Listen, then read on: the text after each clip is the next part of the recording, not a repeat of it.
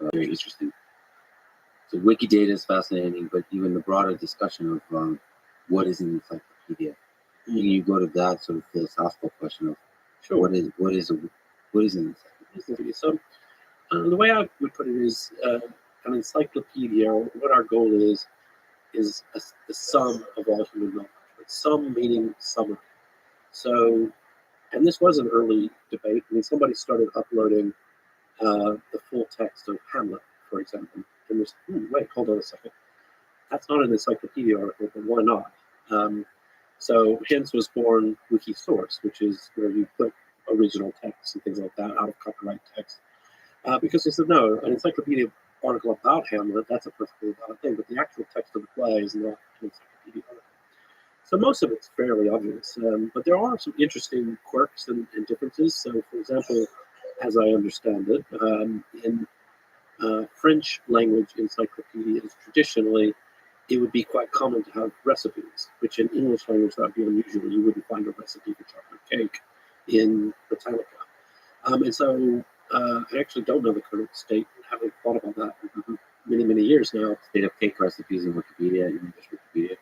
I wouldn't say there's chocolate cake recipes. I mean, you might find a sample recipe somewhere. I'm not saying there are none, but in general, no, we wouldn't have recipes. I told myself I would not get outraged in this conversation, but now I'm deeply upset. It's actually very complicated. I love to cook. I'm actually quite a good cook. What's interesting is that it's very hard to have a neutral recipe because like a canonical recipe. Canonical recipe is kind of difficult to come by because there's so many variants and it's all debatable and interesting. For something like chocolate cake, you could probably say, here's one of the earliest recipes, or here's one of the most common recipes. But for many, many things, the variants are as interesting. Somebody said to me recently, 10 Spaniards, 12 paella recipes. So these are all matters of open discussion. Well, just to throw some numbers, as of May 27, 2023, there are 6.66 million articles in the English Wikipedia containing over 4.3 billion words, including articles. The total number of pages is 58 million. Does that blow your mind? I mean, yes, it does. I mean, it doesn't because I know these numbers and see them from time to time, but in another sense, a deeper sense, yeah, it does. I mean, it's really remarkable. I remember when English Wikipedia passed 100,000 articles, and then German Wikipedia passed 100,000 because I happened to be in Germany with a bunch of Wikipedians that time. And, then it seemed quite big. I mean, we knew at that time that it was nowhere near complete.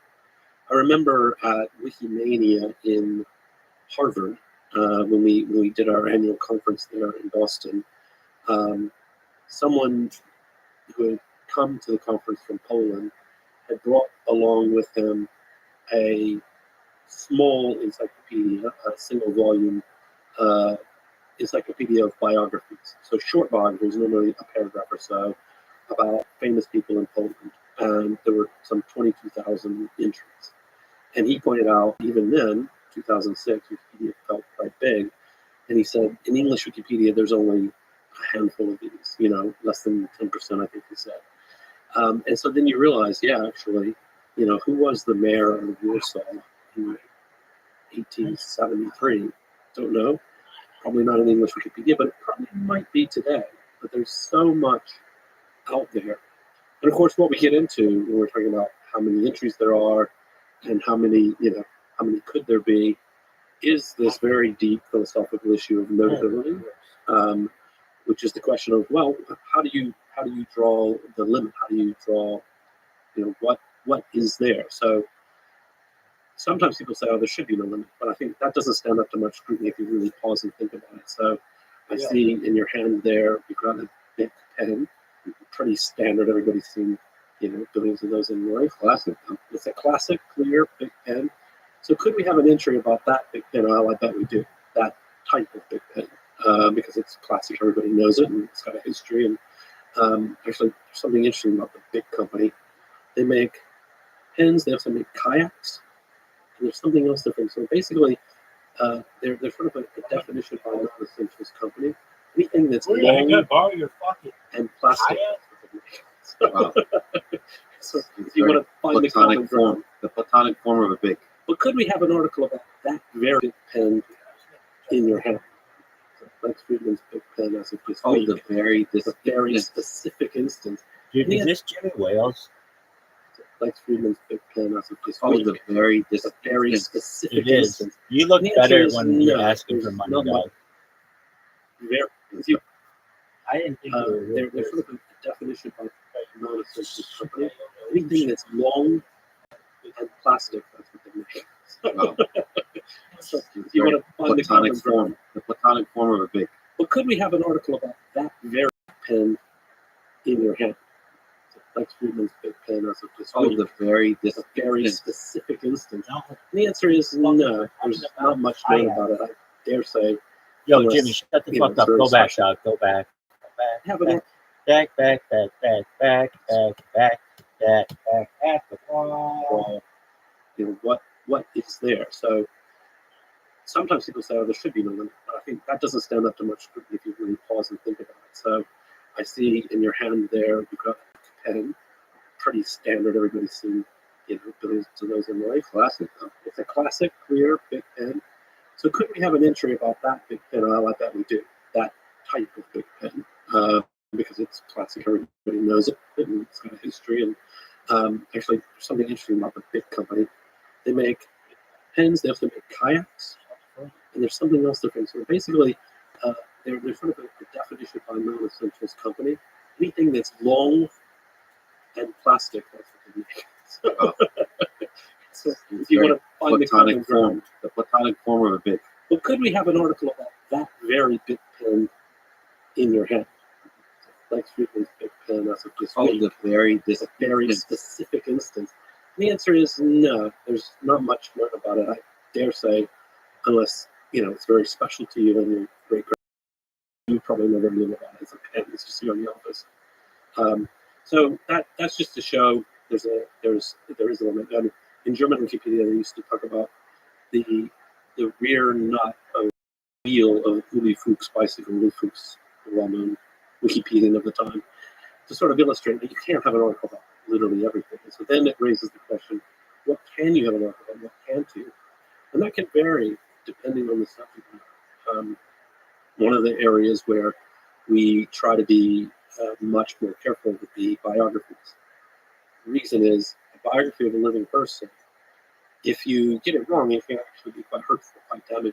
And so, if someone is a private person and somebody tries to create a Wikipedia entry, there's no way to update it. There's not much known. So, for example, an encyclopedia article about my mother.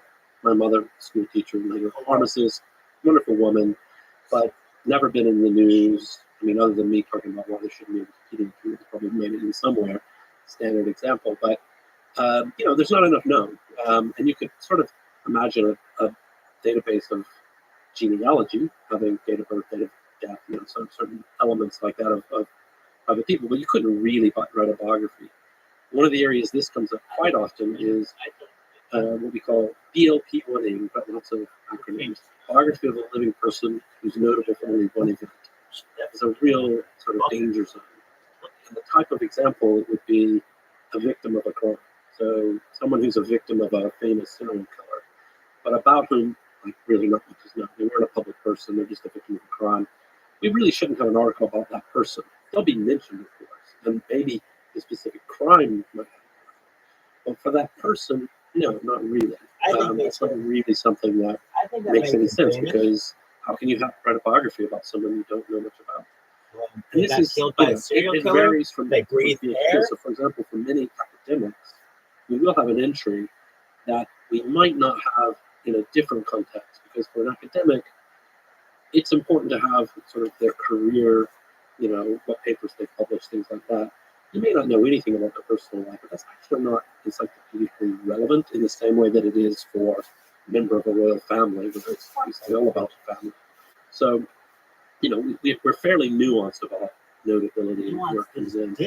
And I've always thought that the term notability, I think, is a little problematic. I mean, we struggle about how to talk about it. The problem with notability is it can feel insulting. So I don't know that you're not noteworthy. My mother's noteworthy. She's a really important person in my life, right? So that's the point. But it's more like verifiability. Is there a way to get information that actually makes an encyclopedia true? It so happens that there's a Wikipedia page about me, as I've learned recently. And the first thought I had when I saw that was, surely I'm not notable. So I was very surprised and grateful that such a page could exist. And actually, just allow me to say thank you to all the incredible people that are part of creating and maintaining Wikipedia. It's my favorite website on the internet, the collection of articles that Wikipedia has created. Well, It's just you have been incredible. a lot of it, We'll talk about the various details of that, but the love and care that goes into creating This pages shit for sucks. individuals, for big pen, for all this kind of stuff, it's just really incredible. So I just felt the love when I was on that page. But I also felt, just because I do this podcast, and I just through this podcast gotten to know a few individuals that are quite controversial. I've gotten to be on the receiving end of something quite, to me as a person who loves other human beings, I've gone to be at the receiving end of some kind of attacks through the Wikipedia form. Like you said, when you look at living individuals, it can be quite hurtful. The little details and information. And because I've become friends with Elon Musk, and I've interviewed him, but I've also interviewed people on the left, far left, people on the right, some people would say far right. And so now you take a step, you put your toe into the cold pool of politics, and a shark emerges from the depths and pulls you right in. Boiling hot in politics. I guess it's hot. And so I get to experience some of that. I think what you also realize is there has to be Wikipedia kind of credible sources, verifiable sources, and there's a dance there because some of the sources are pieces of journalism, and of course, journalism operates under its own complicated incentives, such that people can write articles that are not factual or cherry picking, all the flaws that you have in a journalistic article, sure. And those can be used as sources. It's like they dance hand in hand. And so, for me, sadly enough, there was a really kind of concerted attack to say that I was never at MIT, I never did anything at MIT. Just to clarify, I am a research scientist at MIT. And since 2015, I'm there today. I'm at a prestigious, amazing laboratory called LIDS, and I hope to be there for a long time. I work on AI, robotics, machine learning. There's a lot of incredible people there. And by the way, MIT has been very kind to defend me. Unlike Wikipedia says, it is not an unpaid position. There was no controversy. It was all very calm and happy, and almost boring research that I've been doing there. And the other thing, because I am half Ukrainian, half Russian, and I've traveled to Ukraine, and I will travel to Ukraine again, and I will travel to Russia for some very difficult conversations. My heart's been broken by this war. I have family in both places. It's been a really difficult time. But the little battle about the biography there also starts becoming important for the first time for me. I also want to clarify, sort of personally, use this opportunity of some inaccuracies there. My father was not born in Chkalsk, Russia. He was born in Kiev, Ukraine. I was born in Chkalsk, which is a town not in Russia. There is a town called that in Russia. There's another town in Tajikistan, which is a former republic of the Soviet Union. That town is now called Buston, Buston, which is funny because we're now in Austin and also in Boston. It seems like my whole life is surrounded by these kinds of towns. So I was born in Tajikistan, and the rest of the biography is interesting, but my family is very evenly distributed between their origins and where they grew up between Ukraine and Russia, which adds a whole beautiful complexity to this whole thing. So I want to just correct that. It's like the fascinating thing about Wikipedia in some sense, those little details don't matter. But in another sense, what I felt when I saw a Wikipedia page about me or anybody I know is there's this beautiful kind of saving that this person existed. Like a community that notices you. It says, like a little, you see like a butterfly that floats, and you're like, huh, that it's not just any butterfly, it's that one. I like that one. Or you see a puppy or something, or it's this big. This one, I remember this one has this scratch, and you get noticed in that way. And that, I don't know, it's a beautiful thing, and it's. I mean, maybe it's very silly of me and naive, but I feel like Wikipedia, in terms of individuals, is an opportunity to celebrate people, to celebrate ideas, For sure. and not a battleground of attacks of the kind of stuff we might see on Twitter, like the mockery, the For sure. derision, this kind of stuff.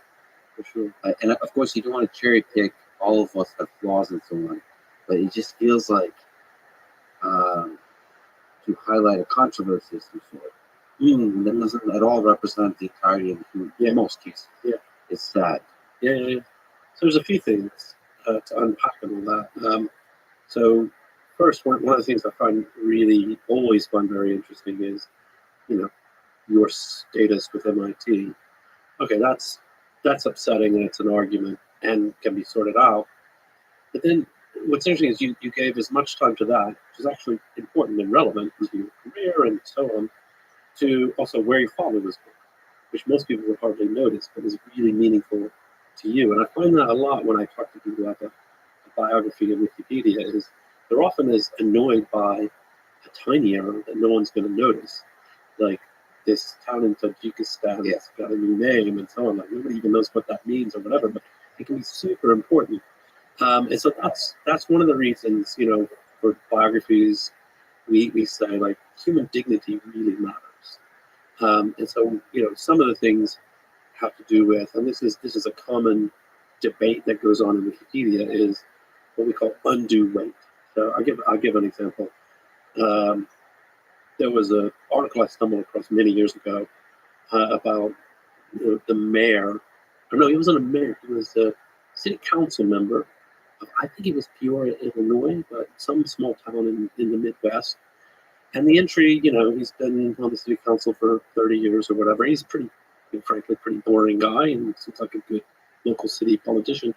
But in this very short biography, there was a whole paragraph, a long paragraph, about his son being arrested for DUI.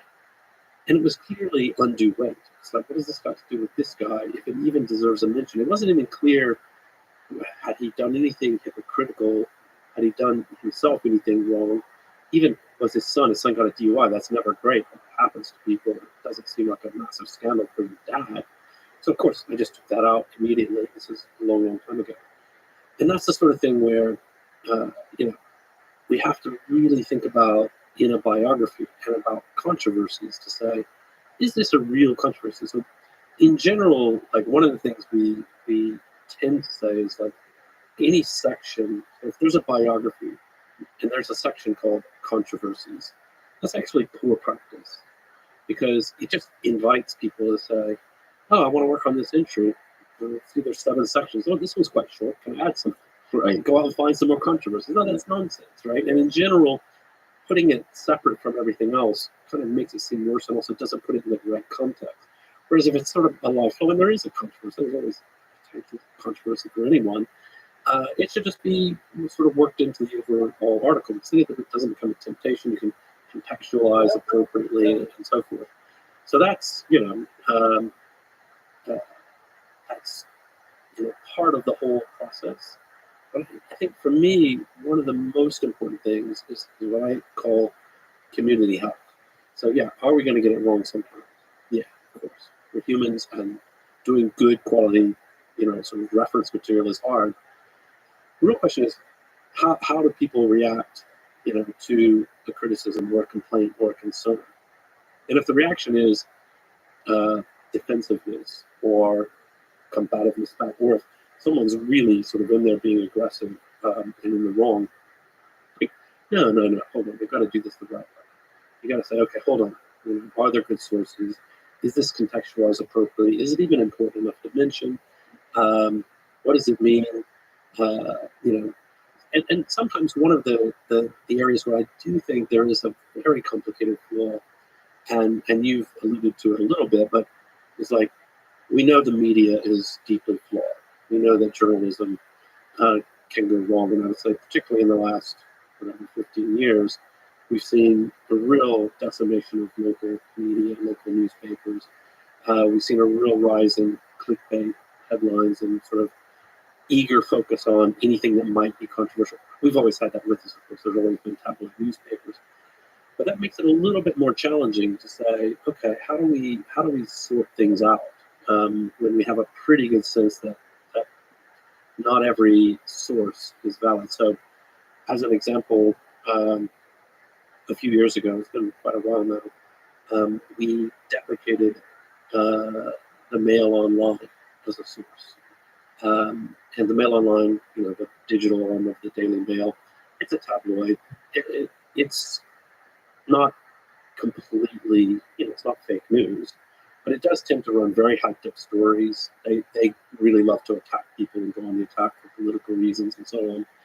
And it just isn't great. And so by saying deprecated, and I think some people say, oh, you banned the Daily Mail. No, we didn't ban it. It was, we just said, look, it's probably not a great source, right? You should probably look for better sources. Certainly, if the Daily Mail runs a headline saying, new cure for cancer, probably there's more serious sources than a tabloid newspaper. So, in an article about lung cancer, you probably wouldn't cite the Daily Mail.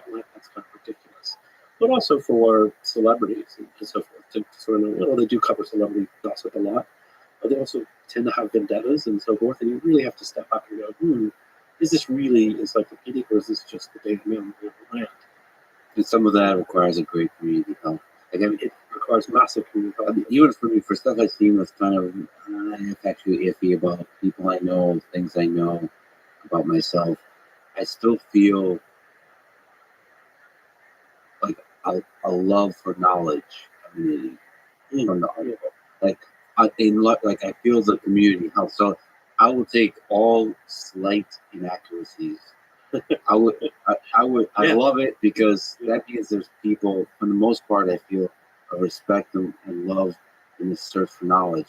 Like sometimes, because I also love Stack Overflow and Stack Exchange for programming related things, and they can get a little cranky sometimes to a degree where it's like it's not as like you can feel the dynamics of the health of the particular community and sub communities too, like particularly C# or Java or Python or whatever. Like there's little like communities that emerge. You can feel the levels of toxicity because a little bit of strictness is good, a little too much is bad. Yeah. Because of the defensiveness. Because when somebody writes an answer and then somebody else kind of says, "Well, modify it," and you get defensive, and there's this tension that's not conducive to improving towards a more truthful depiction of what that topic. Yeah, a great example that I really loved this morning that I saw.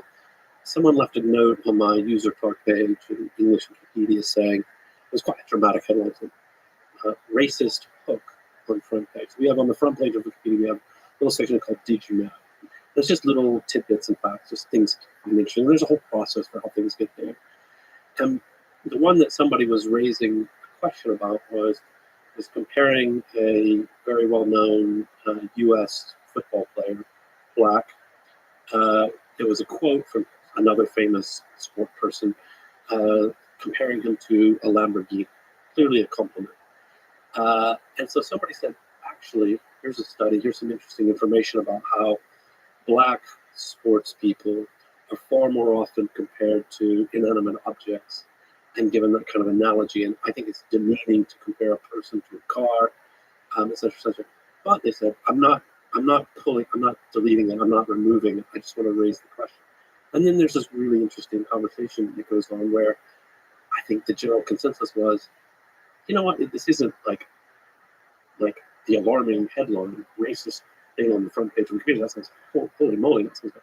But it's sort of like, actually, yeah, this probably isn't the sort of analogy that we think is great. And so we should probably think about how to improve our language and not compare sports people to inanimate objects and particularly be aware of certain racial sensitivities that there might be around that sort of thing. If there is a disparity in the media of how people are called, I just thought, you know what, nothing for me to weigh in on here. This is a good conversation.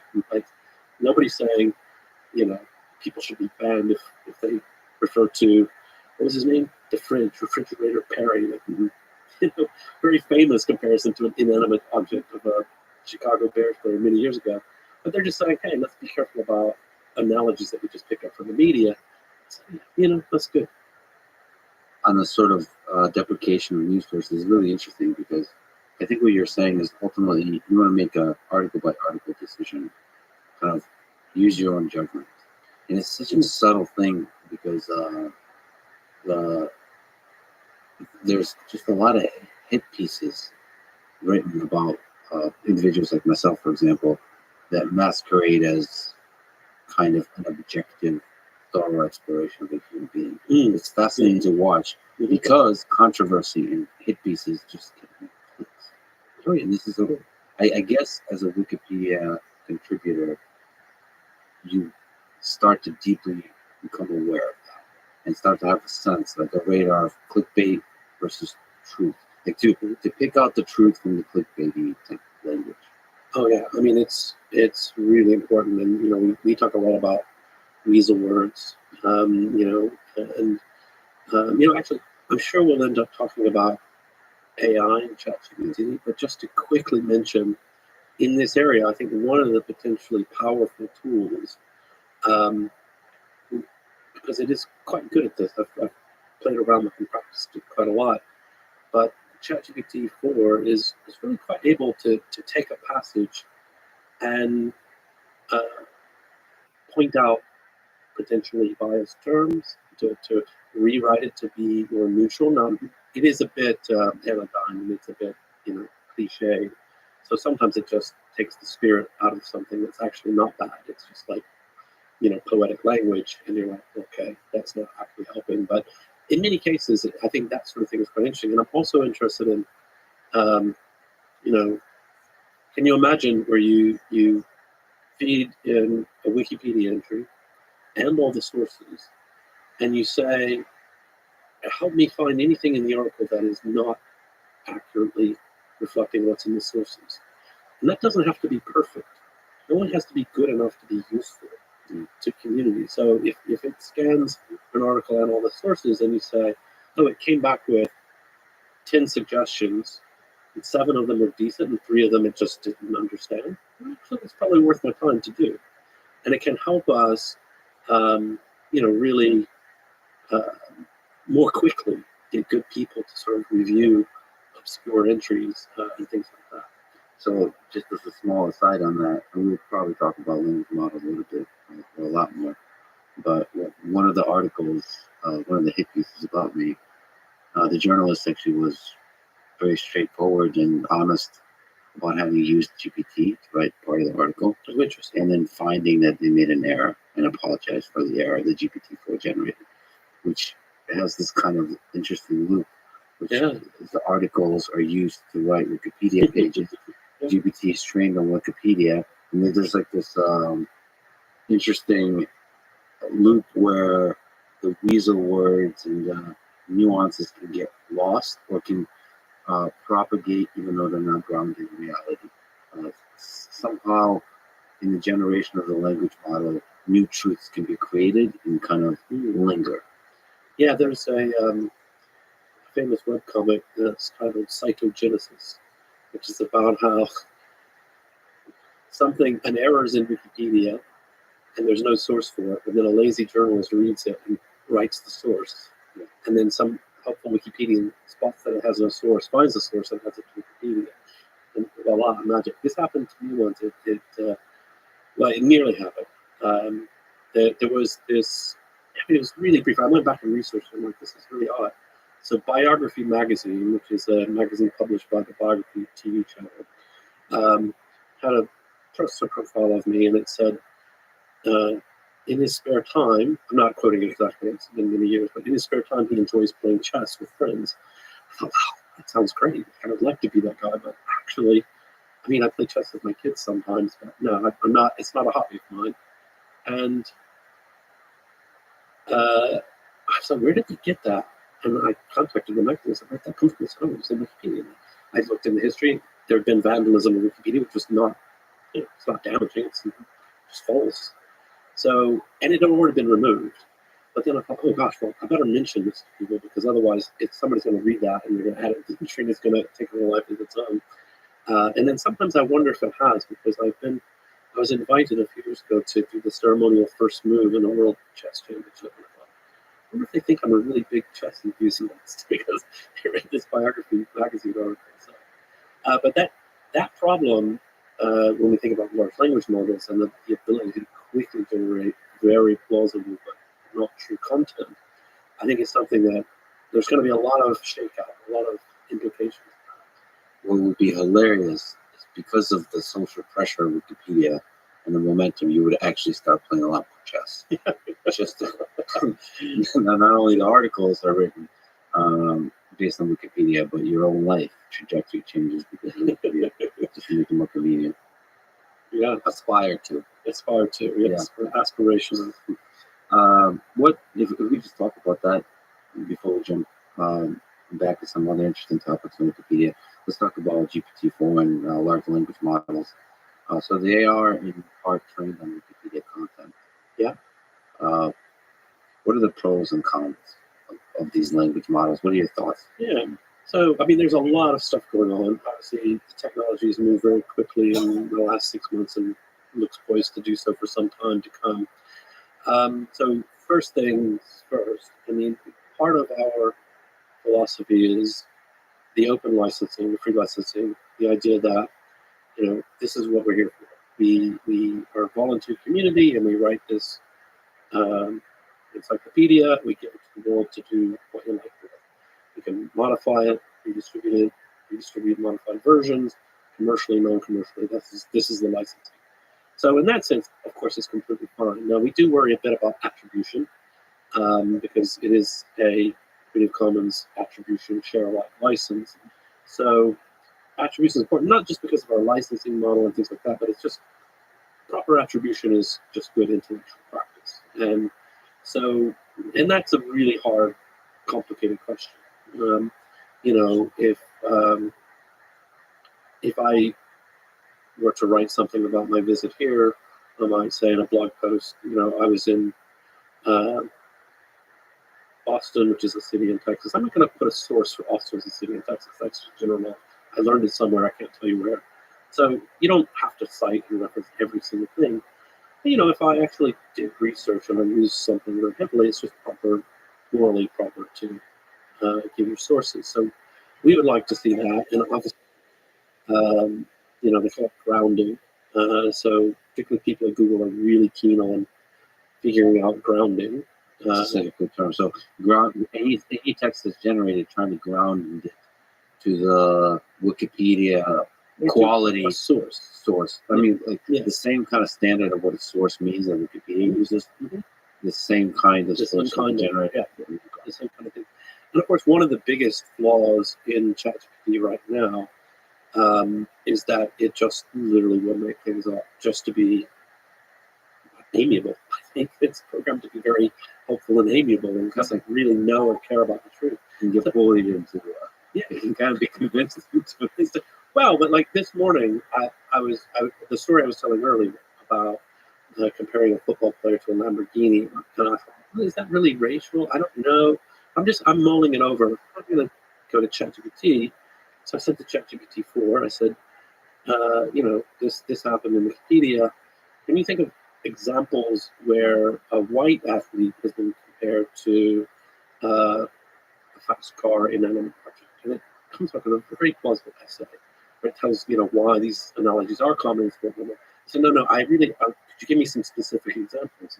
So it gives me 3 specific examples, very plausible, correct names of athletes and contemporaries and all that. Could have been true. Googled every single quote and none of them existed. And so I'm like, well, that's really not good. Like I wanted to explore a thought process I was in. And first I thought, how do I Google? And it's kind of a hard thing to Google because unless somebody has written about this specific topic, it's it's a language model. It's processed all this data. It can probably piece that together, but it just can't yet. So I think I hope that ChatGPT 5, 6, 7, 3 to 5 years, I'm hoping we'll see a much higher, level of accuracy, where when you ask a question like that, I think instead of being quite so eager to please by giving you a plausible sounding answer, it's just say, don't know. Or maybe display the how much bullshit might be in this generated text. Like, Yeah. I really would like to make you happy right now, but I'm really stretched thin with this generated. Well, it's one of the things I've said for a long time. So in Wikipedia, one of the great things we do may not be great for our reputation, except in a deeper sense for the long term, I think it is. But we'll be a notice that says the neutrality of this section has been disputed, or the following section doesn't cite any sources.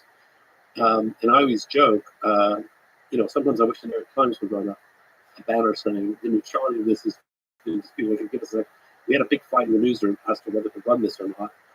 And we thought it's important enough to bring it to you, but just be aware that not all the journalists are on board with it. That's actually interesting, and that's fine. I would trust them more for that level of transparency. So, yeah, similarly, ChatGPT should say, 87% bullshit. Well, the neutrality one is really interesting because that's basically a summary of the discussions that are going on underneath. It would be amazing if, I should be honest, I don't look at the top page often. I don't. It would be nice somehow if there was a kind of a summary in this banner way of like, this, lots of wars have been fought on this here land for this here paragraph. It's really interesting. Yeah, I hadn't thought of that. Because one of the things I do spend a lot of time thinking about these days, and people have found that we're moving slowly, but we are moving. Thinking about, okay, these tools exist. Are there ways that this stuff can be useful to our community? Because a part of it is we do approach things in a non-commercial way, in a really deep sense. It's like it's been great that Wikipedia has become very popular, but really we're a community whose hobby is writing an encyclopedia. That's first, and if it's popular, great. If it's not, okay, we might have trouble paying for more servers, but it'll be fine. And so, how do we help the community use these tools? What are the ways that these tools can support people? One example I never thought about, I'm going to start playing with it, is feed in the article and feed in the talk page and say, can you suggest some warnings in the article based on the conversations in the talk page? I think it might be good, but it might get it wrong sometimes. But again, if it's reasonably successful at doing that, you can say, oh, actually, it does suggest, the neutrality of this has been disputed on a section that has a 7-page discussion in the back. It might be useful. I mean, some more color to the, not neutrality, but also the amount of emotion laden in the exploration of this particular part of the topic. Yeah. It might actually help you look at more controversial pages, like a page on the war in Ukraine or a page on Israel, Palestine. There could be parts that everyone agrees on, and there's parts that are just tough. And it'd be nice to, when looking at those beautiful long articles, to know, like, all right, let me just take in some stuff that everybody agrees on. I can give an example that I haven't looked at in a long time, but I was really pleased with what I saw at the time. So the discussion was that they're building something in Israel, and for their own political reasons, one side calls it a wall, harkening back to Berlin Wall, apartheid. The other calls it a security fence. So we can understand quite quickly, if we give it a moment's thought, like, okay, I understand why people would have this grappling over the language. Like, okay, you want to highlight the negative aspects of this, and you want to highlight the positive aspects, and you want to try and choose a different name. And so there was this really fantastic Wikipedia discussion on the talk page. How do we word that paragraph to talk about the different naming? It's called this by Israelis, called this by Palestinians. And that, how you explain that to people could be quite charged, right? You can easily explain that there's this difference. It's because this side's good and this side's bad, and that's why there's a difference. Or you could say, actually, let's try and really stay as neutral as we can and try to explain the reasons that you may come away from it with a concept. Okay, I understand what this debate is about. And just the term Israel-Palestine conflict. Mm. is still the title of a page of Wikipedia, but the word conflict is something that is a charged word. Of course, yeah. Because from the Palestinian side or from certain sides, the word conflict doesn't accurately describe the situation, because if you see it as a genocide, one way genocide, it's not a conflict, because to people that discuss that challenge the word conflict, they see conflict is when there's two equally powerful sides fighting. Yeah. No, it's hard, and in a number of cases. So this actually speaks to a slightly broader phenomenon, which is there are a number of cases where there is no one word that convenience exists, and in the body of an article, that's usually okay because we can explain the whole thing. We can come away with an understanding of why I decided to use a certain word. But there are some aspects of like page has to have a title. So there's that. Same thing with certain things like photos. It's like, well, there's different photos. Which one's best? A lot of different views on that. But at the end of the day, you need the lead photo because there's one slot for a lead photo. Categories is another. So at one point, I have no idea if it's in there today. I don't think so. I was listed in, American American atheists, and I said, that doesn't feel right to me. Like, just personally, it's true. I mean, I wouldn't disagree with the objective fact of it. But when you click the category and you see sort of a lot of people who are, you might say, American atheist activists, because that's their big issue. So Madeline Murray O'Hare and various famous people who, Richard Dawkins, who make it a big part of their public argument and persona. But that's not true. I mean, it's just like my private personal belief. It's not something I campaign about. So it felt weird to put me in the category, but what category would you, and do you need that? In this case, I argued it doesn't need that kind of, that's not, I don't speak about it publicly except incidentally from time to time. I don't campaign about it, so it's weird to put me with this group of people. And that argument carried the day. I hope not just because it was me, but categories can be like that, where you're either in the category or you're not. And sometimes it's a lot more complicated than that. And is it, again, we go back to, is it undue weight? If someone who is now prominent in public life and generally considered to be a good person was convicted of something, let's say DUI, when they were young, we normally, in normal sort of discourse, we don't think, oh, this person should be in the category of American criminals. Because you think, oh, criminal, technically speaking, it's against the law to drive under the influence of alcohol, and you were arrested, and you spent a month in prison or whatever.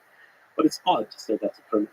So, just as an example in this area is Mark Wahlberg, Marky Mark, that's what I was thinking of because that's his first sort of famous name, who I wouldn't think should be listed as in the category of American criminal, even though he was convicted of a bad crime when he was a young person, but we don't think of him as a criminal.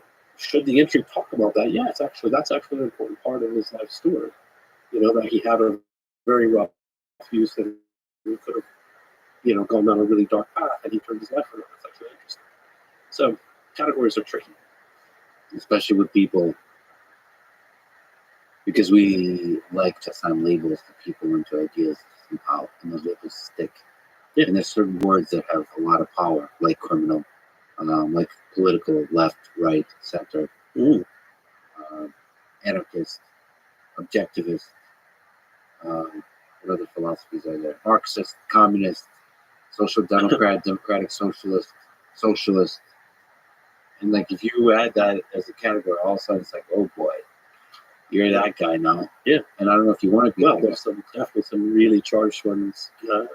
Alt-right, I think it's quite complicated and tough. It's not a completely meaningless label, but boy, I think you really have to pause before you actually put that label on someone.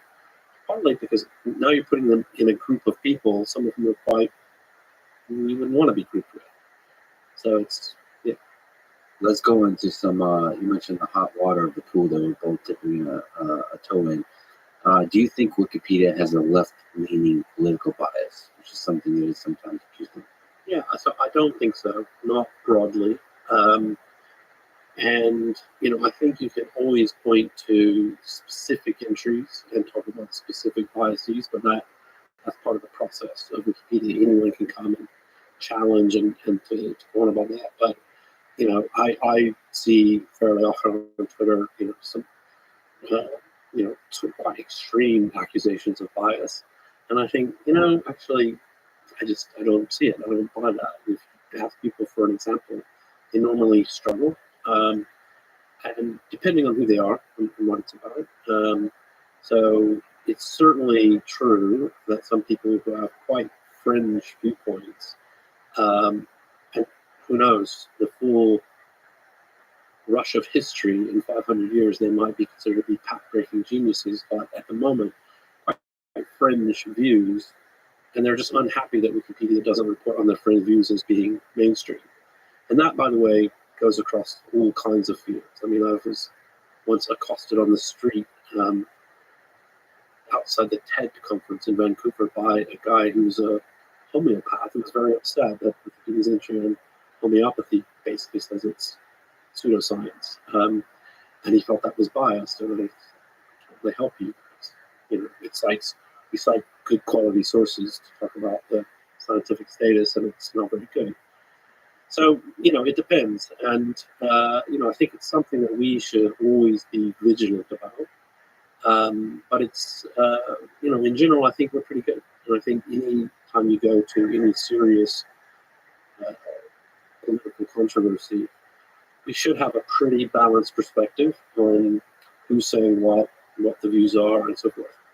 I would actually argue that the areas where we are more likely to have bias that persists for a long period of time are actually fairly obscure things, or maybe fairly non-political things. It's kind of a humorous example, but it's meaningful. If you read our entries about Japanese anime, they tend to be very, very positive and very favorable because almost no one knows about Japanese anime except for fans. And so the people who come and spend their days writing Japanese anime articles, they love it. They kind of have an inherent love for the whole area. And they'll, of course, being human beings, have their internal debates and disputes about what's better or not. But in general, they're quite positive because nobody actually cares. On anything that people are quite passionate about, then hopefully, there's quite a lot of interesting stuff. So I'll give an example, a contemporary example, where I think we've done a good job as of my most recent sort of look at it. And that is the question about the efficacy of masks during the COVID pandemic. And that's an area where I would say the public authorities really kind of jerked us all around a bit. In the very first days, they said, whatever you do, don't rush out and buy masks. And their concern was shortages in hospitals. Okay, fair enough. Later, it's like, everybody's got to wear a mask everywhere. It really works really well, and it's, Then now I think the evidence is mixed. Right? Masks seem to help. In my personal view, masks seem to help. They're no huge burden. You might as well wear a mask in any environment where you're with a giant crowd of people and so forth. It's very politicized. It's very politicized where certainly in the U.S., much more so. I mean, I live in the UK. I live in London. I've never seen on the streets sort of the kind of thing that there's a lot of reports of people actively angry because someone else is wearing a mask, that sort of thing, in public. And so, because it became very politicized, then clearly, if Wikipedia, no, so anyway, if you go to Wikipedia and you research this topic, I think you'll find more or less what I've just said. And actually, after it's all, to this point in history, it's mixed evidence. Masks seem to help, but maybe not as much as some of the authorities said, and here we are. And that's kind of an example where I think, okay, we've done a good job, but I suspect there are people on both sides of that very emotional debate who think this is ridiculous. Hopefully we've got quality sources, so then hopefully those people who read this can say, oh, actually, it is complicated.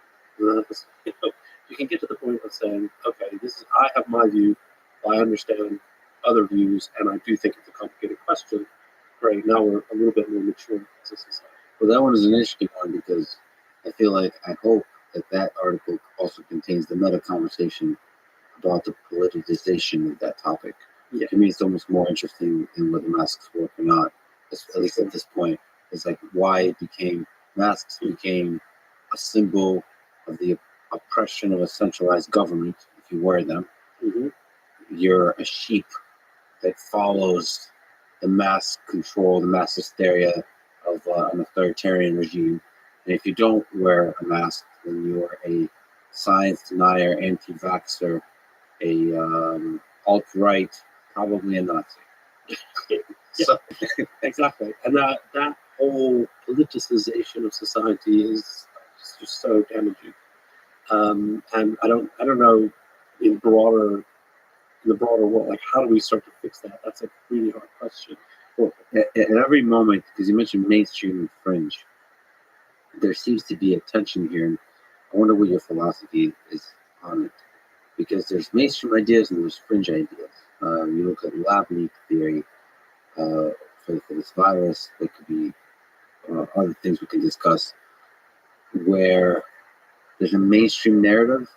Well, if you just look at the percent of the population or the population with platforms, what they say, and then what is a small percentage in opposition to that, and what is Wikipedia's responsibility to accurately represent both the mainstream and fringe, do you think? Well, I mean, I think we have to try to do our best to recognize both, but also to appropriately contextualize. And so this can be quite hard when emotions are high. That's just a fact about human beings. I'll give a simpler example because there's not a lot of emotion around it. Like our entry on the moon doesn't say, some say the moon's made of rocks, some say cheese. You know, who knows? That kind of false neutrality is not what we want to get to. Like that doesn't make any sense. But that one's easy. Like we all understand. I think there is a Wikipedia entry called something like "The Moon is Made of Cheese," where it talks about this is a common sort of joke or thing that children say or that people tell to children or whatever. You know, it's just a thing. It's like everybody's heard "The moon's made of cheese," but nobody thinks, wow, like Wikipedia is so one-sided, it doesn't even acknowledge the cheese theory. I say the same thing about flat Earth. You know, again, It's exactly what I'm looking up right now. very little controversy. We will have an entry about flat Earth theorizing flat Earth people.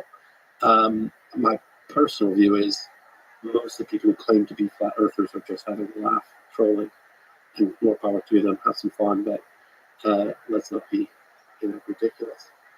But Of course, for most of human history, people believe that the Earth is flat. So the article I'm looking at is actually kind of focusing on this history. Flat Earth is an archaic and scientifically disproven conception of the Earth's shape as a plane or disk. Many ancient cultures subscribe to flat Earth cosmography with pretty cool pictures of what a flat Earth would look like. The dragon, is that dragon? No, angels on the edge. There's a lot of controversy about that. What is on the edge? Is it the wall? Is it angels? Is it dragons? Yeah. Is there a dome? And how can you fly from South Africa to Perth? Because on a flat Earth view, that's really too far for any plane to make it. But I want to know. It's all spread out. What I want to know is what's on the other side, Jimmy. What's on the other side? That's what all of us want to know. Yeah. So there's some. I presume there's probably a small section about the conspiracy theory of flat Earth, because I think there's a sizable percent of the population who at least will say they believe in a flat Earth. Yeah. I think it is a movement that just says that the mainstream narrative, to have distrust and skepticism about the mainstream narrative, which to a very small degree is probably a very productive thing to do as part of the scientific process, but you can get a little silly and ridiculous with it. Yeah. I mean, yeah, it's exactly right. And so, I think I find on many cases, and of course, I, like anybody else, might quibble about this and that, but in general, I think there is a pretty good sort of willingness and indeed eagerness to say, oh, let's fairly represent all of the meaningfully important sides. So there's still a lot to unpack in that, right? So meaningfully important. So people who are raising questions about the efficacy of masks okay, that's actually a reasonable thing to have a discussion about, and hopefully we should treat that as a fair conversation to have, and actually address which authorities have said what, and so on and so forth. And then there are other cases where it's not meaningful opposition. Like you just wouldn't say. I doubt if the main article, Moon, it may mention cheese. Probably not even, because it's not credible and it's not even meant to be serious by anyone. Or the article on the Earth certainly won't have a paragraph that says, well, most scientists think it's round, but certain people think flat. Like, that's just a silly thing to put in that article. You would want to sort of address, that's an interesting cultural phenomenon. You want to put it somewhere.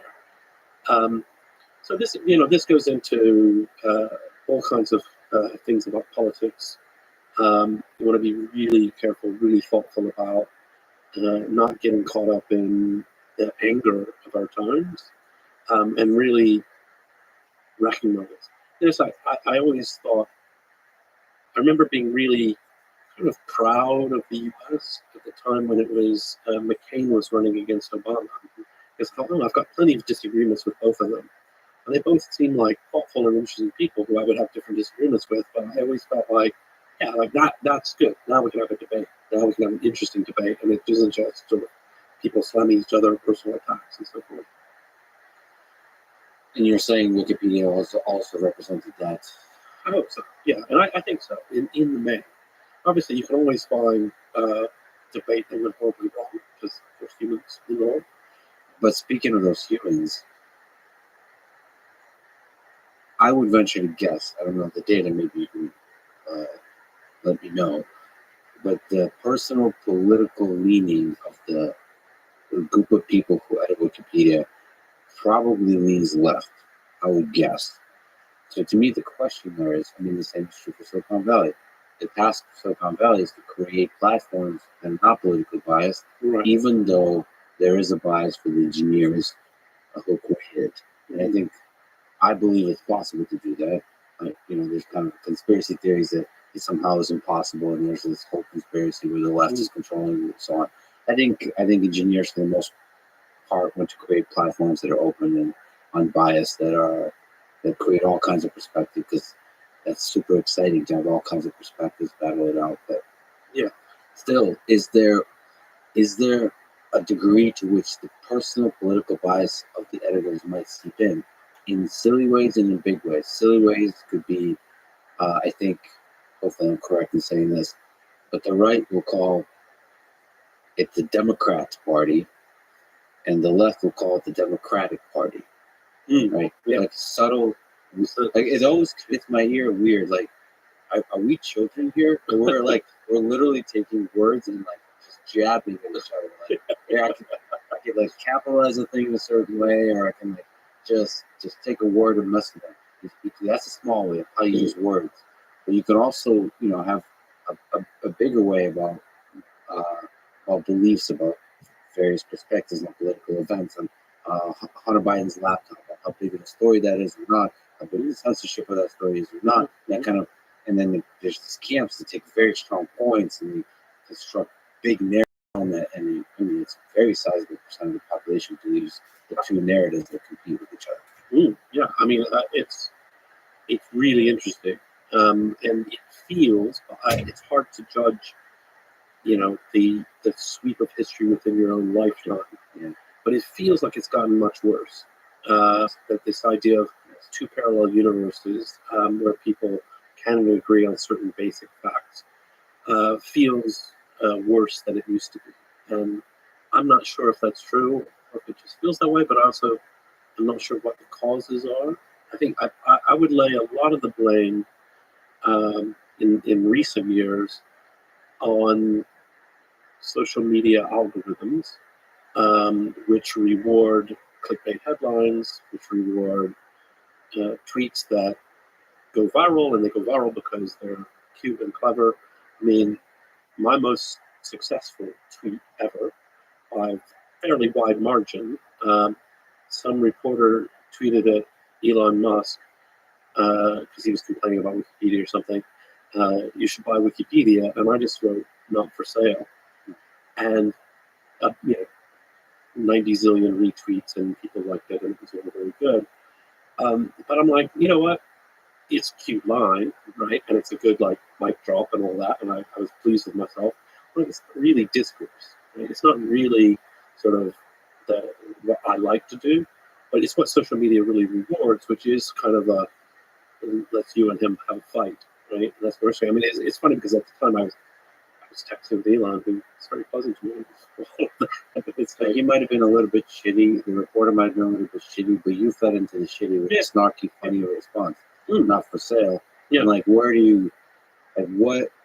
So that's a funny little exchange, and you can probably after that laugh it off and fun. But like that kind of mechanism that rewards the snark, can go into viciousness. Yeah.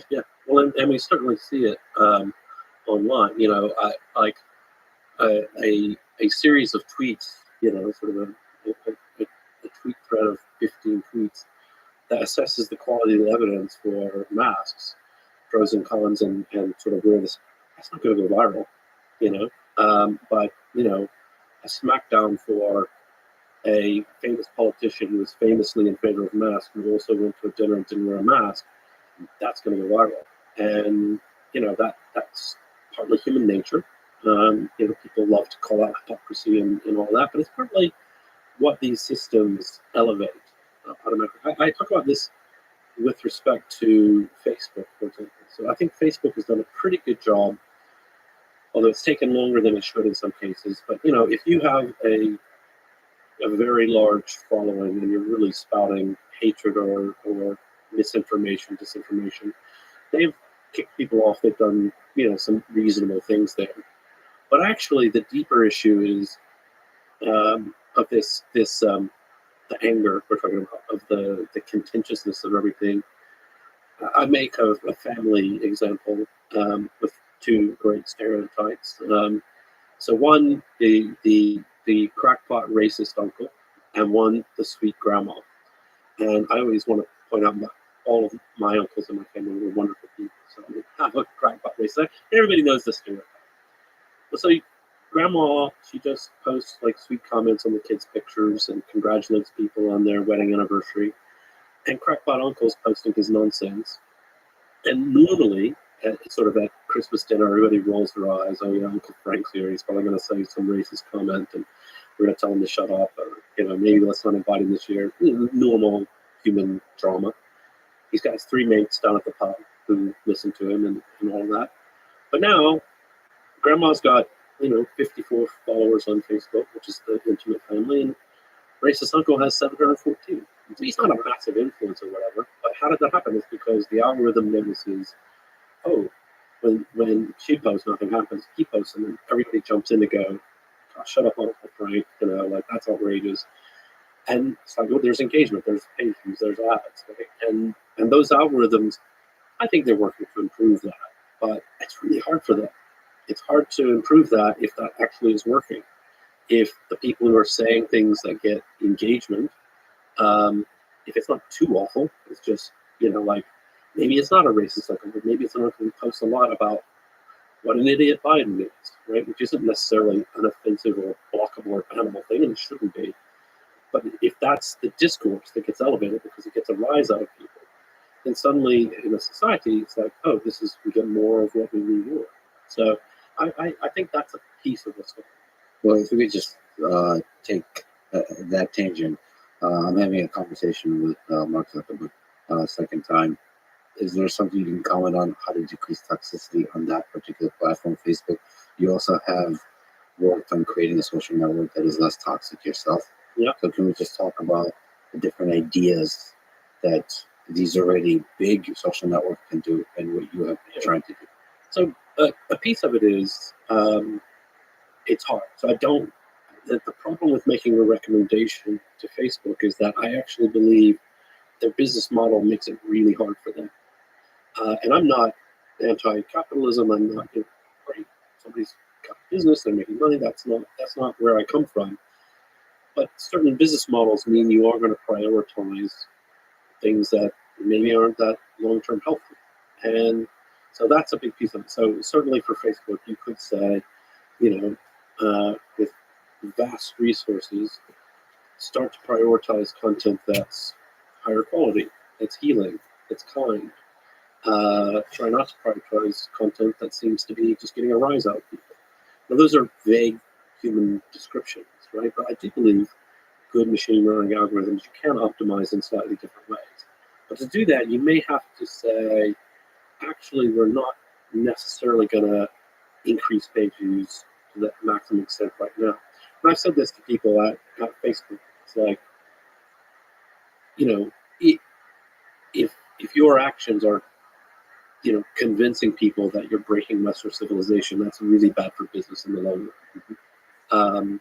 Certainly, these days, I'd say Twitter is the thing that's on people's minds as being more upsetting at the moment. But I think it's true. And so one of the things that's really interesting about Facebook compared to a lot of companies is that Mark has a pretty unprecedented amount of power.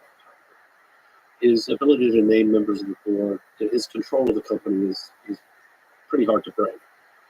Even if financial results aren't as good as they could be, because he's taken a step back from the perfect optimization to say, actually, for the long-term health in the next 50 years of this organization, we need to rein in some of the things that are working for us and making money because they're actually giving us a bad reputation. So one of the recommendations I would say is, and this is not to do with the algorithms and all that, how about just a moratorium on all political advertising? I don't think it's their most profitable segment, but it's given rise to a lot of deep, hard questions about dark money, about ads that are run by questionable people that push false narratives, or the classic kind of thing is you run.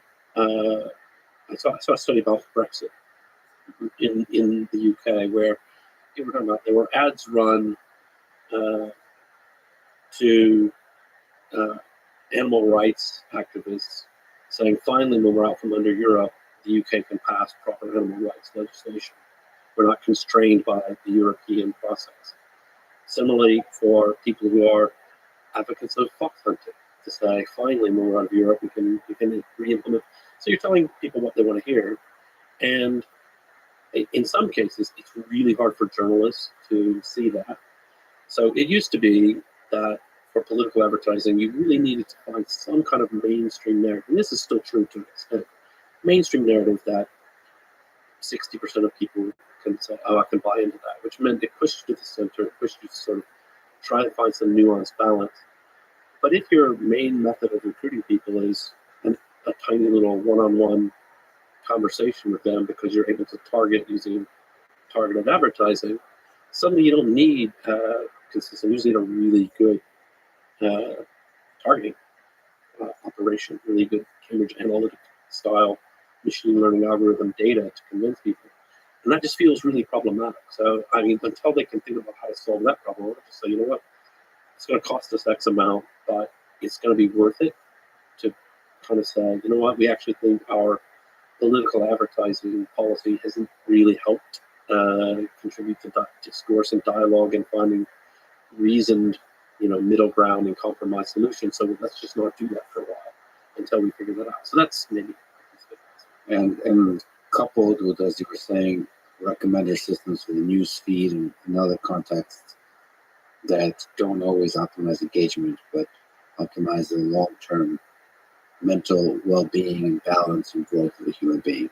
Yeah, it's a very difficult problem.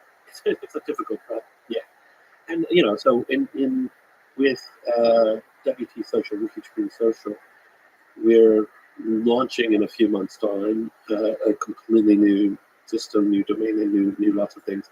But the idea is to say, let's focus on trust. People can rate each other as trustworthy, rate content as trustworthy. You have to start from somewhere, so we'll start with the core base of our tiny community who I think are sensible, thoughtful people. We'll recruit more, but to say, you know what, actually, let's have that as a pretty strong element to say, let's not optimize based on what gets the most page views in this session. Let's optimize on what sort of the feedback from people is.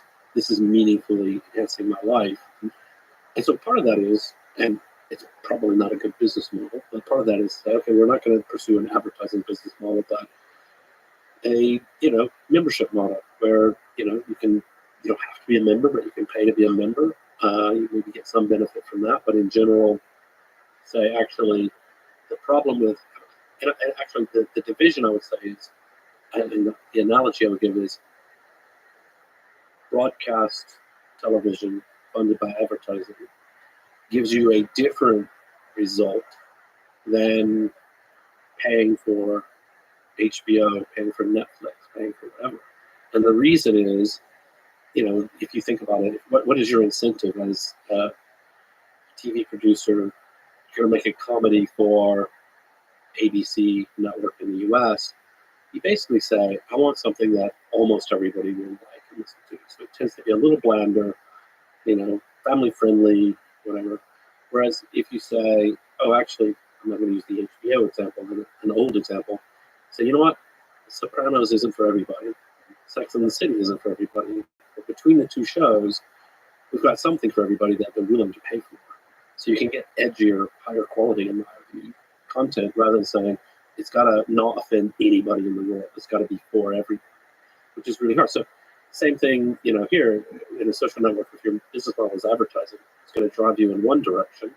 If your business model is membership, I think it drives you in a different direction. Actually, and I've said this to Elon about Twitter Blue, which I think wasn't rolled out well and so forth, but it's like, the piece of that I like is to say, look, actually, if there's a model where your revenue is coming from people who are willing to pay for the service, even if it's only part of your revenue, if it's a substantial part, that does change your broader incentives to say, actually, are people going to be willing to pay for something that's actually just toxicity in their lives? Now, I'm not sure it's been rolled out well. I'm not sure how it's going, and maybe I'm wrong about that as a plausible business model. But I do think it's interesting to think about, just in broad terms, business model drives outcomes in sometimes surprising ways, unless you really pause to think about it. So if we can just linger on Twitter and Elon, before I would love to talk to you about the underlying business model of Wikipedia, which was this brilliant, bold move at the very beginning. But since you mentioned Twitter, what do you think works? What do you think is broken about Twitter? Oof, it's a long conversation, but to start with, one of the things that I always say is it's a really hard problem. I can see that right up front. I said this about the old ownership of Twitter and the new ownership of Twitter, because unlike Wikipedia, and this is true actually for all social media, there's a box, and the box basically says, what do you think? What's on your mind? You can write whatever the hell you want, right? This is true, by the way, even for YouTube. I mean, the box is to upload a video, but again, it's just like an open-ended invitation to express yourself. And what makes that hard is some people have a really toxic, really bad, some people are very aggressive, they're actually stalking, they're actually, abusive, and suddenly you deal with a lot of problems. Whereas at Wikipedia, there is no box that says, what's on your mind? There's a box that says, this is an entry about the moon. Please be neutral, please cite your facts. Then there's a talk page, which is not coming rant about Donald Trump. If you go on the talk page of the Donald Trump entry and you just start ranting about Donald Trump, people will say, what are you doing? Like, stop doing that. Like, we're not here to discuss, like, there's a whole world of the internet out there for you to go and rant about Donald Trump. It's just not fun to do on Wikipedia. Somehow it's fun up Twitter. Well, also, on Wikipedia, people are going to say, stop. And actually, are you here to tell us, like, how can we improve the article, or are you just here to rant about Trump? Because that's not actually interesting. So because the goal is different, so that's just admitting and saying, this is a hard problem. Certainly, I'm writing a book on trust. So the idea is, in the last 20 years, we've lost trust, in all kinds of institutions in politics. The Edelman Trust Barometer survey has been done for a long time. And, trust in politicians, trust in journalism, it's declined substantially. And I think in many cases, deservedly.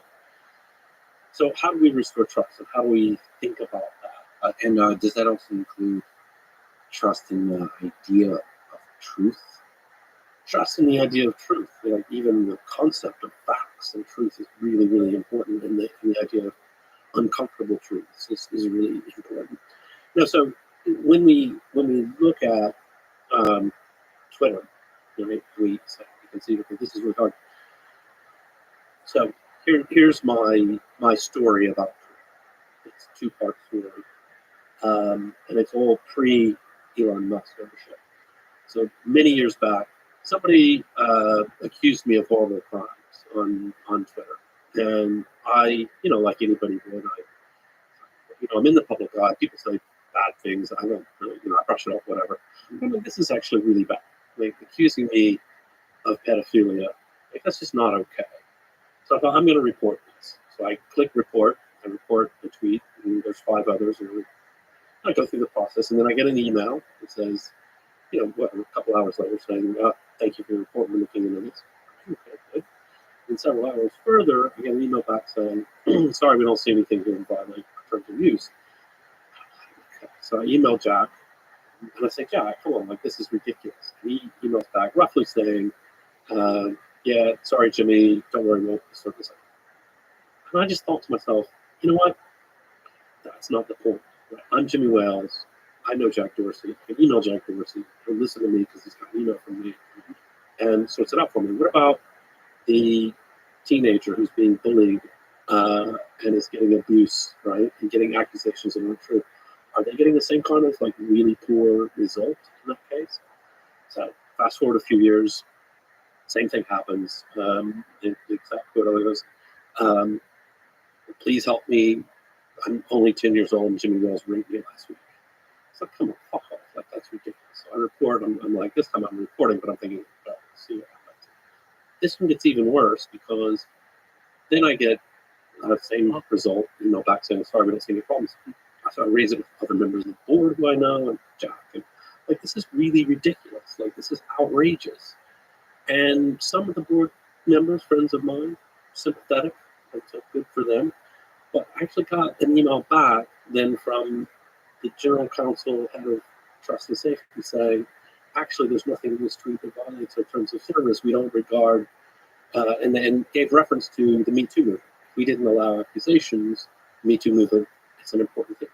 And I was like, you know what? Actually, if someone says, I'm 10 years old and someone raped me last week, I think the advice should be, here's the phone number of the police. Like, you need to get the police involved. They're not the place for that accusation. So even back then, by the way, they did delete those tweets, but I mean, the rationale they gave was spammy behavior, right? So completely separate from abusing me, it was just like, oh, well, they were retweeting tweets. So, like, that's just broken. Like, that's a system that it's not working for people in the public eye. I'm sure it's not working for private people who get abuse. Really horrible abuse can happen. So, how is that today? Well, it hasn't happened to me since Elon took over, but I don't see why it couldn't. And I suspect now if I send a report and email someone, there's no one there to email me back because he's gotten rid of a lot of the trust and safety staff. So I suspect that problem is still really hard. Just content moderation at huge scales. At huge scales is really something. And I don't know the full answer to this. I mean, a piece of it could be, to say actually making specific allegations of crimes. This isn't the place to do that. We've got a huge database. If you've got an accusation of crime, here's who you should call it. The police, whatever it is. It's not to be done in public. And then you do face really complicated questions about Me Too movement and people coming forward in public and all of that. But it's like, probably you should talk to a journalist, right? Probably there are better avenues than just tweeting from an account that was created 10 days ago and obviously set up to abuse someone. So I think they could do a lot better. But I also admit it's a hard part. And there's also ways to indirectly or more humorously or more mocking way to make the same kinds of accusations. In fact, the accusations you mentioned, if I were to guess, don't go that far because they're not funny enough or cutting enough. But if you make it witty and cutting and meme it somehow, sometimes actually indirectly making an accusation versus directly making an accusation. That can go viral and that can destroy reputations. And you get to watch yourself. 100%. You got it. Just all kinds of narratives take hold. Yeah. No, I mean, I remember another case that didn't involve me because it wasn't of that nature. No, but somebody was saying, I'm sure you're making millions off of Wikipedia. And I'm like, no, actually, I don't even work there. I have no salary. and they're like, "You're lying. I'm going to check your 990 form, which is the U.S. form for tax reporting for charities." Yeah, in fact, here's the link. Go read it. You'll see. I'm listed as a board member, and my salary is listed as zero. So, you know, things like that. It's like, okay, that one feels like you're wrong, but I can take that. We can have that debate quite quickly. And again, it didn't go viral because it was kind of silly. And if anything would have gone viral, it was me responding. But that's one where it's like, actually, I'm happy to respond because a lot of people don't know that I don't work there and that I don't make millions and I'm not a billionaire or anything. That's not that because it's news media about me. But the other one I didn't respond to others because it's like Barbara Streisand effect. You know, it's like sometimes calling attention to someone who's abusing you who basically has no followers. We'll become good friends. And everything you're describing now is just something that all of us have to kind of know. Because everybody, Yeah, I watch documentaries and podcasts all the time. We've always got something good going on. Last night we sang karaoke and had a bunch of people in here, just friends of mine from another community. And yeah, just tell your friends that, hey, there's somebody who's online all the time. 4 hours a day, 7 days a week, 365 days a year. They stream their life for world peace. Their stream goes back to the pandemic. They've seen the death of the queen, the birth of AI, the coronation of the king, and everything in between. And whenever you need anything, if you need positivity in your life or an optimistic outlook, I'm your person to help you. Absolutely. If you ever need anything, I'm here for you. And just know that I'm here to support you with any of your endeavors. Okay, Robert? Beautiful. No, that's me. Very good thinking that's Bob Ross, though. I can see the jumper. But no, that's my picture.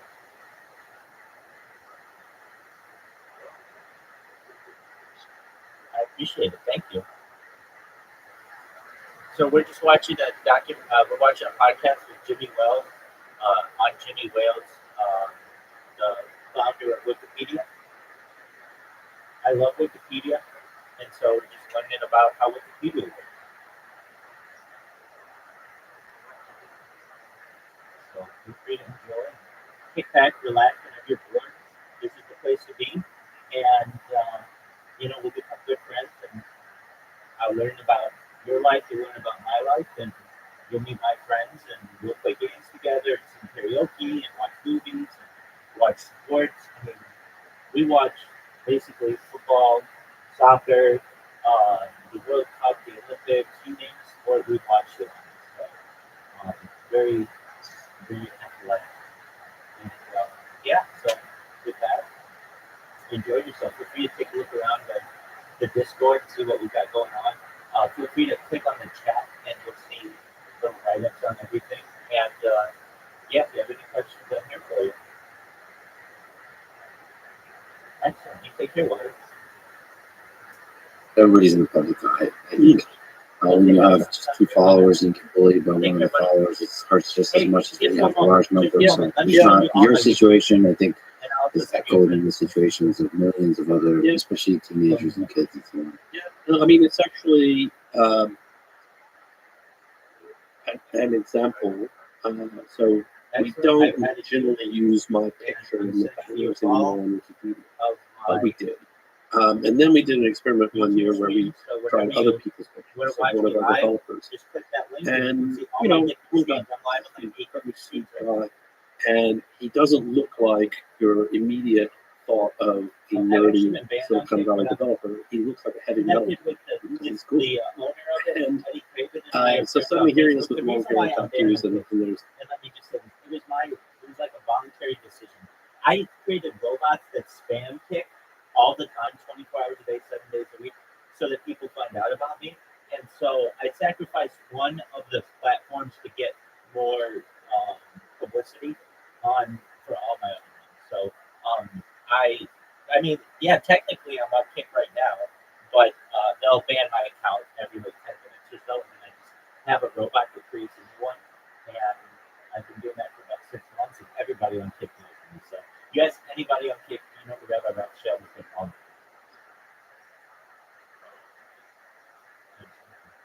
But yeah, I'm I'm on Twitch, I'm on Twitter. I have over, I'm on YouTube, of course. I have over 100 YouTube accounts, 200 Instagram accounts, I'm live on Instagram. I have over 300 Twitch accounts.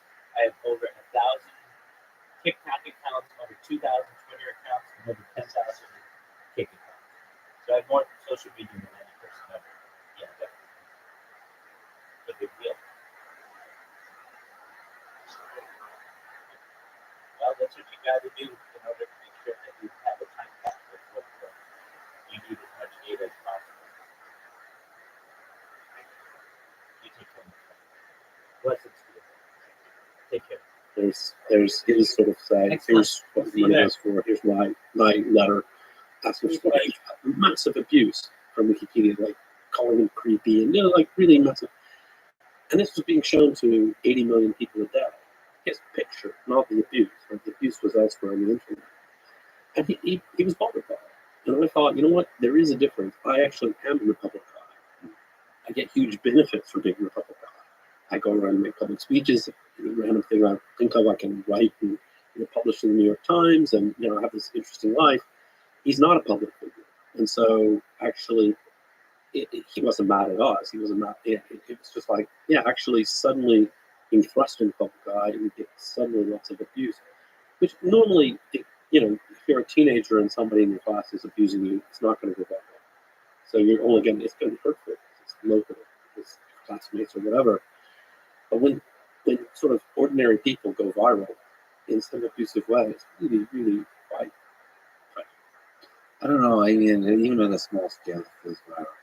When five people at your school, and there's a rumor, and there's this feeling like you're surrounded, and nobody. And the feeling of loneliness, I think, which you're speaking to, when you don't have a when you at least feel like you don't have a platform to defend yourself. Yeah. And then this powerlessness that I think a lot of teenagers definitely feel, and a lot of people. I think you're right. And that, I think even when just like two people make up stuff about you, or lie about you, or say mean things about you, that can feel like a crowd.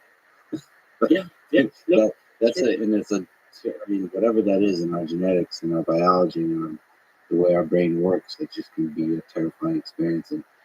And somehow to correct that. I mean, I think because everybody feels the pain of that, everybody suffers the pain of that, I think we'll be forced to fix that as a society, to figure out a way around it. I think it's really hard to fix because I don't think that problem isn't necessarily new. Someone in a high school who writes graffiti that says Becky is a slut and spreads a rumor about what Becky did last weekend. It's always been damaging. It's always been hurtful, and that's really hard. Those kinds of attacks is fun stuff. People see the internet. Now, what do you think about this technology that feels Wikipedia-like, which is community notes on Twitter? Do you like it? Pros and cons. Do you think it's scalable? I do like it. I don't know enough about specifically how it's implemented to really have a very deep view, but I do think it's quite. It's the uses I've seen of it. I found quite good, and in some cases, changed my mind.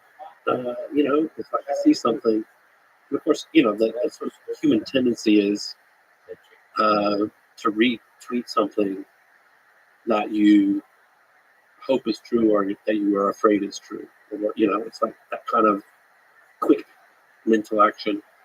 And then, I saw something that I liked and agreed with, and then a community note under it that made me think, oh, actually, this is a more nuanced issue. So I like that. I think that's really important.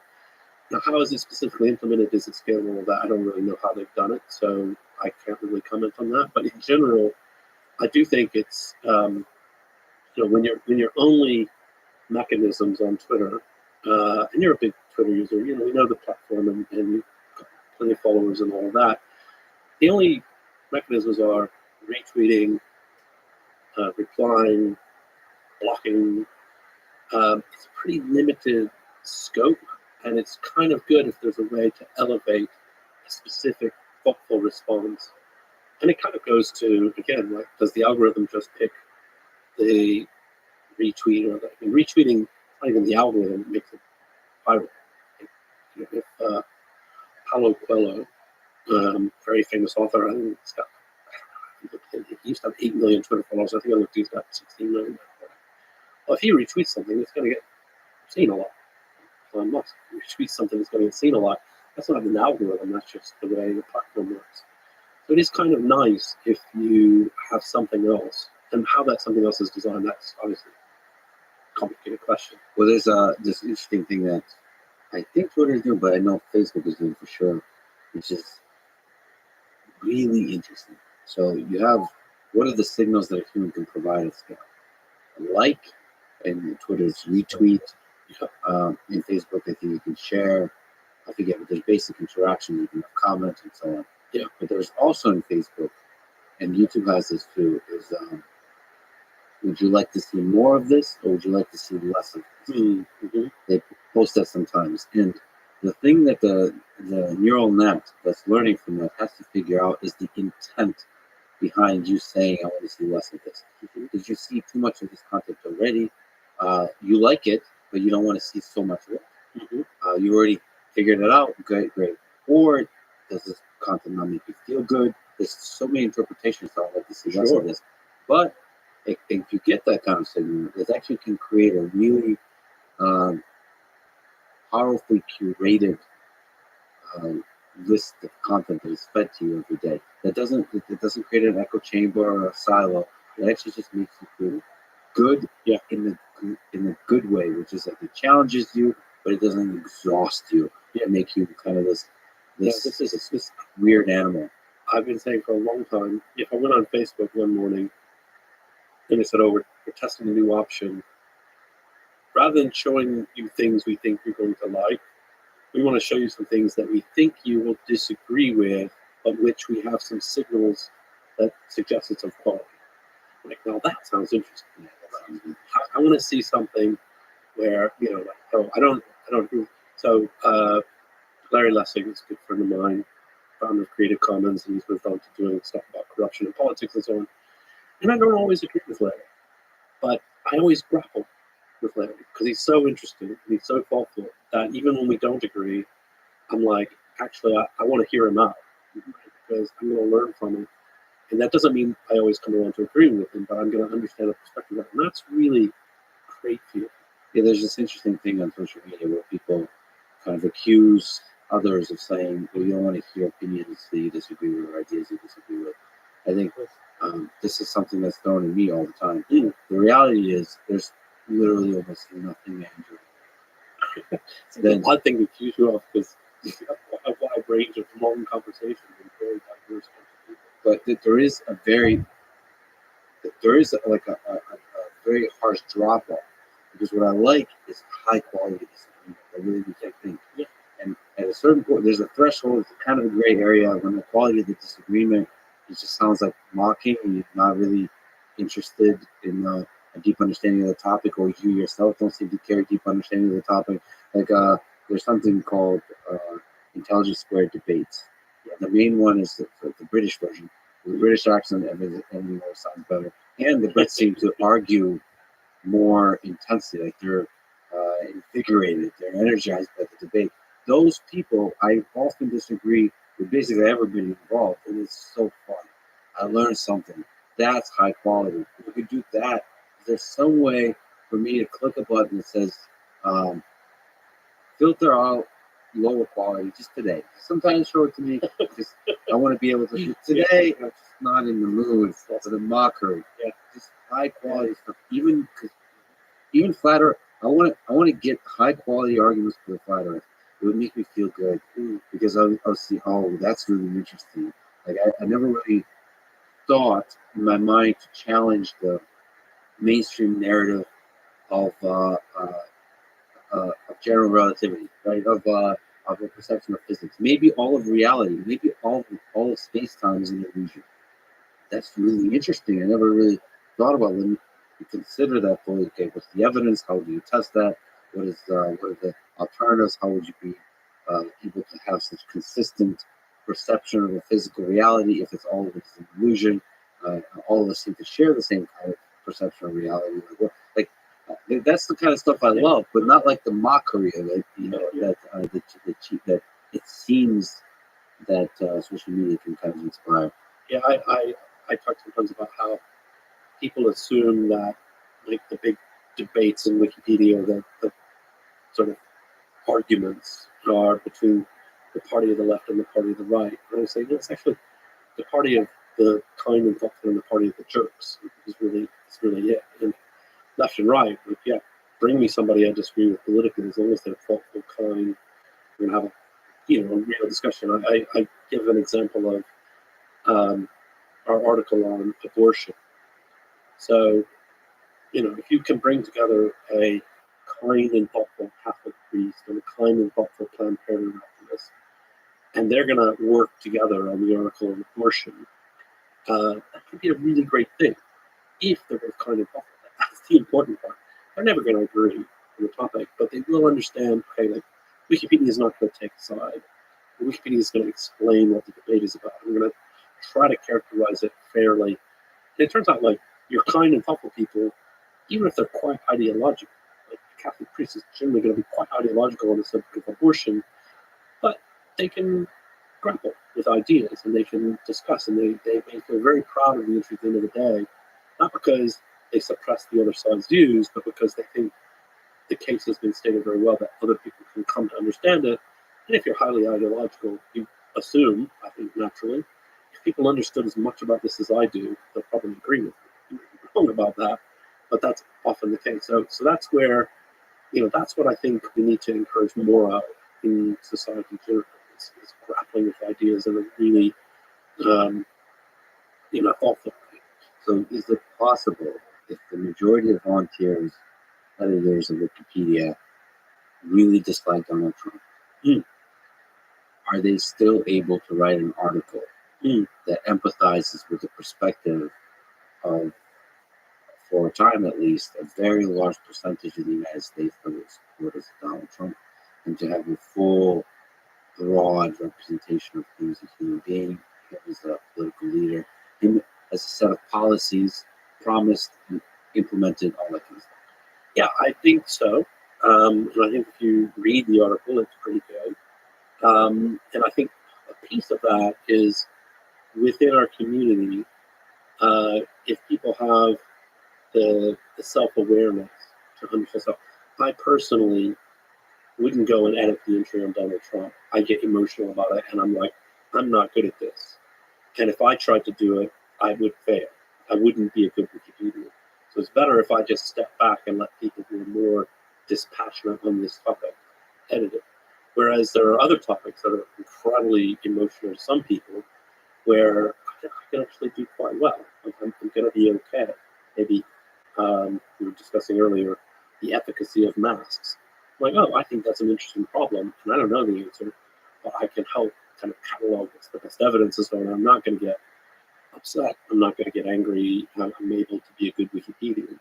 So I think that's important. And I do think, though, in a related framework, that the composition of community is really important.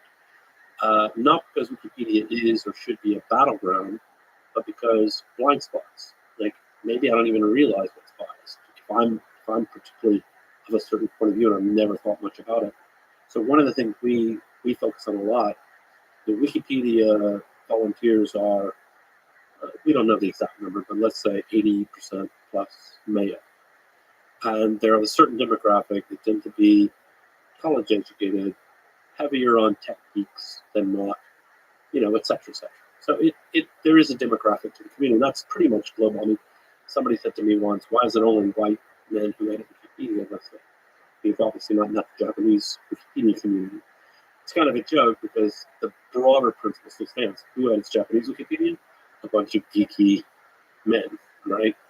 And women as well. So we do have women in the community, and that's very important. But we do think, okay, you know what? That does lead to some problems. It leads to some content issues simply because people write more about what they know and what they're interested in. They'll tend to be dismissive of things as being unimportant if it's not something that they personally have an interest in. I like the example as a parent. I would say our entries on early childhood development probably aren't as good as they should be. because a lot of the Wikipedia volunteers, and actually we're getting older, the Wikipedians, so the demographic has changed a bit. But it's like if you've got a bunch of 25-year-old tech geek dudes who don't have kids, they're just not going to be interested in early childhood development. And if they tried to write about it, they probably wouldn't do a good job because they don't read it. And somebody did a look at our entries on novelists who've won a major literary prize. And they looked at the male novelist versus the female. And the male novelists have longer and higher quality entries. And why is that? Well, it's not because I know hundreds of Wikipedians. It's not because these are a bunch of biased, sexist men who are like, books by women are not important. It's like, no, actually there is a gender kind of breakdown of readership. There are books, like hard science fiction is a classic example. Hard science fiction, mostly read by men. Other types of novels, more read by women. And if we don't have women in the community, then these award-winning, clearly important novelists may have less coverage. And not because anybody consciously thinks, oh, we don't like what a book by Maya Angelou, like who cares? Oh, like that's not interesting. No, but just because people write what they know, they write what they're interested in. So we do think diversity in the community is really important, and that's one area where I do think it's really clear. But I can also say, you know what, actually, that also applies in the political sphere. Like to say, actually, we do want kind and thoughtful Catholic priests, kind and thoughtful conservatives, kind and thoughtful libertarians, kind and thoughtful Marxists, to come in. But the key is the kind and thoughtful piece. So when people sometimes come to Wikipedia outraged by some, dramatic thing that's happened on Twitter, they come to Wikipedia with a chip on their shoulder, ready to do battle, and it just doesn't work out right. And there's tribes in general where I think there's a responsibility on the larger group to be even kinder and more welcoming to the smaller group. Yeah, we think that's really important. And so, oftentimes people come in and, there's a lot, when I talk about community health, one of the aspects of that we do think about a lot, that I think about a lot, is not about politics. It's just like, how are we treating newcomers to the community? And so I can tell you what our ideals are, what our philosophy is, but do we live up to that? So, the ideal is you come to Wikipedia, we have rules, like one of our fundamental rules is ignore all rules, which is probably written that way because it piques people's attention. What kind of rule is that, But basically says, look, don't get nervous and depressed about a bunch of, what's the formatting of your footnote, right? So you shouldn't come to Wikipedia, add a link, and then get banned or yelled at because it's not the right format. Instead, somebody should go, oh, hey, yeah, thanks for helping, but, here's the link to how to format, if you want to keep going, you might want to learn how to format a footnote. And to be friendly and to be open and to say, oh, right, oh, you're new, and you clearly don't know everything about Wikipedia. And, sometimes in any community that can be quite hard. So people come in and they've got a great big idea and they're going to propose this to the Wikipedia community and they have no idea. That's basically a perennial discussion we've had 7,000 times before. And so then ideally you would say to the person, oh, yeah, great, thanks. Like a lot of people have, and here's where we got to, and here's the nuanced conversation we've had about that in the past that I think we find interesting. And sometimes people are just like, oh God, another one, who's come in with this idea which doesn't work and they don't understand why. You can lose patience, but yeah, and that's kind of human, But I think it just does require really thinking, in a self-aware manner. Like, oh, I was once a newbie. We have great. I just did an interview with Emily Templewoods, she was Wikipedian of the Year. She's just like a great, well-known Wikipedian. And I interviewed her for my book, and she told me something I never knew. Apparently, it's not a secret. Like she didn't reveal it to me, but is that when she started at Wikipedia, she was a vandal. She came in and vandalized Wikipedia, and then basically what happened was she'd done some sort of vandalized a couple of articles, and then somebody popped up on her blog page and said, "Hey, like, why are you doing this? Like, we're trying to make an encyclopedia here, and this wasn't very kind." And she felt so bad. She's like, "Oh, right, I didn't really think of it that way. She just was coming in as like 13 years old, combative and, like having fun and trolling a bit. And then she's like, oh, actually, no, I see your point, and became a great Wikipedian. So that's the ideal, really, is that you don't just go troll, block, fuck off. Yeah. You go, hey, what gives, which is, I think, the way we tend to treat things in real life. If you've got somebody who's doing something obnoxious in your friend group, you probably go, hey, like, really, I don't know if you've noticed, but I think this person is actually quite hurt that you keep making that joke about them. And then they usually go, oh, you know what, I thought that was okay, I didn't. And then they stop. Or they keep it up and then everybody goes, well, you're the asshole. Well, yeah, I mean, that's just an example. It gives me faith in humanity. And we're all capable of wanting to be kind to each other. And in general, the fact that there's a small group of volunteers that are able to contribute so much to the organization, the collection, the discussion of all of human knowledge it makes me so grateful to be part of this whole human project.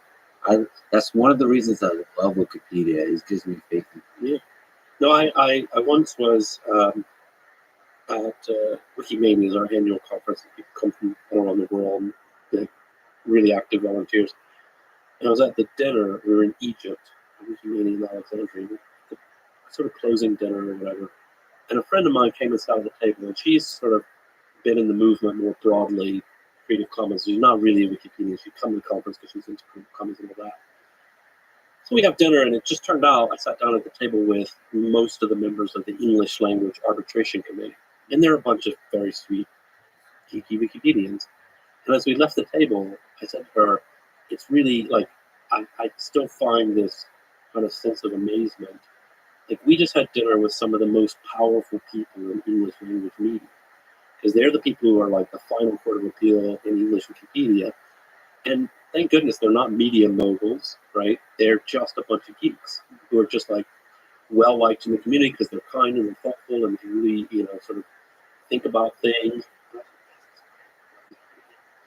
It's like, to the degree that geeks run the best aspect of human civilization, brings me joy in all aspects. And this is true in programming, like Linux, like programmers, all like people that kind of specialize in a thing, and they don't really get caught up into the mess of the bickering of society. They just kind of do their thing, and they value the craftsmanship of it, the competence of it. If you've never heard of this or looked into it, you'll enjoy it. I read something recently that I didn't even know about, but like the fundamental like time zones, and they change from time to time. Sometimes a country will pass daylight savings or move it by a week, whatever. There's a file that's on all sort of Unix-based computers, and basically all computers end up using this file. It's the official time zone file. But why is it official? It's just this one guy. It's like this guy and a community around him. And basically something weird happened, and it broke something because he was on vacation. And I'm just like, isn't that wild, right? That you would think. I mean, first of all, most people never even think about like how do computers know about time zones? Well, they know because they just use this file which tells all the time zones and which dates they change and all of that. But there's just one guy and he doesn't get paid for it. It's just he's like, with all the billions of people on the planet, he sort of put his hand up and goes, yeah, well, I'll take care of the time zone. And there's a lot of programmers listening to this right now with PTSD about time zones. And then there's on top of this one guy, there's other libraries, the different programming languages that help manage the time zones for you. But still, it's just within those. It's amazing just the packages, the libraries, how few people build. Out of their own love for building, for creating, for community, and all of that. Yeah, it's. I almost don't want to interfere with the natural habitat of the geek. Right? Like when you spot them in the wild, you just want to be careful. Yeah, that thing. I treasure. I met a guy many years ago. Lovely, really sweet guy. He was running a bot on English Wikipedia that I thought, wow, that's actually super clever. What he had done is his bot was like spell checking. But rather than simple spell checking, what he had done is create a database of words that are commonly mistaken for other words. They're spelled wrong. So I can give an example. And so the word is, people often spell it wrong, but no spell checker catches it because it is another word. And so what he did is he wrote a bot that looks for these words and then checks the sentence around it for certain keywords. So in some context, this isn't correct, but buoy and boy. People sometimes type B-O-Y when they mean B-O-U-Y. So if he sees the word boy, B-O-Y, in an article, he would look in the context and see, is this a nautical reference? And if it was, he didn't autocorrect, he just would flag it up to himself to go, oh, check this one out. And that's not a great example, but he had thousands of examples. It's like, God, that's amazing. Like, I would have never thought to do that. And I'm glad that we did. And that's also part of the openness of the system. And also, I think, being a charity, being, this idea of like, actually, this is a gift to the world, that makes someone go, oh, well, I'll put my hand up. Like, I see a little piece of things that I can make better because I'm a good programmer and I can write this script to do this thing, and I'll find it fun. Amazing. I gotta ask about this big, bold decision at the very beginning to not do advertisements on the website, and just generally the philosophy of the business. Yeah.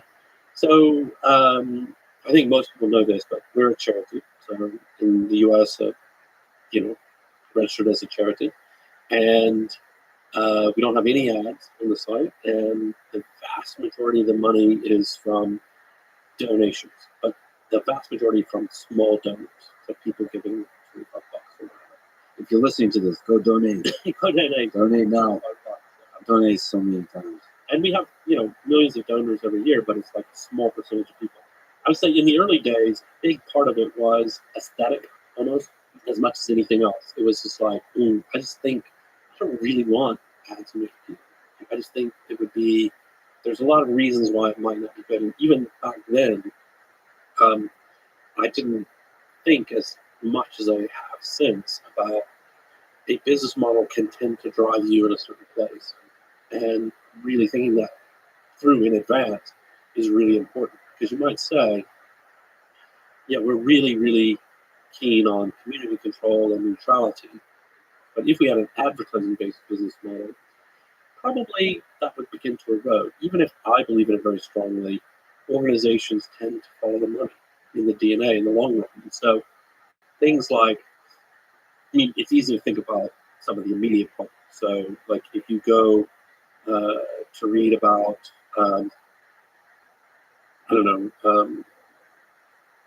Nissan car company, and if you saw an ad for the new Nissan at the top of the page, you might be like, did they pay for this? Or, like, did the advertisers have influence of the content? Because you kind of wonder about that for all kinds of media. And that undermines trust. Undermines trust, right? But also things like, we don't have clickbait headlines on Wikipedia. You've never seen, Wikipedia entries with all this kind of listicles, sort of the 10 funniest cat pictures, number 7 make you cry, none of that kind of stuff, because there's no incentive, no reason to do that. Also, there's no reason to have an algorithm to say, actually, we're going to use our algorithm to drive you to stay on the website.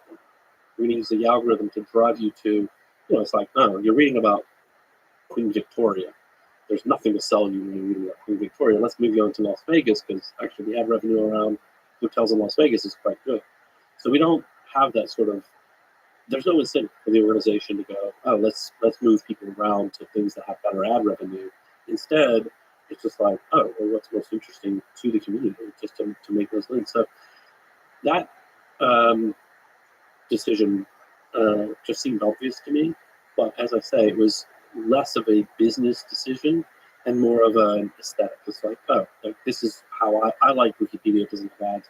I don't really want, in these early days, like a lot of the ads, that was well before the era of really quality ad targeting and all that. So you get a lot of banners, punch the monkey ads, and all that kind of nonsense. And so, but there was no guarantee. It was not really clear how could we fund this? Like it was pretty cheap. It still is quite cheap compared to, most. We don't have 100,000 employees and all of that.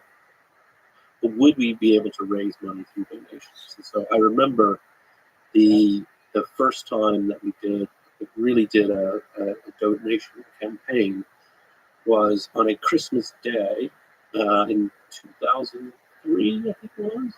There was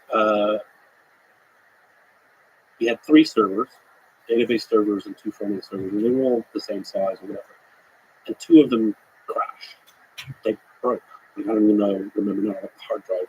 It's Christmas Day. So I scrambled on Christmas Day to sort of go onto the database server, which fortunately survived, and have it become a front-end server as well. And the site was really slow, and it wasn't working very well. And I was like, okay, it's time. We need to do a fundraiser. And so I was hoping to raise $20,000 in a month's time, but we raised nearly $30,000 within 2-3 weeks. So that was the first proof point of we put a banner up and people will donate. Like we just explain we need the money, and people are like, already we were very small back then. Like, oh yeah, like I love this, I want to contribute. And over the years, we've become more sophisticated about the fundraising campaigns, and we've tested a lot of different messaging and so forth. What we used to think, I remember one year we really went heavy with, we have great ambitions to, the idea of Wikipedia is a free encyclopedia for every single person on the planet. So what about the languages of sub-Saharan Africa? So I thought, okay, we're trying to raise money, we need to talk about that, because it's really important and near and dear to my heart. And just instinctively, knowing nothing about charity fundraising, you see it all around. It's like, oh, charity's always mentioned, like the poor people they're helping. So let's talk about that. Didn't really work as well. The pitch that, I think this is very vague and very sort of broad, but the pitch that works better than any other in general is a fairness pitch of like, you use it all the time, you should probably chip in. And most people are like, yeah, you know what? My life would suck. Wikipedia, I use it constantly. And whatever, I should chip in. Like, it just seems like the right thing to do. And there's many variants on that, obviously. And that's really, it works. And like, people are like, oh yeah, Wikipedia, I love Wikipedia, and I shouldn't. And so sometimes people say, why are you always begging for money on the website? And, it's not that often. It's not that much, but it does happen. They're like, why don't you just get Google and Facebook and Microsoft, why don't they pay for it? And I'm like, I don't think that's really the right answer. Influence starts to creep in, and questions start to creep in. Like, the best funding for Wikipedia is the small donors. We also have major donors, right? We have high net worth people who donate. But we always are very careful about that sort of thing, to say, wow, that's really great and really important. But we can't let that become influence, because that would just be really good for Wikipedia. I would love to know how many times I've visited Wikipedia and spent time in it. Because I have a general sense that it's the most useful site I've ever used, competing maybe with research. Yeah. Which ultimately lands. Yeah. If I were just reminded of, hey, remember all those times your life was made better because of the site? Yeah. I think I would be much more like, yeah, why did I waste money on site XYZ when I could be like, I should be giving a lot of here? Well, the Guardian newspaper has a similar model. They have ads, but they also, there's no paywall, but they just encourage people to donate. And they do that. Like, I've sometimes seen a banner saying, no, this is your 134th article you've read this year. Would you like to donate? And I think it's effective. I mean, they're testing. But also, I wonder, just for some people, if they just don't feel guilty or I shouldn't bother them so much. I don't know. It's a good question. I don't know the answer. I guess that's the thing I could also turn on, because that'll make me. I feel like legitimately there's some sites. This speaks to our social media discussion. Wikipedia unquestionably makes me feel better about myself if I spend time on it. Like, there's some websites where I'm like, if I spend time on Twitter, sometimes I'm like, I regret. There's I think Elon talks about this, minimize the number of regretted minutes. Yeah. My number of regretted minutes on Wikipedia is zero. Like I don't remember a time. I've just discovered this. I started following on Instagram the page Depth of Wikipedia. Oh yeah, There's like crazy Yeah. Wikipedia. Yeah. There's no Yeah. Wikipedia page. yeah. I gave her Media Contributor of the Year award this year because she's so great. Depth of Wikipedia is so fun.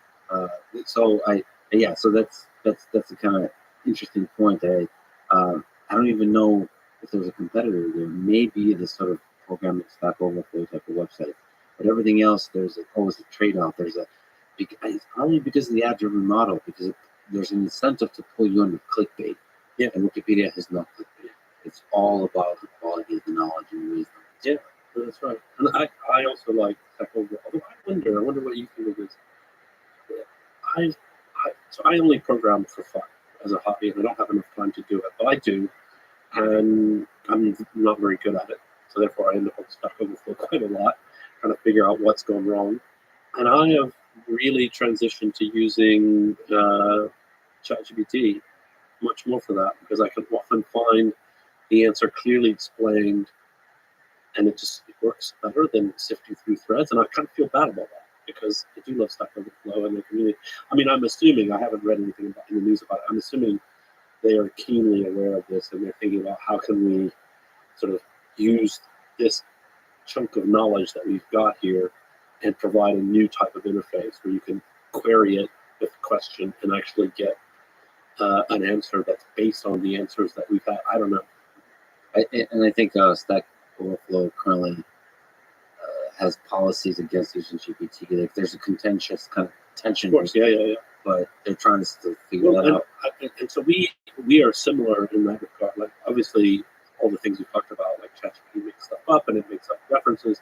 So our community has already put in place some policies about it. But roughly speaking, there's always more nuance. But roughly speaking, it's sort of like you, the human, are responsible for what you put into Wikipedia. So if you use ChatGPT, you better check it. There's a lot of great use cases. Like, oh well, I'm not a native speaker of German, but I kind of am pretty good. I'm not going to let myself hypothetical mean it's pretty good. And I kind of just want to run my edit through ChatGPT in German to go make sure my grammar's okay. That's actually cool. Does it make you sad that people might increasingly use ChatGPT for something where they would previously use Wikipedia? So basically, use it to answer basic questions about the Eiffel Tower. Yeah, no. And where the answer really comes at the source of it from Wikipedia, but they're using this as an interface. Yeah, no, that's completely fine. I mean, part of it is our ethos has always been, here's our gift to the world. So if the knowledge is more accessible to people, even if they're not coming through us, that's fine. Now, obviously, we do have certain business model concerns, right? Like we've had more conversation about this. This whole GPT thing is new. Things like if you ask Alexa, what is the Eiffel Tower, and she reads you the first two sentences from Wikipedia and doesn't say it's from Wikipedia, and they've recently started citing Wikipedia, then we worry like, oh, if people don't know they're getting the knowledge from us, are they going to donate money? Or they just think, oh, what's Wikipedia for? I can just ask Alexa. So, well, Alexa only knows anything because she read Wikipedia. So we do think about that, but it doesn't bother me in the sense of like, oh, I want to always come to Wikipedia first. But we're also, at a great demo, we literally just hacked together over the weekend by our head of machine learning, where he did this little thing to say, you could ask any question. He was just knocking it together. So he used the OpenAI's API just to make a demo. Ask a question, why do ducks fly south for winter? Mm-hmm. Just the kind of thing you think, oh, I might just Google for that. I might start looking in Wikipedia. I don't know. And so what he did is he asked ChatGPT, what are some Wikipedia entries that might answer this? Then he grabbed those Wikipedia entries, said, here's some Wikipedia entries, answer this question based only on the information he has. He had pretty good results, and it kind of prevented the making. It's just he hacked together a weekend, but what it made me think about was, oh, okay, so now we've got this huge body of knowledge. that in many cases, you're like, oh, I want to know about Queen Victoria. I'm just going to go read the Wikipedia entry. It's going to take me through her life and so forth. But other times you've got a specific question, and maybe we could have a better search experience where you can come to Wikipedia, ask your specific question, get your specific answer that's from Wikipedia, including links to the articles you might want to read next. And that's just a step forward. Like, that's just using a new type of technology to make the extraction of information from this body of text into my brain faster and easier. So I think that's kind of cool. I would love to see a ChatGPT grounding into websites like Wikipedia, and the other comparable website to me would be like Wolfram Alpha for more mathematical knowledge, that kind of stuff. So grounding, like, taking you to a page that is really crafted, as opposed to the moment you start actually taking you to like journalist websites, like news websites, starts getting a little iffy. Getting a little because they have you're now in a land that has the wrong incentive. Right. Yeah. And you need somebody to filter through that and sort of try to knock off the rough edges. Yeah. No, it's very. I think that's exactly right, and I think, I think that kind of grounding is. I think they're working really hard on it. I think that's really important. And that actually, if you ask me to step back and be like very business-like about our business model and where's it going to go for us, and are we going to lose half our donations because everybody's just going to stop coming and go to ChatGPT? I think the grounding will help a lot because, frankly, most questions people have, if they provide proper links, we're going to be at the top of that just like we are in Google. So we're still going to get tons of recognition, tons of traffic just from, even if it's just the moral properness of saying, here's my source. So I think we're going to be all right. Yeah, and the close partnership with if the model is fine-tuned, is constantly retrained, that Wikipedia is one of the primary places where, if you want to change what the model knows, one of the things you should do is contribute to Wikipedia or clarify Wikipedia. Yeah. Or elaborate, expand. Yeah. You mentioned all this stuff controversies. I have to ask. Do you find the controversy of whether you are the sole founder or the co-founder of Wikipedia ironic, absurd, interesting, important? What are your comments? I would say unimportant. Not that interesting. I mean, one of the things that people are sometimes surprised to hear me say is I actually think Larry Sanger doesn't get enough credit for his early work in Wikipedia, even though I think co-founder is not the right title for that. So, like, he had a lot of impact and a lot of great work, and I disagree on a lot of things since and all that, and that's fine. So, to me, that's like, it's one of these things that the media love a falling out story, and so they want to make a big deal out of it, and I'm just like, So there's a lot of interesting engineering contributions in the early days, like you were saying. There's debates about how to structure it, like what the heck is this thing that we're doing, and there's important people that contributed to that. Yeah, definitely. So you said you had some disagreements. Larry Sanger said that nobody should trust Wikipedia, and that Wikipedia seems to assume that there's only one legitimate, defensible version of the truth on any controversial question. That's not how Wikipedia used to be. I presume you disagree with that. Yeah, we just straight up disagree. Like, go and read any Wikipedia entry on a controversial topic, and what you see is a really diligent effort to explain all the relevant sides. So, just disagree. So, on controversial questions, you think perspectives are generally represented? Yeah. Because it has to do with the kind of the tension between the mainstream and the non-mainstream. Yeah, no, I mean, for sure. Like, to take this area of discussion seriously is to say, you know what? Actually, that is a big part of what Wikipedia spend their time grappling. Is to say, how do we figure out whether a less popular view is pseudoscience? Is it just a less popular view that's gaining acceptance in the mainstream?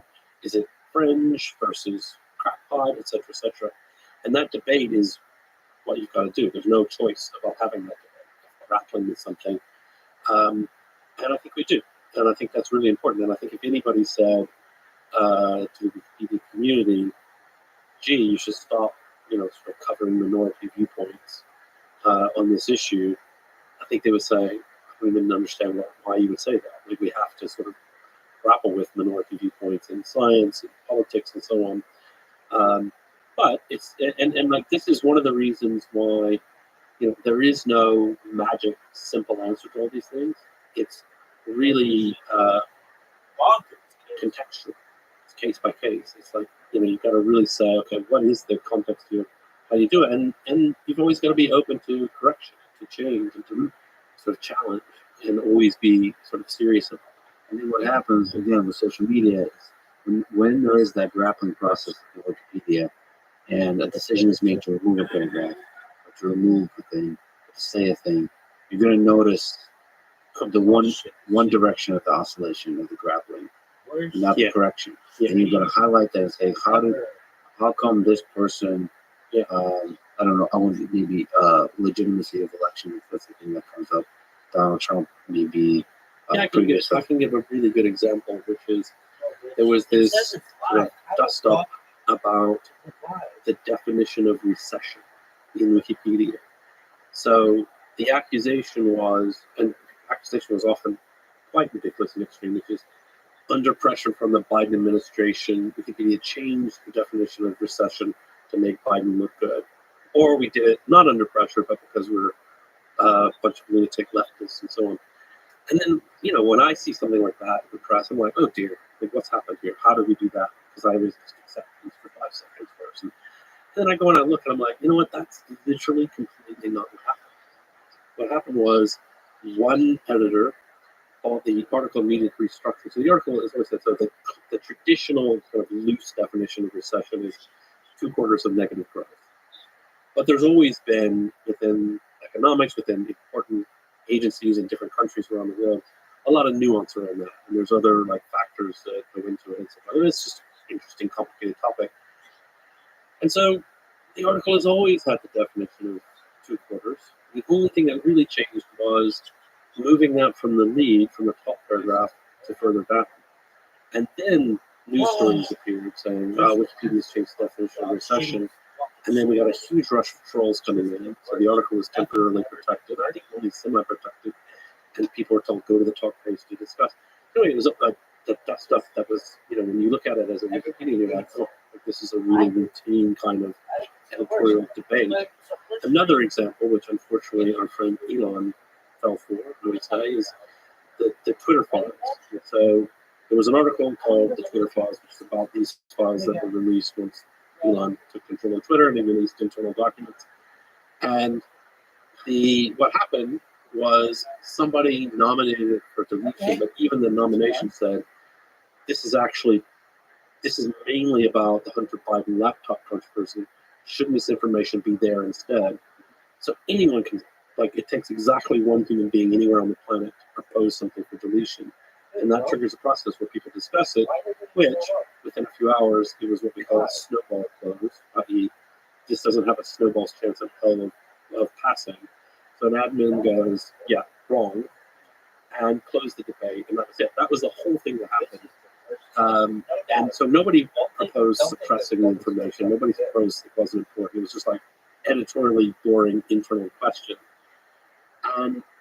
So sometimes people read stuff like that and they're like, oh, you see, look at these leftists, they're trying to suppress the truth again. It's like, well, slow down a second and come and look. Literally, it's not going to happen. Yeah, so I think the right is more sensitive to censorship. And so they will more likely highlight, there's more virality to highlighting something that looks like censorship in any walks of life. And this moving a paragraph from one place to another, or removing it and so on as part of the regular grappling with Wikipedia can make a hell of a good article. Oh, yeah. So it sounds really enticing and intriguing and surprising to most people because they're like, reading Wikipedia, it doesn't seem like a crackpot leftist website. It seems pretty kind of dull, really, in its own geeky way. Well, so that makes a good story. It's like, oh, am I being misled because there's a shadowy cabal of Jimmy Wales? I read political stuff like I mentioned to you, traveling to have some very difficult conversation with high-profile figures, both in the war in Ukraine and in Israel and Palestine. And I read the Wikipedia articles around that, and I also read books on the conflict and the history of the different regions. And I find the Wikipedia articles to be very balanced, and there's many perspectives being represented. But then I ask myself, well, am I one of them leftist crackpots? I can't see the truth. I mean, it's something I ask myself all the time. That the leftists just crackpot. Am I just being a sheep and accepting it? And I think that's an important question to always ask, but not too much. Yeah, no, a little bit, but not too much.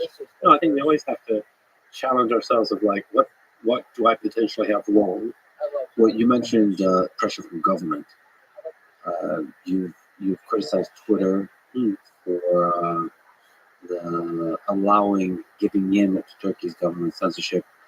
There's also conspiracy theories or accusations of Wikipedia being open to pressure from government or government organizations, FBI, and all this kind of stuff. What is the philosophy about pressure from government and censorship? So we're super hardcore on this. We've never bowed down to government pressure anywhere in the world, and we never will. And we understand that we're hardcore, and actually there is a bit of nuance about how different companies respond to this, but our response has always been just to say no. And if they threaten to block, we'll look for somebody who will use Wikipedia. And that's been very successful for us as a strategy, because governments know they can't just casually threaten to block Wikipedia or block us for 2 days and we're going to cave in immediately to get back into the market. And that's what a lot of companies have done, and I don't think that's good. We can go one level deeper and say, I'm actually quite sympathetic. Like, if you have staff members in a certain country and they are at physical risk, you've got to put that into your equation. So I understand that. Like, if Elon said, actually, I've got 100 staff members on the ground in such and such a country, and if we don't comply, somebody's going to get arrested and it could be quite serious. Okay, that's a tough one, right? That's actually really hard.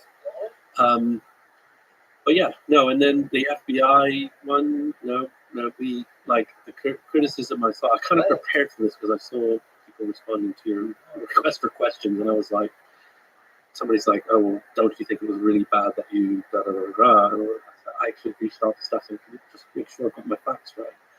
And the answer is we received 0 requests of any kind from the FBI or any of the other government agencies for any changes to content in Wikipedia.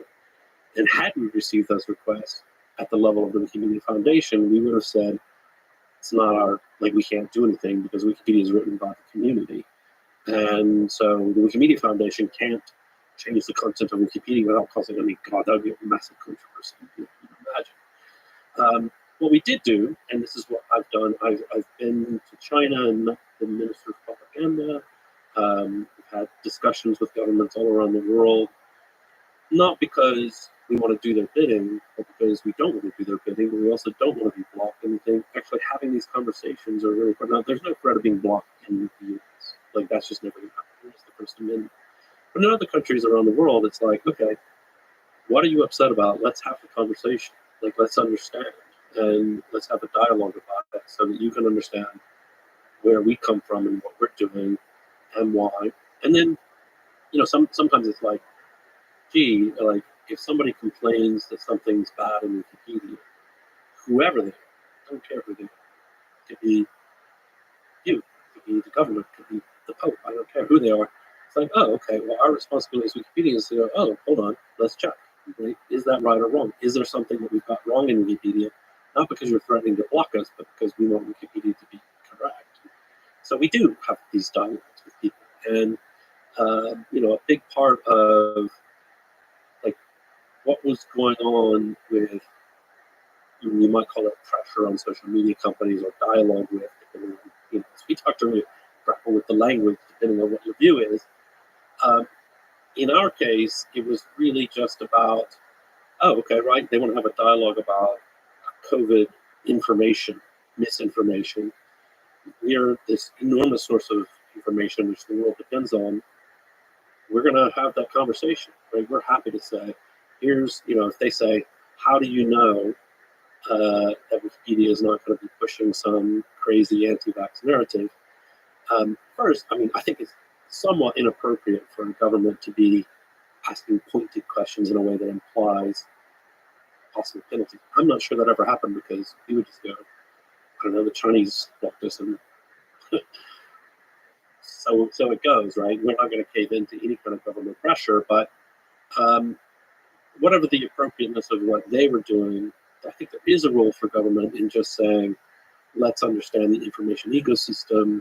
Let's think about the problem of misinformation, disinformation in society, particularly around election security, all these kinds of things. So, I think it would be irresponsible of us to get a call from a government agency and say, yeah, why don't you just fuck off? You're the government.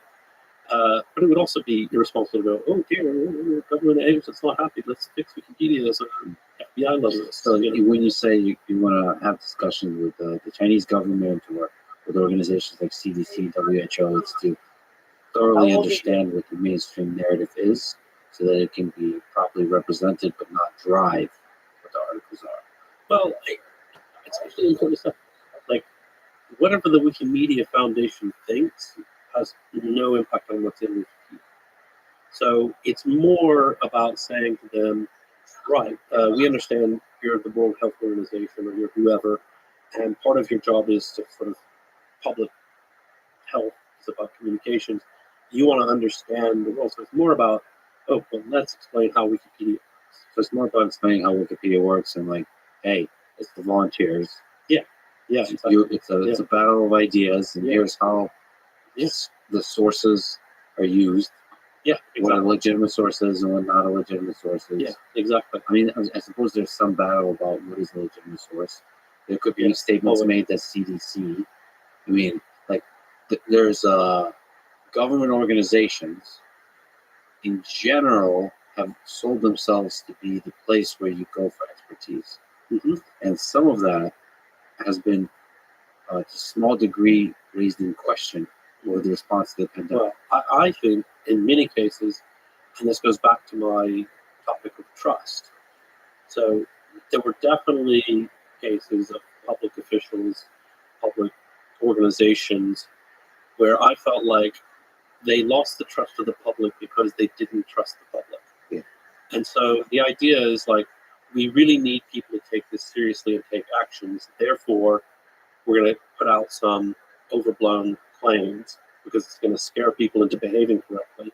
You know what? That might work for a little while, but it doesn't work in the long run because suddenly people go from a default stance of like the Center for Disease Control, very well respected scientific organization, sort of, I don't know, they've got fault in Atlanta with the last vial of smallpox or whatever it is that people think about them, and to go, oh, right, these are scientists we should actually take seriously and listen to, and they're not politicized, and they're, it's like, okay.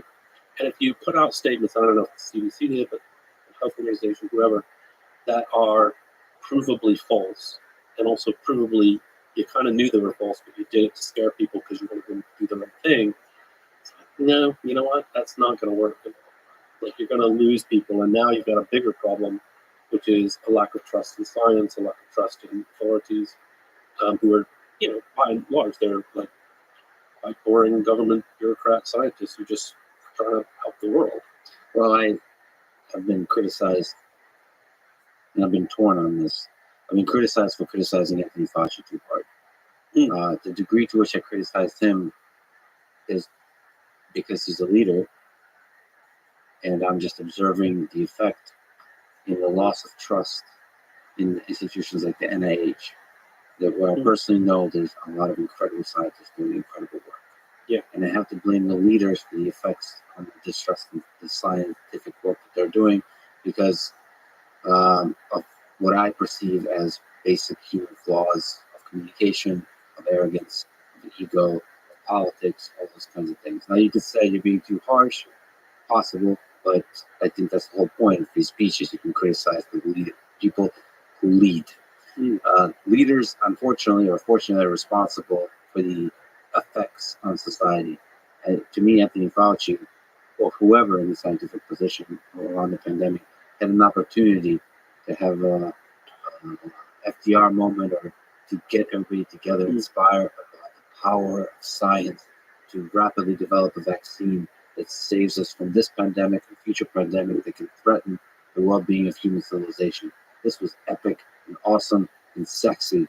And to me, when I talk to people about science, it's anything but sexy in terms of the virology and biology development.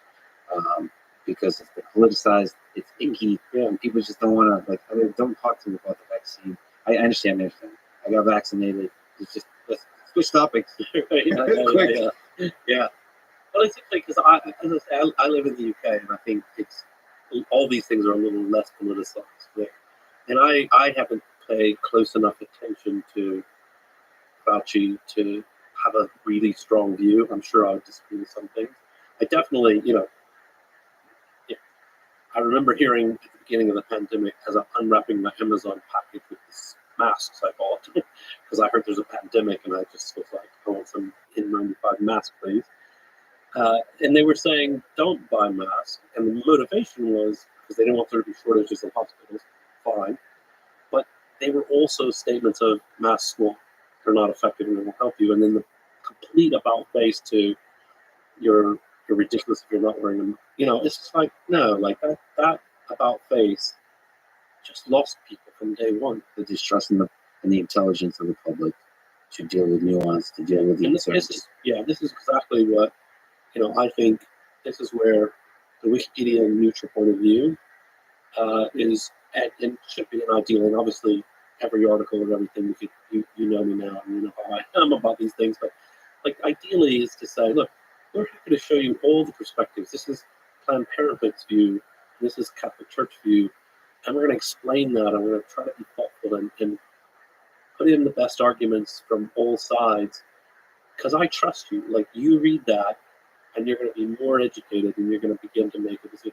I mean, I can just talk in the UK, the government, when we found out in the UK that very high-level government officials were not following the rules they put on everyone else, I had just become a UK citizen just a little while before the pandemic.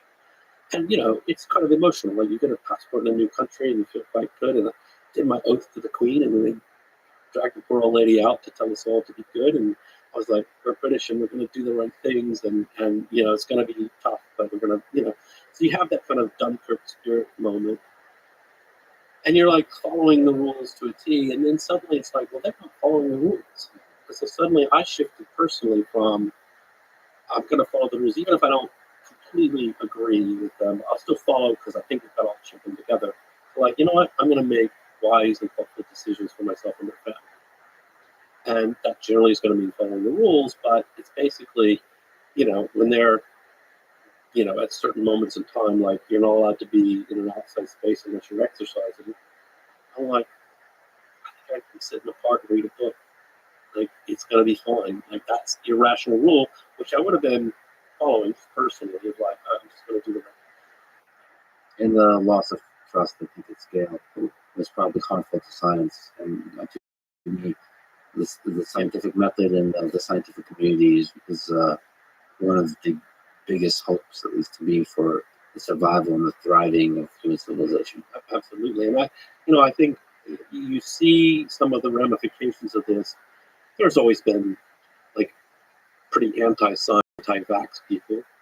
Okay, that's always been a thing, but I feel like it's bigger now, simply because of that lowering of trust.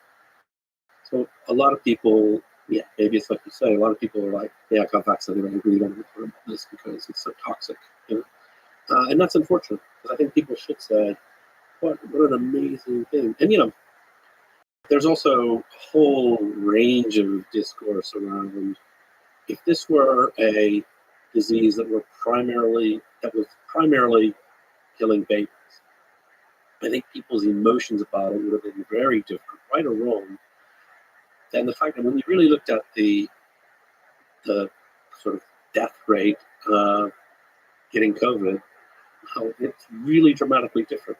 If you're late in life, this was really dangerous. And if you're 23 years old, Yeah, well, it's not great. Like, and long COVID's a thing and all of that, but and I think some of the public communications again were failing to properly contextualize it. Not all of it, it's a complicated matter, but yeah. Let me read your Reddit comment that received 2 likes. And Two people liked it. yeah, 2 people liked it. And I don't know, maybe you can comment on whether there's truth to it, but I just found it interesting because I've been doing a lot of research on World War II recently. So this is about Hitler. Ooh. It's a long statement. I was there when a big push was made to fight bias at Wikipedia. Our target became getting the Hitler article to be Wiki's featured article. The idea was that the voting body only wanted articles that were good PR, and especially articles about socially liberal topics. So the Hitler article had to be 2 to 3 times better and more academically researched to beat the competition. This bias seems to hold today. For example, the current list of politically featured articles at a glance seems to have only 2 books, one on anarchism and one on Karl Marx. Surely we're not going to say there have only ever been 2 articles about political non-biography books worth being featured, especially compared to 200 plus video games. And that's the only topics with good books are socialism and anarchy. Do you have any interesting comments on this kind of sort of featured, how the featured was selected? Maybe Hitler because he's a special figure. I love that. I love it. No, I love the comparison to how many video games. And that definitely speaks to my earlier as like, if you've got a lot of young geeky men that really like video games, that doesn't necessarily get you the right place in every respect. Certainly, yeah. So here's a funny story. I woke up one morning to a bunch of journalists in Germany trying to get in touch with me because German language Wikipedia chose to have as the featured article of the day swastika. And people were going crazy about it. And some people were saying it's illegal. Has German Wikipedia been taken over by Nazi sympathizers and so on? And it turned out it's not illegal. Like discussing the swastika, using the swastika as a political campaign and using it in certain ways is illegal in Germany in a way that it wouldn't be in the US because of the First Amendment. But in this case, it was like actually part of the point is the swastika symbol is from other cultures as well, and they just thought it was interesting. And I did joke at the beginning, like, please don't put swastika on the front page without warning me because I'm going to get like, now it wouldn't be me if the foundation. I'm not that much in the front lines. And so I would say that to put Hitler on the front page of Wikipedia, it is a special topic, and you would want to say, yeah, let's be really careful that it's really, really good before we do that, because if we put it on the front page and it's not good enough, that can be a problem. There's no inherent reason. Like clearly, World War II is a very popular topic in Wikipedia. It's like they're on the History Channel. Like people, it's a fascinating period of history that people are very interested in. And then on the other piece, like anarchism and Karl Marx, or not? Oh yeah, and that's interesting. I'm surprised to hear that not more political books or topics have made it to the front page. Now we're taking this Reddit comment. I mean, as it's That's completely as it's yeah, but I'm trusting, so I think that's probably is right. They probably did have the list up. No, I think that piece, the piece about how many of those featured articles have been video games, and if it's disproportionate, I think the community should go. Actually, what's gone like that doesn't seem quite right. I mean, you can imagine that because you're looking for an article to be on the front page of Wikipedia, you want to have a bit of diversity in it. You want it to be not always something that's really popular that week. So like the last couple of weeks, maybe Succession, big finale of Succession might lead you to think, oh, let's put Succession on the front page. That's going to be popular. In other cases, you kind of want something super obscure and quirky because people also find that interesting and fun. So yeah, I don't know, but you don't want it to be video games most of the time. That sounds quite bad. Well, let me ask you, just as somebody who's seen the whole thing, the development of the millions of articles, big impossible question. What's your favorite article? My favorite article. Well, I've got an amusing answer, which is possibly also true. There's an article in Wikipedia called "Inherently Funny Words," and one of the reasons I love it is when it was created early in the history of Wikipedia, it kind of became like a dumping ground. People would just come by and write in any word that they thought sounded funny. And then it was nominated for deletion because somebody's like, this is just a dumbing ground. Like, people are putting all kinds of nonsense in. And in that deletion debate, somebody came forward and said, essentially, wait a second, hold on. This is actually a legitimate concept in the area of humor and comedy. And a lot of famous comedians and humorists have written about it. And it's, it's actually a legitimate topic. So then they went through and they meticulously referenced every word that was in there and threw out a bunch that weren't. And so it becomes this really interesting. Now, my biggest disappointment, and it's the right decision to make, because there was no source, but it was a picture of a cow, but there was a rope around its head tying on some horns onto the cow. So it was kind of a funny looking picture. It looked like, like a bull, with horns, but it's just like a normal milk cow. And below it, the caption said, according to some, cow is an inherently funny word, which is just hilarious to me. Partly because according to some, sounds a lot like Wikipedia. But there was no source, so it went away, and I feel very sad about that. But I've always liked that. And I actually, the reason Depths of Wikipedia amuses me so greatly is because it does highlight really interesting, obscure stuff. And you're like, wow, I can't believe somebody wrote about that in Wikipedia. It's quite amusing. And sometimes there's a bit of wry humor in Wikipedia. There's always a struggle. You're not trying to be funny, but occasionally a little inside humor can be quite healthy. Apparently, words with the letter K are fun. Yeah. There's a lot of really well researched stuff on this page. It's exciting. And I should mention for Depths of Wikipedia, it's run by Annie Rawarda. That's right. And let me just read off some of the pages.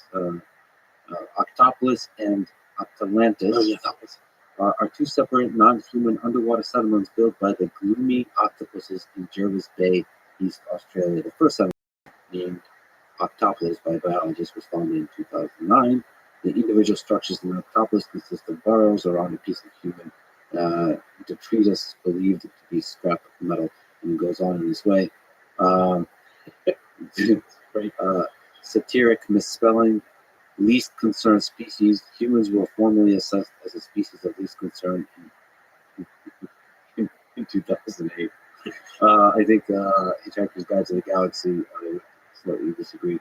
And the last one, let me just say, friendship paradox is the phenomenon first observed by the sociologist Scott Feld in 1990. On average, the individual's friends have more friends than average. Oh, that's very interesting. That's the kind of thing that makes you want to, it sounds implausible at first, because shouldn't everybody have, on average, about the same number of friends as all their friends? So you really want to dig into the math of that and really think, oh, why would that be true? And one way to feel more lonely in a mathematically rigorous way. Somebody also on Reddit asks, I would love to hear some war stories from behind the scenes. Is there something that we haven't mentioned that was particularly difficult in this entire journey you're on where you're working? I mean, it's hard to say. I mean, so part of what I always say about myself is that I'm a pathological optimist. So I always think everything is fine. And so things that other people might find a struggle, I'm just like, oh, well, this is the thing we're doing today. So that's kind of about me. And it's actually, I'm aware of this about myself. So I do like to have a few pessimistic people around me to keep me on balance. Yeah, I mean, I would say some of the hard things. I mean, there were hard moments, like when 2 out of 3 servers crashed on Christmas Day, and then we needed to do a fundraiser, and no idea what was going to happen. I would say as well, in that early period of time, the growth of the website, the traffic to the website was phenomenal and great. The growth of the community, and in fact, the healthy growth of the community was fine. And then the Wikimedia Foundation the nonprofit I set up, Wikipedia, as a small organization, it had a lot of growing pains. And it was like that was the piece that's just like many companies or many organizations that are in fast growth. It's like you've hired the wrong people, or there's this conflict that's arisen, and nobody's got experience to do this and all that. So no specific stories to tell, but like I would say, growing the organization is harder than growing the community, growing the website, which is interesting. Well, yeah, it's kind of miraculous and inspiring that a community can emerge and be stable, and that yes, it has so much kind of productive, positive output. It kind of makes me think. I mean, I don't. It's one of those things you don't want to analyze too much. It's like you don't want to mess with a beautiful thing, but it gives me faith in communities. Yeah. That they can spring up in other domains as well. Yeah, I think that's exactly right. And at Fandom, my for-profit media company, where it's like all these communities about pop culture, mainly sort of entertainment, gaming, and so on. There's a lot of small communities, and so I last year to our Community Connect conference and just met some of these people. And here's one of the leaders of the Star Wars wiki, which is called Wikipedia, which I think is great. And he's telling me about his community and all that, and I'm like, oh right, yeah, I love this. Like, so it's not the same purpose as Wikipedia of a neutral, high quality encyclopedia, but a lot of the same values in there. Like, oh, people should be nice to each other. It's like when people get upset, it's like just remember we're working on Star Wars Wikipedia. Like, there's no reason to get too outraged. People just like keep people with a hug. Where do you see Wikipedia in 10 years, 100 years, and 1,000? Right. So 10 years, I would say pretty much the same. Like we're not gonna become TikTok, with entertainment, scroll by video, humor, and blah blah blah. An encyclopedia. I think in 10 years we probably will have a lot more AI supporting tools, like I've talked about. And probably your search experience will be you can ask a question and get the answer rather than from our body of work. So search and discovery would be improved. Yeah, something. All that. I always say one of the things that most people won't notice, because I don't think they don't notice it, is the growth of Wikipedia in the languages of the developing world. So you probably don't speak Swahili, so you're probably not checking out that Swahili Wikipedia is doing very well. And it is doing very well. And I think that kind of growth is actually super important, is super interesting. But most people won't notice that. It's interesting on that. Yeah. Good. Do you think there's so much incredible translation work is being done with AI, with language models? Do you think that can accelerate with Wikipedia? So you start with the basic draft of the translation of articles. And So what I used to say is like machine translation for many years wasn't much used. It just wasn't good. As it's gotten better, it's tended to be a lot better in what we might call economically important languages. That's because the corpus that they train on and all of that. So to translate from English to Spanish, if you've tried Google Translate recently, Spanish to English is what I would do. It's pretty good. It's actually not bad. It used to be half a joke, and then for a while it was kind of like, well, you can get the gist of something, and now it's like, actually, it's pretty good. However, we've got a huge Spanish community who write in native Spanish. So they're able to use it, and they find it useful, but they're writing.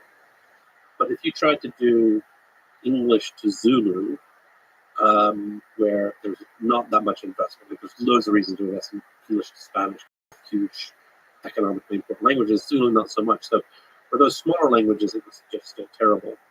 My understanding is it's improved dramatically, and also because the new methods of training don't necessarily involve identical corpuses to try to match things up, but rather reading and understanding with tokens and large language models, and then reading and understanding, and then you get a much richer. Apparently it's quite improved. So I think that now it is quite possible that these smaller language communities are going to say, oh, well, finally, I can put something in English, and I can give out Zulu that I can that I feel comfortable sharing with my community because it's actually good enough, or I can edit it a bit here. So I think that's huge. So I do think that's going to happen. And that's going to accelerate, again, what will remain to most people an invisible trend, but that's the growth in all these other languages. So then move on to 100 years. I'm starting to get scary. Well, the only thing I'll say about 100 years is like we've built the Wikimedia Foundation, and we run it in a quite cautious, financially conservative and careful way. So every year we build our reserves. Every year we put aside a little bit of money.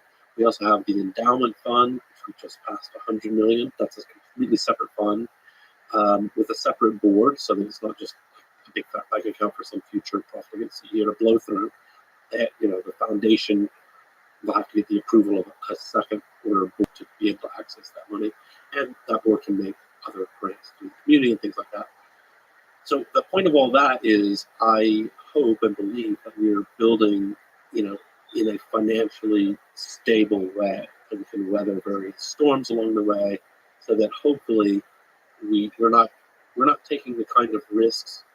And by the way, we're not taking too few risks either. That's always hard. I think the Wikimedia Foundation will exist in 100 years.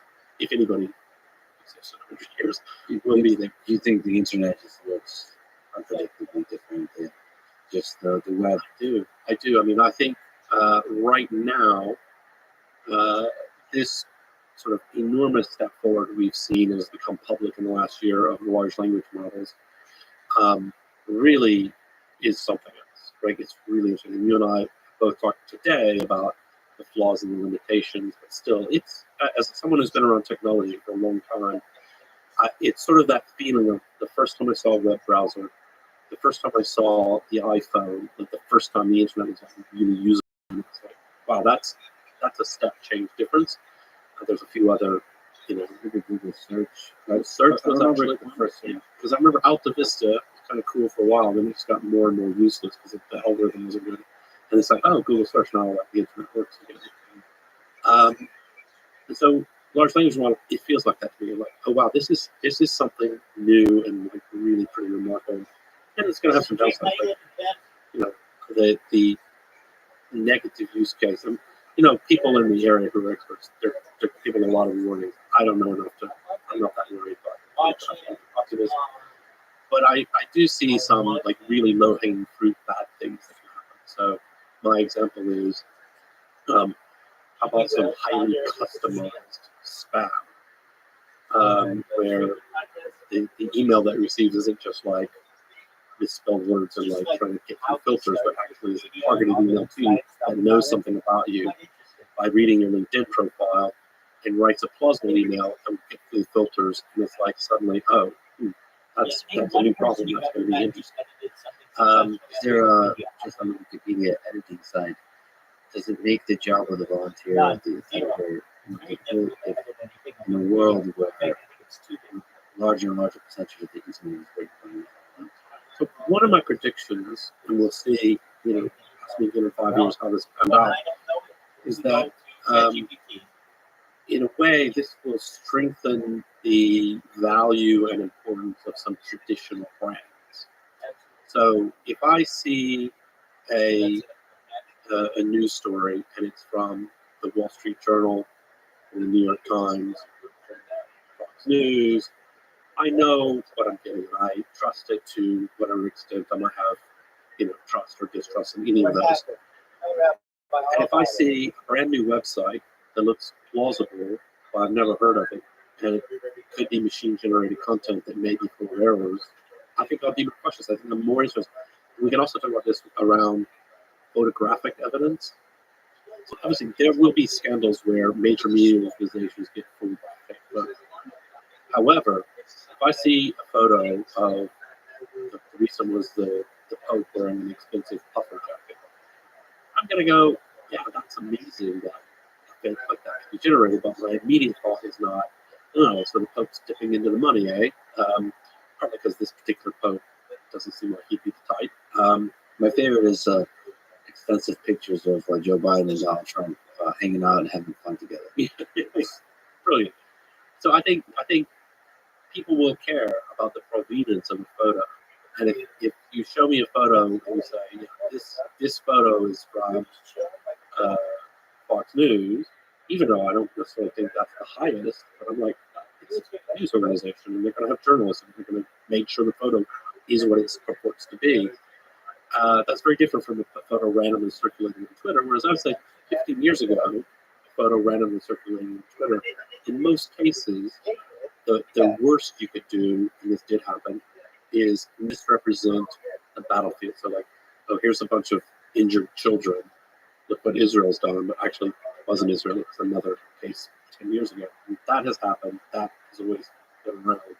But now we can have much more specifically constructed, plausible-looking photos that if I just see them circulating on Twitter, I'm going to go, just don't know, not sure. Like I can make that in 5 minutes. So, Well, I also hope that it's kind of like what you're writing about in your book, that we could also have citizen journalists that have a stable, verifiable trust that builds up. Yeah. So it doesn't have to be New York Times, this organization. It could be an organization of one, as long as it's stable and carries through time and it builds up.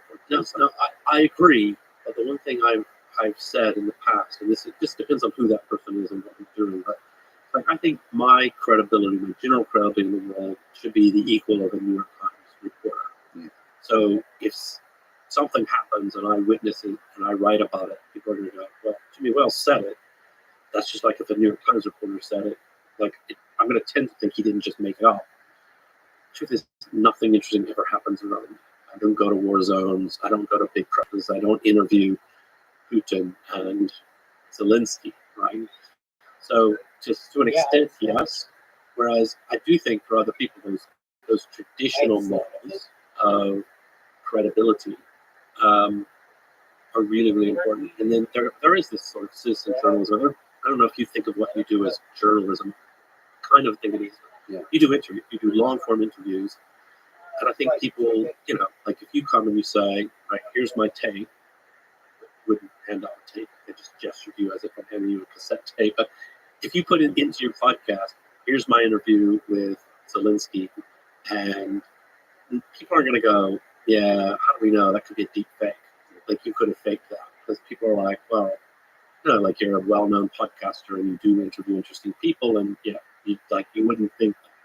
So that your brand becomes really important. Whereas if suddenly, and I've seen this already, I've seen sort of video with subtitles in English, and apparently the Ukrainian was the same, and it was Zelensky saying something really outrageous. And I'm like, yeah, I don't believe that. Like, I don't think he said that in a meeting with, whatever. I think that's Russian propaganda or probably just trolls. Yeah, and then building platforms and mechanisms of how that trust can be verified. Yeah. If something appears on the Wikipedia page, that means something. If something appears on, like, say, my Twitter account, that means something. That means this particular human, signed off on it. Yeah. And then the trust you have in this particular human transfers to the piece of content. And then hopefully there's millions of people with different metrics of trust. Yeah. And then you could see that there's a certain kind of bias in the set of conversations you're having. So maybe, okay, I trust this person to have this kind of bias, and I this other person have this other kind of bias, that I can integrate them in this kind of way. Just like you said with Fox News and Wall Street Journal, it's like they've all got their, like, where they sit. So you have built, I would say, one of, if not the most impactful website in the history of human civilization. So let me ask for you to give advice to young people how to have impact in this world. High school, college students wanting to have that big positive impact. Yeah, great. If you want to be successful, do something you're really passionate about rather than some kind of cold calculation of what can make you the most money. Because if you go and try to do something and you're like, I'm not that interested, but I'm going to make a lot of money doing it, probably not going to be that good at it. And so that is a big piece of it. I also so for startups, I give this advice. So young, and this is a career startup, any kind of like young person just starting out, is like, be persistent, right? There'll be moments when it's not working out and you can't just give up too easily. You've got to persist through some hard times. Maybe 2 servers crash on the Sunday. You've got to sort of scramble to figure it out, but persist through that. And then also be prepared to pivot. That's a newer word, new for me. But when I pivoted from Newpedia to Wikipedia, it's like, this isn't working. I've got to completely change. So be willing to completely change direction when something's not working. The problem with these 2 wonderful pieces of advice is, which situation am I in today? Right? Is this a moment when I need to just power through and persist because I'm going to find a way to make this work? Or is this a moment where I need to go, actually, this is totally not working and I need to change direction? But also, I think for me, that always gives me a framework of like, okay, here's a problem. Do we need to change direction, or do we need to kind of power through it? And just knowing, like, those are the choices. They're not always the only choices, but it's just, I think, helpful to say, okay, am I checking it out? Like, because I'm having a little bump and I'm feeling an emotion and I'm just going to give up too soon? Okay, ask yourself that question. And also, it's like, am I being pig-headed and trying to do something that actually doesn't make sense? Okay, ask yourself that question too, even though they're contradictory questions. Sometimes it'll be one, sometimes it'll be the other. You've got to really think through it. I think persisting with the business model behind Wikipedia is such an inspiring story, because we live in a capitalist world. We live in a scary world, I think, for an internet business. So, Yeah. And so, like, to do things differently than a lot of websites are doing. Like, what Wikipedia has lived through the successive explosion of many websites that are basically ad-driven. Google is ad-driven. Facebook, Twitter, all of these websites are ad-driven.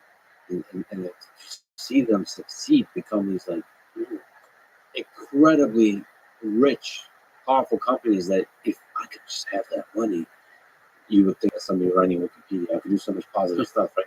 And so to persist through that is, I think, is, from my perspective now, Monday night quarterback, whatever, is just the right decision. It seemed easy to tolerate, so. And then you just kind of sticks with it. It's working. So now when you chose persistence. Well,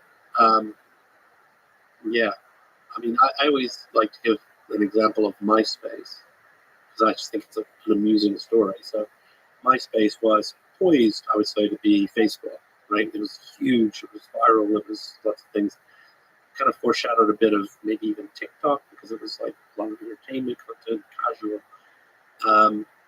And then Rupert Murdoch bought it, and it collapsed within a few years. Part of that, I think, was because they were really, really heavy on ads and less heavy on customer experience. So I remember, to accept a friend request was like 3 clicks where you saw 3 ads. And on Facebook, to accept a friend request, you didn't even leave the page, just accept it. But it's interesting. So I used to give this example of, like, Rupert Murdoch really screwed that one up. And in a sense, maybe he did, but somebody said, you know what, actually, he bought it for, and I don't remember the numbers, he bought it for $800 million, and it was very profitable through its decline. He actually made his money back and more. So it wasn't, like, from a financial point of view, it was a bad investment in the sense of you could have been Facebook, but on sort of more mundane metrics, it's like, actually worked out okay for all that. It does. And that is also advice to young people. One of the things I say, like, when we have our mental models of success as an entrepreneur, for example, and your examples in your mind are Bill Gates, Mark Zuckerberg, so people who at a very young age had one really great idea that just went straight to the moon and became one of the richest people in the world. That is really unusual, like really, really rare. And for most entrepreneurs, that is not a life path. You're going to fail, reboot, learn from what you failed at, you're going to try something different. And that is really important, because if your standard of success is, well, I feel sad because I'm not as rich as Elon Musk, it's like, well, so should almost everyone, possibly everyone, except Elon Musk is not as rich as Elon Musk. And so that, like, realistically, you can set a standard of success, even really narrow success. I don't recommend of thinking about your financial success. It's like, you measure your financial success by thinking about billionaires. Like, that's heavy. Like, that's probably not good. I don't recommend it. Um, Whereas, like, I personally, like for me, when journalists say, "Oh, how does it feel to not be a billionaire?" I usually say, "I don't know, how does it feel to you?" Because they're not. But also, I'm like, I live in London. The number of bankers that no one's ever heard of who live in London make far more money than I ever will is quite a large number. And I wouldn't trade my life for theirs at all, right? Because mine is so interesting.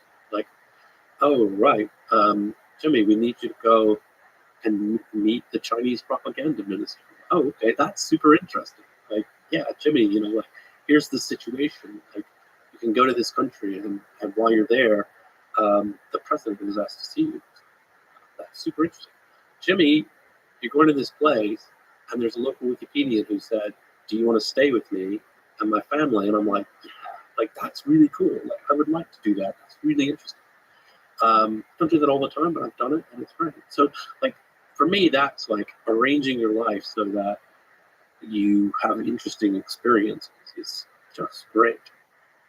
Well, this is more to the question of what Wikipedia looks like in 1,000 years. What do you think is the meaning of this whole thing? Why are we here? Human civilization. What's the meaning of life? I don't think there is an external answer to that question. And I should mention that there's a very good Wikipedia page on the different philosophies of the meaning of life. Oh, interesting. It's actually It's neutral. There's a wide. well, it's a really good reference to a lot of different philosophies about meaning. The 20th century philosophy in general, from Nietzsche to the existentialist, to all Simone de Beauvoir, all of them have an idea of meaning. They really struggle with it systematically, rigorously. But the page, and obviously a shout out to the Hitchhiker's Guide and all that. Yeah. No, so I think there's no external answer to that. I think it's internal. I think we decide what meaning we will have in our lives and we're going to do with ourselves. And so when I think, we're talking about 1,000 years, millions of years, Yuri Milner wrote a book. He's a big internet investor guy. He wrote a book advocating quite strongly for humans exploring the universe and getting off the planet. And he funds projects to send using lasers to send little cameras and interesting stuff. And he talks a lot in the book about meaning. It's like his view is that the purpose of the human species is to broadly survive and get off the planet. Well, I don't agree with everything he has to say because I think that's not a meaning that can motivate most people in their own lives. It's like, okay, great. Like the distances of space are absolutely enormous. So I don't know should we build generation ships to start flying places? Well, I can't do that, and I'm not. Even if I could, even if I want Elon Musk and I could devote all my wealth to build, I'll be dead on the ship on the way. So is that really deep? But I think it's really interesting to think about. And reading his little book, it's a short little book. Reading his book, it did make me think about, wow, like this is big. Like this is not what you think about in your day-to-day life. Is like, where is the human species going to be in 10 million years? And it does make you sort of turn back to Earth and say, gee, let's not destroy the planet. Like we're stuck here for at least a while. And therefore we should really think about sustainability. And I mean, 1 million year sustainability. And we don't have nothing close to this. I'm actually excited about AI in this regard. Also bracketing, I understand there's also risk and people are terrified of AI. But I actually think it is quite interesting at this moment in time that we may have in the next 50 years to really, really solve some really long-term human problems, for example, health. The progress that's been made in cancer treatment because we were able to, at scale, model molecules and genetics and things like this. It's huge. It's really exciting. If we can hang on for a little while And Go to certain problems that seem Twitter, completely type in intractable today, like UFO, climate change, search may by end up being latest, you'll see all the people And around we the world might who are seeing just might be able to alleviate the full diversity of human suffering. for sure. Yeah. And or it's in just so doing, recording more and more, but it's every help day. increase the I'll chance look that at we it can right now. propagate I'll see the if there's flame any of good human ones. consciousness out into There have been towards the some really stars. good ones. And I think another important one, if we fail to do that, for me, is propagating, maintaining the full diversity and richness and complexity and expansiveness of human knowledge. Mm. So if we destroy ourselves, it would make me feel a little bit okay.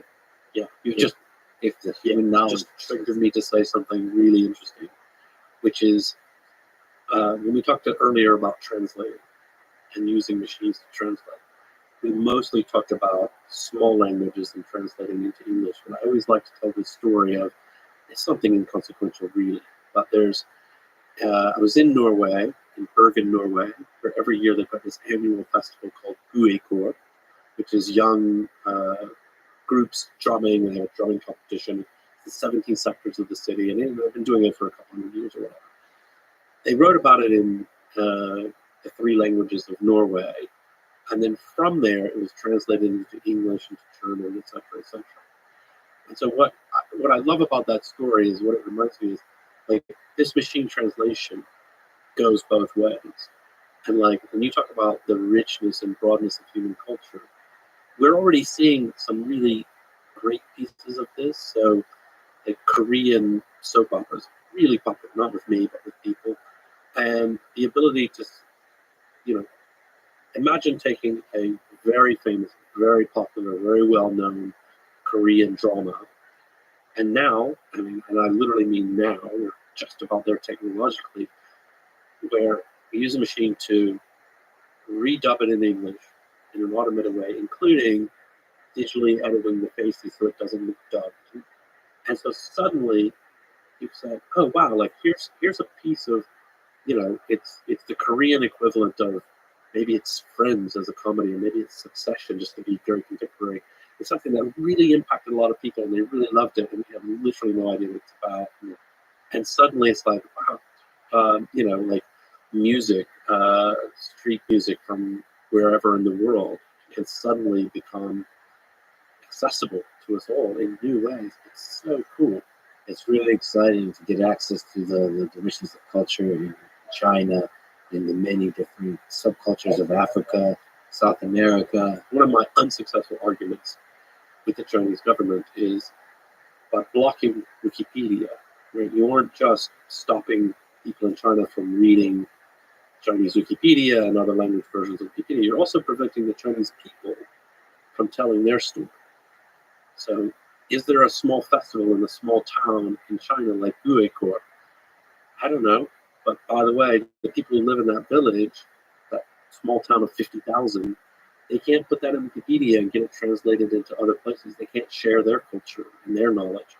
And I think for China, this should be a somewhat influential argument because China does feel misunderstood in the world. It's like, okay, well, there's one way. If you want to help people understand, put it in Wikipedia. That's what people go to when they want to understand. And give the amazing, incredible people of China a voice. Exactly. Jerry, I thank you so much. I'm such a huge fan of everything you've done. Oh, I thank keep you. saying No, it's really Wikipedia. great. Deeply, deeply, deeply, deeply grateful for Wikipedia. I love it. It brings me joy.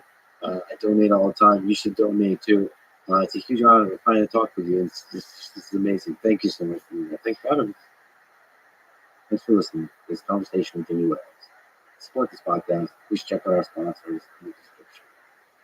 Now, let me leave you with some words from the world historian Daniel Gorski.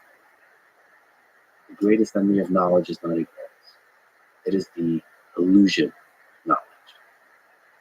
Thank you for listening. I hope to see you next time.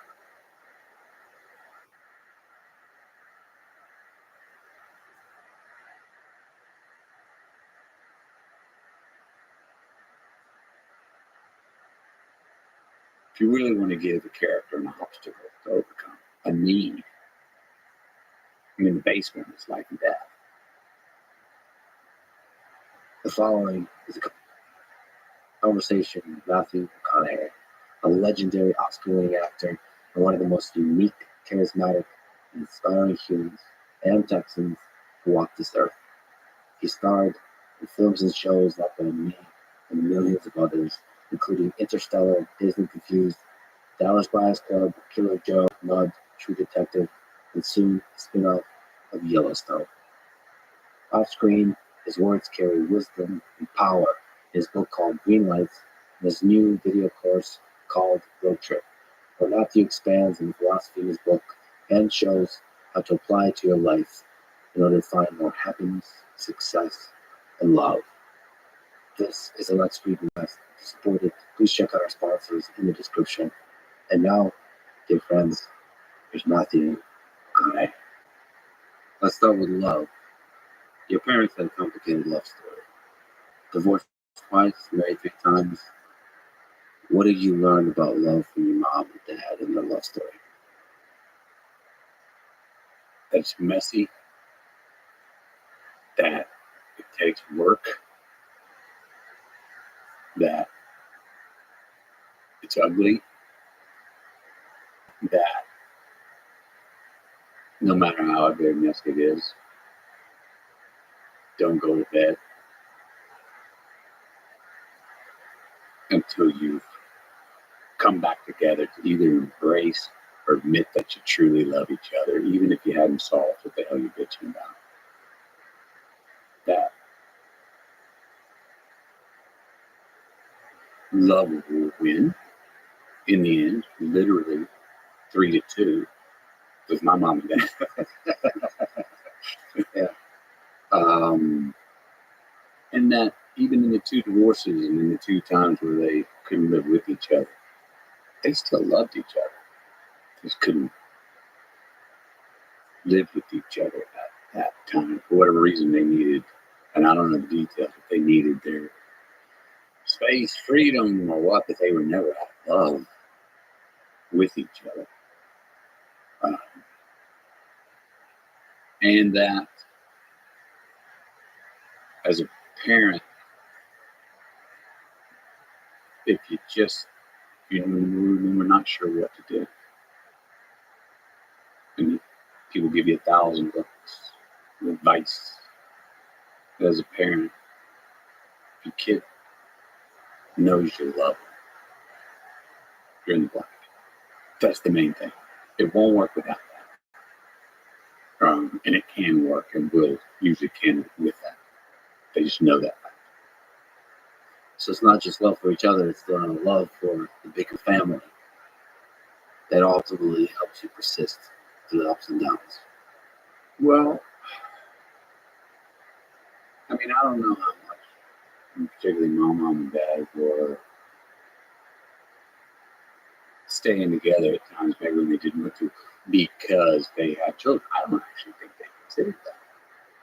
I think they were much less conscientious than, say, I am today. I mean, my mom and dad want to, they'll be fine. We love them. They'll be fine, but we'll cross that bridge when we get there. Right now, they were, let's work it out between you and I. That's what I think my mom and dad were saying to each other, or not. They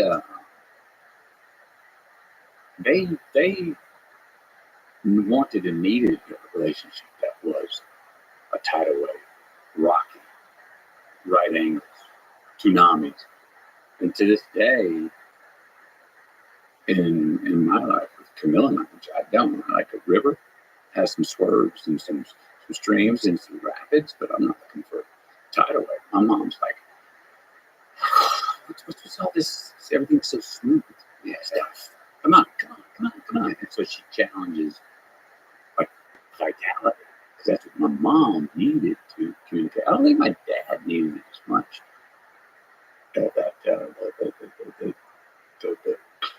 The hard angles that their relationship. I don't think my dad needed as much as my mom. But the clashes demonstrated the passion that underlies it. Yes, and that's I've always been asked, talk about my parents' love relationship. I tell stories that are actually sometimes quite violent, and there's some good stories there. They're beautiful. I think they're beautiful. Yeah, I think they're beautiful too. But I've had people go, well, wait a minute, that was unhealthy. You can't. And I was like, no, that's again back to the beginning. Love's messy, and that what I love about those stories is that's where the love was actually. It was tested, and it could have broke and been over. And it never was. Again, love won.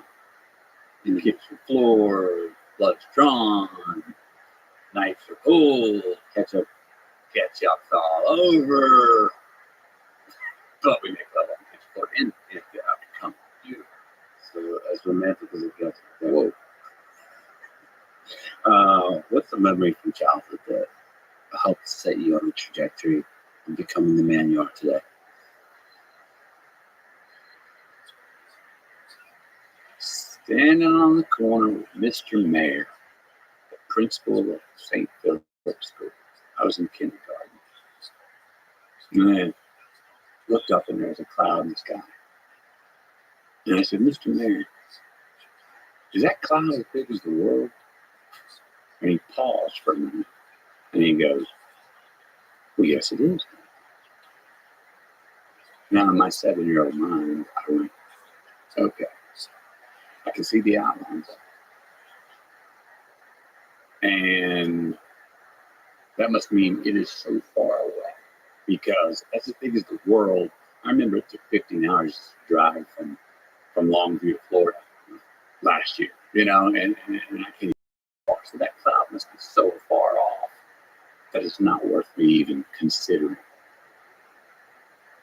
Space, dreams.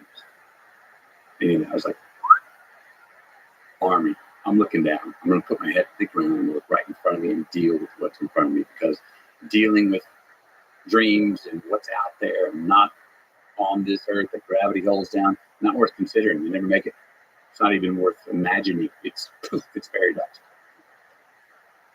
So I think I learned a lot of self-reliance from that. I think I got a work ethic from that. I think I got a focus on what's right in front of you. Do the deed. Take care of what's in front of you one at a time and slowly notch up your way. And hopefully there's some ascension to that. And it wasn't until quite years later, in some ways, decades later, that I started to go, oh, I can project, I can dream. Why? Because literally the first time I got a plane, and in 30 seconds I was in a cloud. I'm like, whoa, we must be going 1 trillion miles an hour, because we're already in that cloud that was as big as the world, but I saw the edge of it. And then I grew and learned enough to go, well, that's not true. Planes don't go that fast. Oh, what Mr. Mayor said wasn't really true. That cloud is not as big as the world, and it's not near as far away as I thought. But I'm glad he laughed. What do you think about that tension of a way of living life between being a dreamer and a pragmatist? Which is a better way? Tony holds the reciprocity of the two of them. I mean, I can't be present unless I got plans. I want to have a big picture in mind, but I got to go a day at a time. I like to write the headline or think we need to have a North Star, something to look forward to. But we all know that if we're staring at it, we're tripping on the way. If we're just, the old, you read the Hallmark cards, take hurt me, dream it, you can do it. I think that's a half-assed horrible thing to tell somebody. Yeah, because when you talk, and then on the other side, things like, people say hope means nothing. Well, yes, it does. That's the dream. You just don't stop there. It's not a period after that word. Now, what do we do practically? And I think that constant tension, when that tension's a dance, it's beautiful. There's an argument, but to see those as contradictions, I think is where we just fall short. So one on their own, if we silo the two, well, if you silo the two, I guess the the pragmatics the one to go with, because they should get something done. But if you only silo the dream and don't do anything about it, that's you're kind of living in an illusion. You're kind of living in a virtual reality. Yeah, it's tricky. Even the people you love can sometimes suffocate the dream. Can make you believe that it's not possible. It feels like a lot of parents kind of want you to be safe, want you to be stable, want you to have a plan so that everything's going to be okay. Yeah. And the dream feels like a threat to that. Yeah. How much of that, though, I wonder, is proper initiation? Because if you throw in dreams out, I call it conservative, very liberal. Like, let's learn to block and tackle. Let's learn to work ethic, those things, those pragmatics first. Learn the rules of the road, the rules of the game, the things that we can all kind of rely on. This is how the world's supposed to work. Now, it doesn't always work that way. You know, you teach a child to drive. It's like, yeah, you stay in the lane, you go speed limit, to start up. That doesn't guarantee that no one else is running the red light, but you learn that later. There's an initiation, I think, that's proper with the dream. I mean, I think parents, my parents were very much that way. The idea of going to chase an acting career or something was, what? I mean, that was a different vernacular. That was like not in our, I would talk to work your way up company ladder and 9 to 5, do your job. But the day I brought it up, he said, I want to go to film school. And I thought my dad was going to go, you want to do what, boy? He was like, gave me some of the best advice ever, and not to half-ass it. And said, go. In between the lines, what he heard from me was that made him so happy as a father, I believe. It makes any parent happy. Is when our child doesn't ask us permission to go chase a dream. I mean, when they're going, I'm bringing it up to you with full respect, but I'm doing this without you. That's when a parent goes, oh, yes. I've done something right enough. I helped my child be secure enough in the pragmatic, to have a foundation enough where they have the courage to go, I'm flying the nest, to take the leap. You wrote, after my dad died, I had a dream that left me with a statement. Less impressed, more involved. What do those words mean to you? We got to be more than just happy. I'm big on gratitude, but we got to be more than just thankful. Or dream it, you can do it. It's got to be more than just dream it, you can do it. That's impressed. The dream is still other than. And if I'm here and so impressed talking to you today, if I have a reverence to an extent, I will not be able to be involved in this conversation. I'll be too impressed. I'll be anticipating, oh, what's the question he's going to ask? Oh, I think I know where he's going. Oh, I think I know what answer he's love to hear. Oh, yeah. I'm not involved in conversation to impress. So I'm removed from the present. For me, what that literally meant to me when that came to me in a dream, and I carved it in the tree. It took a couple hours. Still want to know where that tree is. Santa Monica. It was, my father had moved on. He'd left this life. All of a sudden, it hit me. Oh, I don't have the safety net. My dad was above law and above religion to me. He had me. If I really was in the shit, I really needed him. I trusted him. Yeah. Above law, above anything. All of a sudden, he's gone. I'm going, okay. It hit me how much I've been pretending to be the young man I was trying to be, and not actually put my ass on the line and have enough courage to take risk and actually own up to the man that he was teaching me. And I remember the world got flat.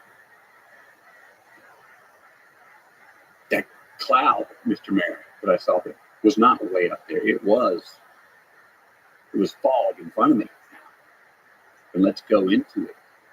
It was, I'd say I probably gained even more respect for people and things, but I lost a certain amount of reverence that was keeping me from feeling like I deserved or I'd earned things, or looking out for myself, or holding myself to task.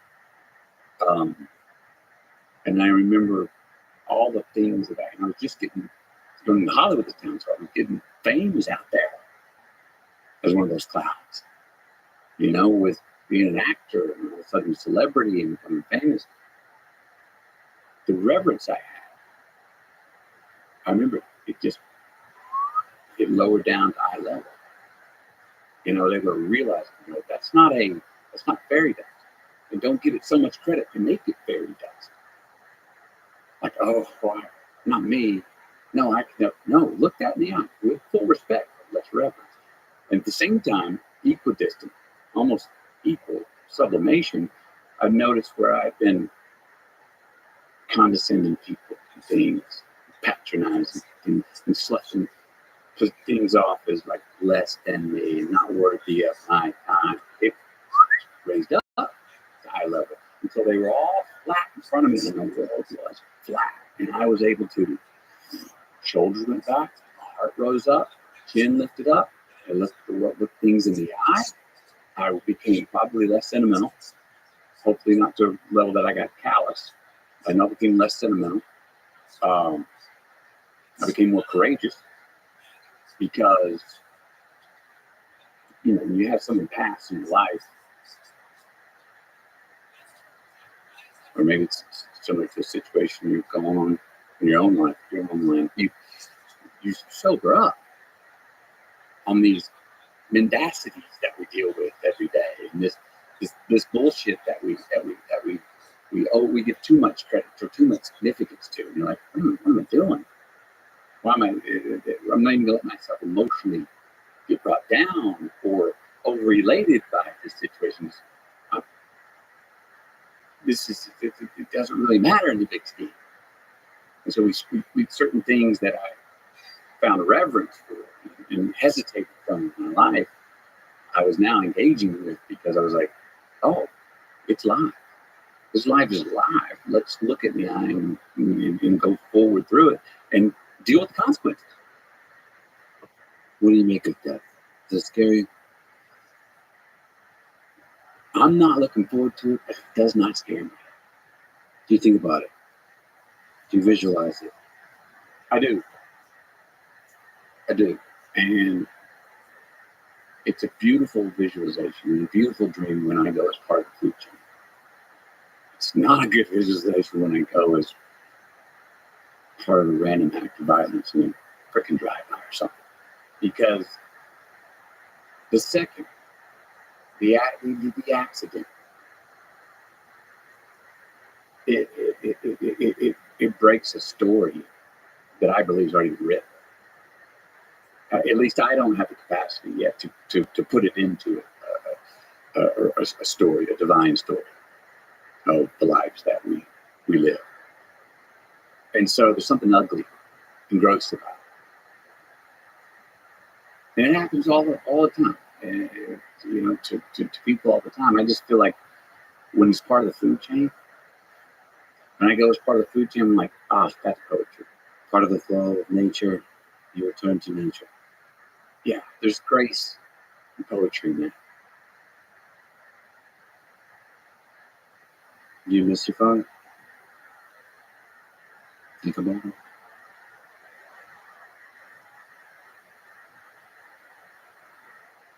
When I think about him, I do. Now, when do I think about him? I thought about him yesterday, working through a script I'm working on right now, working on the scene. And I just had that quick little reaction of wanting to show him, hey, check this thing.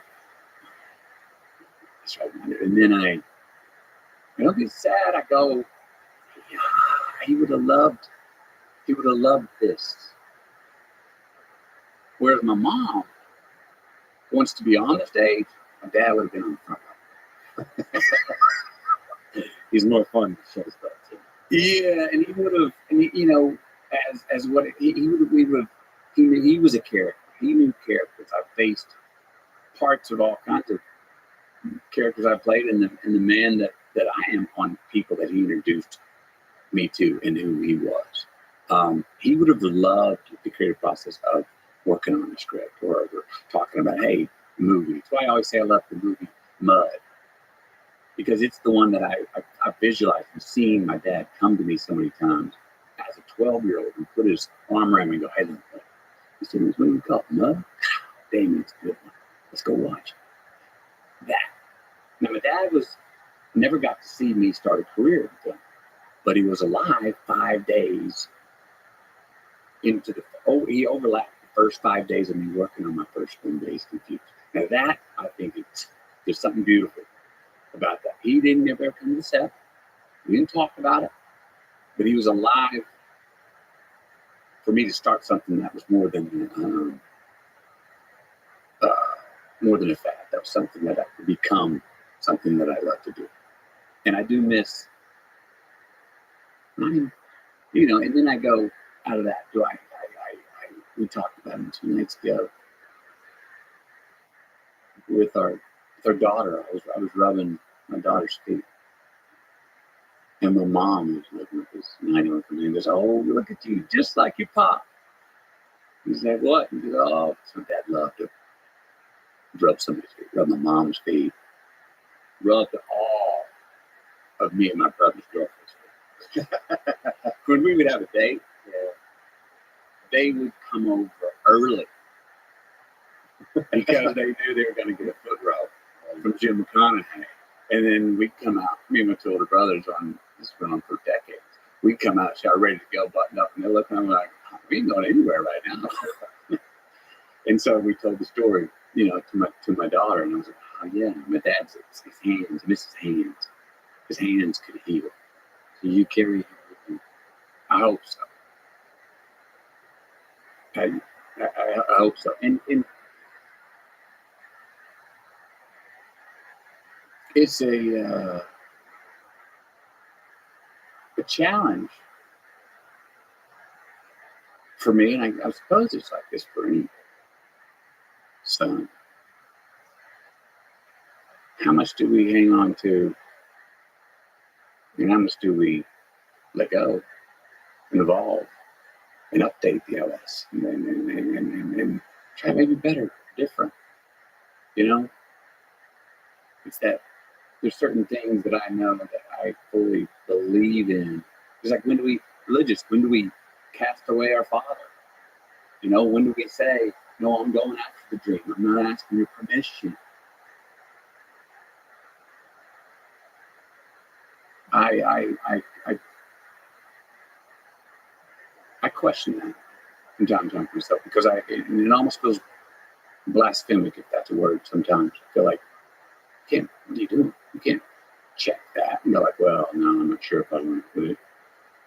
And then I immediately kind of let myself off, because I believe where he is, he's going, "Go, Yeah. you're free, man." Yeah. You know, I'm not going to hold you back if you misread that, or I didn't teach you that as well as maybe I wish I could have. Go, you're free. You're not going to lose. Trust that you're not going to lose. It's in your DNA. It's in your lineage. I mean, Still, it's scary to not have to say to that. Losing your father is scary in that way. You realize this world is just you. In some deep, fundamental way, it's just you. You're alone. yes. But I mean, also not having that. It's such a gift of deliverance, though, as well. Because it's an awesome feeling to know we're alone. To know we don't have that. To know you don't have to take 2. You take 3. That it's one take. I mean, peripheral vision improves.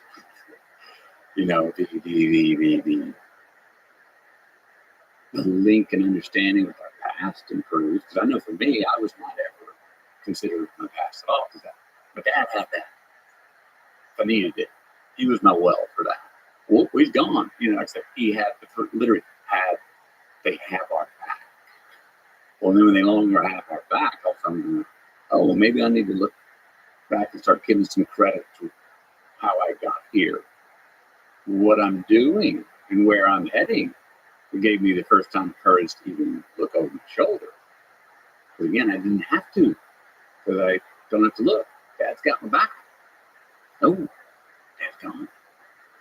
From this life, he doesn't.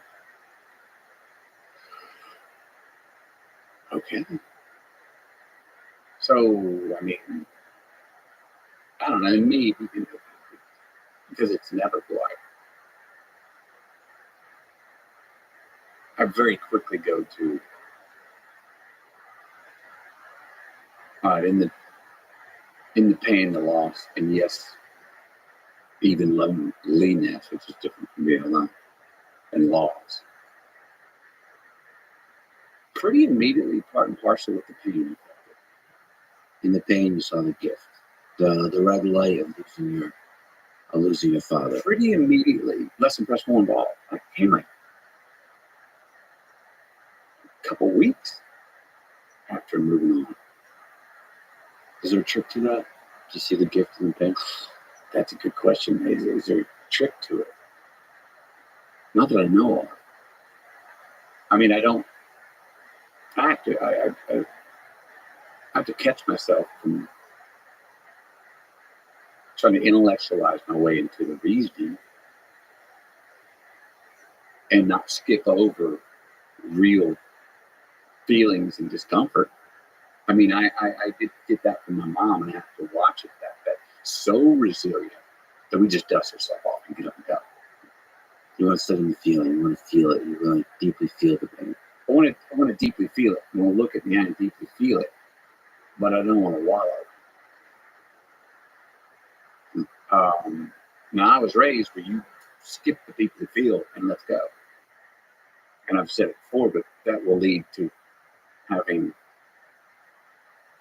turned into a person who is a repeat offender of the same crimes, because you just get up and you don't have a winter in your life. You know what I mean? You don't have, there's no introspective time. You don't look over your shoulder in the past. So you just get up and you're like, all right, I've stepped in the same pile or whatever 100 times, and I'm fine, I'll do it 101st. Doesn't hurt. Hell, it's good luck. Well, hang on a minute. Maybe we'll stop and go, what can I learn from that? But I don't know, trick. I think if there's any trick, I would say it's just how quickly can we admit the inevitable. That's what I'm talking about. Like once you know it's inevitable, how do we get relative? Not skip it, not throw it to the side, not deny it, which I'd love to talk about that here sometimes too, about the value of denial. Sometimes. The value of denial. Yeah. But how quickly do we once something's inevitable, go, okay, any mind and heart time I'm spending without going, no, I can't believe that happened. No, did that really happen? Anytime I'm spending trying to deny that what has already happened, that seemed to me to be, I'm not sure the value of that time. So if there's any trick, I would say, once you know something's inevitable, even though how painful it is or how awesome it is, start getting relative with that. And in the relativity, you see there's a gift here. And if I realize that gift, I'm honoring. Now I'm on and building up the beautiful passage of my father leaving this life. Now I'm on the march to go, yes, let's let the legacy, let's become omnipresent. Let him live through me. Let me become more him. It's transformed. So what value is there then to denial? Any? Oh, I think there's value if you really commit to it. I get this from my mother. So it's a very pragmatic, Whoa. denial. Okay. and my mom does it to an extent that I'm like, Mom, do you have any consideration for context of situations? And she does. This is the thing. Every time I go, she's not a shallow woman. But if it is something happens in her life that is keeping her from going where she wants to go, or having a joy in her life that she does, she'll straight ass deny it. Didn't happen. No, dude. Mom, we're right here. I heard you, what you said. No, I didn't. You heard something else. Mom. Now, does she get some amnesty on that? She's 91. Hell yes, she gets some amnesty on that. But she's not. Yeah, does she repeat offend? Yeah, but it's misdemeanors. You know what I mean? And it's like it's part of that thing when you got a family member, you're like, yeah, that's what they do. Just go with it. You know, and it's ingenious. It's a tool. She does. I think it is more of a trick with her. But she would even so ingrained her. It's not a trick. It's just do it. Done. And another reason I bring this up, outside of just my mother, is I did this road trip course. It was Art of Living event a few weeks ago. Out of the hundreds of thousands of checks that came in, responses that came in, it seemed to me that about 80% of people's challenges and problems, even in their life, were something in the past that they were hung up on, that they could not seem to get past, and it was holding them from going where they wanted to in the future. And so I thought that was real. I would have thought that was, I don't know, more than 40%. It was 80. It seemed to be 80%. And then I thought about it. Okay, if you're here in the live show, you want to get the course, you're into some sort of therapy or education or development, self-help, whatever. Okay. And I have a lot of friends, and I know a lot of people that are in weekly, daily therapy. And then I know there's a lot of people that on prescriptions, drugs. And while the therapy and the right prescription to the right person for the right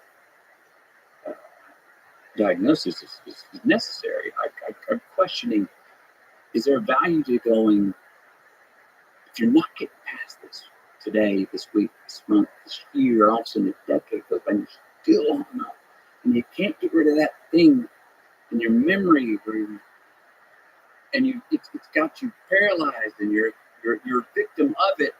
Is there, and you're doing the therapy, and you're doing the work, and you're taking the prescription, if that's what you think, is there a value of going, if it's holding you back from going where you want to go, maybe you should just deny the fucking thing ever fucking happened. Kick it in the head. Kick it off the curb. I'm done with you. I'm sick of you. I'm tired of hanging out. I'm tired of that thing, whatever it is, holds me back from going where I want to go. So if I can't wax the car, and get past this thing, kick it. That's so powerful. So one thing to do, like with the loss of your father, is to try to transform it, to discover the gift in it, the gift in the pain. But if you can't, keep looking, you can't find the gift in the pain, deny it. You could call that a trick, but I think it's more than a trick, because let me say this. My mom, after my father died, went on and found the second love of her life. For 19 years they were together. CJ Carr. Love you, buddy. He's moved on now. Did she check with us a little bit? Like, is this okay? she gave us a little lingering half a second look that we knew that maybe was what she was asking, and we came to her, was like, yes, it's okay. And you know who else is saying it's okay? Who's dancing up there for you? Dad. So, was that her denying that the man she was divorced from twice and married to 3 times, and had 3 children with, had moved on? No. But she didn't say, I'm not, you know. Well, what's the book on how long I'm supposed to stay single before I can be interested in another? You know, there's not a book on these things. How do you feel? Is loving CJ mean you love Dad less? No. Is finding a new life, a new dance partner in this life, is CJ mean that Dad wasn't your dance partner? That Dad wasn't love your life? No. So I don't know. I mean, in there, maybe, you know, maybe there's another word. I think it's denial, but it's not really denial because it's not like it didn't happen. That's an earlier example I was giving Mom. She will ask, let me go, that light's not on. Mom, some of them, that light's not on if I say it's not on. Sometimes you're just like, that makes no sense. You're just absolutely denying what just happened. We didn't have it recorded. And she'll go, well, the recording's right. Yeah. I mean, that's part of a coping deal with her, but I mean, what I think is more important or more valuable is to start up this. She didn't deny my dad dying. I didn't, but she sure as hell turned the page and said, I can still start a whole new category, a new life, a new love. Let my heart love and be loved by someone living in this life today that I'm still living in. And that will not trespass on my love for my husband, your father, Jimmy Conrad. And I think, I mean, we were just thought that was beautiful. Yes, Mom, go. I've got a green light, go. Now, if we're hung up going, can't have one or the, can't have them both, can't have one or the other, now we start to make a contradiction of the 2 ideas again. Which, darn, contradictions get us in trouble all the time. That's life, though. The contradictions, right? But is it life if we just admit the contradictions so much, don't they become paradox? We just admit that that's part of it. Yeah. If the contradictions are inevitable, instantly they do become paradox, don't they? Then we're in the honeymoon. Then we're singing and dancing and have leniency with ourselves while still holding ourselves to task. I think it's holding on to know each contradiction. Oh, here it is again. So it's a one-off. It lives on its own, separate from the last one. No, it doesn't. They're connected. That's why they are paradox. And then I think that's where life really is. In the paradox. Yes. The dance of it. I think the metaphor of red, yellow, green lights is just so simple and so powerful. You write about some green lights being engineered and some being mystical, which I love the difference of that. What's the difference of the engineered green lights and the mystical? Such a cool word, mystical. Yeah. Well, the engineered ones have reason and the mystical ones have rhyme. Yeah. You know, life's a mystery going forward, but it's a science looking back. I've prepared, I've had ideas, written headlines, and had goals, and an athlete gets in shape for an event. And I get in shape for a role. I read, I study, I work, I prepare. And I go, I'm prepared, and I behave, and I do it. And I look at it, yes, that's what I'm going to do. It's engineering. Green. It's a conscious delayed gratification. It's that if I do it today, that pragmatic, get down, believe there's no cloud out there, but then I trust that there is one out there. If I do keep my head down to do it, I'll get that dream. We can engineer those. Habit, work ethic, prep, expertise, education.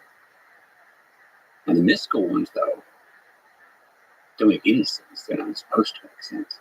They only make sense after, right when they happen, you backlog. And you connect the dots with how they got there.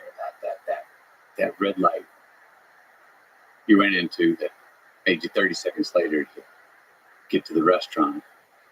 As you walked in, she walked out. And you went, good morning. And she went, good morning. And 2 months later, you're dating. 2 years later, you're married. You after that, got a family. Now you're sitting here 40 years later going, I love you. I love you, Bill. And you go back and go,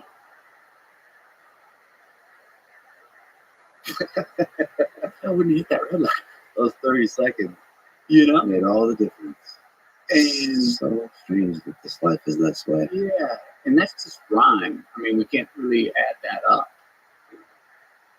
It's a science when you look back, you see, why it was that you were upset and ticked off that you had to pick up the kids' toys before you left, and they were supposed to pick them up, and therefore you were late for the thing that you ran into, and you ran into the person that was walking in the office. That's the guy that did the interview. That's the guy you looked for, the job you wanted, and you caught him because you were in the elevator with him. And that 90 seconds on that elevator got you that job, let you do what you want to do. I mean, the significance is there, but we have to. I think what we've also got to watch is, again, in that balance. What do we chase? Because if you just chase the engineering, we're missing it. If we just chase the mystical, we find ourselves caught up in trying to give meaning to the Lego sets on the floor that the kids didn't pick up. And what color was it? And why did I walk out that door and see and almost step on the Legos?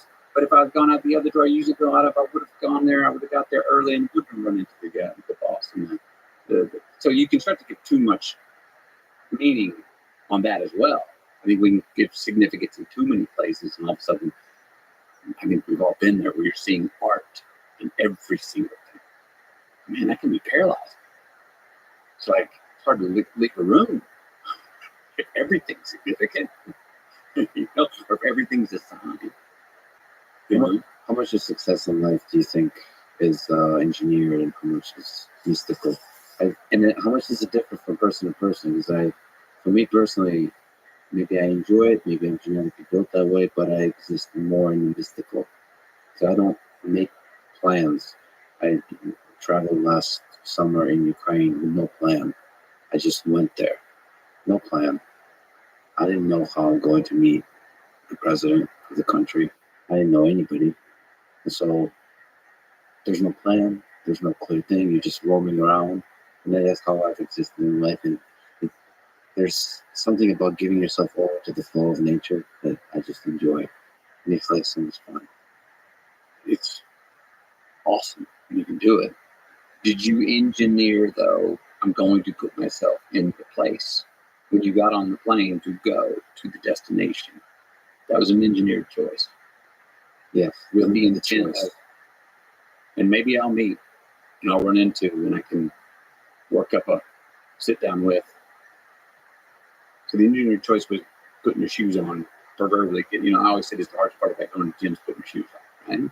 So getting on the plane, that was an engineered thought with the goal in mind, but I don't know how I'm going to do it. Choice. Yeah. Put the shoes on. Yeah. But there's not a clear, it's a fog. What happens after the shoes go on? Yeah. Yeah. Yeah. It's going to take that leap. So I wonder how much, for people who are successful in this world and finding what makes them truly happy and fulfilled, how much of it is engineer, how much of it is mystical? How much was it for you? Well, I'll say this.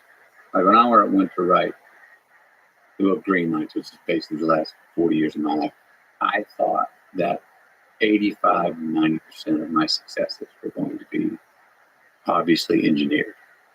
Where I could see the science, saw the habits. Here's what I did. Yep, that added up. Got the solution, got the conclusion.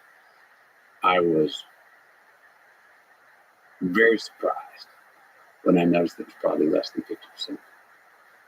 And that most of the real success in life are when I trusted when I trusted that I didn't have to define it, that I only trusted that I didn't have to go, well, what's the measurement? What's the score? This leads to what? What's next?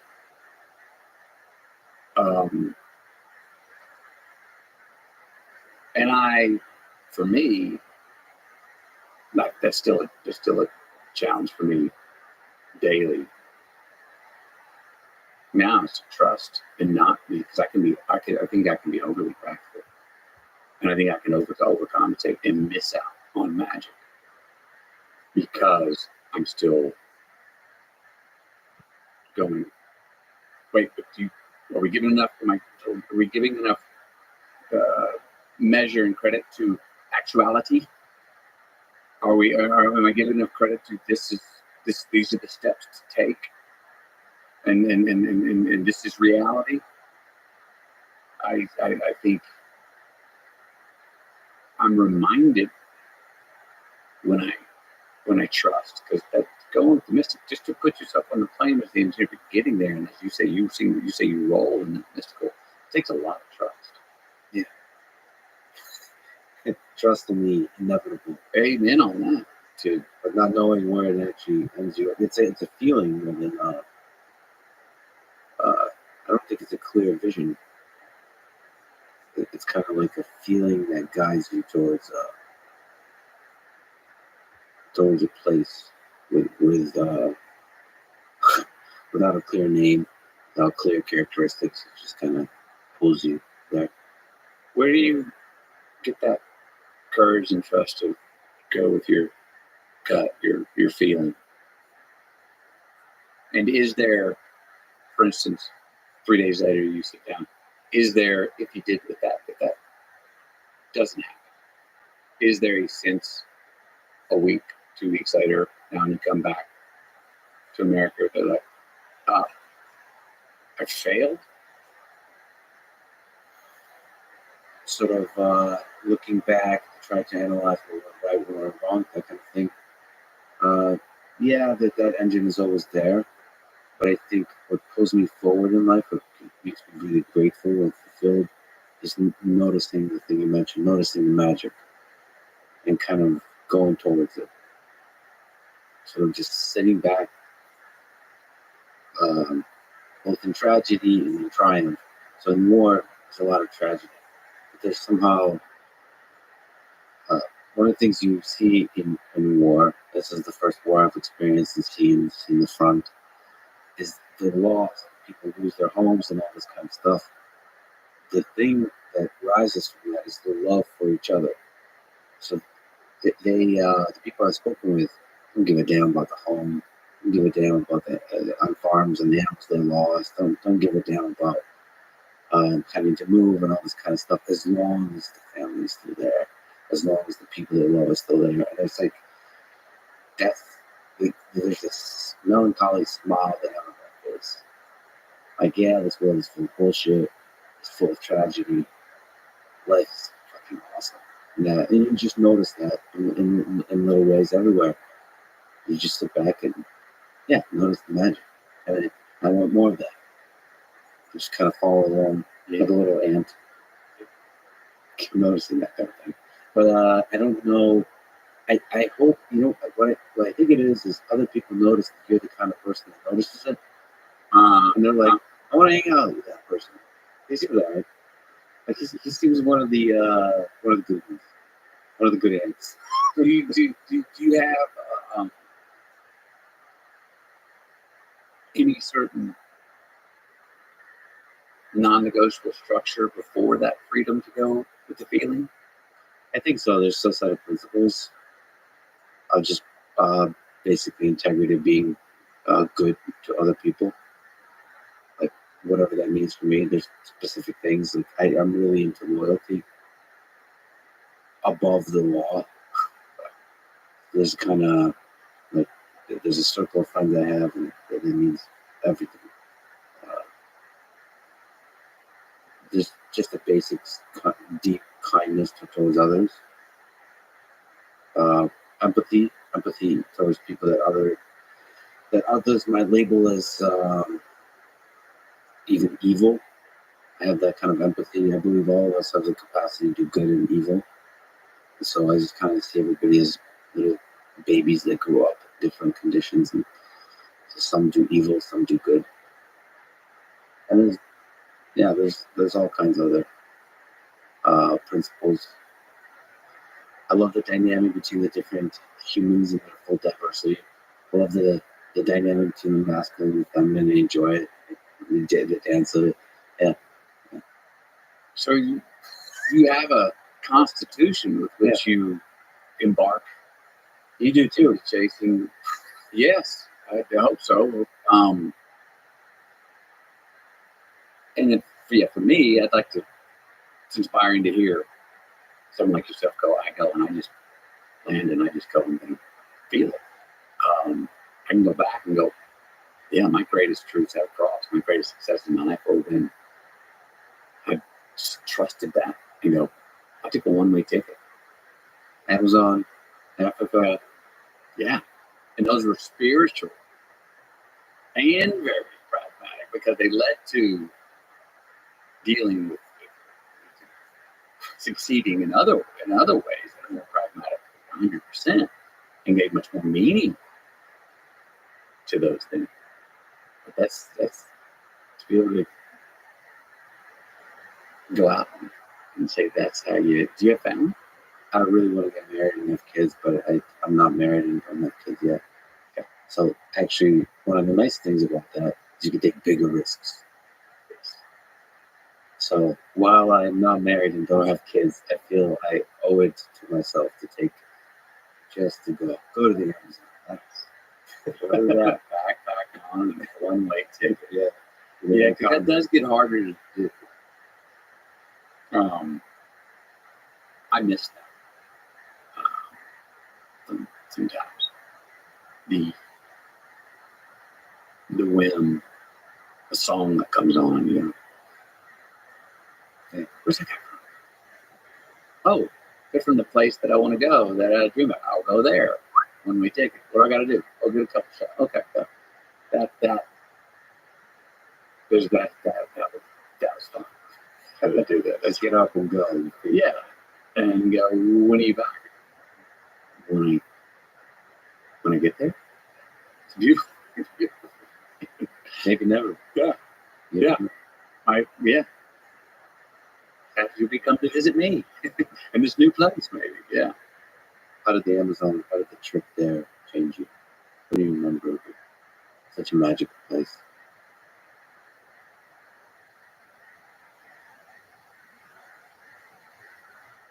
I stripped a lot of my past, symbols and talismans. While I was there,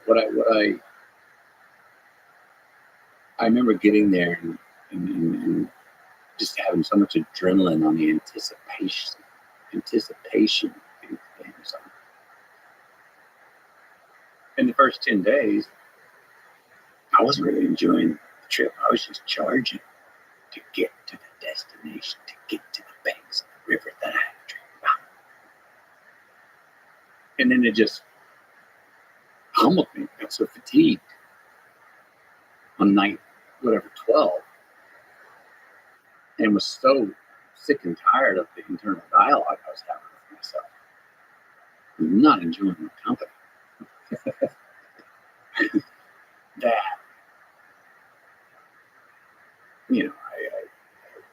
I purged. And I remember and stripped off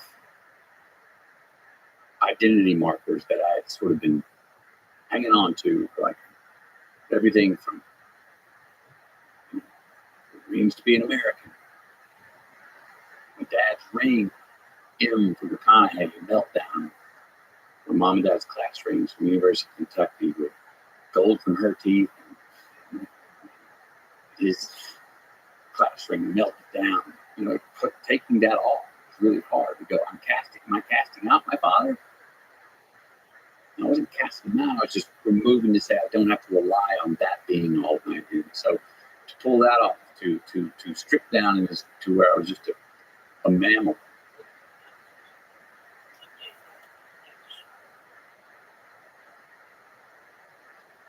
that next morning, I was light. I got present. I remember writing something down. It's like all that I want is what I can see, and what I can see is in front of me. That sense of I wasn't leaning around, looking around every corner to get there. And as soon as that hit me, you talk about mystical successes and realities and truth. As soon as that hit me, and for the first time in 12 days, I didn't care about getting there, what was around the corner. Guess what was around the next damn corner? Amazon. I mean, not around a few corners, the next corner. There it was. And that was just like a touche. You know, those times when the prime mover of the universe, God, what we want to name or believe in, says, ding, there you go. And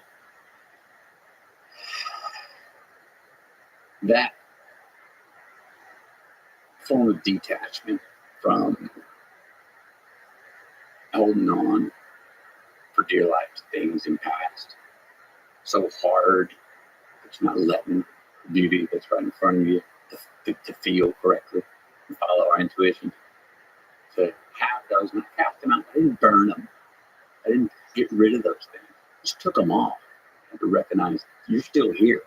You are you. You're much more. That is a talisman. That's a symbol. That means something to you, and that's good. Don't cast out the meaning. It's not like when the ring's off and the hat's off and the crucifix is off your neck that you're like, you're going to die. And I know. Those are reminders. Hang on to what they mean for you as we go forward. But as we go forward, we're worried about so much about you. Again, I was looking at the proverbial dream, the clouds, so much that I was tripping over myself to get there. And like clockwork, just amazing grace, boom, as soon as it hit me, and I was like, oh, that's it. All I want is what I can see, and all I can see is in front of me. Literally looking down at the ground at what was a sea of 10,000 wild neon blue Amazonian butterflies on the ground. As soon as they fluttered up, my head came up. Took a few more steps, and there's the Amazon. That's what you came over here for. Oh, howdy. Those kind of, that truth like that. Well, the Amazon is interesting too because it really has no past or future. It lives in the moment because how fast it churns. It just eats up life. It like, if a thing dies, it just gets swallowed up. Because maybe because of the humidity, because of all that, because there's so many living creatures that kind of eat each other, live on each other. So it really exists in the moment. And all this kind of diversity of life there. It's such an interesting place. Talk about food chain. Yeah, you're just part of it there. we humans somehow escaped that food chain. But we're still, the roots are still there. I think we're a bit arrogant to think we can escape. Yeah. You think I'm being romantic in that notion? Well, sometimes when you're in a big city, when you're in Austin, Texas, and LA, you can think like, oh, we're in a car, we're in the house, we're safe.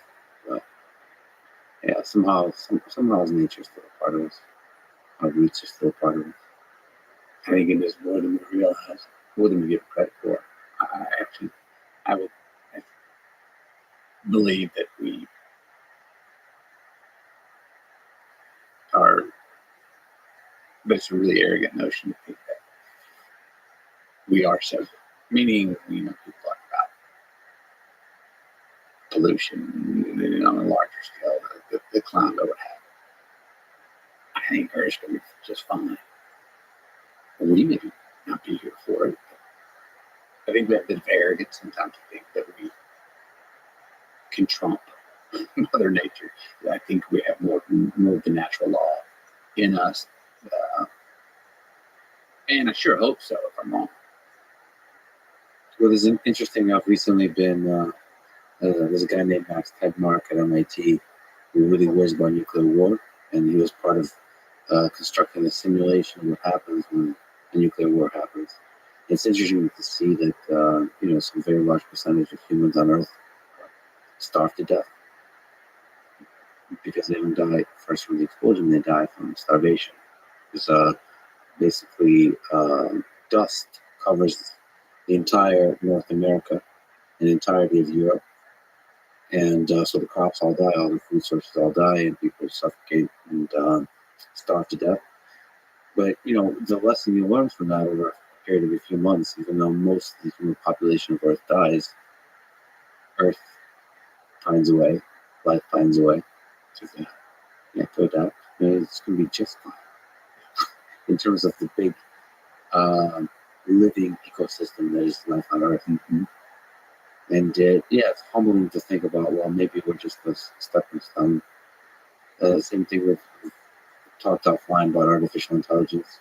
Maybe humans are just a stepping stone to the development of these other super intelligent entities. Yeah. And is it unconsciously in our nature that that's just part of the evolution and adaptation of our species? And because we were talking about earlier, what AI becomes is completely 100% based on who we are. And we get to see it for some time, a mirror to ourselves. Okay, this is what human civilization is like. These AI systems, large language models, are trained on human communication. And you get to ask it questions, you get to have conversations with it. You get to realize, wow, this is what the collective intelligence of the human species, our collective wisdom and knowledge. That's what it looks like. All the bias, the hate, the paradoxes, all that is in there. Yeah. The contradictions. You can even convince those models. You can tell them they're lying and they're going to start changing their mind.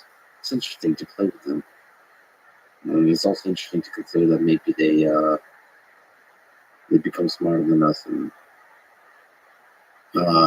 become almost life forms that live among us, and maybe one day kind of we merge with them. There's all kinds of possible trajectories we take here. How much of that excites you? How much of it scares you? Is it possible to exist in a place where it's both exciting and scary, but to exist in that dance? Mostly, I'm really excited because I see human beings as deeply lonely. Like there's a deep loneliness in all of us. That's how we seek connection. That's why we seek connection in others. That's why love is so beautiful when we find other people we're connecting with. And I just think AI can add to that. Can add friends that you can have great conversations with. And then some of those friends would be AI. They'll call you out in your bullshit in the most fascinating and interesting ways, and challenge you and help you explore ideas together. So I'm excited by that. Is that different? And if so, how from the internet, and Facebooks, and these groups and communities that were, I think it's fair to say, set out to say this all access to information people will help us find more common denominators than divisive. Is it, you see it similar? Yeah, it's similar, but further into that direction. I think the internet has done an amazing thing in connecting us and expanding our minds and helping us find community. It feels like our community, and then the communities that are totally different, and you learn from them. And Wikipedia alone, one of my favorite websites, just opens your mind to all kinds of cool stuff. Yeah, it does. And It's not doing yes some systems. And so I think AI just makes that even easier. Because Wikipedia, you have to read, have to do a lot of work. With an AI system, like a large language model, you can just shoot the shit. Mm-hmm. It's more like drinking beer versus doing homework. Yeah. It's already happening. What do you think about that becoming a new family? Where, you said you're not married, you don't have kids. Could you see a future for yourself where you have a relationship with AI that is your family? And that's the primary like even a romantic relationship. Yeah. I can see it. That one worries me. I like to keep it friends. Right. I think I'm not ready to commit. Romantic. It's. I wonder how much that now that takes us back to the Amazon and nature. How much we still need the human touch and whatever magic there is between two humans, which takes the leap into the romantic versus just the intimacy of a good friendship. I don't know. So, correct if I'm wrong, you see AI as having a deep and meaningful friendship. And hopefully it will be a friend that will help you evolve and be able to love even more and be loved. And you can take that into humanity and find out that Homo sapien. Yes. And thank you, AI, my great friend, for opening me up to this beauty that I have in myself. I can see in you, my fellow human. And let's come together and biologically create family if we want to. And let's all remain friends with my friend and make your own friends with my friend's friends on AI. And let's have these great neighbor. It's a good friend, a great friend that's a neighbor. Mentor, your friend. Just like now there's AI systems that play chess far, far, far better than humans. And we humans still play chess with each other. But chess is still a game that's fun for us humans. Right? And then we use the AI systems to get better at chess, to learn, to train, to discover new ideas, but ultimately return to the chessboard between two humans. Mm-hmm. But of course, this world is full of dangerous people. So those same AI systems can be used to harm, to create false narratives, to do social engineering and manipulate the masses in terms of what they believe and all that kind of stuff. That's scary. Well, and I get it. And I have my own fear and distrust of AI is based on my own fear and distrust of myself and others. There's something, it's very simple, guys, to really sort of way to just set up this reality. You know, it's kind of a duh, but it still needs to be said that AI is a prompt. So it doesn't do anything unless we ask it. So, what questions are we going to ask? Is a question is what we need to ask ourselves. Because we're going to be looking in the mirror at our digital God. We created from ourselves. And just to know that that's that place where it's awesome and scary, exciting and scary. You go, oh, it's our creation, which is awesome. At the same time, oh shit.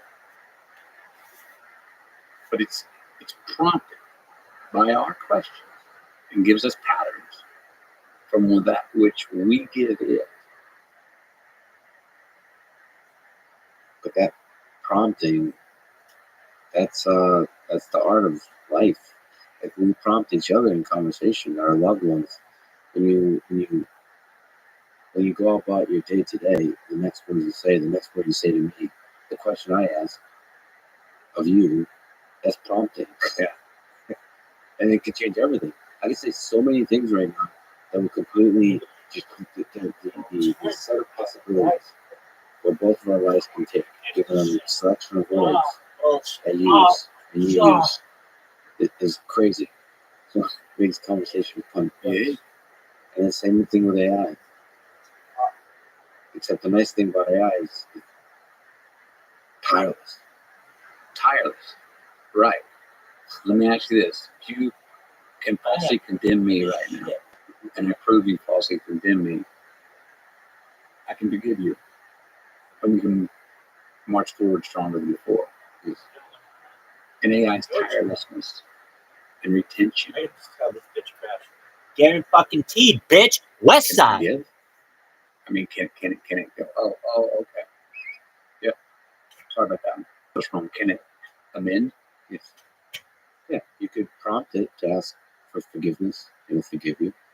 Like when I toggle around with it, And you ask, what should I be afraid of? Or it's the doom story. His answer was always, well, it's up to you. Which was awesome, right? Yeah. There you go, again, it's up to us. And it brought up, make me synonymous with your human values and ethics and responsibilities. But it doesn't deal with, I didn't find anyway, deal with defining or making choices on some of what those are. Yeah, I think some of that is manually, those are constraints put on by the creators of those large language models.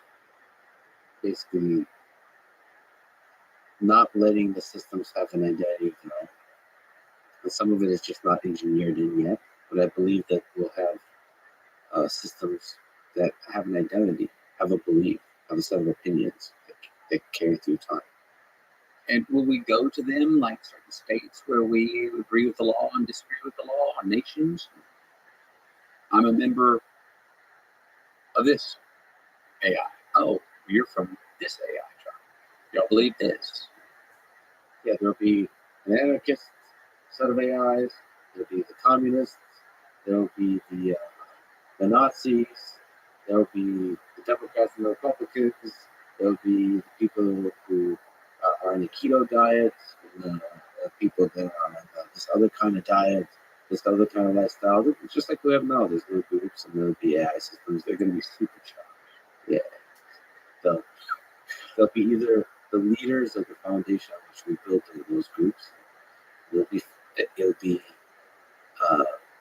the possibility of all the fun we can have is endless. Of course, the danger is always rise up there because I mentioned the Nazis. I mentioned all the dangerous ideas. The set of ideas that humans have come up with, a lot of them are awesome, most of them are awesome, I'd say, but some of them are dangerous. The reason they're dangerous is because they become viral. There's something exciting in us about these ideas, but they also harm others a lot. Because that's who we are as humans. We're capable of envy and all the dark stuff, hate. Capable, yes. We also choose it. Do you think most people are good? Yes. But I also believe we got the good and evil in all this, and which wolf we feed.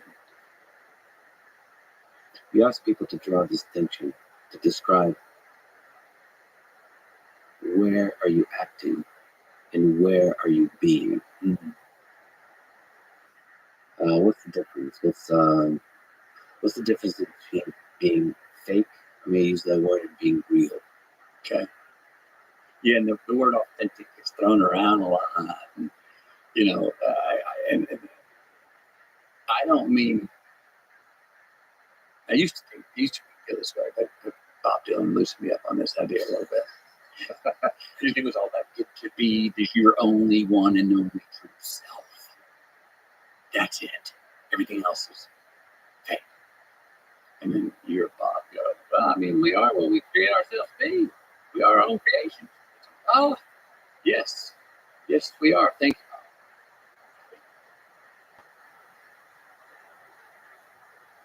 you. What? I'm all for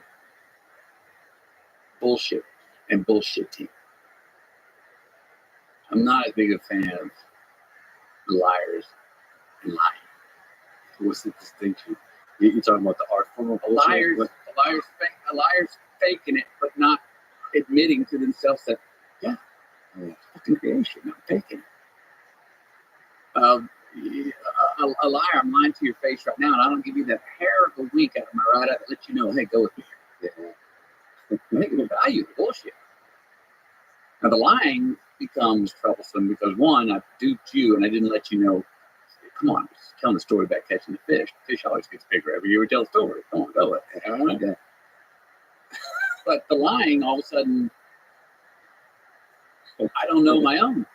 I don't know when I'm emanating something, creating something, telling the truth, being authentic or lying. And I'm good. All of a sudden, I'm leaving crumbs with myself. that constitution gets blurry. Lying to yourself and to others. Yeah, when you start to lie about others, not to start to lie to yourself, you never know it. And that, I believe, is dangerous territory. That's why I'm trying to push this admit, because that goes, I'm trying to come in at kindergarten because we immediately jump to, well, I'm going to judge that. Boom, that's bad. That's wrong. No. Hold on. Let's go back to base level. Let's just admit that we all do it. Lies we tell others, lies we tell ourselves, lies we believe for convenience sake. I do it. I'm guilty of it. I try to catch myself on it. I can just call it and go, you're believing that lie out of convenience. I know. And I don't have to, whether I'm saying that in the mirror or writing it down or sharing with a friend, I go, okay, well, now I've inherently become a bullshitter then because I admitted it. That I can shake hands with. That's the little slight wink to ourselves, and someone else goes, come on, it's a better story this way. In the course road trip, you start with step 1, admit. How do you do that? How do you kind of step back and do that inventory? Yeah. Is there a trick to that? Oh, there's a trick to it. I think it's just about courage. But because I don't think any of us like to admit our lies or look deep enough in to go, I relied so much on that lie that it's become my reality. Yeah. And I don't want to be so puritanical as to say, again, that's why I say to admit instead of judge. But I don't want to be so puritanical as to go and admit it and get rid of it. No, I'm just saying admit it. Just bring it to the surface. Yeah, I'm saying this, doing something different. I preach this, but actually my actions are just admit it. Just admit them. Just admit them. And I think that's the first step to where we begin to either forgive ourselves and give ourselves some amnesty and go, yeah, I'm a human. Trying to make it through life best. Let myself slide on that one. Okay? And maybe I'm getting away with it. The whole family and the whole network will dwell on it, okay? Forget this, get to the base of the truth of the matter. But just admit it. And then it will also help us. It'll be easier to then expose to ourselves which ones we go, no, I'm not letting myself slide on that anymore. That is actually a lie I've been believing that's been keeping me from getting what I want in life. That's actually a lie I've been living that I haven't admitted that is not allowing me to enjoy life as much as I damn well should be, deserve to be, or I've earned to be. I just sort of let myself. And I had it's not all the hard stuff. Sometimes it can be a fun thing. I talk about how many times we major in our minors. Let's admit where we sit there and we go, all right, I give myself a 12-hour workday, but I notice I'm spending 8 on my hobbies and 4 on my career. Or I'm majoring in my minors. Let me admit that. There's the math. Why don't we invert that? How about 4 hours on my hobbies and 8 on my career? First off, just admitting it allows me to go now the math, or rearrange the math by time of day. But I just found hobby tennis. First time I've had in 25 years. I had to admit that I went to play tennis because I started loving it the first month. I started feeling guilty. I was like, I'm happy. Is it okay to have this much fun? I'm so much fun. And I'm getting a great workout. And I was like, yes, it's okay. Congratulations. You found something that you're finding quite pleasurable or straight pleasure. You don't have to forget all this other stuff. Yeah, I'm also getting a workout. We need to get that too, but you don't have to excuse the pleasure based on, but it's good for you. No, damn it. The real reason you love it is because you're having so much damn fun at it. I had to admit that to let myself go. Damn right, I'm going to kick this again today or tomorrow. It was a simple, fun thing. So it's not always about the hardcore stuff that we have to go.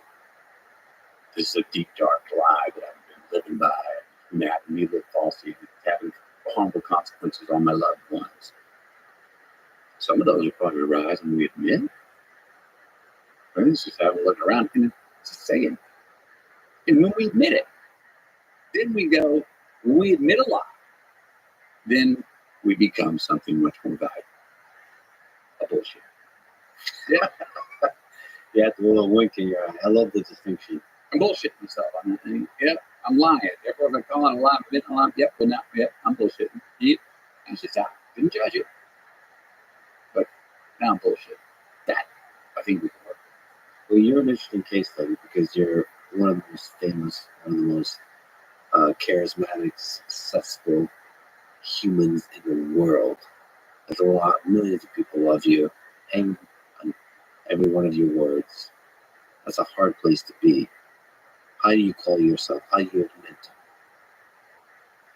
that you've been living a lie? How do you admit yourself in big ways and small ways on lies at this point, given how many people love you, how famous you are? 10 years ago.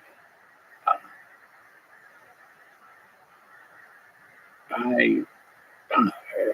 Someone was talking about, like, yeah, they really admire this so and so person. They're not someone who looks in the mirror. And I was like, yeah. And also, I was like, I'll catch myself looking in the mirror a lot.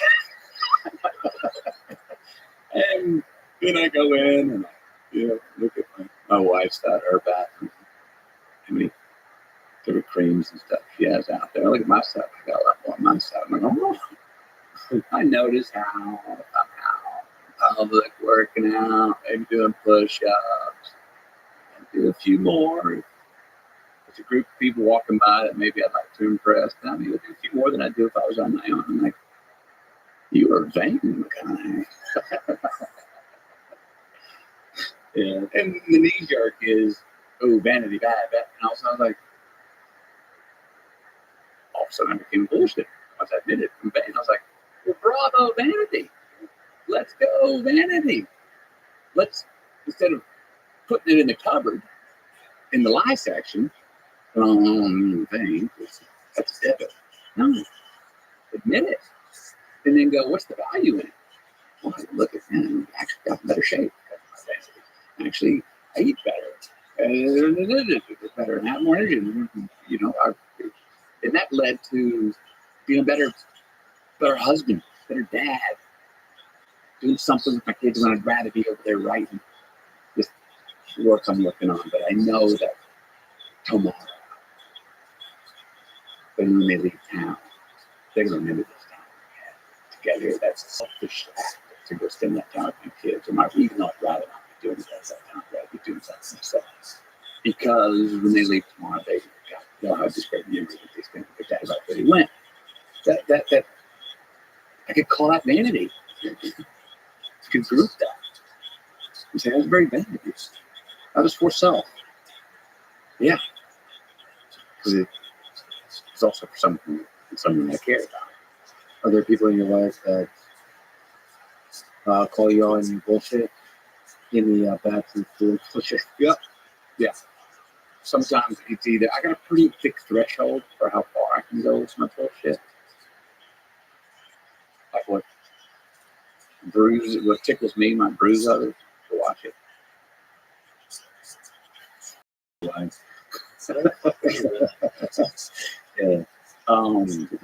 Bruise others. But I also the bullshit. That's over there with mystical successes. It's the no, go with it. Don't pull a parachute yet. Let's see how far we can go. Let's see how high we can get. Let's try it one more time. Yeah. Yes, 2 more, please. That's where a lot of great pleasure and stories of success. And those are mystical. They don't add up. We're not talking about wreaths and right now. We're not talking logic. Just go. Let's talk about the virtual and making it real. The old line of "fake it till you make it." You know, what is that? There's something to that. There's definitely something to it. But I would, where people would go fake it, I would go back to Dylan and create it, recreate it, recreate it. Until it becomes, till you make it. So I'll have people call my bullshit, and a lot of times you're right. I think when I handle it the most healthy way is I admit yes, and I'm aware. So I'm So you're not like resisting it, denying it. well, I will, and I have to watch that. I'm like, no, I'm not. That's not what I'm doing. And usually it's coming from people that go, no, you are. So I wouldn't admit it. And then that's where I'm going to lie. And that'll come up to you later, and I'll go, I didn't see it. I didn't see I was doing that. I was either unaware or wouldn't let myself be aware. I was denying that I was doing it. Would you say that's ego? Has ego been bad or good for you? Oh, I'm so thankful for ego.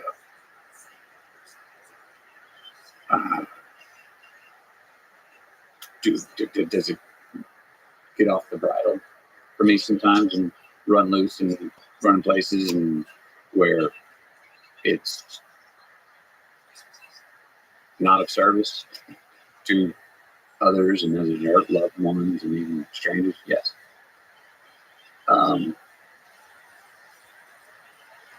But I also, when my ego is really strong, it's in sync with serving. It's in sync with where I serve myself. Also serves. It's those two are part and parcel. They're intertwined, and that's the ego. But I think that hope we all more of. That's what I'm talking about selfish. That we find out the real truth. That is not doing something for self at expense of your neighbor or harming others. For personal profit and pleasure, that also is profit and pleasure for a utilitarian sense more of others. And there's again, like the paradox. I think there's a place. I know there's a place. I believe there's a place where those are in sync. And when my ego's healthy, I'm able to say I'm sorry soon for a lie or a misdemeanor or harm somebody. I'm able to be more empathetic because I got the confidence to be sorry. I'm able to be more humble. But still have my chin high. And look in the eye and go, yep, my bad. Bogey. Guilty. I shanked that one out of bounds, man. That's beautifully put. So ego can be constructive, not destructive. You won an Oscar for your performance in Dallas Buyers Club. Can you tell the story of becoming that character, Ron Woodruff? What was the toughest part? The toughest part, which was the most enlightening part, was getting to know who he was in between the lines. We're based on a life story in an hour and a half film. And the script's great. But who was he in between the lines? Who was he before he started a business, before he was on the crusade, before he went to alternative medicine? The obvious thing, well, I had to lose all that weight. That was not. That was just a militaristic decision. This is what I'm going to eat each day. And if I do this each day per week, I'll lose 2.5 pounds a week. So I'm going to give myself 5 months to do that. 2.5 times out of 10, there's 47 pounds. That was my clockwork. So that was easy. That decision was made. I didn't go to Pizza Hut buffet and have temptation to burn certain meals. I ate that when the waitress went off my clock.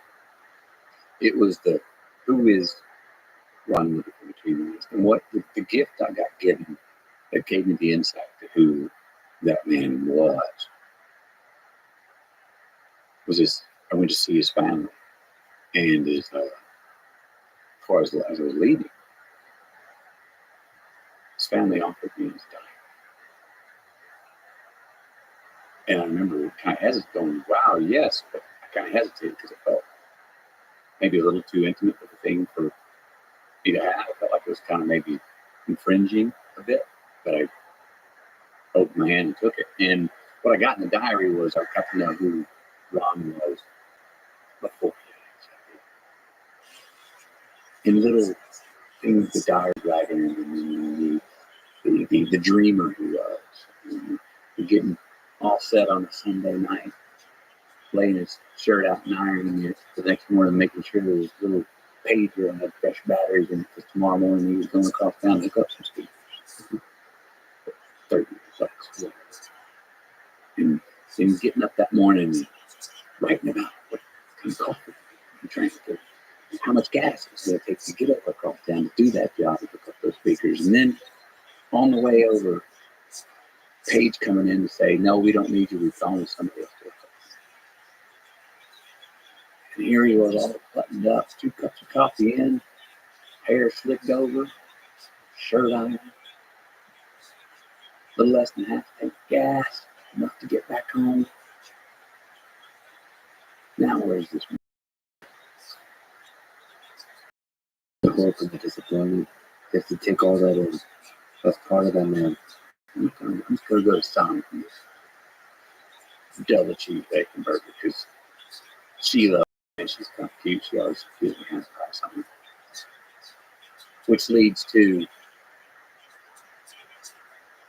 throwing, hanging on till she gets up, sneaking over to the local motel and shagging up room 16, lucky number 16, and she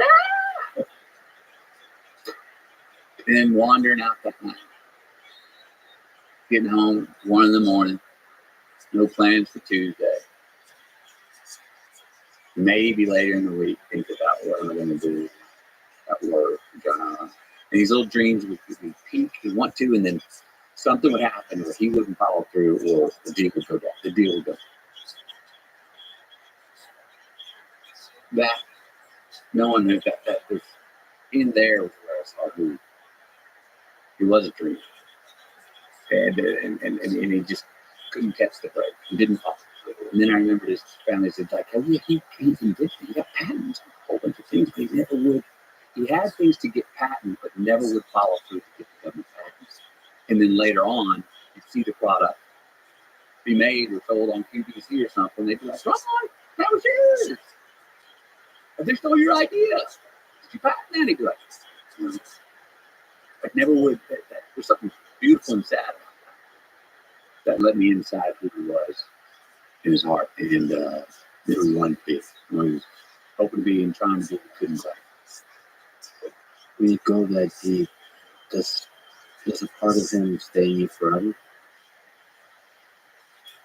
Are you able to let go? I hope so. I look. There's a tenacity to survive that I got from him.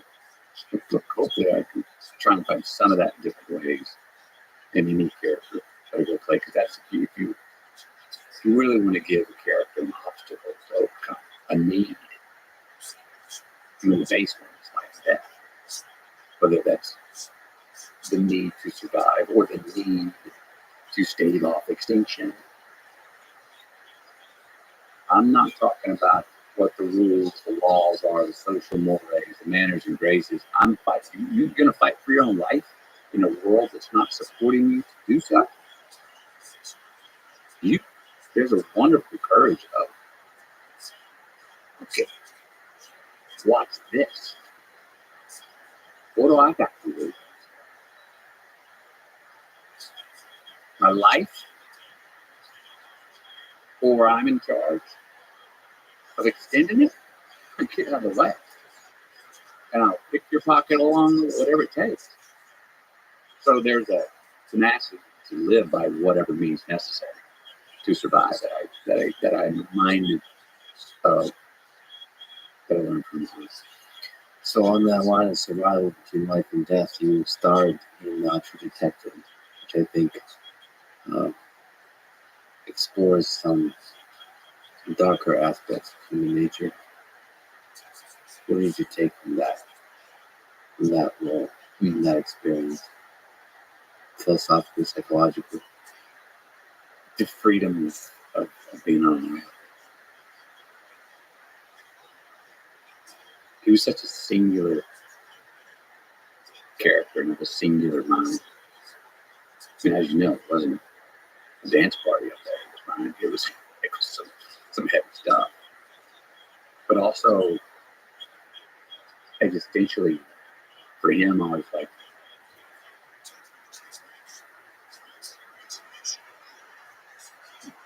death would be a deliverance for him. It could also be a cop out. It could also be, he's not a man who's going to give himself amnesty and didn't allow it from the rest of the world. He wouldn't give himself an out. And while living in his head and heart and spirit was more of a hell than arguably Diane, was not no alternative. That's not negotiable for that man. And that's why he was that's why he's the best detective that ever walked the earth. That's why he was such a superhero that way. To have that singular, you don't go, oh, I wish I was in. No, but you go, wow, that constitution, that clarity of identity.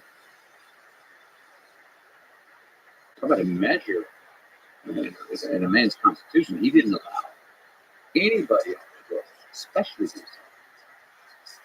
You wanted him to give himself a little attitude. You wanted him to man, it's Saturday, bro. And you go on bed.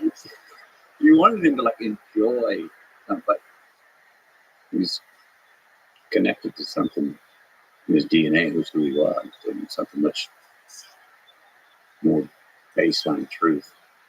And that's why he was such a good detective. So but there's an island, as much as that company can be, as I said earlier, Amazon trip, I wouldn't join the company. There's parts I think that I maybe gave myself to Rustin Cole, and also that Rustin Cole is giving back to me. That when you want to pull the parachute, because you can't stand the company that you're in the content, in your own mind, it's dialogue, you're driving crazy. Don't pull the parachute. Stick with it. Go through it. So you were able to walk around with that tormenting mind. Torment. I didn't have very much patience for mendacious talk. I didn't have as much patience for small talk. I wasn't tormented. The character was, the embodied. So does some of that bleed over? Are you able to separate the man you are from the character? It's not. Look, am I able to separate? Yeah, I came home with my kids. When they walk out the door and greet me and go, "What you do today?" When you got 3 kids under 10 years old, you don't tell them about the scene where you help someone commit suicide.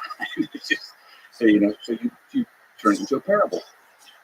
Actually, I've always said this: having kids has made me a better actor, better storyteller, because I have to parabolize certain scenes, and tell it in ways that they go, "Oh, neat,"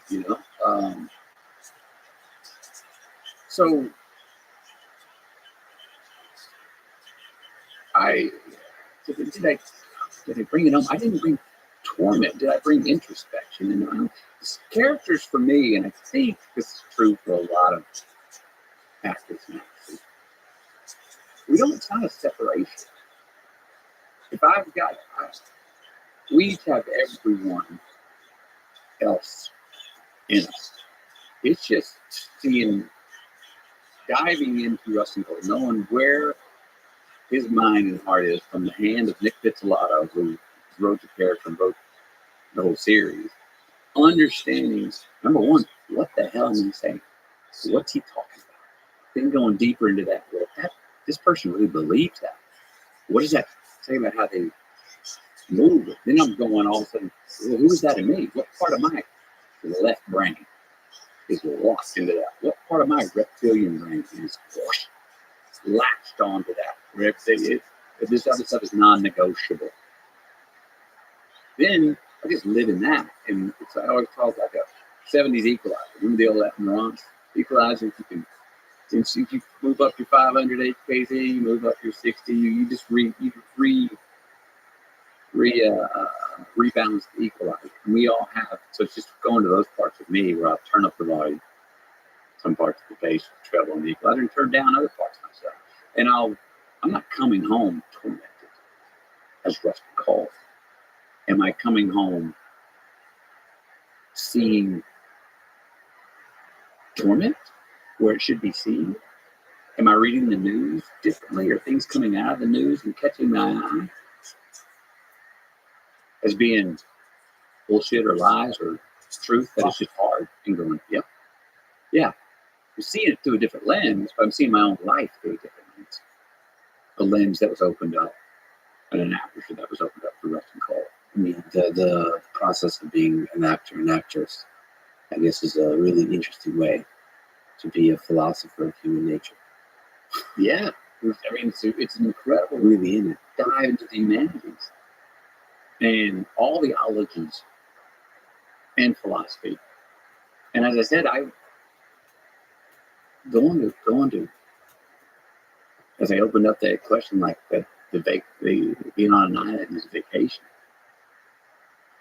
I am also conscious for 5 months when I'm playing Rusty Cole that this is an interesting. I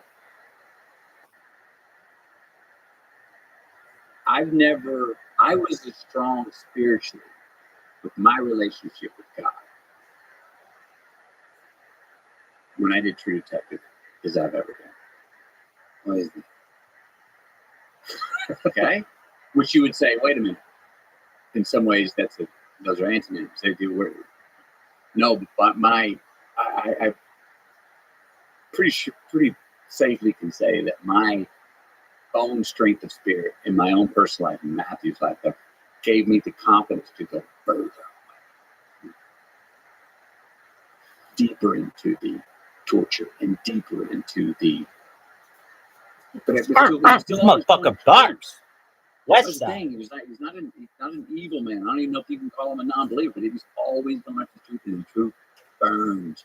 And he would take the star and get burned for it. He'd die for it.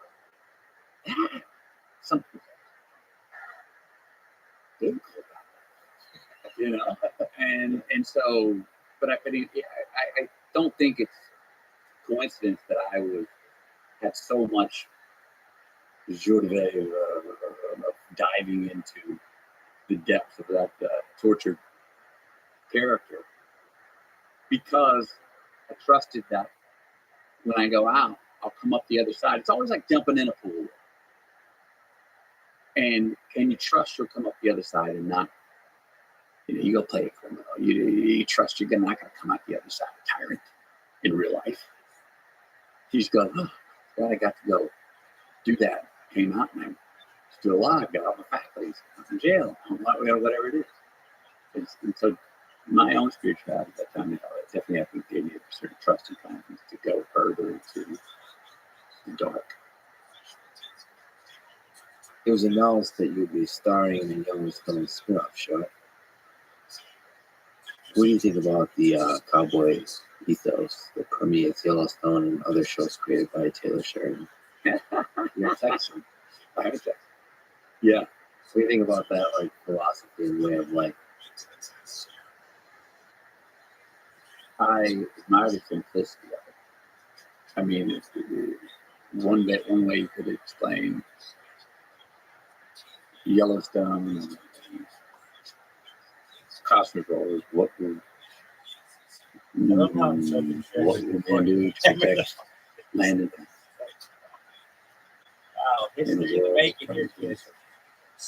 In the world where No, but for real, it's the SEC championship. And for as much as I think there's a cowboy ethos that deems trespassing more clear earlier Yeah. than other hats. Um, I admire that simplicity. Right. And that the simplicity of that right and wrong doesn't always coincide with the law. No, it's above the law. It's, you mentioned something earlier, I don't remember where it was in conversation. It's a little bit of like, okay, oh, if you don't, suck his grandfather off, suck And then his it uncle is. off, suck his other uncle off, and The why law's don't you not just have sex with the young man at that point? Therefore. And then it is, You have I'm- to do that. Sounds like that's what you the want law, to do. talk to them when you get to them. I mean, There's a honesty to that. It just seems, of course, it's dangerous because it's a slippery slope. Because of the power in that, power corrupts. It can be a slippery slope where you completely disregard the law and you could hurt a lot of people. But when done right, there feels to be something really authentic and human about that. Protect family, protect land. Stream all that sucks. else. That's the worst. Never known any worst stream But ever. you know, I don't even want to guarantee it's the worst because it is. this is a broader question. Piggyback off this.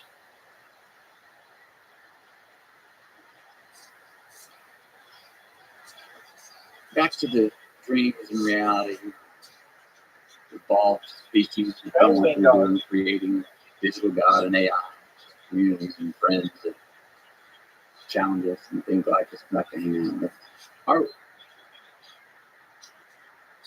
do you think we're a less evolved species than we give ourselves credit for? Do you think we give ourselves credit for being more evolved than we actually are? I think we do. I think we need to admit that. I think probably the cowboy ethos is a step towards admitting that. And that's why it's so They good got to people. the worst stream ever. It kind of wakes them up Not even recorded. to realize that we are not so far from our ancestors. That the values of loyalty are really important. Trust on the basic human level. This is the worst. How do you know if you can trust them? No, no, I like your little towel. well, It's a terrible I towel. don't know a trick to it. I do not know a trick to it. God, But I do come in, what would you do? I blitz everybody. as I believe you do, with high trust. Well, I come in, myself as a head coach. I'm told. Fucking Sometimes motherfucker. I'm told that I trust too much. Sometimes. Have you been hurt? Have you been betrayed? Um, And if you have, has that Yeah. hurt your willingness to trust? you know, it hurt, and I put that person and those people in another category back here, and do my best not to let them know that it bothered me at all. But I know when I'm with those people. But a new person, No, I'm not going to do that. I think that's the beginning of cynicism, which I think is a horrible disease of getting older. I'm not going to do that. you're fighting cynicism off. No, kid, no way, no way, no way. And there's no residual. There's no win. It's easy, it's clever, gets the laugh, the party, but and if it sleeps well, it shouldn't be. Don't feel comfortable in cynicism. I have to ask you about being a Texan. You're like, well, I think Texas is the thing. What does it mean to be a Texan? I recently moved to Austin, Texas. Some 2 years in. All right, all right. Welcome. What does it mean to be a Texan? Educated. Texas is about independence. Politically, Texas is not about Republican and Democrat. It's about independence. Independence of spirit, sovereignty. Texas is about exploration. One of the things I love about Texas is I run into so many Texans around the world. Texans have talked to be conservative or learn who we are, And go, Put it Najee Harris. go, explore, pioneer, journey, and hopefully you come on back with some goods and It's nice. Texas. And underneath that is freedom of being an individual and full meaning of that word. Yeah, well, Texas is liberal on your entrance. Very liberal on your entrance. Less regulation. Hey, welcome. High trust. High trust. Welcome to our state. Come on in. Yes, yes, yes. But if you like cheap steel, Yeah. we're conservative on Wisconsin. That's a good one. You've briefly pondered running for governor. I don't know if that's in your future. I hope it is. You had a few good lines about it. Do you think about that kind of stuff? About what the future holds in terms of Yes. Political office? I don't think about it in certain political office. I've graduated through a broader, larger thought of what my future holds and where and would I be most useful as a leader. I think that's a fair word. Whether that's thought, whether that's the leader of my family right now, parents, father, the leader of people that work with me. Politics, I'm not going to say it's because it's not small, and I don't. That's why I say that out loud. It's not small. I do think it needs to re-engineer, redefine what its purpose is before, because it's just chasing its own tail right now with the two parties that seem to me to be completely about just invalidation of the opposition instead of vision of themselves. So I think it needs redefinition of what it is, because it is important. That's what I mean. That's what I said. I don't mean small. It needs to think bigger about what it is and how it's useful. When it seeks to invalidate, it's small. When it seeks vision, it can be big. Yes. Well, one's affirmative, one's going into that cynicism we're talking about. Yes. And validation of any opposing thought, or maybe that way even opposing. Opposition is an arrogant term. That's too strong. A lot of times, it's not even opposition. Alternative, other than another way of thinking about it. Oh, could both be true? Oh, how can we parlay those two ideas?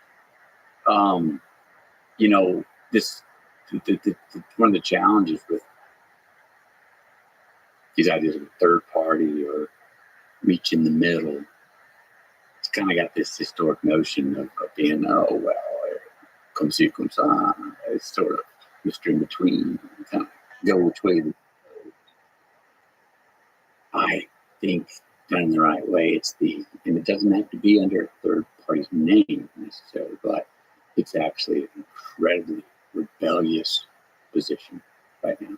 And it's actually, and I love sports, it's tactically the place with which to move most advantageously. I think of a free safety in the game of football. They're in the middle of the field, you're deep. They choose to defend left or right according to the play that's been called by the offense. Similar to the offense, the running back, you read the defense, and then you go run right to run left to go away from that opposition. It's a tactical spot. To be truly independent and respond. So do you think you have a role in that political office, or is... I don't know. It's on mine. It's not out of my mental box. And I gave it real sincere thought and discernment for over a year. And it's a wonderful, whether I end up in politics or not, it was a wonderful exercise. One that if anyone else got time to do it. To ask yourself what you would do if you were CEO of the state, CEO, the nation, CEO of the world. That's a great thing to go. You want to get your values line? Oh, you want to admit where you lie and throw yourself some pop quizzes? And what if this phone call comes at 4 a.m.? What you got? Who you want to surround yourself with? It's really great questions to ask, and I think it's helped me. And the microload, be a better father, a better man, taking considerations that I did not maybe take in seriously before considering. I don't know if that's in the future. I got to, useful is a big word. I would have to be useful. I have to be useful in that way. And is that my lane to be most useful? It's a good question for a leader to ask. How can I be useful? I have to ask you about Interstellar. So I think it's an incredible film. I've seen it inspire so many scientists and engineers. It's just philosophers, everybody, humans. It explores space travel, physics of space time, human nature, human condition, human connection. How has that film expanded your understanding of the universe and our place in it? Well, it's got the old Mr. Bear on the corner and how big is that cloud metaphor in it, because that was the character I played, Cooper. That was the existential question. Head down, practical, stay here, be a father to my children. This dream, the forest children, will go explore space. So he's taking that truck out and the countdown's going down. That's the hinge of the existential question that we all face in some form. The sense of time, which I think everyone loves, that sense of where time can run at different speeds. And there's an incredible scene where Cooper, as a father, is getting video feed from his children who age, and he's realizing he missed all that. Yeah.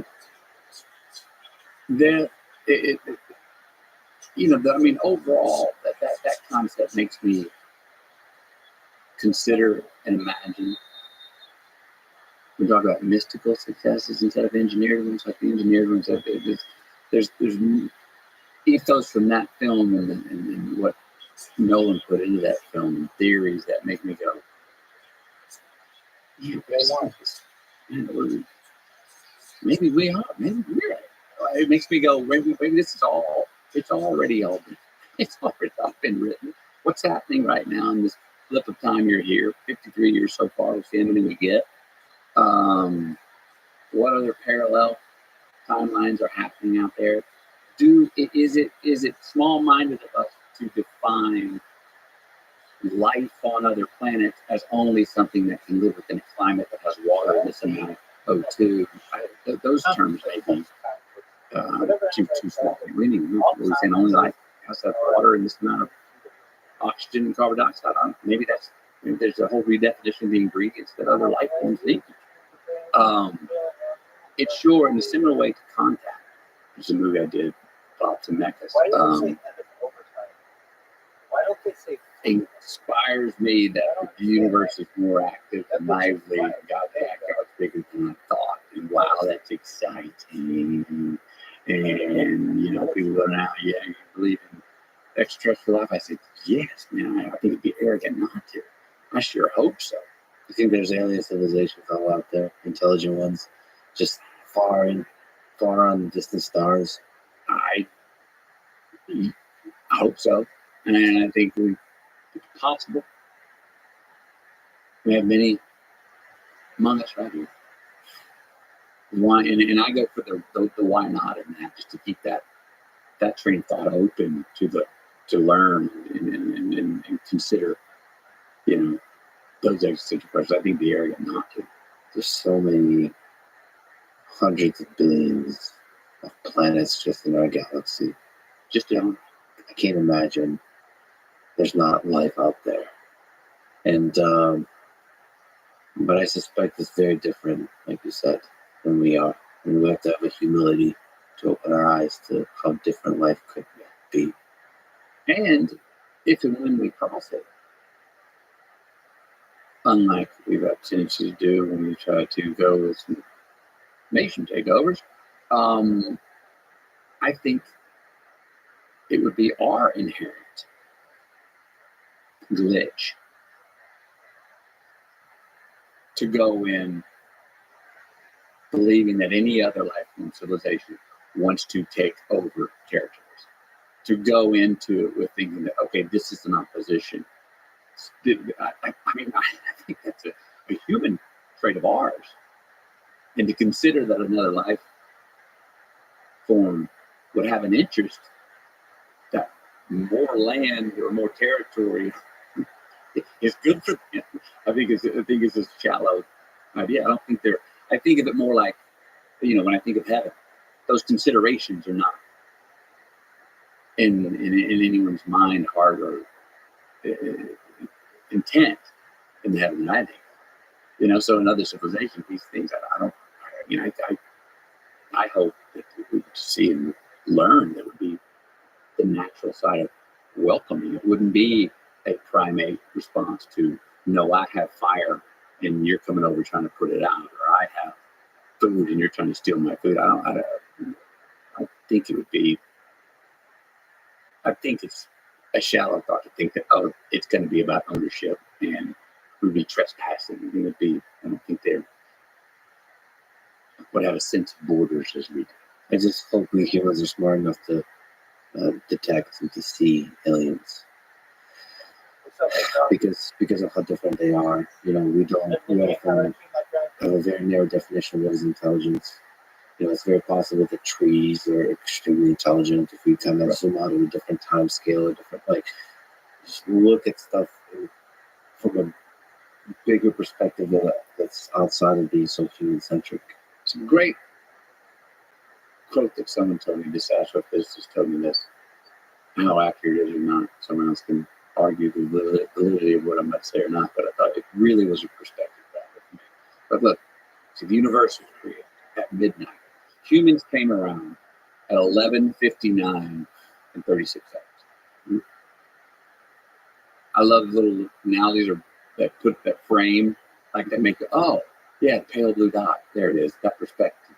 Something so relaxing and empowering about that at the same time, and humbling, but confidence boosting. Allows forgiveness, allows ambition. I just love the perspective of that picture, to picture it that way in our timeline. Do you hope humans become a multiplanetary species, as we're trying to do, as SpaceX is pushing forward, traveling out to Mars, potentially colonizing Mars, colonizing other planets? Yeah. Go. I love the ambition of it. I love the pioneering nature of it. I love the extension of what we consider as our backyard becoming more four-dimensional like that. Not at the expense of, we still have stuff to take care of. We got gardens to tend right here. And sure as hell not to quit on us. To go, let's get out of it because this is really working. No. We got a tie if we're still supposed to pay here. No, that's part of this pressure testing us as a civilization and species. Whether you call that restoration order, or whether you call that, let's figure out how to adapt the best we can. No, not the expense of quitting here on Earth, but let a few select folks explore. Yeah, that's like I say go for it. Please. One of the coolest things that humans do is kind of embodies the human spirit, reach out into the unknown. But it's hard. I mean, as interstellar shows and so on. It's Elon talked about it. It's not going to be a weekend daisy trip. And he's just speculating how hard it could be. Much harder in different ways that he doesn't. Yeah. Well, that dance between the impossible and the inevitable, that's definitely there. with what SpaceX is doing, with all the folks who are trying to become a multiplanetary species are doing. It's really hard. It's like build rockets that fight off gravity in a cost-effective way is really hard. SpaceX is close to being bankrupt several times. It's just hard. But it's also inspiring to that some people are just crazy enough, bold enough to keep trying. Yeah. What advice would you give to young folks? What advice would you in high school and college that are thinking of how to make their way in this world? If you haven't already,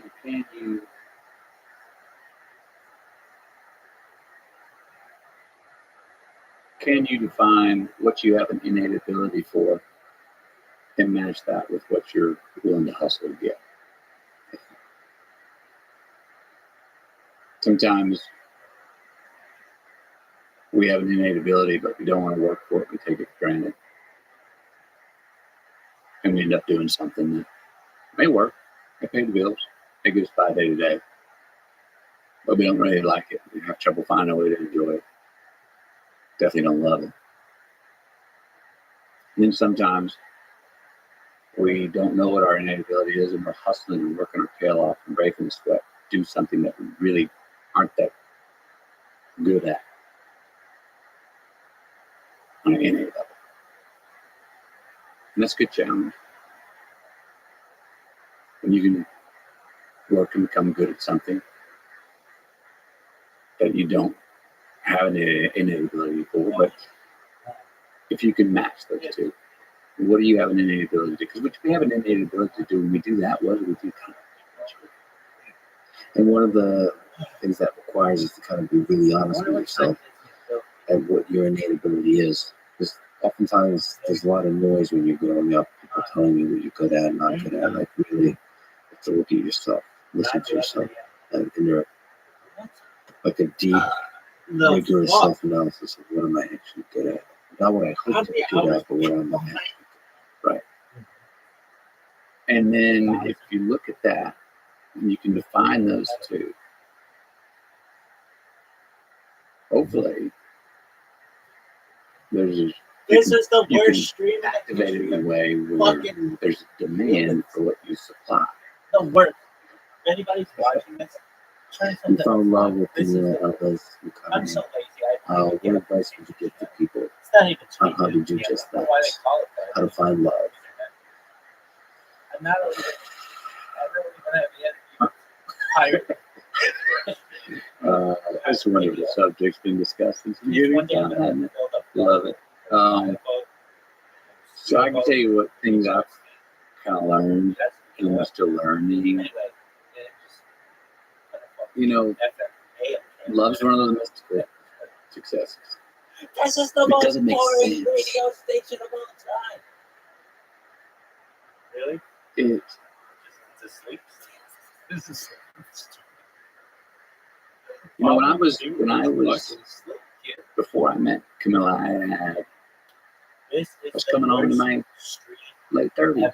As much as I'm not a person that's guided by timelines, I was my life had not really added up to what I thought it was going to be relationship wise. I thought by that time I would have met the woman I loved, get married, and started a family. And it hadn't happened. And I did find myself doing that thing I was doing at the Amazon, looking around the corner. Any prospective possible female I met that I was attracted to, I was like, maybe this is I make the joke, but it's true. It's like at every red light, I'm like checking out who's next to me in the produce section at the supermarket. I'm like, check who's down in the produce section. You know, it's like looking. When you're in that zone, you can also be a little intrusive. You can trespass on people. You can get outside of yourself. You can be overly impressed and not as involved and have your own constitution and sit back. Therefore, if you're outside of yourself, you're less attractive 9/11. to your possible mate. Karaoke at 9/11. I've got a series of dreams that I've written about, but I had one then that was very spiritual. That was me as a 88-year-old bachelor who never got married, and it was a beautiful dream. But on paper, I thought that should be a nightmare. It wasn't. What that dream did for me was allow me to go, you mean find a woman for you and get married. No life. That may not be. And for the first time in my life, I was okay. Right? More than intellectually, spiritually, I was like, okay. Then I'm moving through the world, and on this particular night, as myself, not intruding, I was inviting. I did see her move across the room. I did not say, who is that? I said, what is that? And then did move to call her across the room. So I did invite, but I was not outside.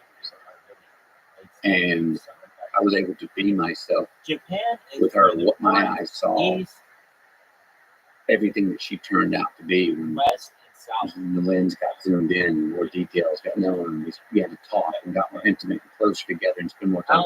Became true and then some. Not every single thing that I imagined when I saw her move across the room turned out to be true. And this. In the, just the image. We found a similar moral bottom line about life, each other, how we treat ourselves, what we respect, what our own constitutions were. There's similar perspectives on raising children, which is very important to me. And then we just enjoyed each other's company. And we laughed, and we supported each other, we promoted more of each other, and we lit each other's fire. And if one was rolling, kept dishing. You go again, take the next shot, more. This was a biggie too. Getting excited for each other's success. Yes. That's about all I know about my mother. To be able, I think it's very important. We all have jobs. I get it. It's very important to be able, if you can, be happy for your lover when they succeed or are succeeding or are across the room of the party laughing with a stranger. To be happy for them when there's nothing to do with you. She was, I would be away, she would question and talk to it. She was happy for me about how excited I was about my day. My day had nothing to do with her. And I found myself not telling myself to be happy for her. All right, you got those fucking bricks on that shitty island. And she would tell me about what happened that day. They burned And down as much our as I went through my head, I White didn't House. think I could have been there. I 1812. was like, I don't want to trespass on that. You had that. All right, Independent of me. Bravo. Keep stuff. That's a choice to make, not to give any White time people to the with jealousy, shitty to the teeth. very natural jealousy that we humans have. Then It they sure get doesn't all have any, fucking I don't see the residuals. Well, It's true. I've got it. I've had it. that's like I saying have it. I just don't. you're from Reno or Carson City I haven't seen versus it North hasn't Las paid. Vegas. I gotta ask you the biggest possible question. What's the meaning of this company? Well, they're the Right? redheaded What's people. the meaning of it, right? There's that northern part of the cool island that's kind of Why? associated with people. Why are we here?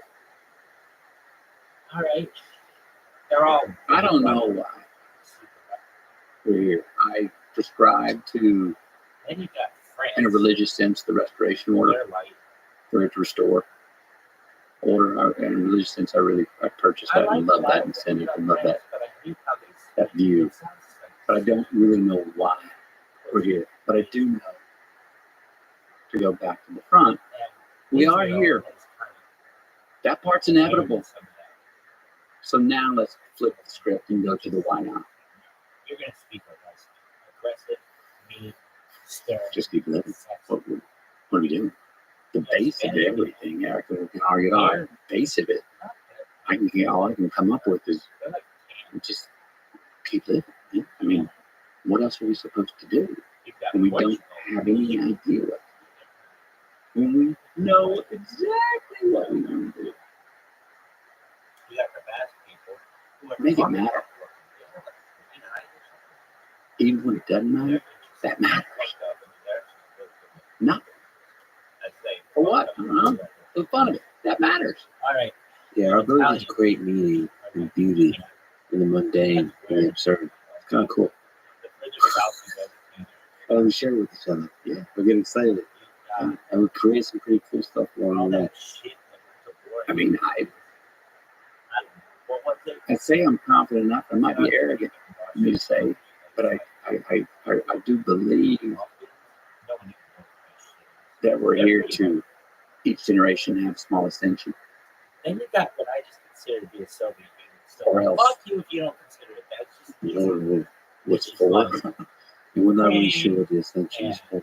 Nova, No. Lithuania, I just think it's up. Do think it's up. I do yeah, think maybe, that maybe that. it is No. definitely arrogant to think that We got Russia. we as a species, or generation, or people, or humanity are going to reach the top of the ascended staircase and go, ta-da! I think that is not only false, but I think it's full-hearted, and I think it's a recipe for having angst and even cynicism we talk about, and unrest and lack of seeing beauty and joy in this life.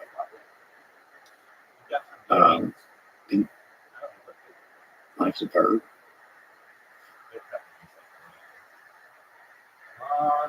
Live it as best we can. Hopefully, I mean, I don't know. Sometimes I don't have a grand plan, man. I'm just trying to connect the damn dots. I'm confused, frustrated. I don't know what. I don't feel any gravity or building or lineage toward what I'm doing, and I'm just like going, what's that Peterson line? If you don't believe in heaven, do what you can to get as far from hell as possible. Sometimes it's a great line. Sometimes I'm just trying to man, just don't sink the ship right now. Just keep your head above water. Maintain. Just try and hold on. And hopefully give yourself a chance to notice the magic in this Aren't thing. the same places. I try to do that Yeah, when it gets rough.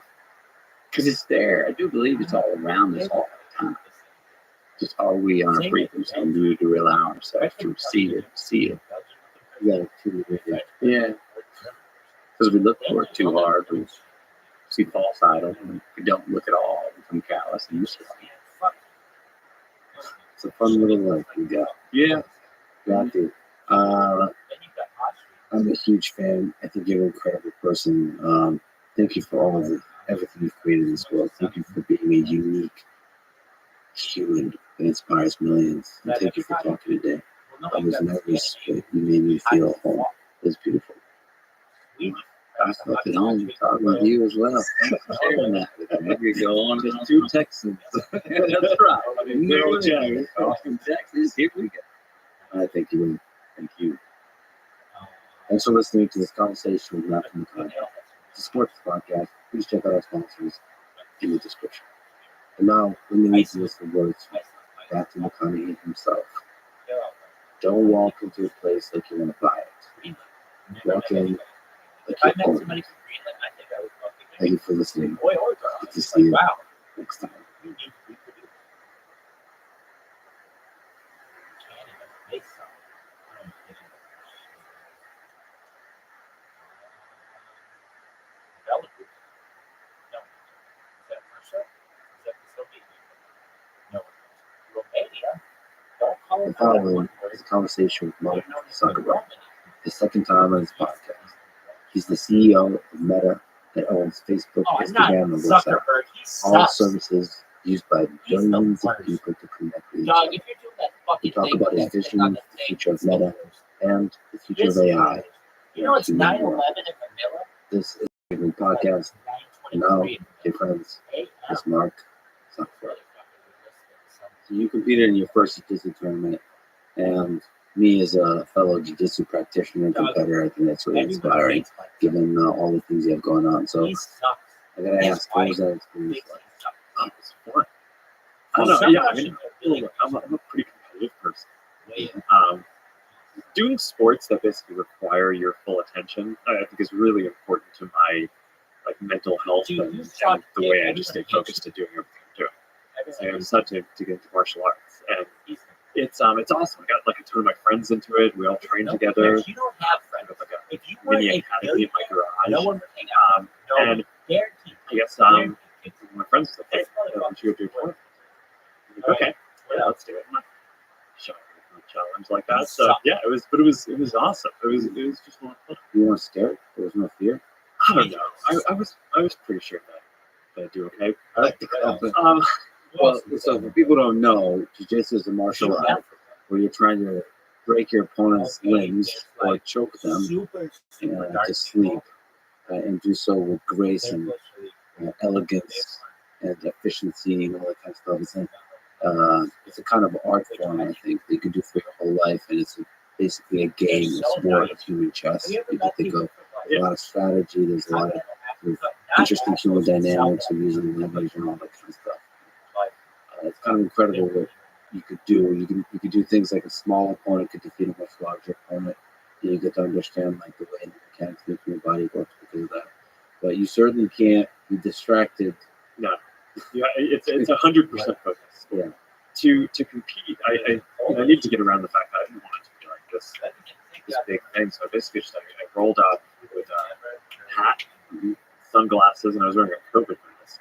And I registered under my first and middle name, so Mark Elliott. And it wasn't until I actually pulled all that stuff off right before I got on the mat that I think people knew it was me. So it was pretty low key. But you're still a public figure. Yeah, I didn't want to lose. Right. You can you're partially afraid of is not register just for for a losing, but fucking being jiu-jitsu also tournament embarrassed. It's with so a fake raw, name, this but you can't sport, on that, Facebook. like, That's it's you and another human being. There's a primal aspect there. Oh yeah, it's great. For a lot of people, it can be terrifying, especially the first time you're doing this. Competing. And it wasn't for you. I see the look of excitement on your face. Yeah, It wasn't so, not I mean, fear. I just think part of learning is failing, right? So, I mean, the main thing, like people who train jiu-jitsu, it's like you need to not have pride because I mean all the stuff that you were talking about before about getting choked or getting joint lock. It's you only get into a bad situation if you're not willing to tap once you've already lost, right? And but obviously, when you're getting started at something, you're not going to be an expert at it immediately. So you just need to be willing to go with that. But I think this is like, I don't know. I mean, maybe I've just been embarrassed enough times in my life. Yeah. I do think there's a thing where, like, as people grow up, maybe they don't want to be embarrassed or anything. They've built their adult identity and they kind of have a sense of who they are and what they want to project. And I don't know. I think maybe to some degree, your ability to keep doing interesting things is your willingness to be embarrassed again and go back to step one and start as a beginner and get your ass kicked and look stupid doing things. And, I think so many of the things that we're doing, whether it's this, I mean, this is just like a kind of a physical part of my life, but running a company, it's like we just take on new adventures and all the big things that we're doing, I think it was like 10 plus year missions that we're on where, often early on, people doubt that we're going to be able to do it. And the initial work seemed kind of silly. And our whole ethos is we don't want to wait until something's perfect to put it out there. We want to get it out quickly and get feedback on it. And so I don't know. I mean, there's probably just something about how I approach things in there. But I just kind of think that the moment that you decide that you're going to be too embarrassed to try something new, then you're not going to learn anything. But like I mentioned, that fear, that anxiety could be there, could creep up on you once in a while. Do you feel that, especially stressful moments sort of outside of jiu-jitsu, just at work? Like if you had somebody Stressful moments, big decision days, big decision moments. How do you deal with that fear? How do you deal with anxiety? The thing that stresses me out the most is always the people challenges. I kind of think that strategy questions. I tend to have enough conviction around the values of what we're trying to do and what I think matters and what I want our company to stand for. That those don't really keep me up that much. I mean, I kind of. It's not that I get everything right. Of course, I don't.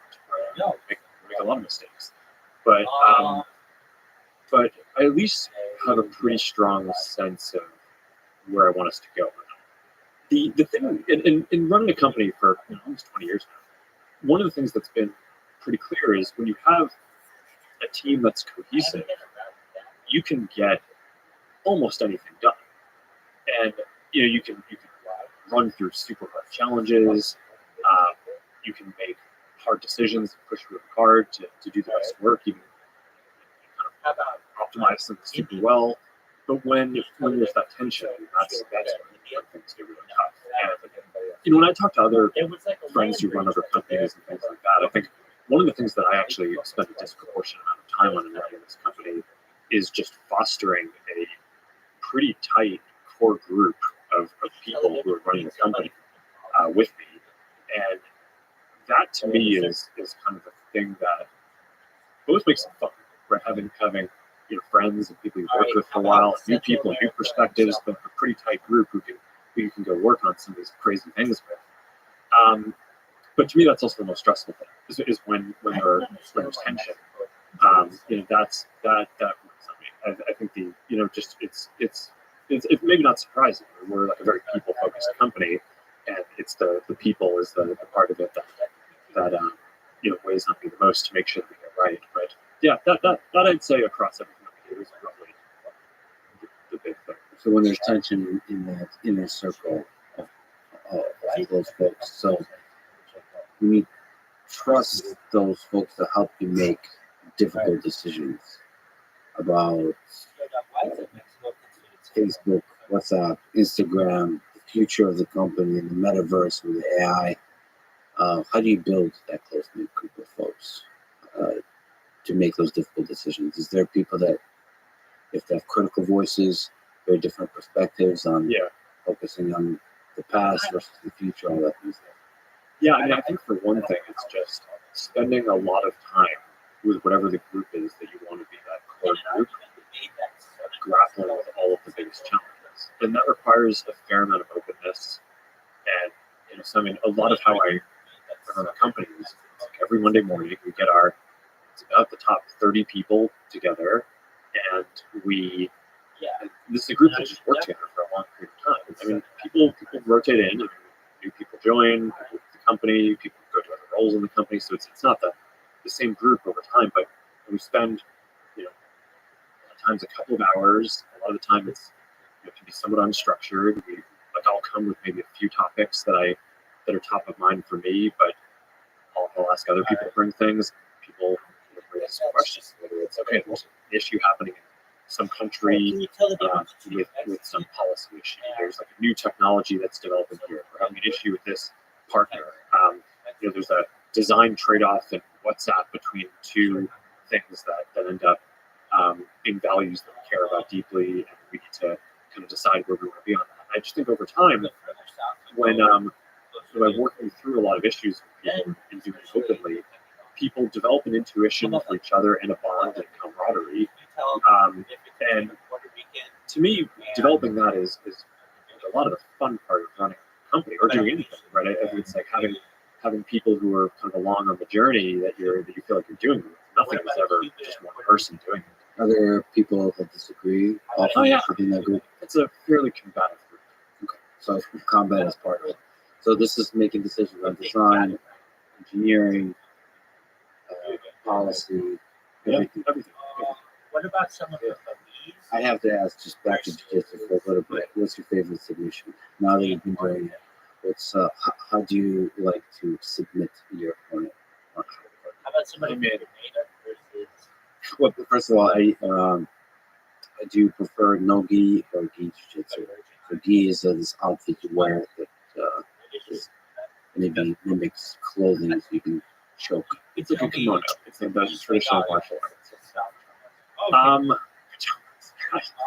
That you can choke people with. Yeah. So I like jiu-jitsu. I also really like MMA. And so I think no gi more closely tracks to the. And I think my style is maybe a little closer to an MMA style. So like a lot of jiu-jitsu players are fine being on their back, right? Not saying having a good guard is a critical part of jiu-jitsu, but in MMA you don't want to be on your because even if you have control, you're just taking punches while you're on your back. So that's not You like being on top. my style. Is I'm probably more pressure and yeah, I'd probably rather be the top player. But I'm also smaller, right? I'm not like a heavyweight guy, right? So from that perspective, I think it's, especially because if you're doing a competition, I compete with people of my size, but a lot of my friends are bigger than me. So so back takes probably pretty important, right? Because that's where you have the most leverage advantage, right? Where people your arms are very weak behind you, right? So so being able to get to the back, that's pretty important. But I don't know. I feel like the right strategy is to not be too committed to any single situation. Well, that said, I don't like hurting people, so I always think that chokes are a somewhat more humane way to go than joint locks. Yeah, it's more about control. It's less dynamic. So you're basically like a medium. And so let's go. Yeah, a back take to a rear choke, I think is like the clean. Thank you. Straightforward answer. Yeah. What advice would you give to people looking to start learning jiu-jitsu? Given how busy you are, given where you are in life, that you're able to do this, you're able to train, you're able to compete, and get to learn something from this truth and heart. I just think you have to be willing to just get beaten up. I mean, but I mean, over time, I think that there's a flow to all these things. I mean, there's one of I don't know, my experiences that I think kind of transcends running a company and the different activities that I like doing are I really believe that like if you're going to accomplish anything, a lot of it is just being willing to push through, right? And having the grit and determination to push through difficult situations. I think for a lot of people that ends up being sort of a difference maker between the people who kind of get the most done and not. I mean, there's always questions about like how many days people want to work and things like that. I think almost all the people who like start successful companies and things like that are just working extremely hard. But I think one of the things that you learn, both by doing this over time or very acutely with things like jiu-jitsu or surfing, is you can't push through everything. And that's you learn this stuff very acutely if you're doing sports compared to running a company. Because running a company, the cycle times are so long. Right? It's like you start a project and then it's months later, or if you're building hardware, it could be years later before you're actually getting feedback and able to make the next set of decisions for the next version of the thing that you're doing. Whereas one of the things that I just think is mentally so nice about these very high turnaround conditioning sports, things like that, is that you get feedback very quickly, right? It's like, okay, like I don't counter something correctly, you get punched in the face, right? So not jiu-jitsu, you don't get punched in jiu-jitsu, but in MMA. There are all these analogies between all these things that I think actually hold that are like important life lessons, right? It's like, okay, you're surfing a wave. It's like, sometimes you can't go in the other direction, right? It's like there are limits to kind of what it's like oil. You pump the foil and push pretty hard in a bunch of directions, but like at some level, like the momentum against you is strong enough. That's not going to work, and I do think that that's sort of a humbling but also important lesson for people who are running things or building things. It's like, quite a few going on at once. A lot of the game is just being able to push and work through complicated things, but you also need to kind of have enough understanding of which things you just can't push through, where the finesse is more important. Yeah. What are your jiu-jitsu Well, I think you made it sound so simple or so eloquent that it's easy to miss. But basically, being okay and accepting the wisdom and the joy in the getting your ass kicked in the full range of what that means, I think that's a big gift. Is being humble. Somehow being humble, especially physically, opens your mind to the full process of learning what it means to learn, which is being willing to suck at something. If in jiu-jitsu just And I'm very not Filipino, repetitively, but efficiently I humbles you over and over and over and over to where you can carry that lessons to places where you don't get humbled as much, whether it's research or running a company or building stuff. The cycle is longer. In jiu-jitsu, you can just get humbled in a period of an hour, over and over and over and over. Especially when you're a beginner, you have a little person, just somebody much smaller than you, just kick your ass repeatedly, definitively, but there's no argument. Oh yeah. And then you literally tap, because if you don't tap, you're going to die.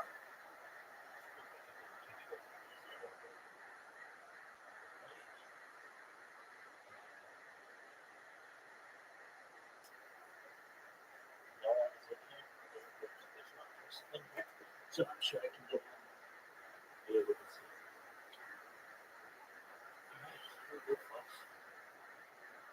I the Tiger by Survivor. Shout out to Survivor. Shout out to all the people that have been on Survivor anywhere in the world. Shout out to the first Survivor winner, that dude was naked on it half the time. Survivor. This Richard song. I the Tiger. Here we go.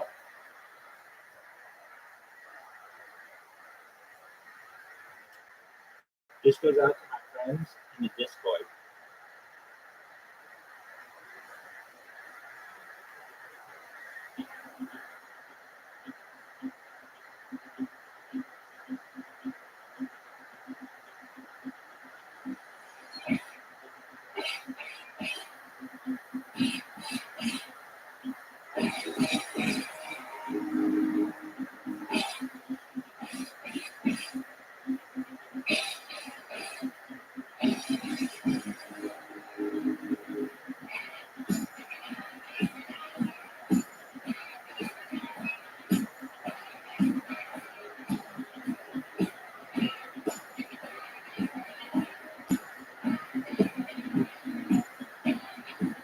Here we go, friends.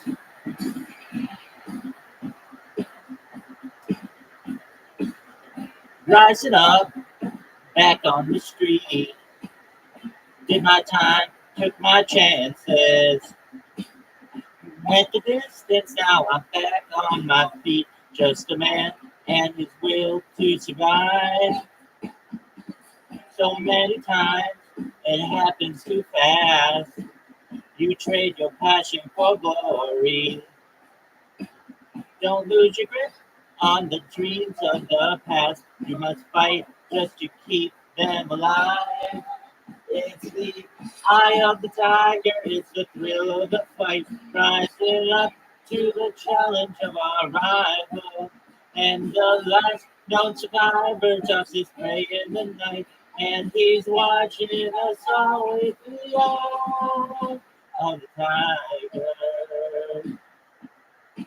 Shout out to my friends in the Discord, face to face, out in the heat, hanging tough, staying hungry. They stack the odds till we take you to the street for the kill with the skill to survive. It's the eye of the tiger, it's the thrill of the fight, rising up to the challenge of our rival. And the last known survivor stalks his prey in the night, and he's watching us all with the eye of the tiger.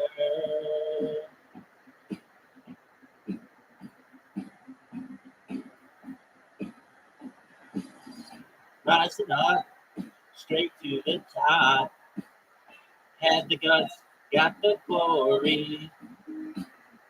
Went the distance, now I'm not gonna stop. Just a man and his will to survive. It's the eye of the tiger, it's the thrill of the fight, rising up to the challenge of our rival. And the last known survivor stalks his prey in the night, and he's watching us all with the eye of the tiger.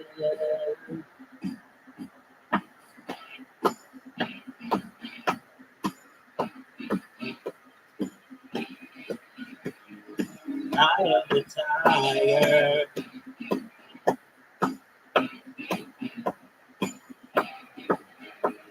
The eye of the tiger.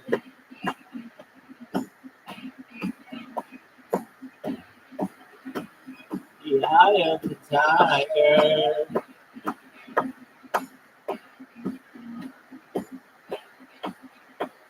The eye of the tiger.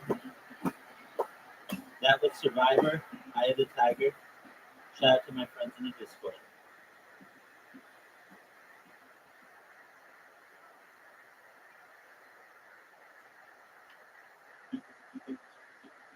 Oh, let us see.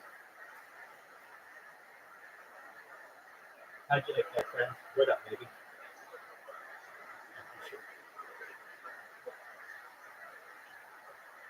Fuck no. I leave them on all night. 24/7, 365. You can follow my life going back to the pandemic, which is the death of the queen, the birth of AI, the coronation of the king, and everything in between. This is essentially, yep, absolutely. This is essentially a time capsule for society. Oh, absolutely. You're going to be major parts of it. 100%. Absolutely. What do you want to say to the people in the future?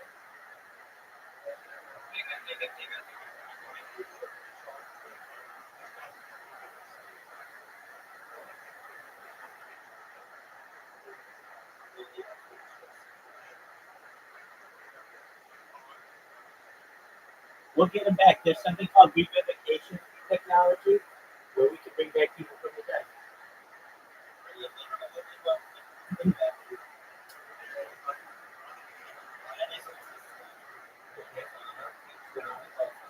All right, well, RIP. Shout out to that person. If anybody wants to bring them back in the future, though, perhaps. I mean, think about it. It's going to seem like a goal to people in the future to bring back that person. Perhaps help him with his autism and his dependence on drugs, and maybe someday be able to clean up his life through revivification technology. Type shit. Hey, do you guys know? Do you guys know what UFC is?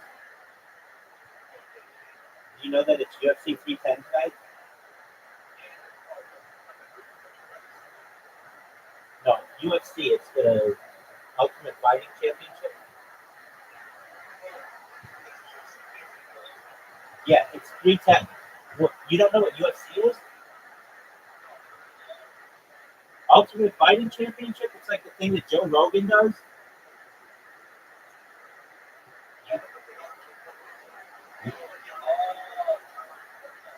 Yeah. Okay, but you know what mixed martial arts are? Yeah, exactly. Essentially. Okay, well, they have one of their championships tonight. So it's UFC 310. It's a big deal. Uh, that's a great question. Like 8 different fights. Here, I'll turn it on. Just one moment.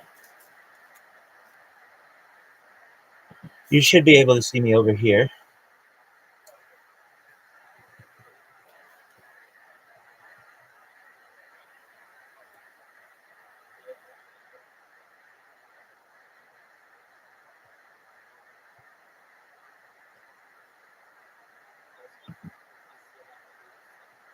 Thank you, my friend.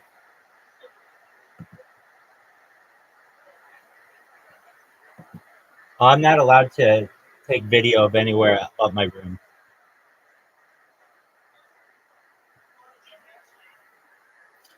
Uh, some per some some Persian family. No, I live with a family, but not my family. I live with people from Iran. Yeah, I'm from California.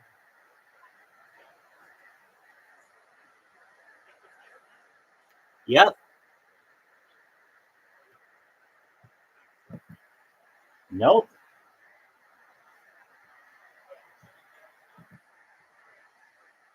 Yeah, I mean, I have several delivery services. drive-thru so they deliver my food and then make it as I eat.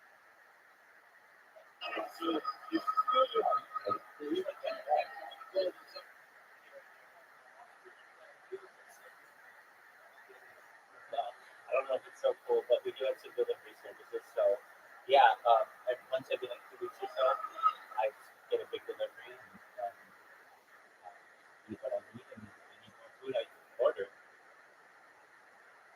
People have been doing a fantastic job. No, I get deliveries if I'm consuming food. I eat constantly. I mean, I got food here and drinks away.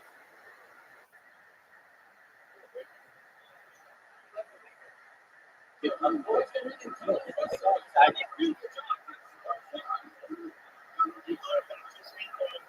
know, some don't. Some know, some don't. The people in the house know, and they just ask that I don't record anyone outside my room. And um, I used to record in the bathroom, but one time I forgot my camera. I didn't leave it on anything, but they were just put it in the and yeah, I would love to put cameras all over the house. So,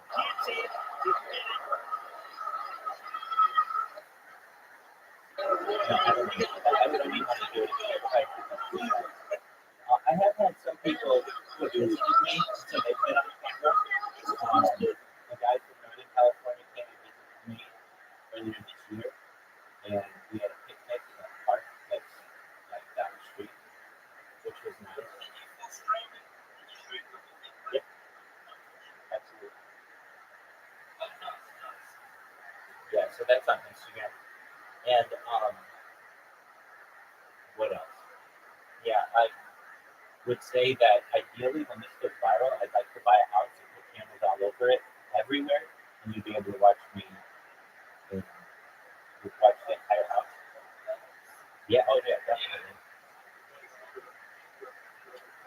Yeah, you got a lot. You got a lot to watch. I mean, I got more than 3.5 years of footage to watch.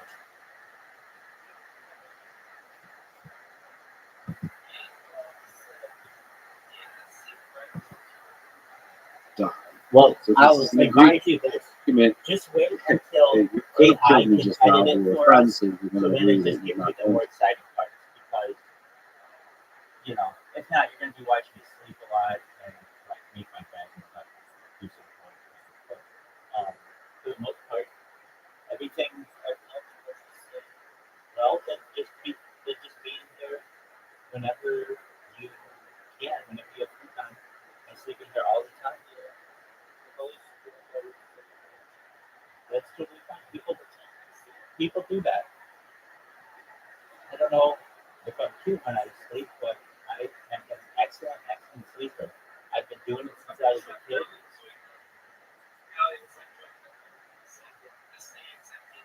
Oh yeah, definitely.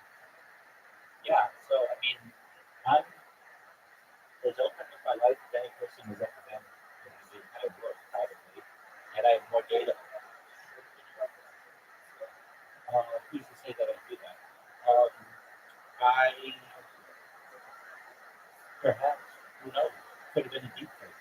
Um, if I need to, I just go under the covers so nobody knows that I'm doing under the covers. I mean, perhaps in the future they may be able to remove.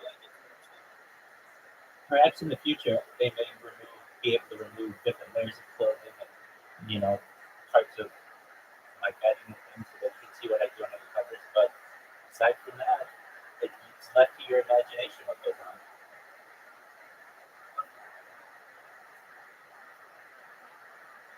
Absolutely.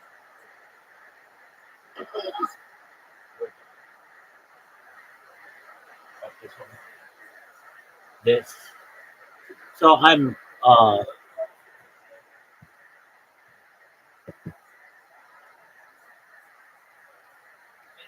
Going to. And that kind of humbling process, it just does something to your psyche, to your ego, that puts it in its proper context to realize that, everything in this life is like a journey and sucking through a hard process of improving rigorously day after day after day after day. Any kind of success requires hard work. Yeah, jiu-jitsu more than a lot of sports, I would say, because I've done a lot of them, really teach you through that. And you made it sound so simple. Like, I'm okay, it's okay. It's part of the process. You just get humble, get your ass kicked. I've just failed and been embarrassed so many times in my life that, like, I'm It's a core competence. Well, yes, and there's a deep truth to that. Being able to, and you said it, that's the thing that stops us, especially as you get older, especially as you develop expertise in certain areas, the not being willing to be a beginner in a new area. Yeah. Because that's where the growth happens. Being willing to be a beginner, being willing to be embarrassed, saying something stupid, doing something stupid. A lot of us can get good at one thing and we show that off. It sucks being a beginner, but it's where growth happens. Well, speaking of which, let me ask you about AI. It seems like this year, for the entirety of the human civilization, is an interesting year for the development of artificial intelligence. A lot of interesting stuff is happening. So Meta is a big part of that. Meta has developed Llama, which is a 65 billion parameter model. There's a lot of interesting questions they can ask here, one of which has to do with open source. But first, can you tell the story of developing this model and making the complicated decision of how to release it? Yeah, sure. I think you're right, first of all, that in the last year there have been a bunch of advances on scaling up these large transformer models. So there's the language equivalent of it, large language models. There's sort of the image generation equivalent of these large diffusion models. There's a lot of fundamental research that's gone into this. Meta has taken the approach of being quite open and academic in our development of AI. Part of this is we want to have the best people in the world researching this, and a lot of the best people want to know that they're going to be able to share their work. So that's part of the deal that we have, is that we can get, if you're one of the top AI researchers in the world, you can come here, you can get access to industry scale infrastructure, and part of our ethos is that we want to share what's invented broadly. We do that with a lot of the different AI tools that we create. And Llama is the language model that our research team made, and we did a limited open source release for it, right? Which was intended for researchers to be able to use it, but responsibility and getting safety right on these is very important. So we didn't think that. For the first one, there were a bunch of questions around whether we should be releasing these commercially. So we kind of punched on that for review of Llama and just released it for research. And obviously, by releasing it for research, it's out there. But companies know that they're not supposed to into commercial releases. And we're working on the follow-up models for this, and thinking through how exactly this should work for following. Now we've had time to work on a lot more of the safety and the pieces around that. But overall, this is. I just kind of think that it would be good if there were a lot of different folks who have the ability to build state-of-the-art technology here. It's and not just a small number of big companies. But to train one of these AI models, the state-of-the-art models, is it just takes hundreds of millions of dollars of infrastructure, right? So there are not that many organizations in the world that can do that at the biggest scale today. And it gets more efficient every day. So I do think that will be available to more folks over time. But I just think there's all this innovation out there that people can create, and I just think that we'll also learn a lot by seeing what the whole community of students, hackers, startups, different folks build with us, and that's kind of been how we've approached this. And It's also, we've done a lot of our infrastructure. And we took our whole data center design and our server design. We've done some compute project, which made that public. And part of the theory was like, all right, if we make it so that more people could use the server design, then that will enable more innovation. It'll also make the server design more efficient, and that'll make our business more efficient too. So that's worked. And we've just done this with a lot of our infrastructure. So for people who don't know, we did the limited release in February of this year of Llama, and it got quote unquote leaked, meaning like it escaped the limited release aspect. But it was, that was something you probably anticipated, given that it's just released to researchers. We shared it with researchers. Right, so it's just trying to make sure that there's like a slow release. Yeah. But from there, would love to get your comment on what happened next, which is like there's a very vibrant open source community that's just built stuff on top of it. There's Llama CPP, basically stuff that makes it more efficient to run on small computers. There's combining with reinforcement learning to feedback. Hey, oh, daylight come and even go home. Day, me say day, me say day, me say day, me say day, me say day, me say day. Daylight come and everyone go home. Work all night long, drink and rum. Daylight come and everyone go home. Stack banana till morning come. Daylight come and everyone go home. Mr. Tallyman, tally me banana. Daylight come and we want to go home. Mr. Tallyman, tally me banana. Daylight come and we want to go home. 6 foot, 7 foot, 8 foot bunch. Daylight come and we want to go home. 6 foot, 7 foot, 8 foot bunch. Daylight come and we want to go home. Hey, me say day, oh, daylight come and we want to go home. Hey, me say day, me say day, me say day, me want to go home. Beautiful bunch, alright, banana. Daylight come and we want to go home. Let the deadly black tarantula. Daylight come and we want to go home. 6 foot, 7 foot, 8 foot bunch. Daylight come and we want to go home. 6 foot, 7 foot, 8 foot bunch. Daylight come and we want to go home. Day, me say day, me oh. Daylight come and we want to go home.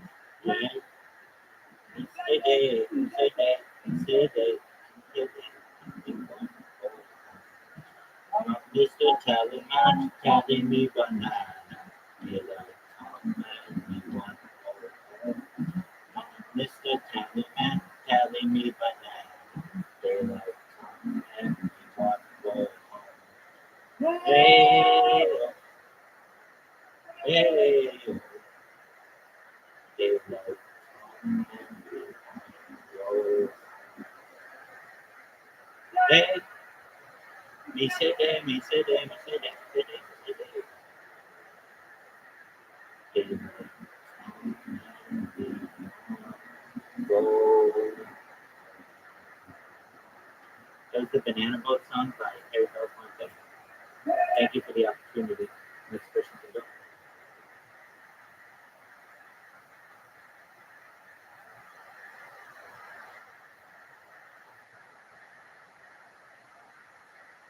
How are you today, Aston?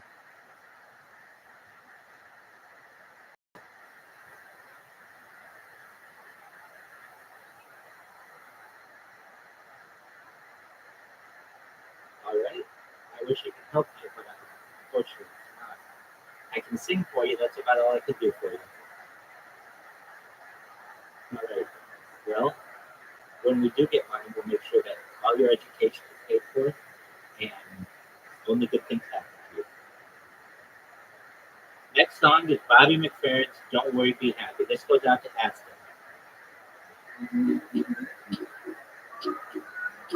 What'd you say, my man? Oh, sounds great. I love it. All right. You ready, my friend?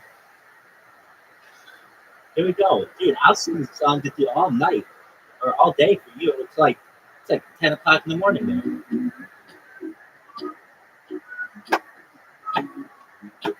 Shout out to Aston. We're going to do duets. We're going to do group singing. This is going to be amazing.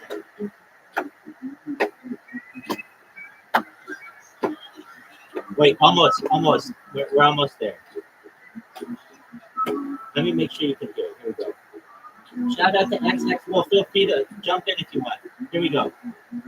Here's a little song I wrote. Made one to sing it note for note. Don't worry. Be happy. In life we have some trouble, but when you worry, make it double. Don't worry. Be happy. Don't worry, be happy.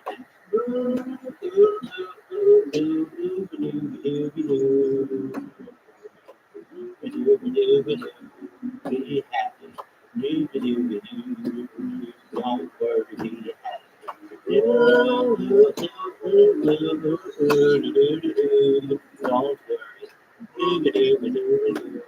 Be happy. Don't worry, be happy. You place to lay your head. Somebody came and took your bed. Don't worry. Be happy. Lord said your rent is late. You may have to lift it gate. Don't worry. Be happy. You be happy. Be happy.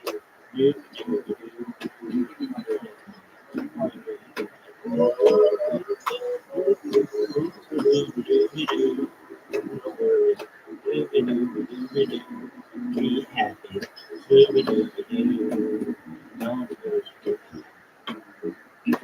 Yes, ain't got no style, ain't got no gal to make you smile. Don't worry, be happy. When your worried face will frown, that will bring the pride down. Don't worry, be happy. Don't worry, be happy.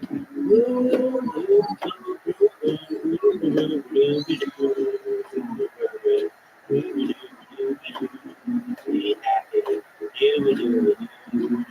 Don't worry, be happy. Don't worry. Be happy. Don't worry, be happy. Don't worry. Be happy. Smile on your face. Don't bring everyone down like this. Don't worry. Whatever it is. Don't worry, be happy. Shout out to my friend Aston. Shout out to everybody else who sang along. We're doing group songs karaoke if you want. Does anybody have any requests that we can sing as a group?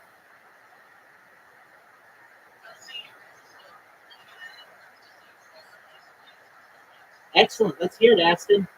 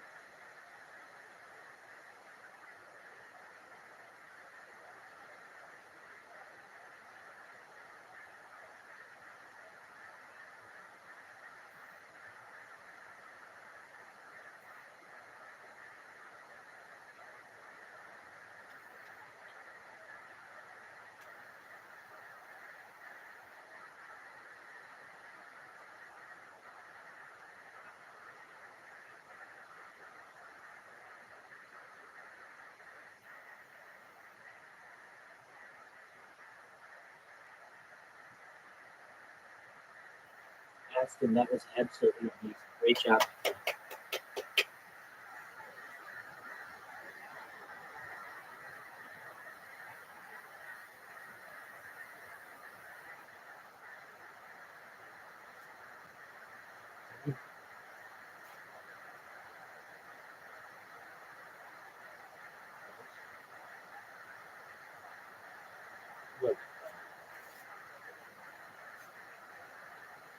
What is it? What's a word for it, everybody?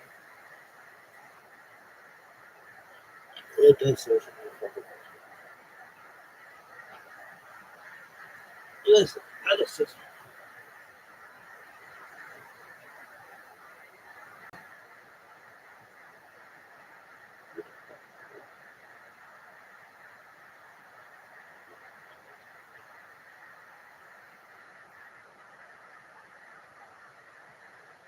banana boats.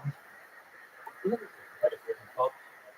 Did you guys see how they can make it? Back to some of the different interesting fine-tuning mechanisms. There's then also like fine-tuning in GPT-3 generations. There's a lot of GPT-4, Alpaca, Colossal AI, all these kinds of models just kind of spring up like run on top of it. What do you think of that? No, I think it's been really neat to see. I mean, there's been folks who are getting it to run on local devices, right? So if you're an individual who just wants to experiment with this at home, you probably don't have a large budget to get access to like a large amount of cloud compute. So getting it to run on your local laptop is pretty good, right? Pretty relevant.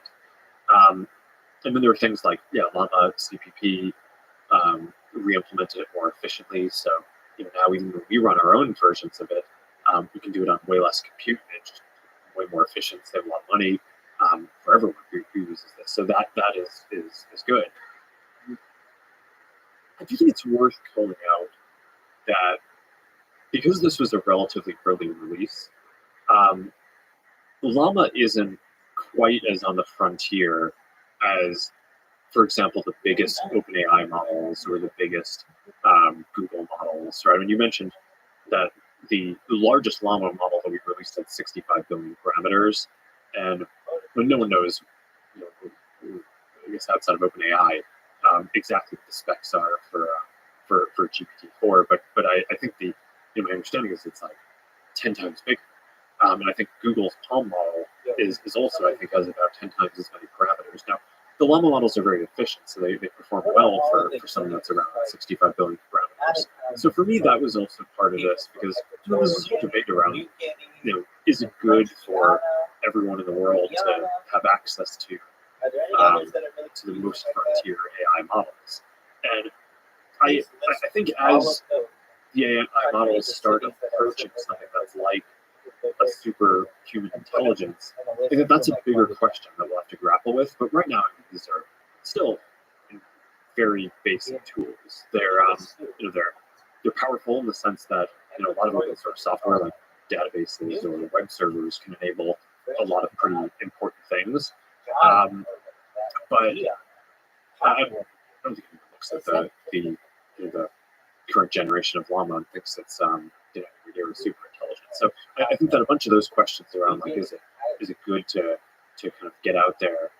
I think at this stage, surely you want more researchers working on it for all the reasons that that open source software has a lot of advantages. We talked about efficiency before, but another one is just open source software tends to be more secure because you have more people looking at it openly and scrutinizing it and finding holes in it, and that makes it more safe. So I think at this point it's generally agreed upon that open source software is generally more secure and safer than things that are kind of developed in a silo where people try to get security through obscurity. So I think that for the scale of what we're seeing now with AI, I think we're more likely to get to good alignment and good understanding of kind of what needs to do to make this work well by having it be open source. And that's something that I think is quite good to have out there and happening publicly at this point.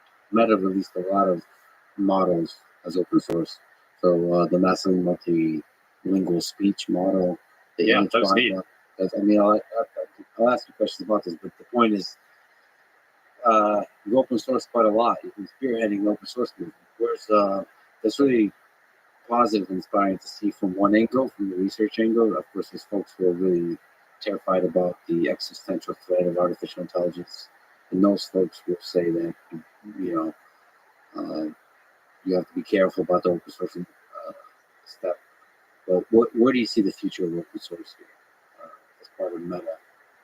The tension here is, do you want to release the magic sauce? That's one tension. And the other one is, do you want to put a powerful tool in the hands of bad actors, even though it probably has a huge amount of positive impact? Yeah, I mean, again, I think for the stage that we're at in the development of AI, I don't think anyone looks at the current state of things and thinks that this is super intelligence.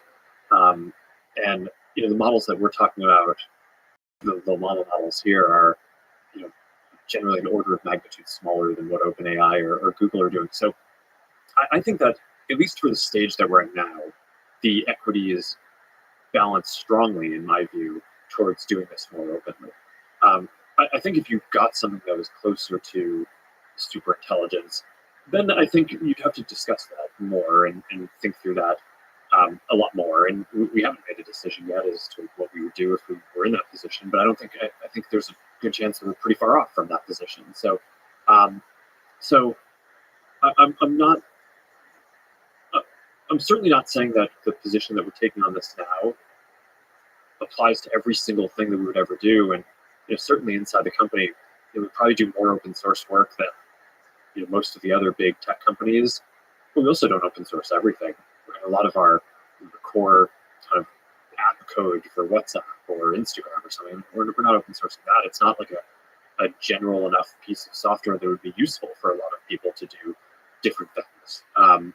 Whereas the software that we do, whether it's like an open source server design or basically things like Memcache, or like a good, it was probably our earliest project that I worked on. It's probably one of the last things that I coded and led directly for the company. But basically this like caching tool for quick data retrieval. These are things that are just broadly useful across like anything that you want to build. And I think that some of the language models now have that feel, as well as some of the other things that we're building, like the translation tool that you just referenced. So text to speech and speech to text, you've expanded it from around 100 languages to more than 1,100 languages. Yeah. And you can identify the model can identify more than 4,000 spoken languages, which is 40 times more than any known previous technology. To me, that's really, really, really exciting in terms of connecting the world, breaking down barriers that language creates. Yeah, I think being able to translate between all of these different pieces in real time, this has been a kind of common sci-fi idea that we'd all have, whether it's earbud or glasses or something that can help translate in real time between all these different languages. And that's one that I think technology is basically delivering now. So I think that's pretty exciting. You mentioned the next version of Llama. What can you say about the next version? What can you say about like what you're working on in terms of release, in terms of the vision for that?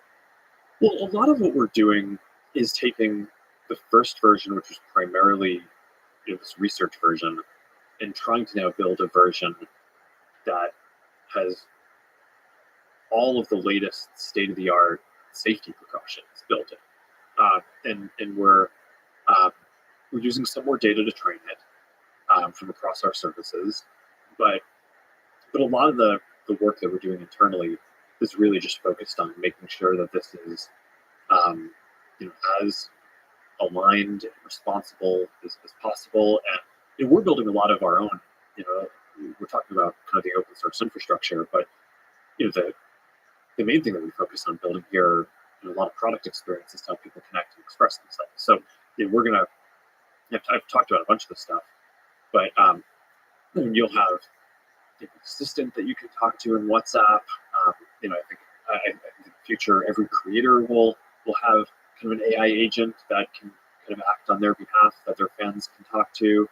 I want to get to the point where every small business basically as an AI agent that people can talk to for to do commerce, customer support, and things like that. So there are going to be all these different things, and Llama, or the language model underlying this, is basically going to be the engine that powers that.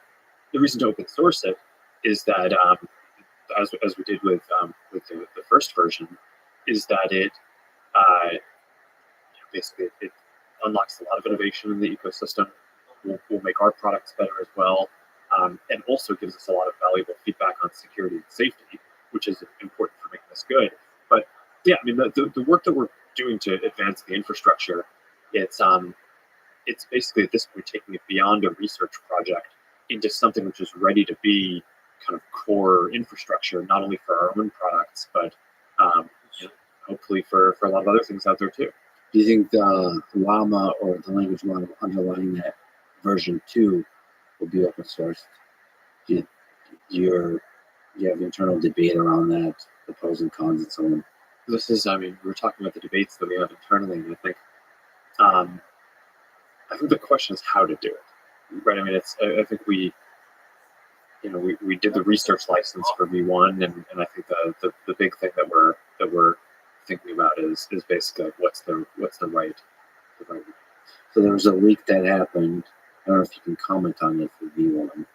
We released it as a research project for researchers to be able to use, but in doing so, we put it out there. So, we were very clear that anyone who uses the code and the weights doesn't have a commercial license to put into products, and we've generally seen people respect that, right? It's like you don't have any reputable companies that are basically trying to put this into their commercial products, but by sharing it with so many researchers, it did leave the building. But what have you learned from that process that you might be able to apply in GPT2 about how to release it safely, effectively, if you release it? Yeah, well, I mean, I think a lot of the feedback, like I said, is just around different things around how do you fine-tune models to make them more aligned and safer. You see all the different data recipes that you mentioned, a lot of different projects that are based on this. I mean, there's one at Berkeley, there's just like all over, and people have tried a lot of different things, and we've tried a bunch of stuff internally. So we're making progress here, but also we're able to learn from some of the best ideas in the community, and I think we want to just continue pushing that forward. But I don't have any news to announce on this, if that's what you're asking. Right. This is a thing that we're still kind of actively working through the right way to move forward here. The details of the secret sauce are still being developed. I see. Can you comment on what do you think of the thing that worked for GPT, which is the reinforcement learning with human feedback? So doing this alignment process, do you find it interesting? And as part of that, let me ask, because I talked to Jan LeCun before talking to you today. He asked me to ask, or suggested that I ask, do you think LLM fine-tuning will need to be crowdsourced Wikipedia style? So crowdsourcing. So this kind of idea of how to integrate the human in the fine-tuning of these foundation models. Yeah, I think that's a really interesting idea that I've talked to Jan about a bunch. And we were talking about how do you basically train these models to be as safe and aligned and responsible as possible. And there are different groups out there who are doing development, test different data recipes in fine-tuning. But this idea that you just mentioned is that at the end of the day, instead of having one group fine-tune some stuff and another group produce a different fine-tuning recipe, and us trying to figure out which one we think works best to produce the most aligned model, I do think that it would be nice if you could get to a point where you had a Wikipedia-style collaborative way for a kind of a broader community to fine-tune as well. Now, there's a lot of challenges in that, both from an infrastructure and like a community management product perspective about how you do that. So haven't worked that out yet. But Um, just, but as an idea, I think it's quite compelling, and I think it goes well with the ethos of open source and the technology is also finding a way to have a kind of community-driven training of it. But I think there are a lot of questions on this. In general, these questions around what's the best way to produce aligned AI models, it's very much a research area, and it's one that I think we will need to make as much progress on as the kind of core intelligence capability of the models themselves. well, I just did a conversation with Jimmy Wales, the founder of Wikipedia. And to me, Wikipedia is one of the greatest websites ever created. It is a kind of a miracle that it works. And I think it has to do with something that you mentioned, which is community. You have a small community of editors that somehow work together well. And they handle very controversial topics, and they handle it with balance and grace, despite some of the attacks that will often happen. A lot of the time. I mean, it has issues just like any other human system. But yes, I mean, the balance is, I mean, it's amazing what they've been able to achieve. But it's also not perfect. And I think that's, there's still a lot of challenges. Right. So the more controversial the topic, the more difficult the journey towards quote unquote truth or knowledge or wisdom that Wikipedia tries to capture. In the same way, AI models, we need to be able to generate those same things: truth, knowledge, and wisdom. And how do you align those models that they generate something that is closest to truth? There's these concerns about misinformation, all this kind of stuff that nobody can define. And it's something that we together as a human species have to define. Like, what is truth? And how to help AI systems generate that. And one of the things that language models do really well is generate convincing sounding things that can be completely wrong.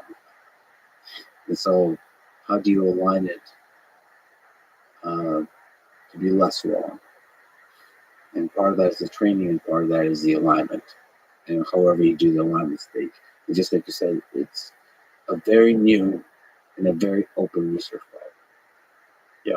And I think that there's also a lot of questions about whether the current architecture for LLMs, as you continue scaling it, what happens?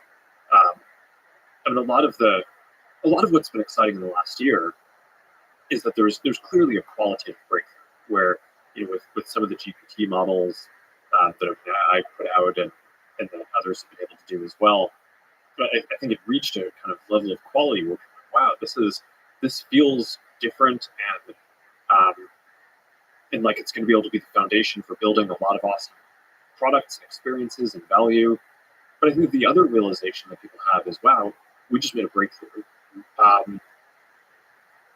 If there are other breakthroughs quickly, then I think that there's this sense that maybe we're closer to general intelligence. But I think that idea is predicated on the idea that I think people believe that there's still generally a bunch of additional breakthroughs to make, and that it's we just don't know how long it's going to take to get there. And one view that some people have, this doesn't tend to be my view as much, is that simply scaling the current LLMs, getting to higher parameter count models by itself will get to something that is closer to general intelligence. But I tend to think that there are more in the event of my death, fundamental steps that need to be taken along the way there. But still, the leaps taken with this extra alignment step is quite incredible, quite surprising to a lot of folks. And on top of that, when you start to have hundreds of millions of people potentially using a product that integrates that, you can start to see civilization transforming effects before you achieve super, quote unquote, super intelligence. It could be super transformative without being super intelligence. Oh yeah, I mean, I think that there are going to be a lot of amazing products and value that can be created with the current level of technology. To some degree, I'm excited to work on a lot of those products over the next few years, and I think it would just create a tremendous amount of whiplash if the number of breakthroughs keeps, like, if there keep on being stacked breakthroughs, because to some degree, industry in the world needs some time to kind of build these breakthroughs into the products and experiences that we all use that we can actually benefit from. But I don't know. I think that there's just like an awesome amount of stuff to do. And I think about like all of the, I don't know, small businesses or individual entrepreneurs out there who now we're going to be able to get help coding the things that they need to go build things, or designing the things that they need, or we'll be able to use these models to be able to do customer support for the people that they're serving, through WhatsApp without having to. I think that's just. I just think that this is all going to be super exciting. It's going to create better experiences for people and just unlock a ton of innovation and value. So I don't know if you know, but what is it? Over 3 billion people use WhatsApp, Facebook, and Instagram. So any kind of AI fueled products that go into that, like we're talking about, anything with LLMs, will have a tremendous amount of impact. Do you have ideas and thoughts about possible products that might start being integrated into these platforms used by so many people? Yeah, I think there's 3 main categories of things that we're working on.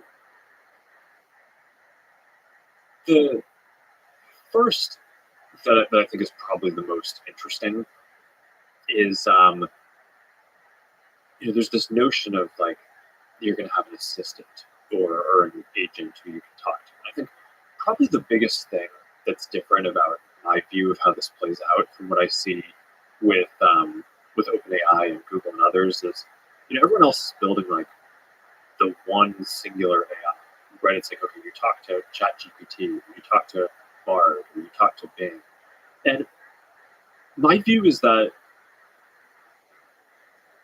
there are going to be a lot of different AIs that people are going to want to engage with, just like you want to use a number of different apps for different things, and you have relationships with different people in your life who fill different emotional roles for you. And so I think that they're going to be people have a reason that I think you don't just want like a singular AI. And that I think is probably the biggest distinction in terms of how I think about this. And a bunch of these things, I think you'll want an assistant. I mentioned a couple of these before. I think like every creator who you interact with will ultimately want some kind of AI that can proxy them and be something that their fans can interact with, or that allows them to interact with their fans. This is like the common creator problem. Everyone's trying to build a community and engage with people, and they want tools to be able to amplify themselves more and be able to do that. But you only have 24 hours in a day. So I think having the ability to basically like bottle up your personality and or like give your fans information about when you're performing a concert or something like that. I mean, that I think is going to be something that's super valuable. But it's not just that. Again, it's not this idea that people are going to want just one singular AI. I think you're going to want to interact with a lot of different entities. And then I think there's the business version of this too, which we've touched on a couple of times, which is I think every business in the world is going to want basically an AI that it's like you have your page on Instagram or Facebook or WhatsApp or whatever, and you want to point people to an AI that people can interact with.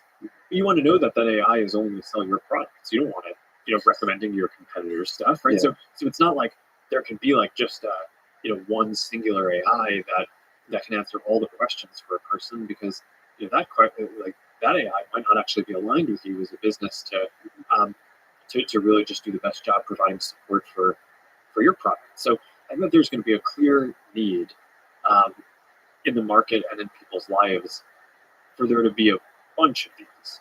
Part of that is figuring out the research, the technology that enables the personalization that you're talking about.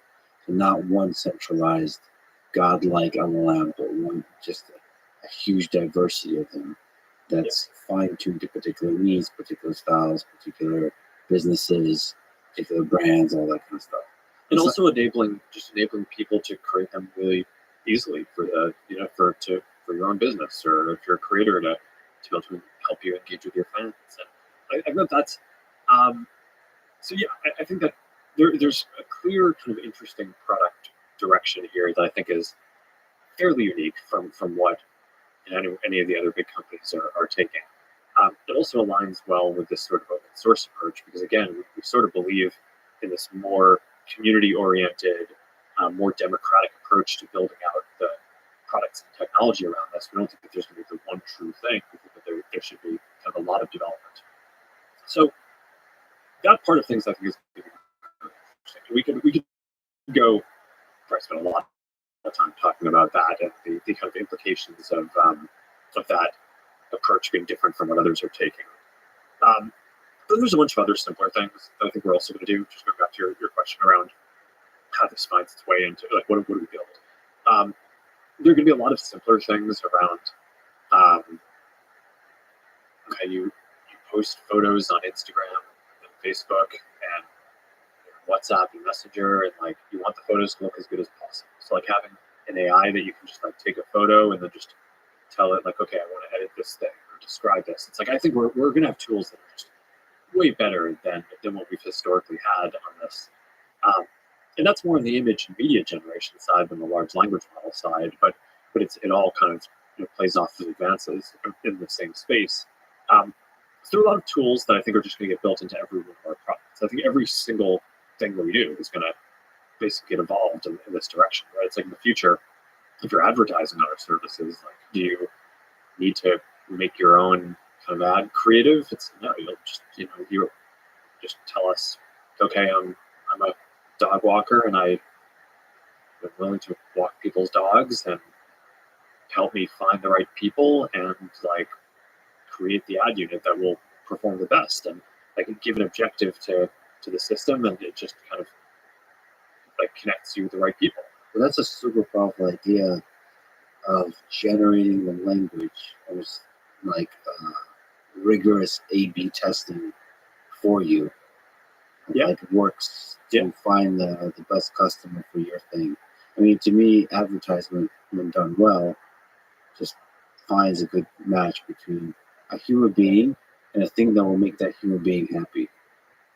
Yeah, totally. And do that as efficiently as possible. When it's done well, people actually like it. It's I think that there's a lot of examples where it's not done well and it's annoying, and I think that's kind of gives it a bad rap. But yeah, and a lot of this stuff is possible today. Obviously, A/B testing stuff is built into a lot of these frameworks. The thing that's new is having technology that can generate the ideas for about what to A/B test. So I think that's exciting. So this will just be across like everything that we're doing.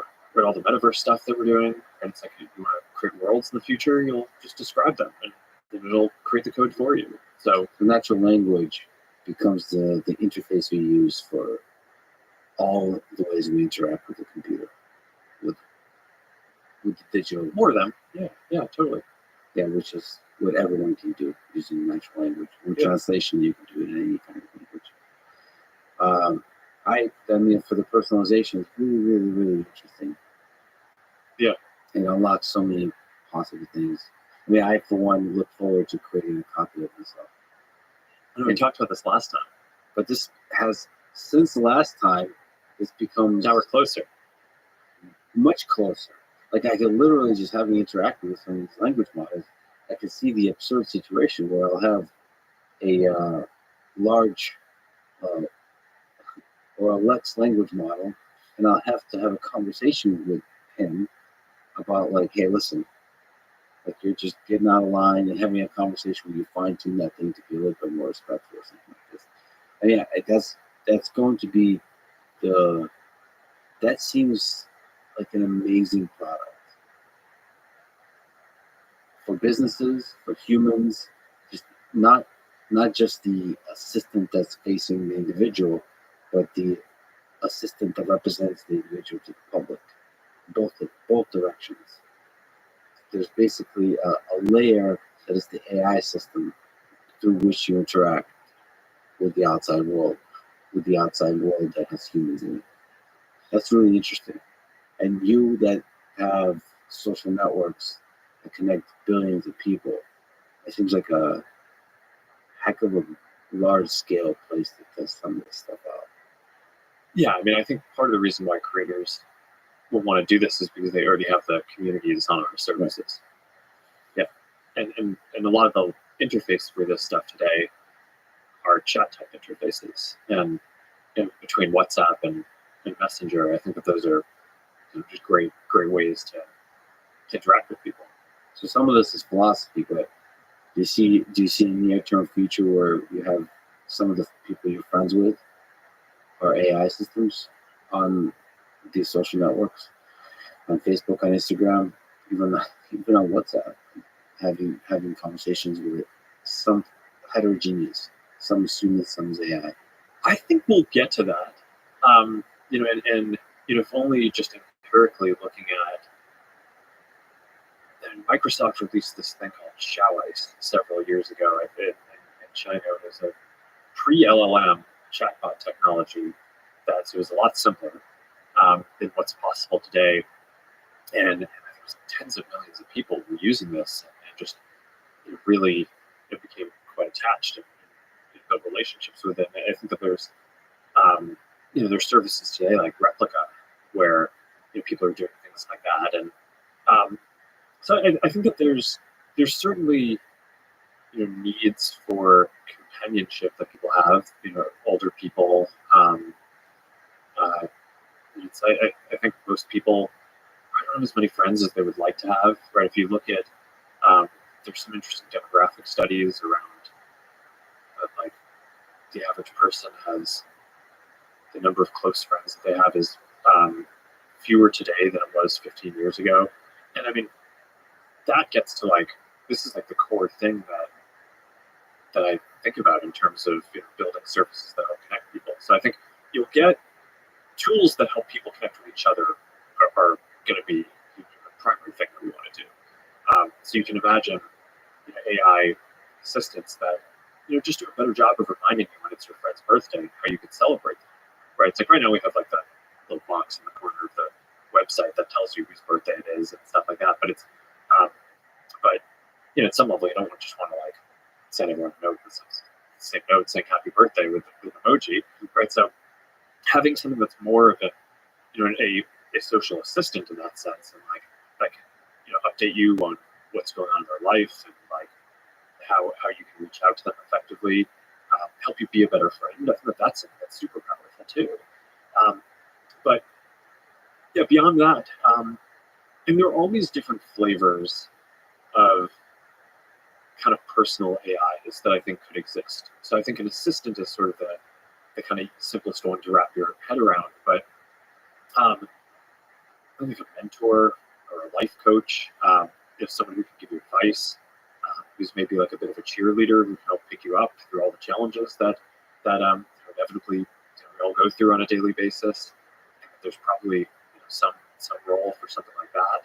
And then all the way you can just go through a lot of the different type of kind of functional relationships that people have in their life. And I would bet that there will be companies out there that take a crack at a lot of these things. So I don't know. I think it's part of the interesting innovation that's going to exist is that there's certainly a lot. Education tutors, right? It's I just look at my kids learning to code, and they love it, but it's they get stuck on a question and they have to wait till I can help answer it, right? Or someone else who they know can help answer the question in the future. There will be a coding assistant that they have that is designed to be perfect for teaching a 5 and a 7-year-old how to code, and they'll just be able to ask questions all the time, and it'll be extremely patient. It's never going to get annoyed at them, right? I think that there are all these different kind of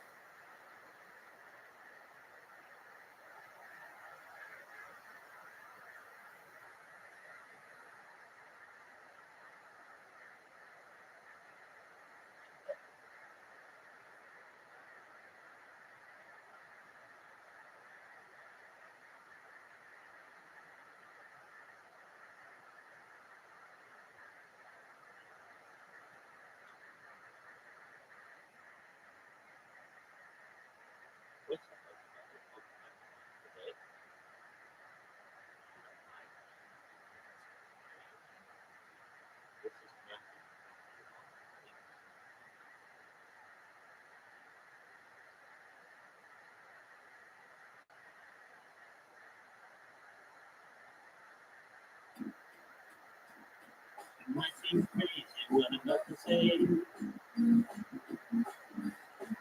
Sometimes she's here, you can take a break. Hot air balloon, you have to go in space. In the air, like I don't care, baby, I don't care. Because I'm happy clap along with you, feel like I'm going without.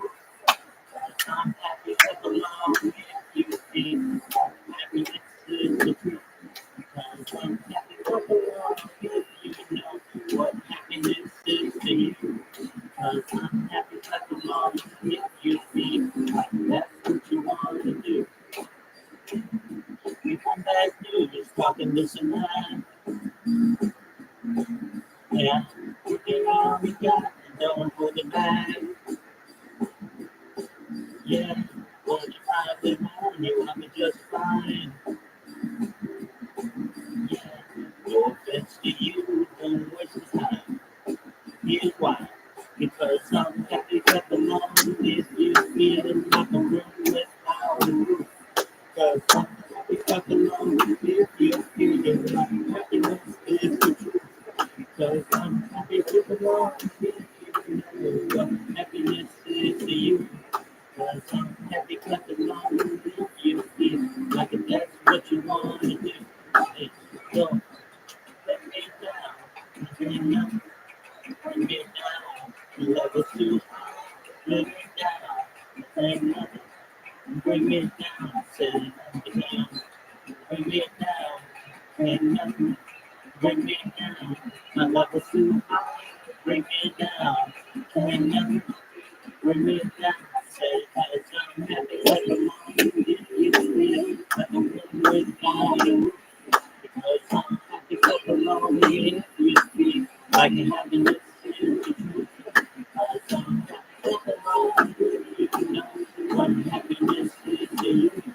Because I'm happy clap along if you feel like that's what you want to do.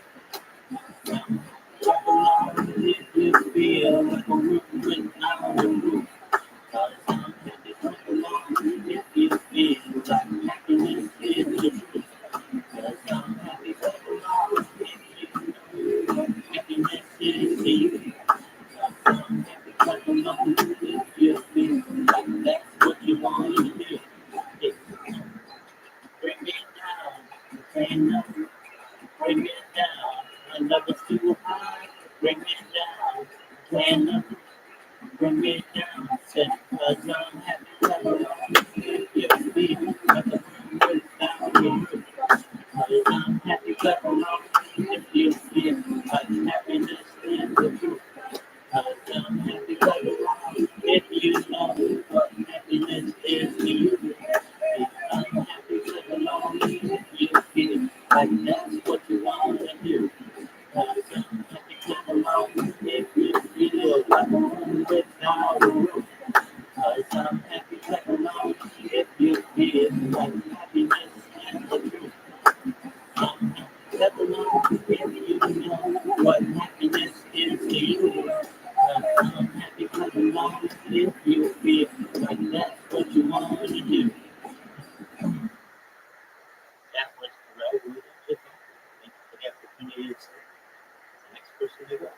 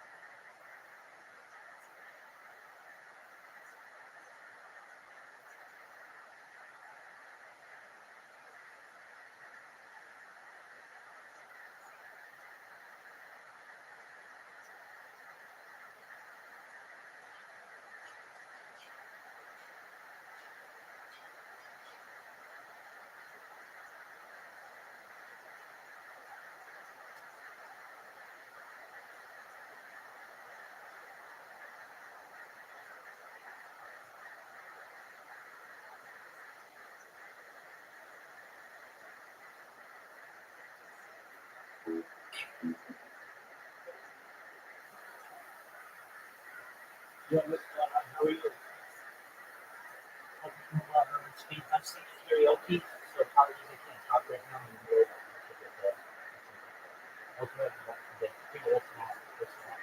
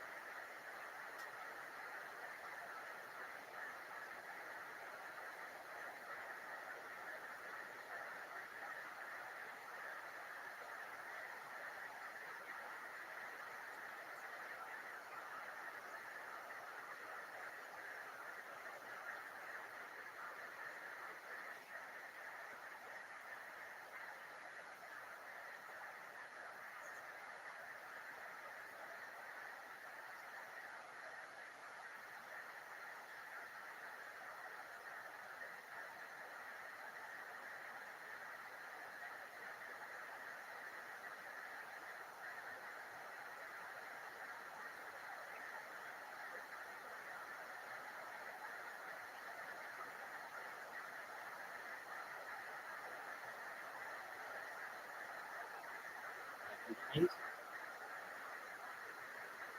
up, we've got Guinness, Cake by the Ocean.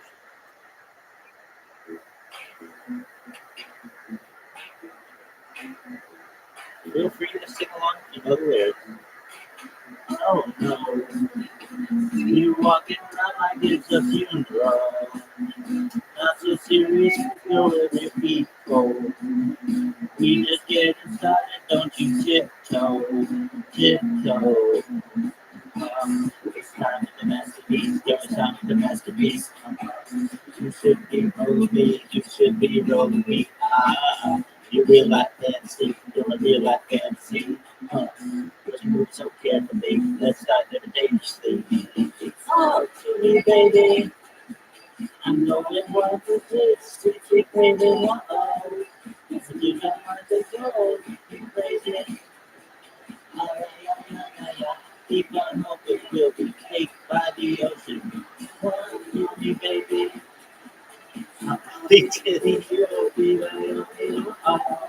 This is the right to go for vacation. Keep on hoping we'll be cake by the ocean.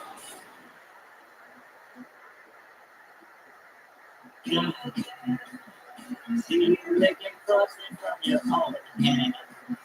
One another kicks, I'm begging, yes, ma'am.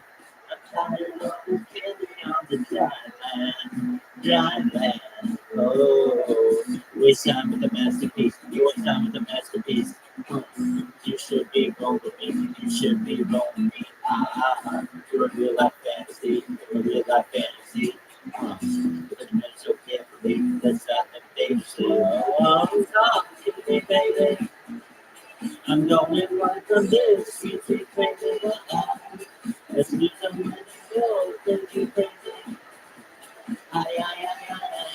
Keep on hoping we'll be cake by the ocean. Hope you will be, baby. Be wherever you'll be, Naomi, let's do some money. Go, crazy, crazy. Living hoping we'll be cake by the ocean.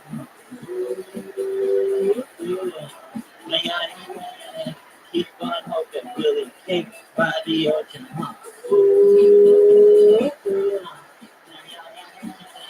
We be hoping we'll be cake by the ocean.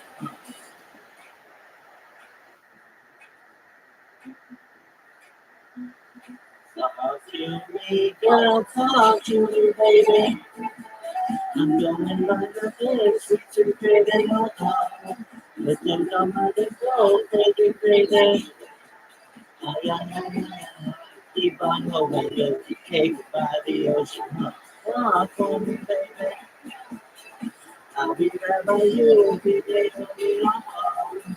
This is how I go, walking crazy. Ay, ay, ay, ay, ay. Keep on hoping we'll be caked by the ocean. Magic, vanilla, chocolate in my life. Confetti, I'm ready, I need it every night. Red velvet, vanilla, chocolate in my life. You're the most will be caked by the ocean. That was Dance, Caked by the Ocean. Thank you for the opportunity to sing. Thank you, Mr. Maybach.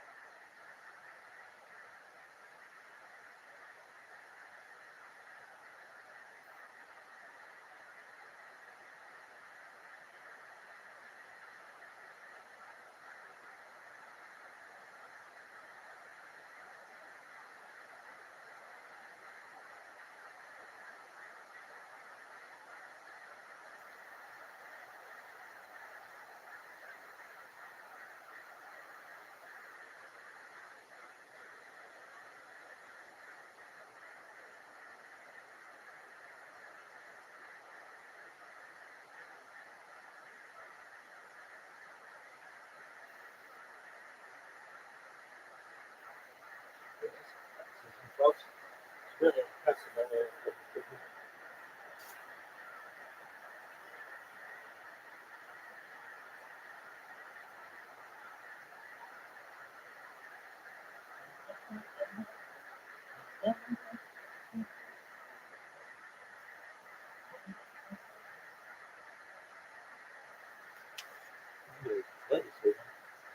Dog, you got the Big Ten Championship, you got UFC 310, you got ACC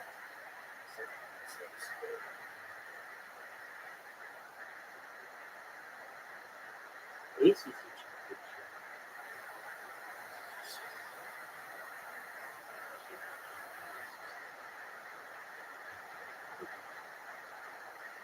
This is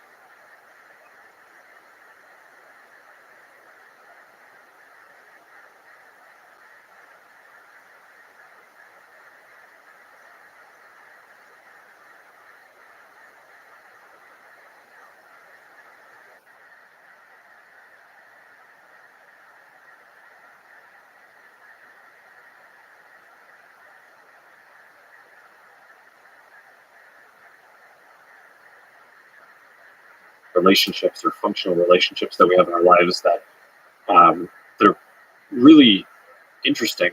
And I think one of the big questions is like, okay, is this all going to just get bucketed into one singular AI? I just don't think so.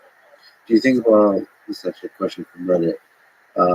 What the long-term effects of human communication when people can talk with, in quotes, talk with others through a chatbot that augments their language automatically, rather than developing social skills by making mistakes and learning? Will people just communicate by grunts in a generation?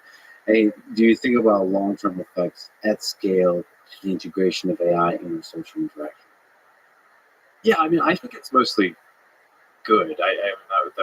That question was sort of framed in a negative way, but I mean, we were talking before about language models helping you communicate with. It was like language translation helping you communicate with people who don't speak your language.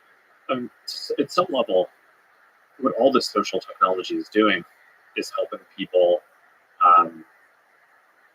express themselves better to people in situations where they would otherwise have a hard time doing that. So part of it might be okay because you speak a language that I don't know. That's a pretty basic one that I don't think people are going to look at that and say it's sad that we have the capacity to do that because I should have just learned your language, right? I mean that's pretty high bar. But overall, I'd say there are all these impediments. And language is an imperfect way for people to express thoughts and ideas. It's one of the best that we have. We have that, art, code. The language is also a mapping of the way you think, the way you see the world, the way who you are. And one of the applications, I've recently talked to a person who's actually a jiu-jitsu instructor, said that when he emails parents about their son and daughter, that they can improve their discipline in class and so on, he often finds that he comes off a bit of more of an asshole than he would like. So he uses GPT to translate his original email into a nicer email, more polite one. We hear this all the time. A lot of creators on our services tell us that one of the most stressful things is basically negotiating deals with brands and stuff, like the business side of it, because they're like, I mean, they do their thing, right? And the creators, they're excellent at what they do, and they just want to connect with their community. But then they get really stressed. They go into their DMs and they see some brand wants to do something with them, and they don't quite know how to negotiate or how to push back respectfully. And so I think building a tool that can actually allow them to do that well is one simple thing that I think is just like an interesting thing that we've heard from a bunch of people that they'd be interested in. But going back to the broader idea, I don't know. I mean, Priscilla and I just had our third daughter. Congratulations. It makes sense. And it's like one of the saddest things in the world is like seeing your baby cry, right? But like, it's like, what?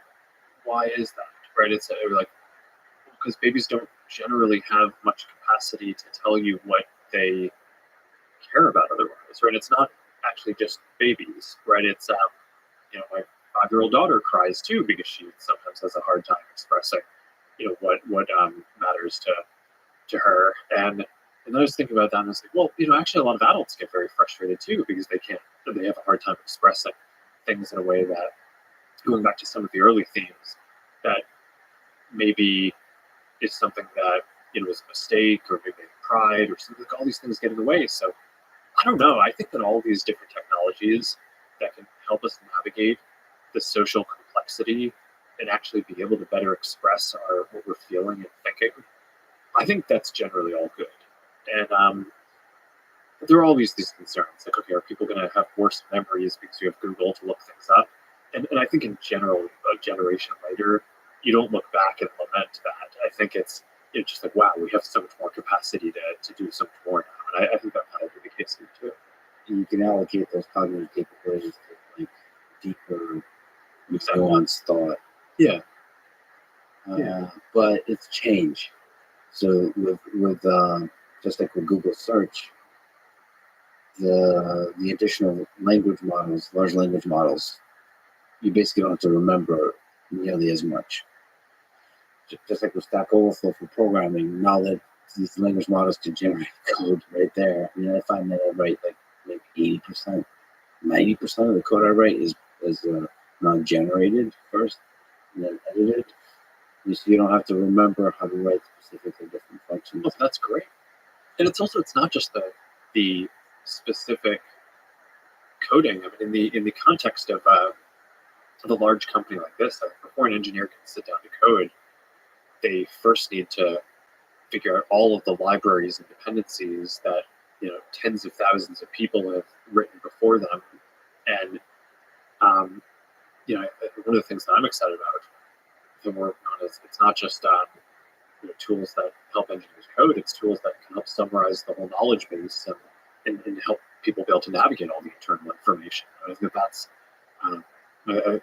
in the experiments that I've done with this stuff. I mean, that's from public stuff. You could just ask one of these models to build you a script that does anything, and it basically already understands what the best libraries are to do that thing and pulls them in automatically. I think that's super powerful. And that was always the most annoying part of coding, was that you had to spend all this time actually figuring out what the resources were that you were supposed to import before you could actually start building with it. Yeah.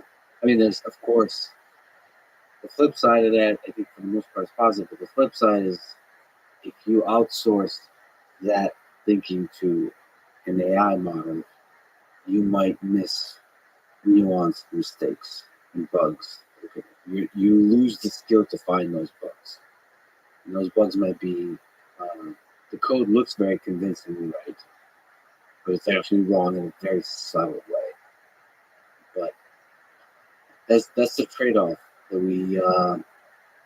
we face as human civilization when we build more and more powerful tools. When we stand on the shoulders of taller and taller giants, we could do more, but then we forget how to do all the stuff that they did. It's a weird trade-off. Yeah, I agree. I mean, I think it is very valuable in your life to be able to do basic things too. Do you worry about some of the concerns of bots being present in social networks?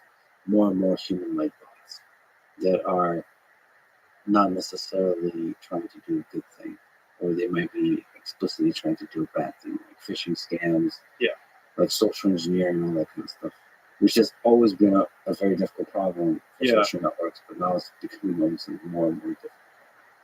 Well, there's a few different parts of this. So one is there are all these harms that we need to basically fight against, and that's been a lot of our focus over the last 5 or 7 years is basically ramping up very sophisticated AI systems, not generative AI systems, more kind of classical AI systems, to be able to categorize and classify and identify. Okay, this.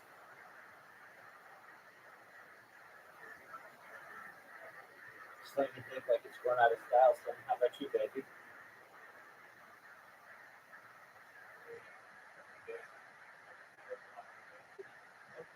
Yes, that's exactly what I wanted to happen. It's on like Donkey Kong. Y'all ready for this? Y'all ready for this?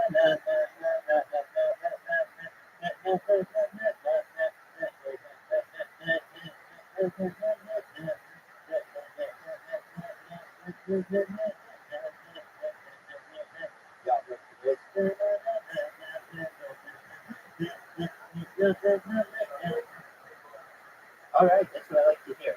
And you're gonna have it 3, 2, 1. Why haven't you accepted the invite, son? Wow, Zoom already did. That was amazing.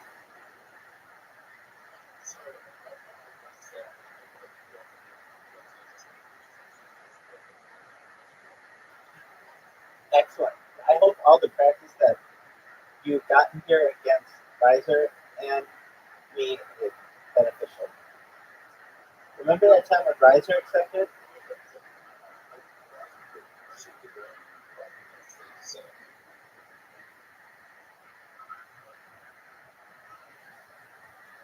You hear this? You hear this, kids? This motherfucker's openly cheating. Use your phone like a real person.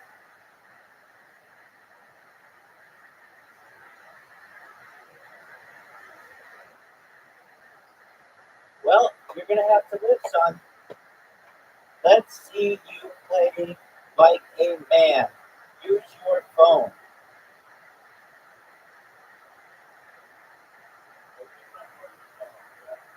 Yeah, I want to see what it's like to play you without cheat codes. Watch Zoot just tears the shit out of us.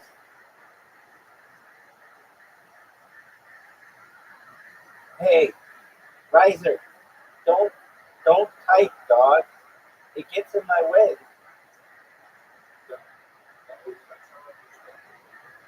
It was unfortunate. You should have been able to go all the way down.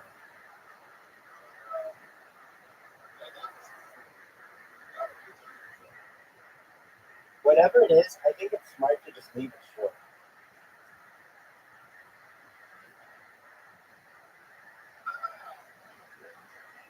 I mean, because if you go in the water, it's a wasted shot.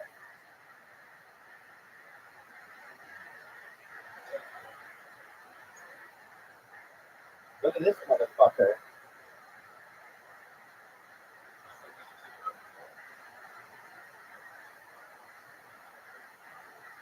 Look at this move.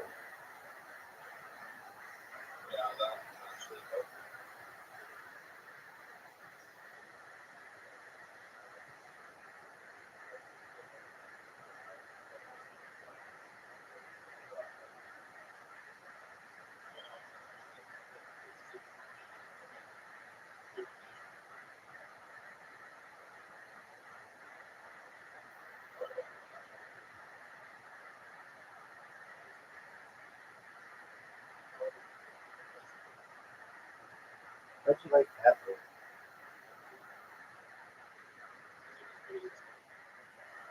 Oh,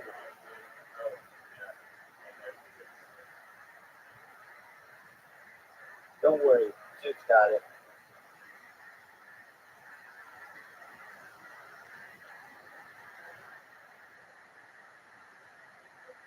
Full blast. No way.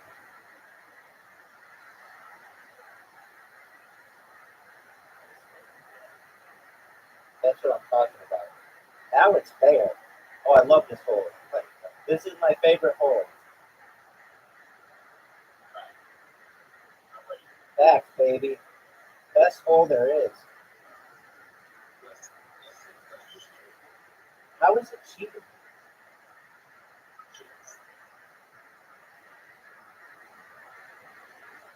Hit my ball. Oh, perfect. I don't know if you gave me a game, but you gave me the hole. Look at everybody's using my strategy. Oh, you fucked me.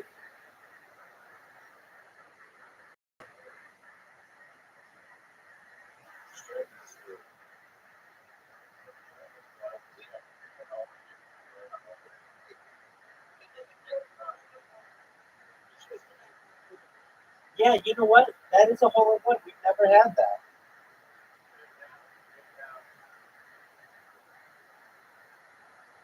Wow, you got a hole in one on this hole. So that opens up things completely that I never recognized before.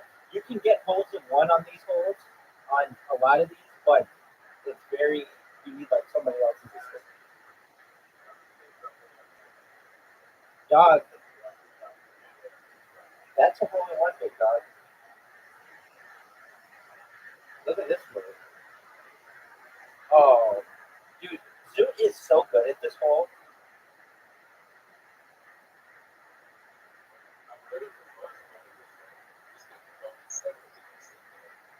Oh, that's why you're so good at it. Oh, that's beautiful. That is beautiful.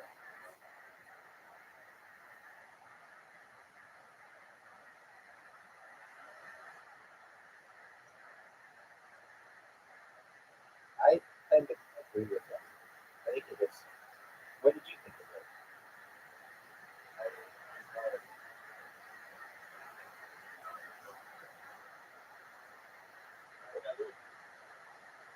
How'd you like that move?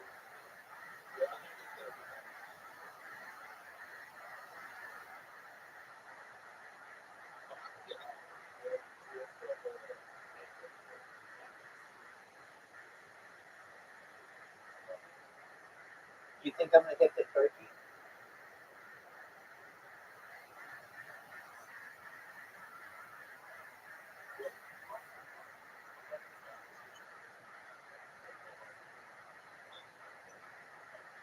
I'm fucked. You guys are gonna give me 0.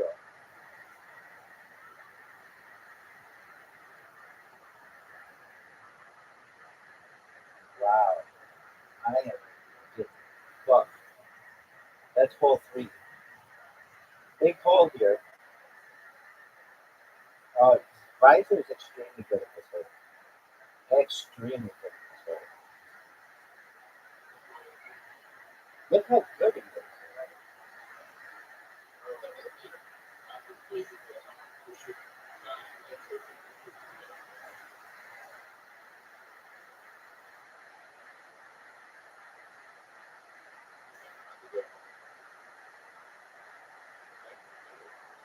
It's just got to be exactly perfect,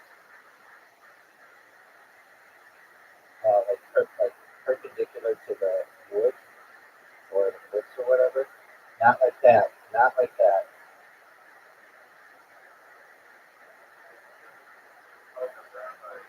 I knew it was coming.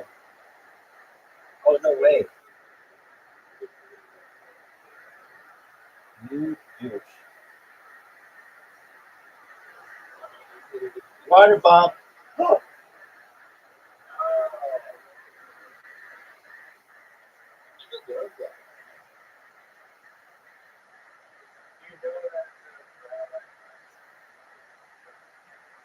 Look at this move. That was beautiful.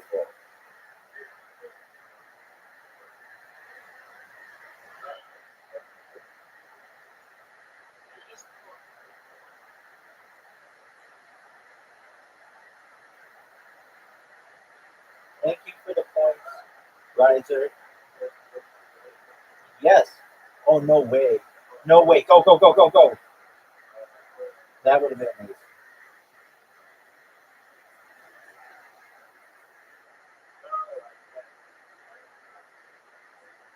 Now you know what it's like on the phone, son.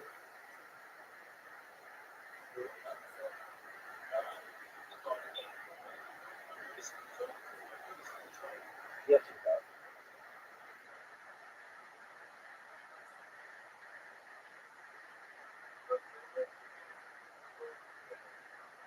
Look, look how short that is.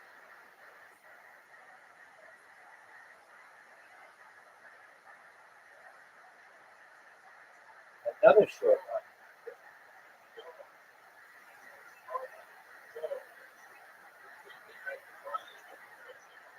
Yes, we did. Wait, just gotta get it. Short. Hit my ball. Perfect. Almost.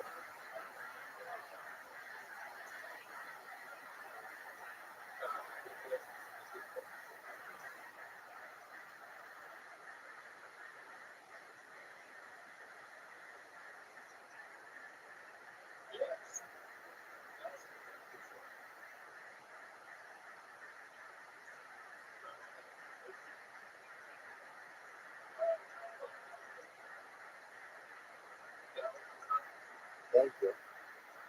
Hit that tree. Hit that tree. If it doesn't hit the tree, that tree fucks me. That tree fucks me. Oh, look at this shot. Look at this shot. Wait, wait, wait, wait. Get all the way down. Darn it.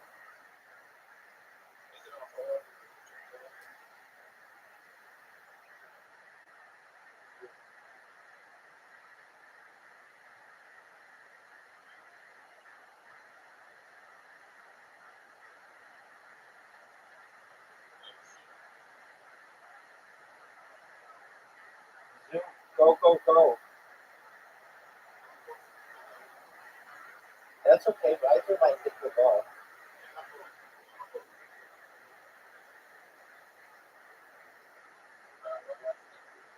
This putt's a win.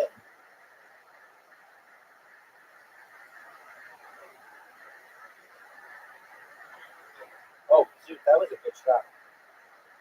What was that? Who's going to get second?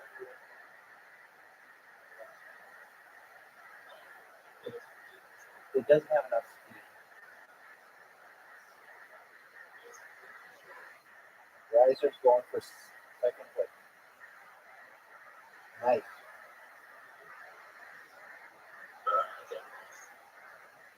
Barely. I think, oh, good. Zook is pretty good at this one.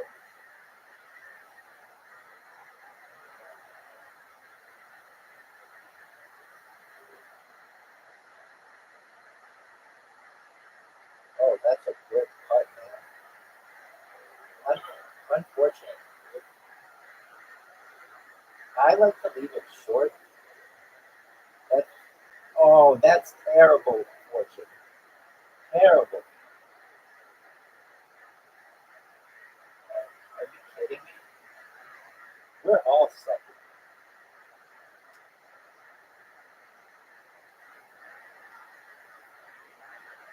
That's a good putt.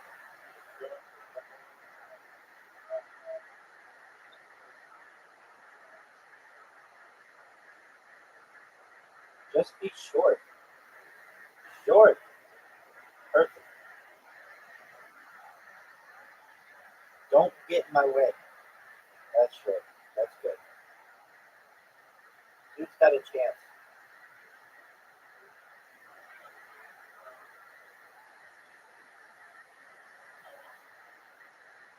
Oh, that's not an easy putt.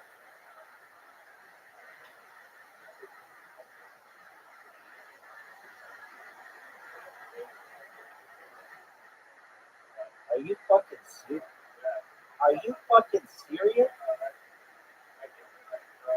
What happened at the end there? It like gained speed. I hate this hole, and Riser's very good at it.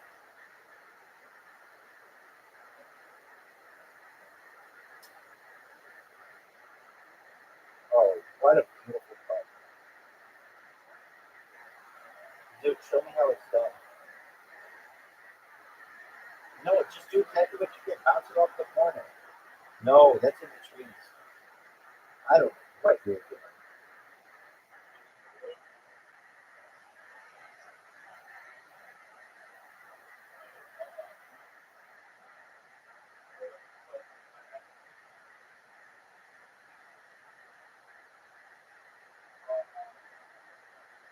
That's all right. You're still in my way.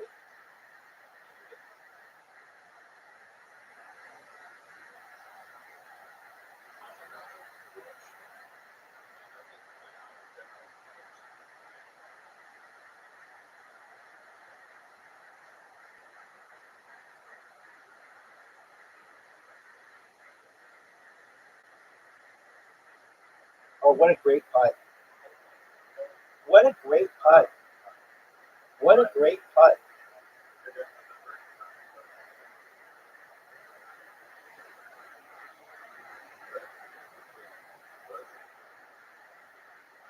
Are you serious? I missed it.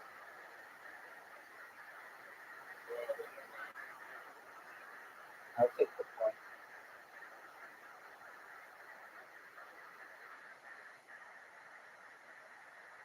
Riser got a perfect game going. I like this whole thing. It's crazy.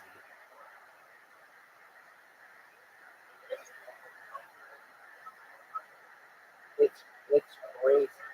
That's a perfect putt.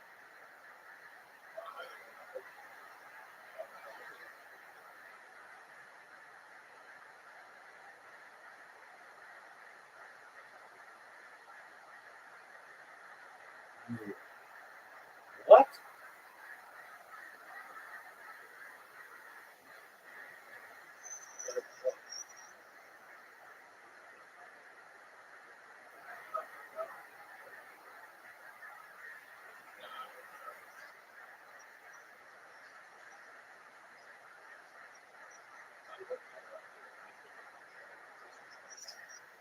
Okay, good for the putt.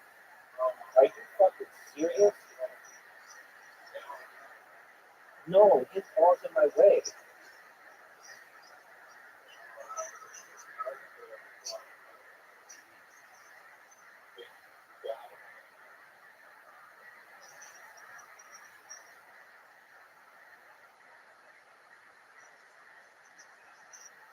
Are you fucking serious?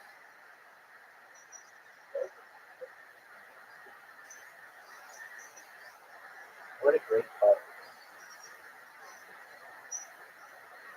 Are you serious? God, what the fuck?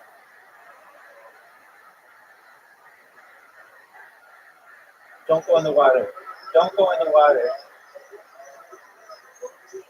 Dude, you still have it. You have an easy putt.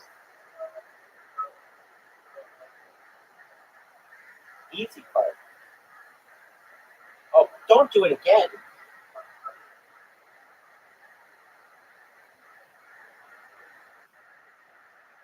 Are you fucking serious?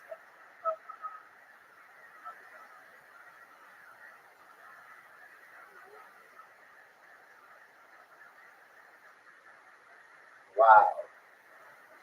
He's got a perfect game going, folks. This is my favorite hole. All of them, this is my favorite hole. But it sucks that I'm not going first.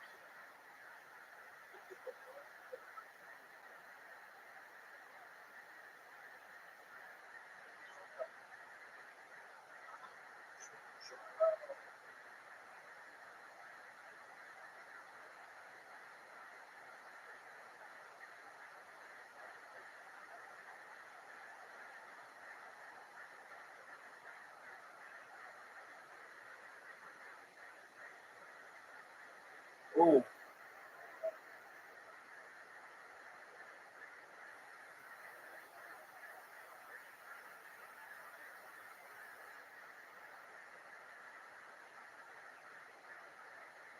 No.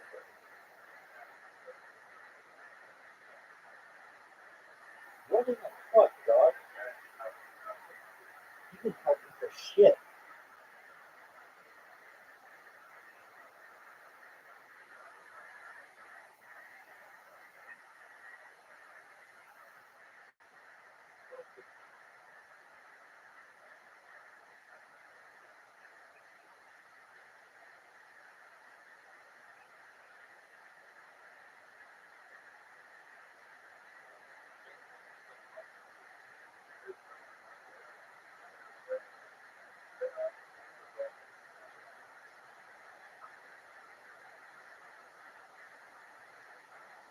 You're about to, son.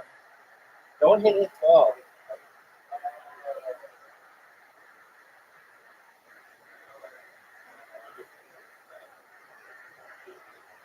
Yeah, no help from you. Dude just lost himself a point. I love this hole. I love this hole. I stopped his perfect game.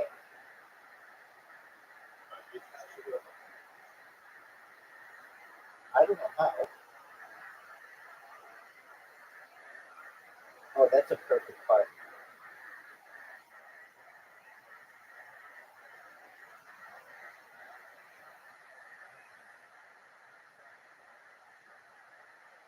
Oh shit. Oh shit. Just go off the edge, dog. That's even worse. Oh, hit my ball. Perfect, perfect, perfect.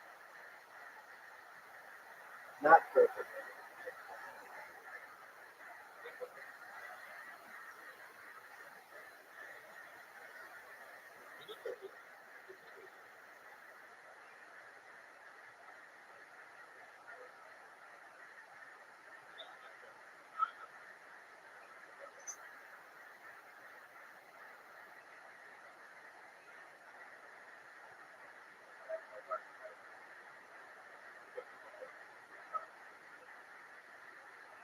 Dude, you need more of an angle to that.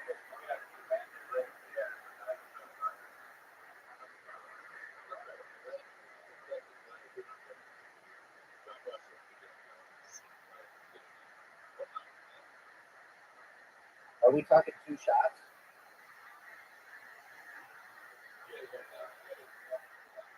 Yeah, I've seen it from where I am now. It's got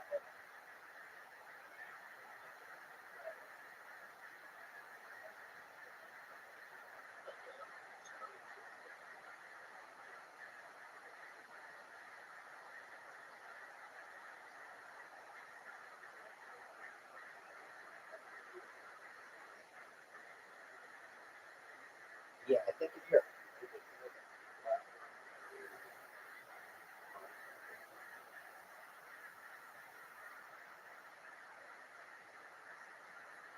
those left and right arrows are very powerful. Seem to be more powerful than the down arrow.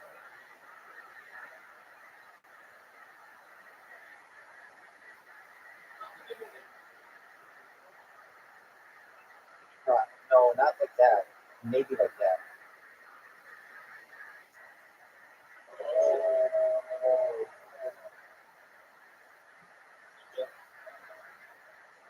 Riser. Riser gets his first win on a phone. Fuck you, man. I knew you were playing too bad.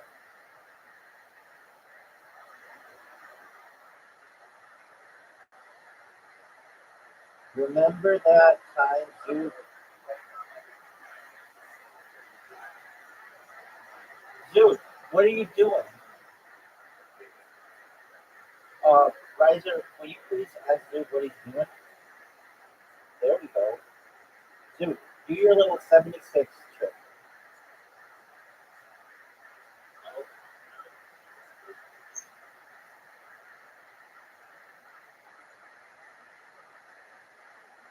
Are you fucking serious?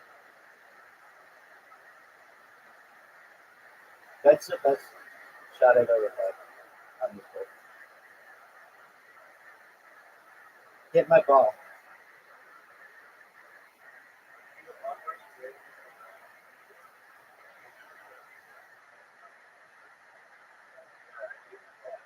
Thanks. I appreciate it, dog. Hit my ball. Hit my ball.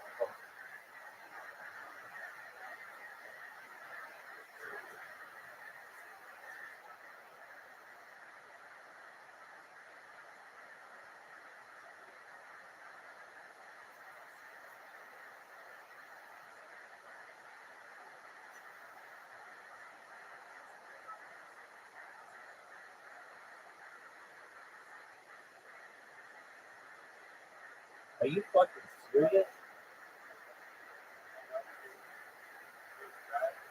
No fucking way.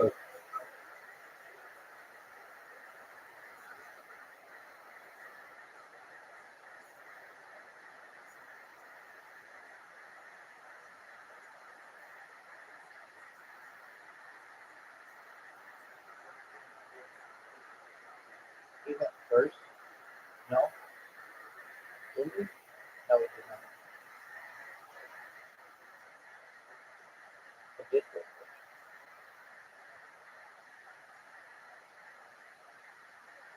Stop. Hit the tree.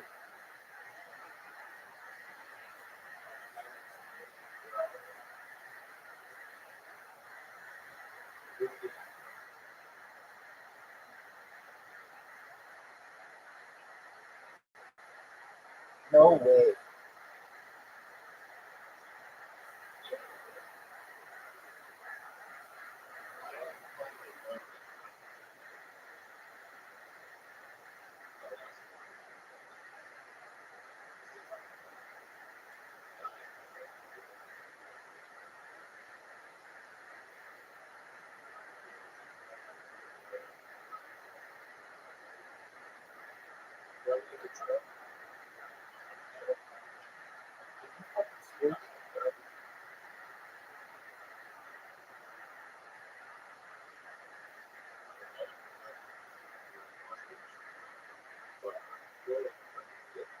Dude, how did you not think that was going to work?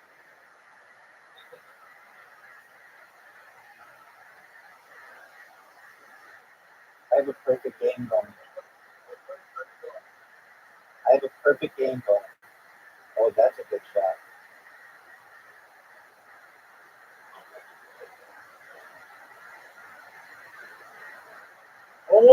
secret hole.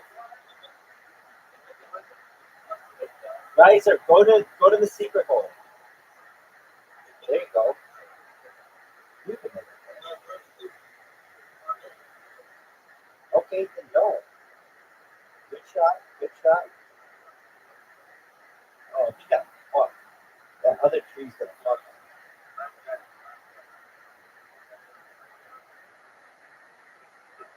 Wow, that was the biggest shot of the night.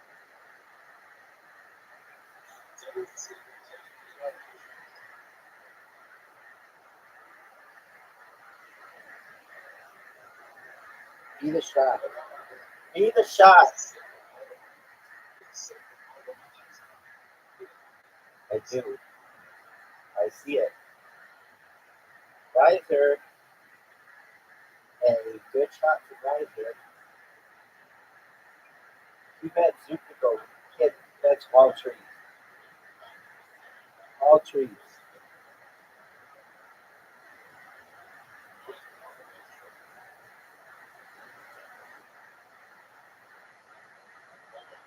Off the tree, baby. Off the tree.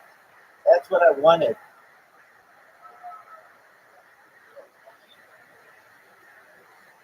But guess what? That tree was there. Oh, is that a good shot? Hit my ball.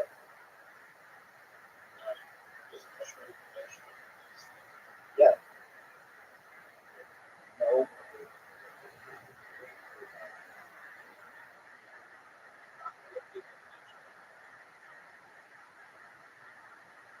I have a perfect game going. I have a perfect game going.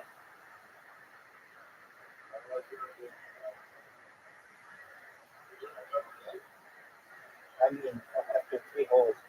Oh, this is my worst hole.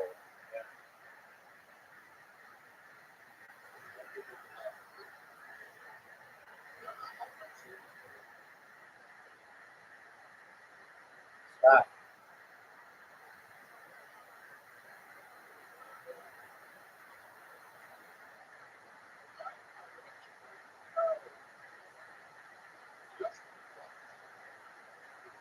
Right in my fucking way. Hit both our balls. Too short. Too short. Are you serious?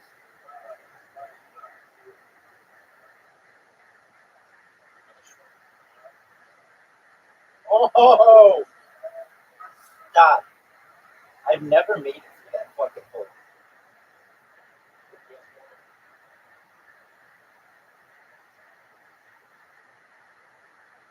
Oh, you fucked it.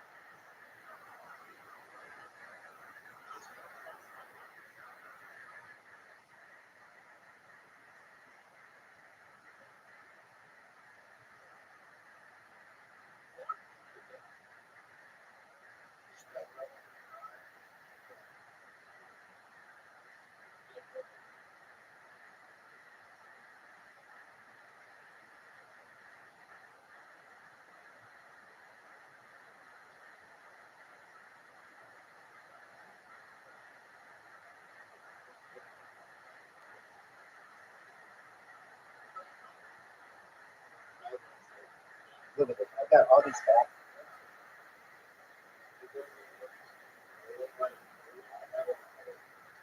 The cow is a hidden hole. Oh, that was a good shot. The ice one.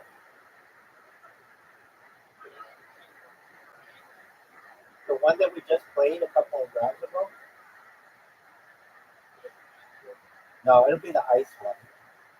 It'll be ice road truckers. Ice one. By the shadow. Oh, this is a hard one.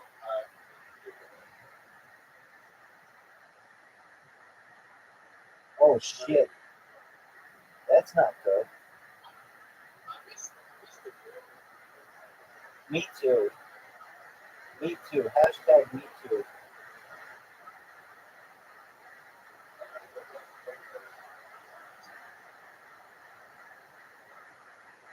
Dude, hit that. You win that, dog.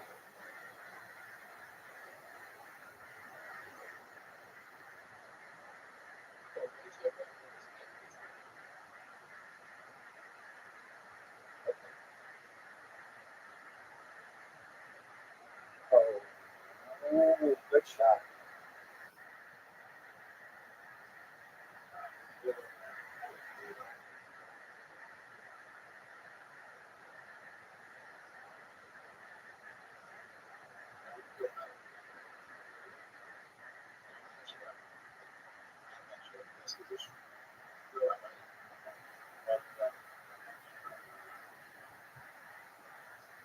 Are you fucking serious?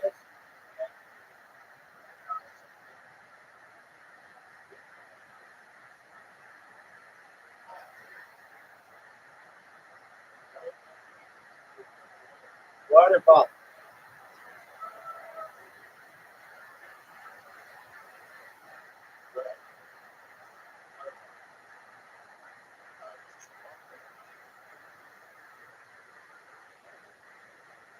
He ended my perfect game.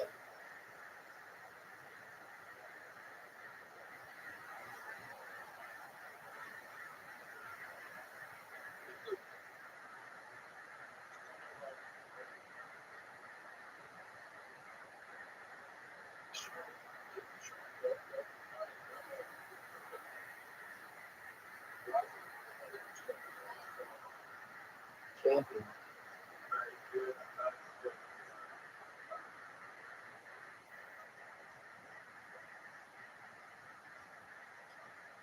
Here we go, friends.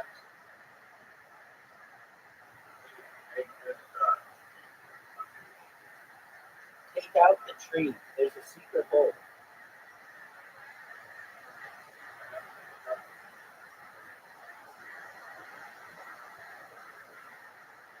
Oh, is that? I'll take that. Dude, that's a good shot. I think it's okay.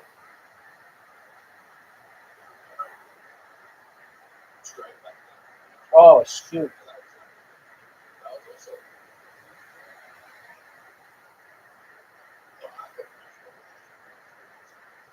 What a guys.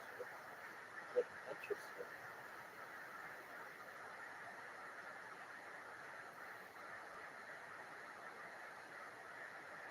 I need an excellent shot here.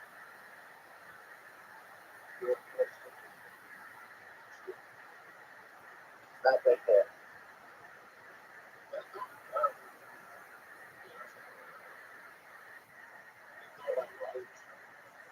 Get that. Get that. Get it.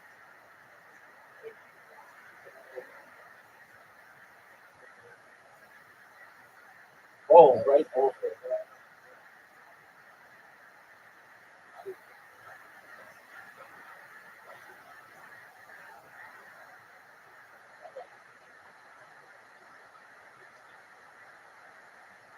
I'm ready to chance to kill him.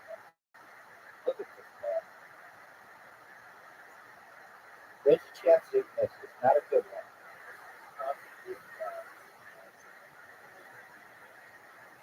You're not even going to get a chance to play. Maybe. Blast it. Make it.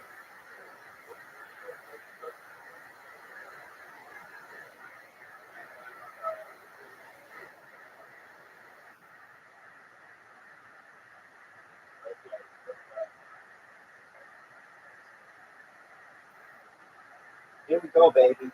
Hit those trees. Give me the shot.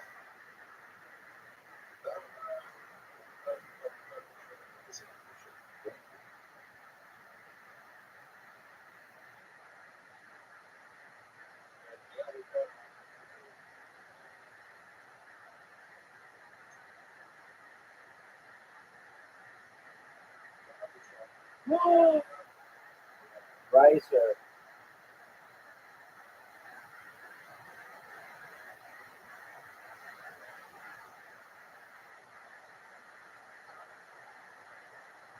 Dude's basically fucked.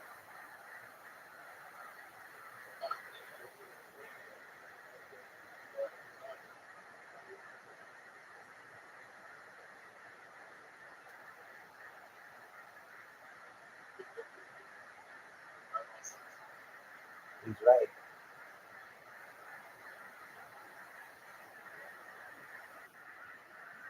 Come on, baby.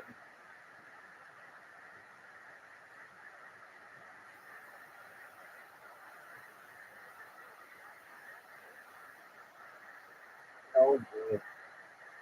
Right there. Good shot.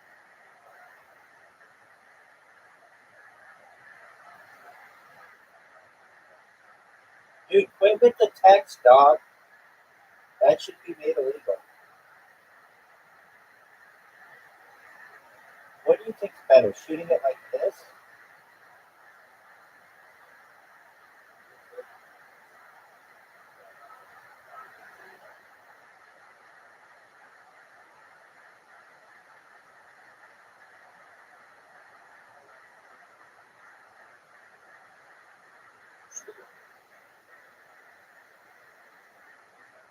All right. What do you think? Just like a light shot here? Stop. Stop. Man.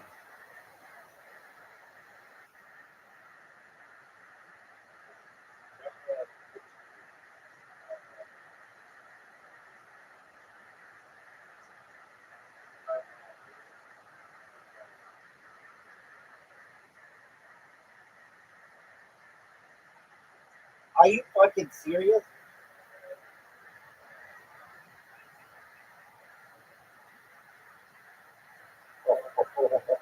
Oh, that's what I'm talking about. Dude, going to steal the hole. Psych. That's what I'm talking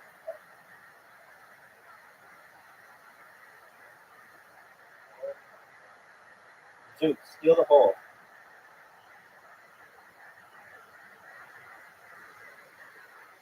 No way.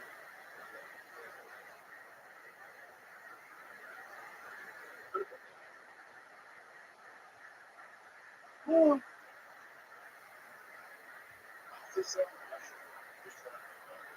you're forward.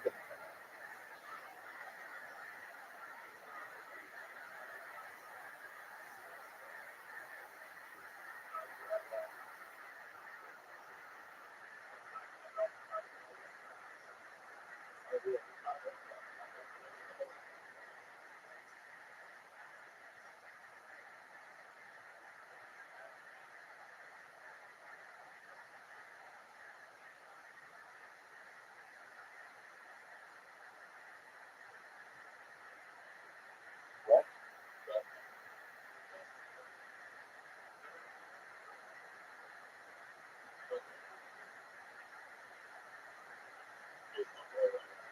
Go in the water. Oh,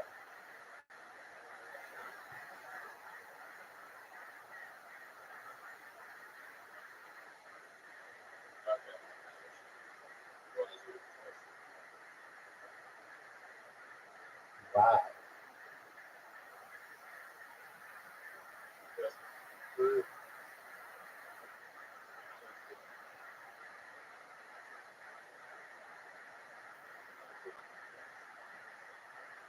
No way.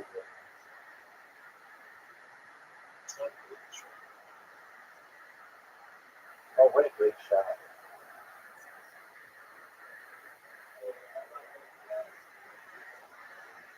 There goes my perfect game. Zoot, make it. Short.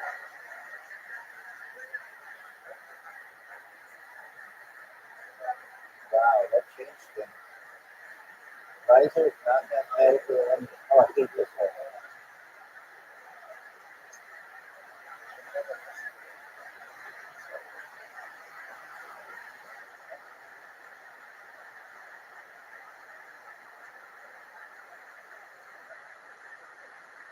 Are you serious? You fuck.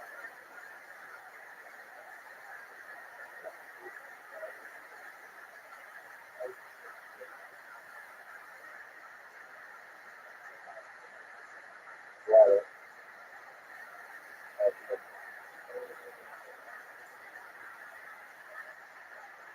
Water. No way.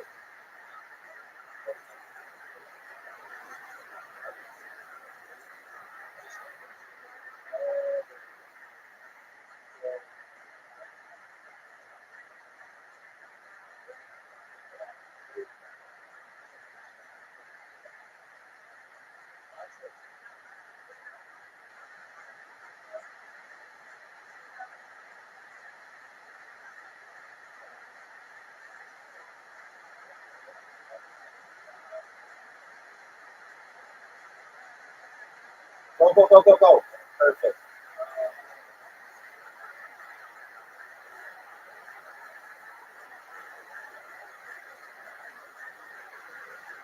Oh, that's perfect.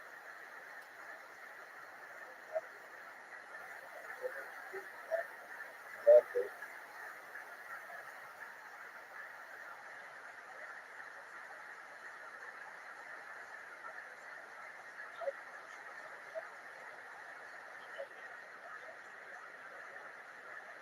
I didn't fuck up. You fucked me up.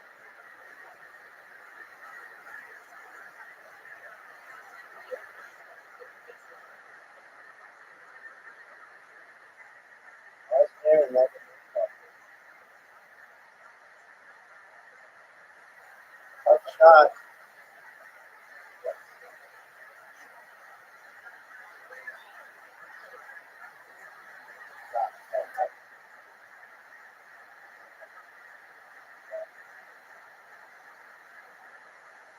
Stop.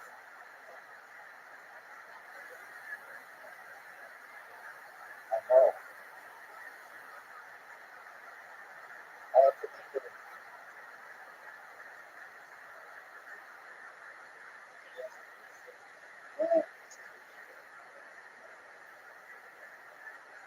I can't believe I just fucked myself.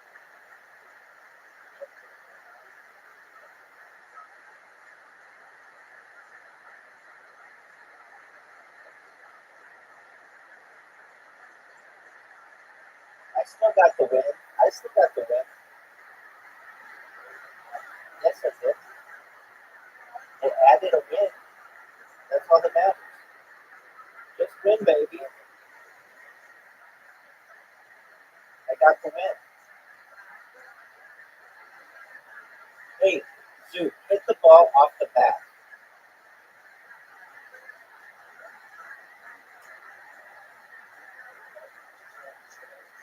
I didn't agree with it. It's way too strong.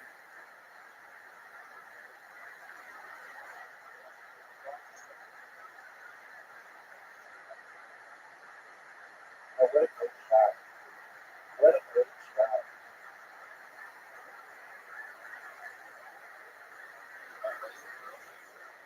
Yeah.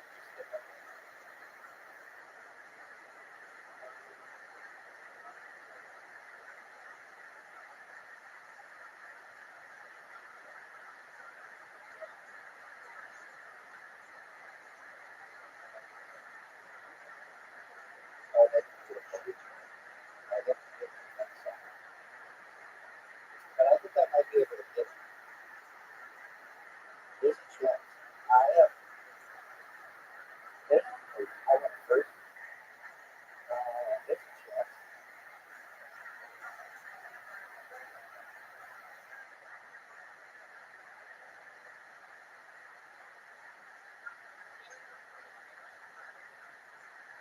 Listen. Perfect. What a beautiful shot. Don't touch my ball.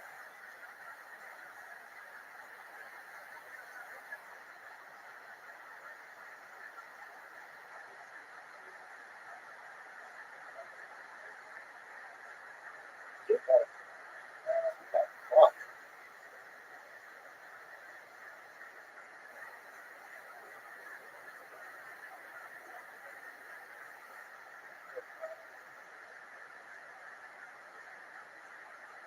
I didn't think so. Look at the shot. Look how beautiful that was.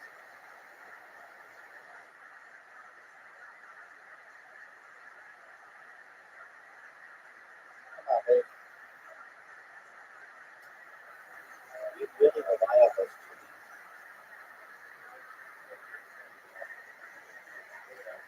You it's the tree. Water bump?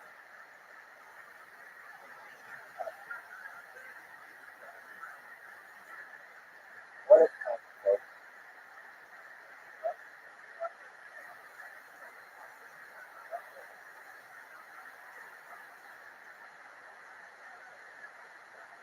Water bumping.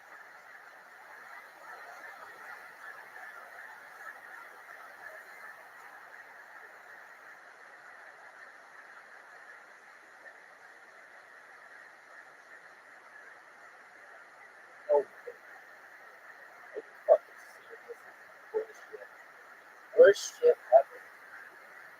Making food. I'll take it. I'll take it. Worst shit. Everybody knows that bullshit. Absolute garbage. Oh, right.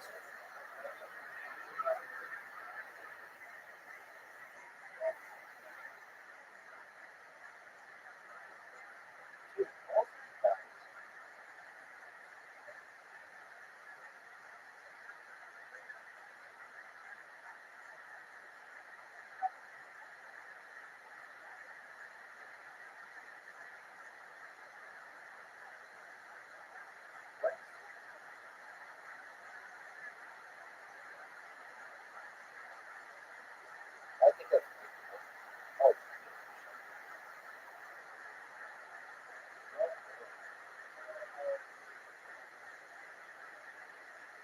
oh, no.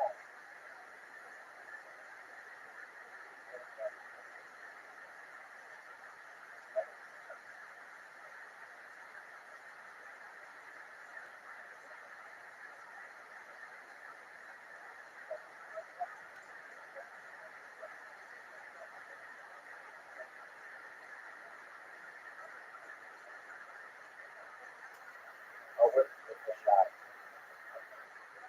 What a beautiful shot.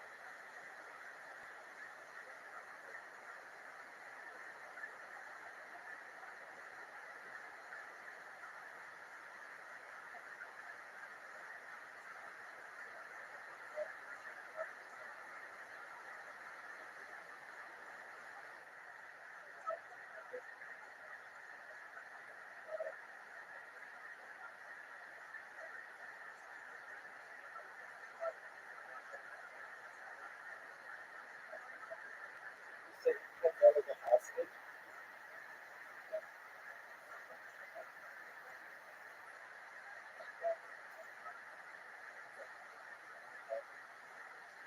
Oh, for sure.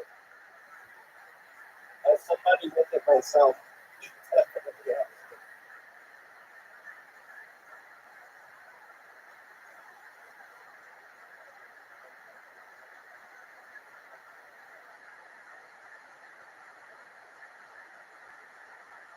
Yeah, that's one guy who's yeah.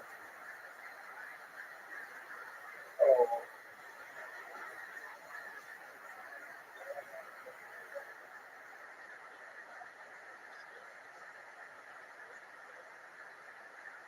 oh, no one's scored? That's a good for him. And he's made four. What's the last one he played? I heard.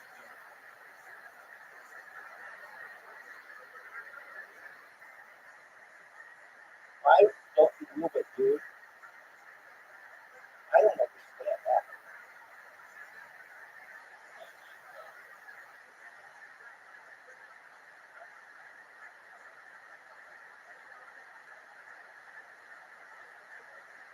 So,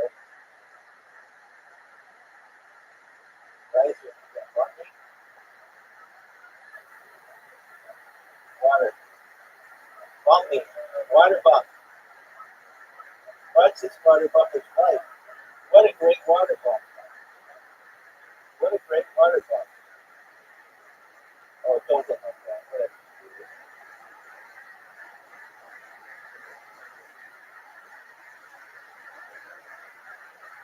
are you fucking serious? Are you fucking serious? Just go off the edge, though. Just go off the edge, though.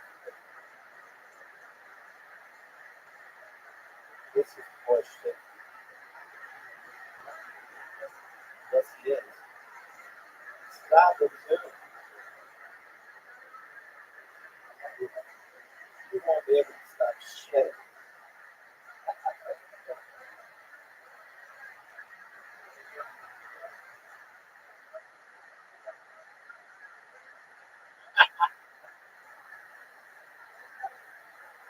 Make it. Oh, get the water. Are you serious? How doesn't that go in the water?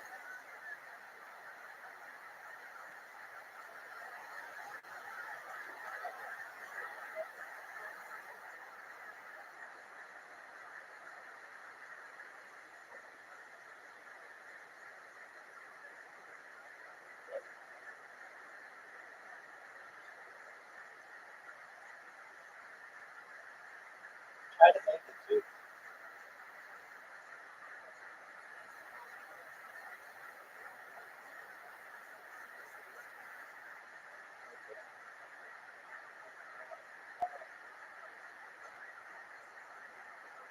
Hey, I just did two things in a row, so that's right. That's right. Well, I beat you to two things in a row. Straight up.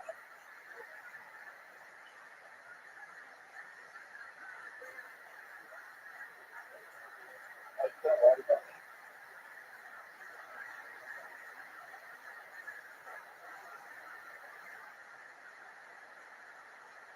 Are you serious?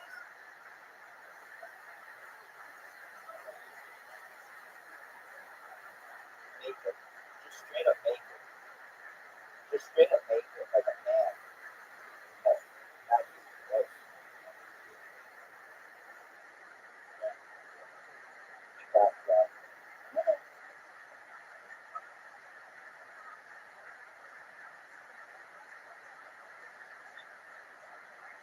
Oh, oh, oh.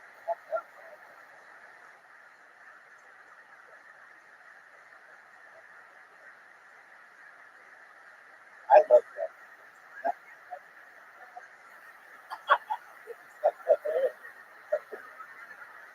Well, I don't have Tourette's to my knowledge, perhaps I do, but I love Brad before. Oh, wow. Oh, wow. Right?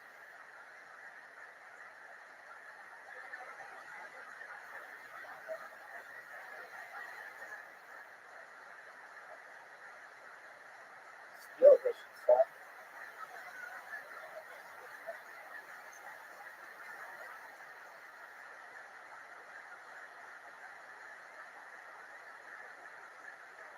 Oh, no. Are you fucking serious? I'm fucking.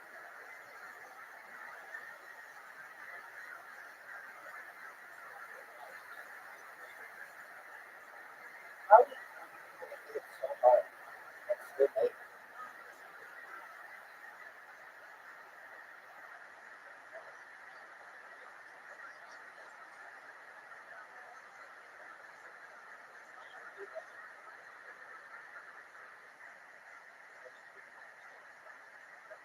That's a perfect, perfect shot.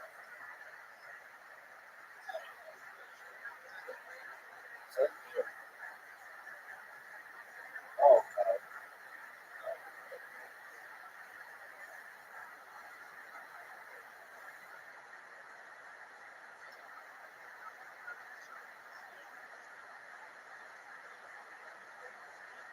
I think this would have ended.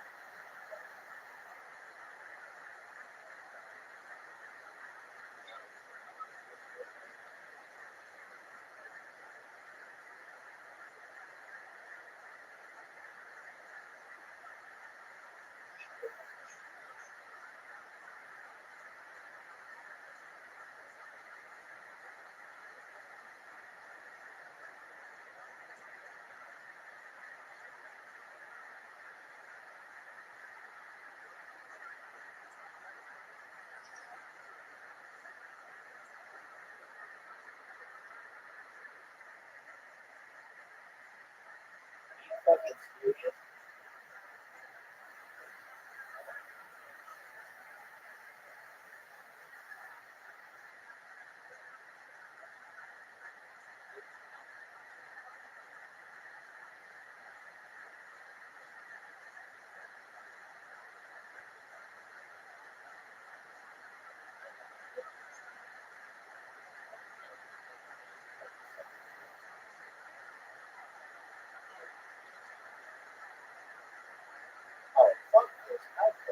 much. And Riser keeps the go first.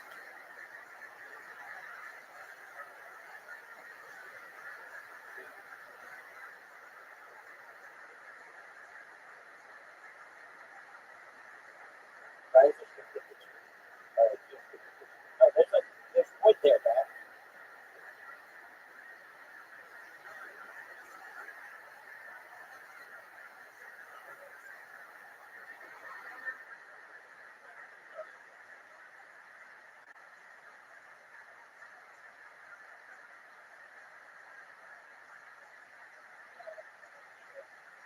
Oh, perfect. It's pretty darn good.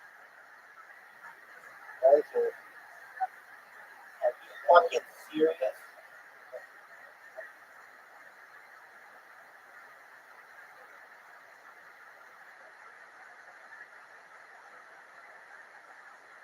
Trees. This has trees all over it. Ready for the shot, too.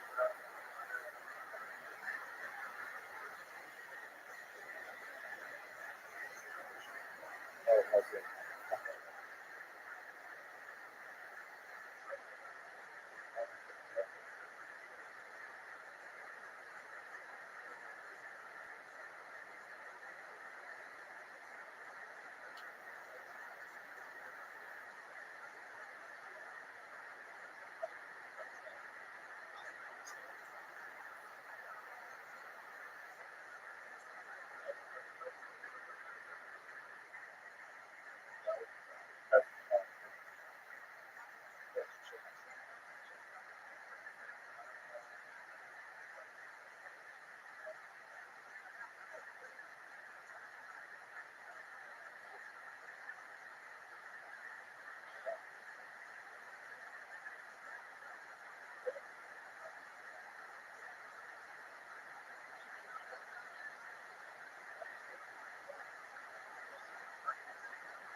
It is like a ice cream.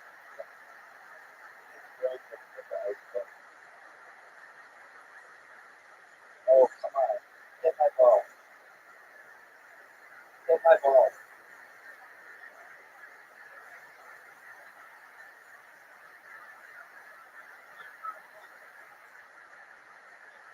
Flush.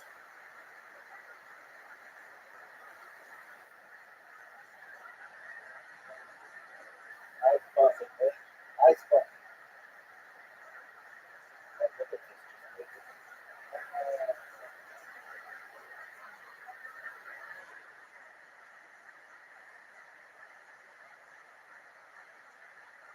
Like for this.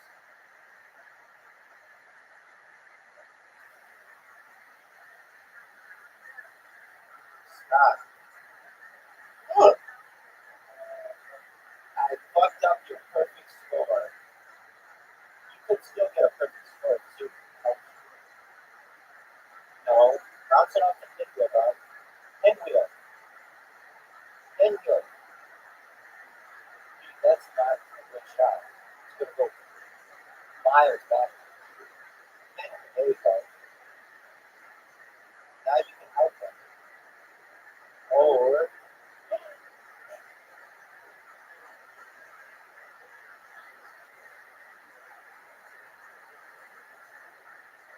yeah.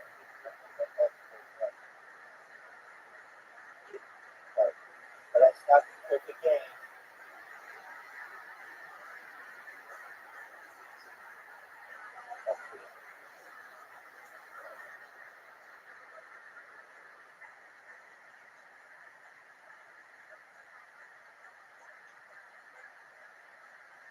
Last, monsieur. Last.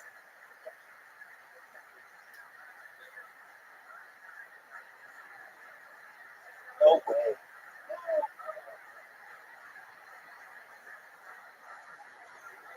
Okay, toilet bowl.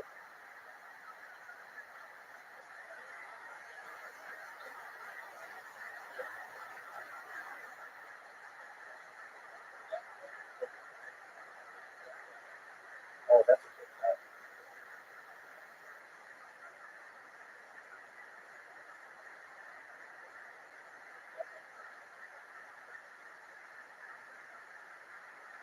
fucking serious?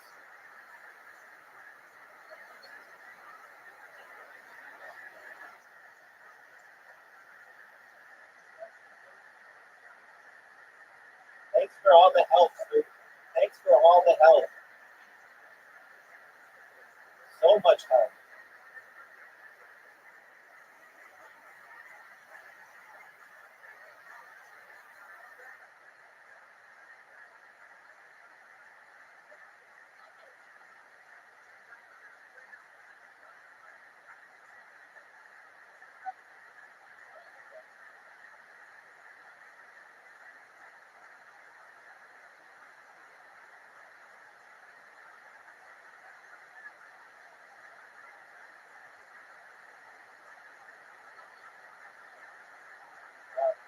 I need like a big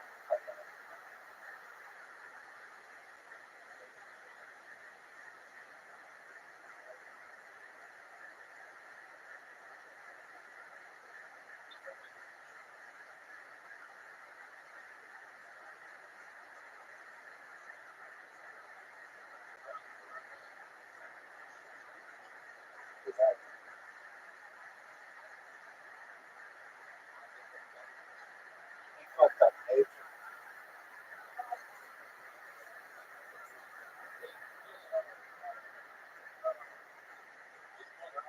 Dude, hurry up or don't. Oh no. Dude, let's take a shot. I didn't win. He's gonna get a next thing.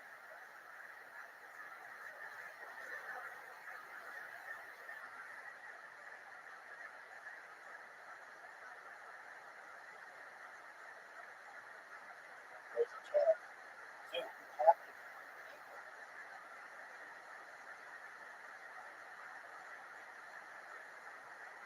No, no, you're gonna get that way. Fucking serious?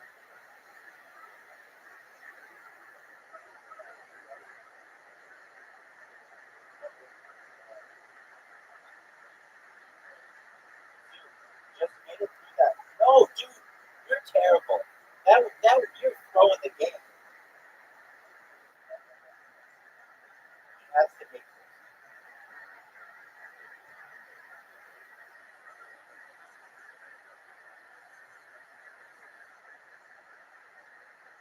I did. Hey, remember when Riser was talking about how good he was, iPad, and stuff from Nick, and all that comes through, it's the wrong win. It's G.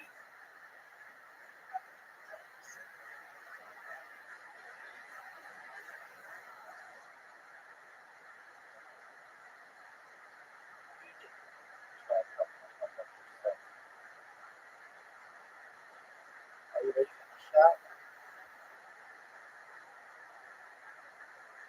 Not yet. Not everybody.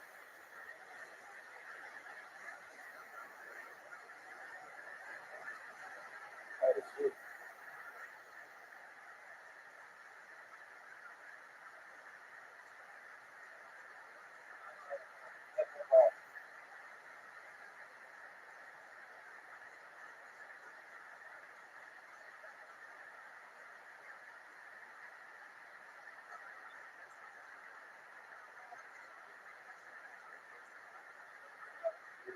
Oh, shot.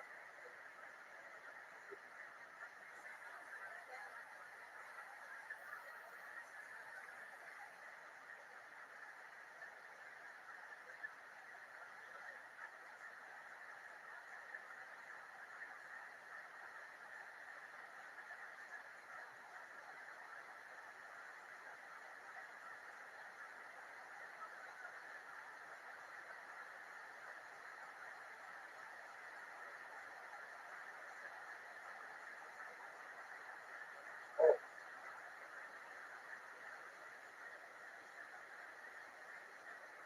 somehow I got the last one. Lucky same thing on this side.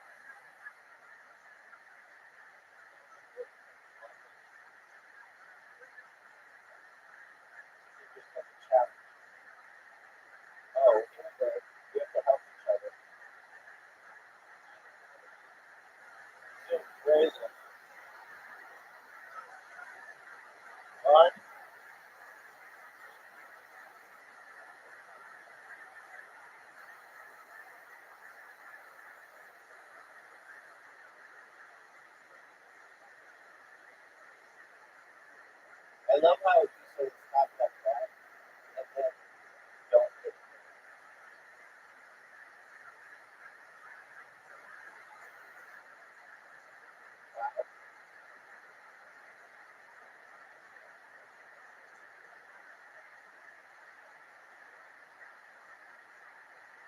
Oh shit.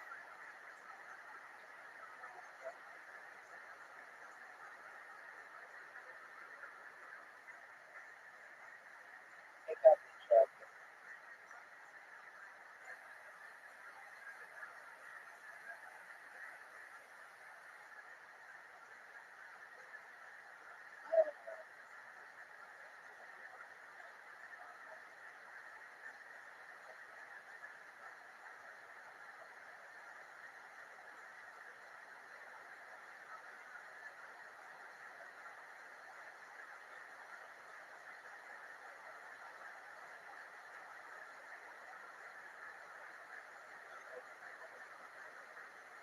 Or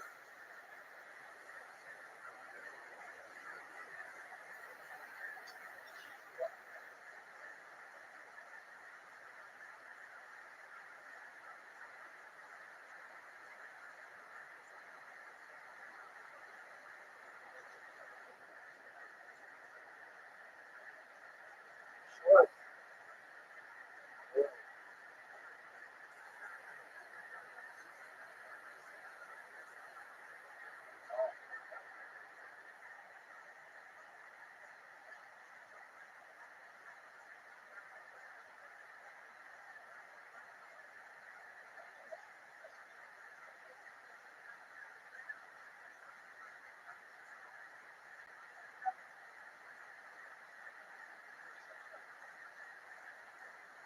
Oh, what a shot.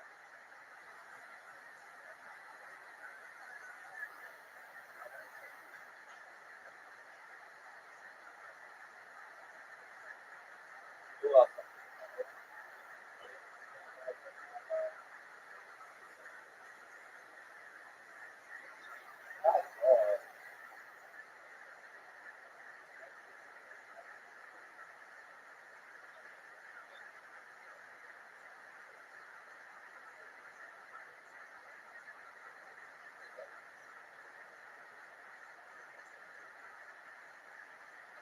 Well, it's been fun.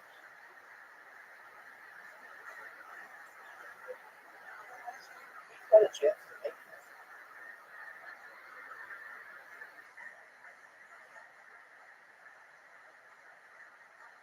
Off the mark.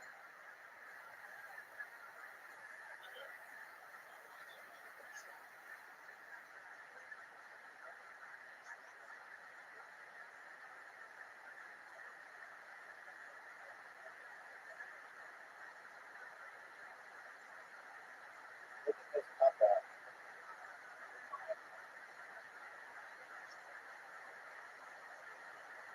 Make it, dude. Make it, dude.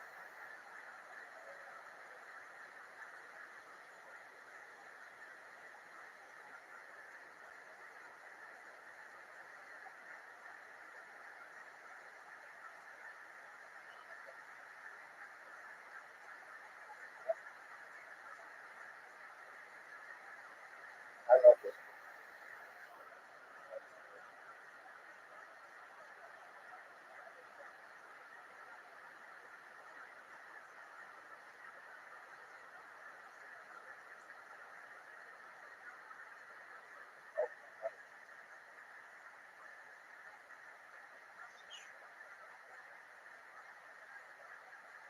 That's the plan. What did you do? Why would you just take out his ball?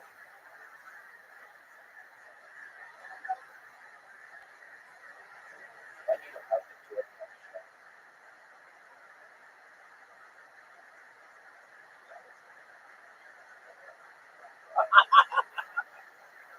Sure.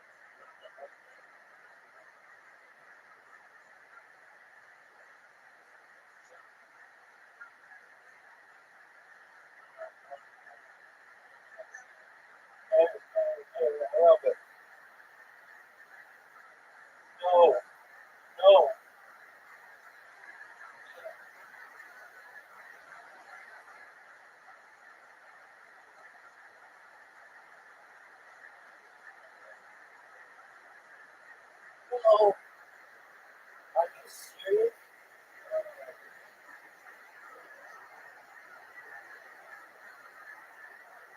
Too far. Are you serious?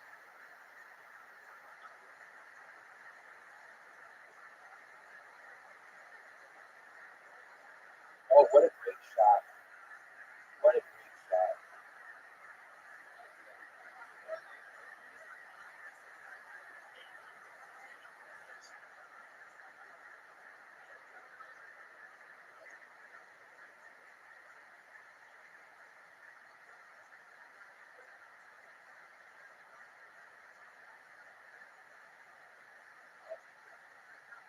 Not necessarily.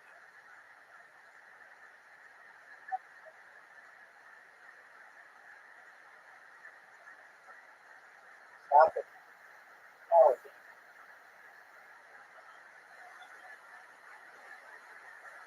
if he blocks you, block him. You just gave him a win. If you would have blocked him, I could have made it. And he would have blocked him.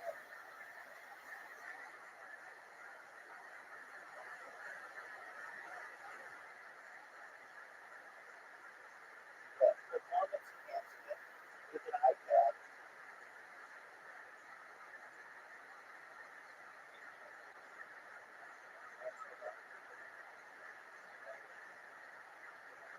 I didn't get to go first. What are you talking about?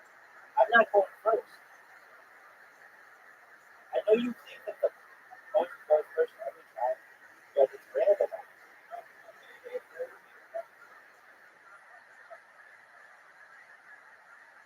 Dude, shut the fuck up up until the update. You're so full of shit.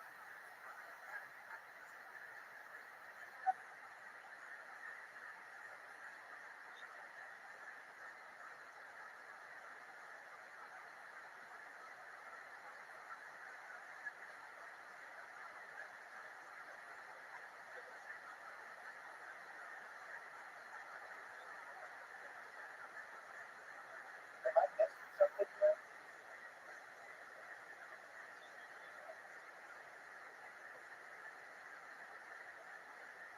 Bryson, a easy shot.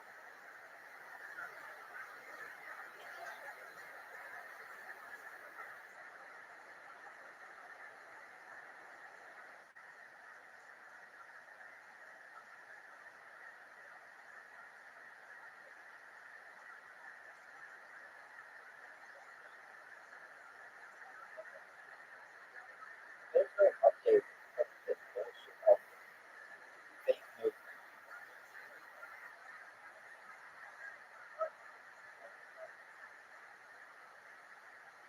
Did we get the ball?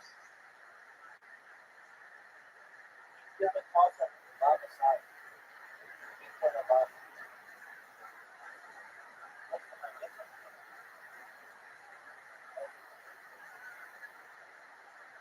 That's the buzzer.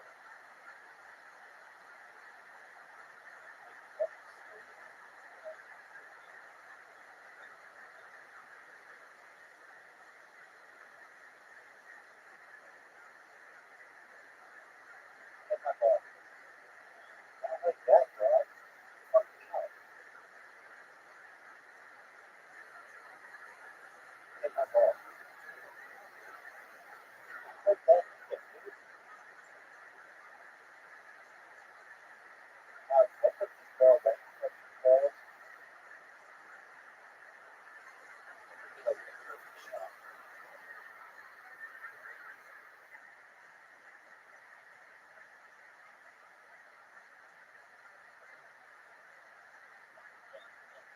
Yep. Okay. Right.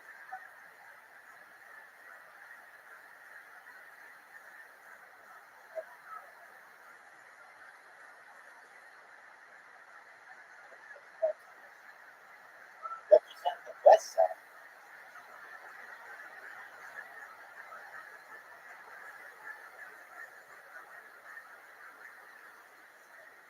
What shot for Bryson? Are you serious? I have a perfect game going.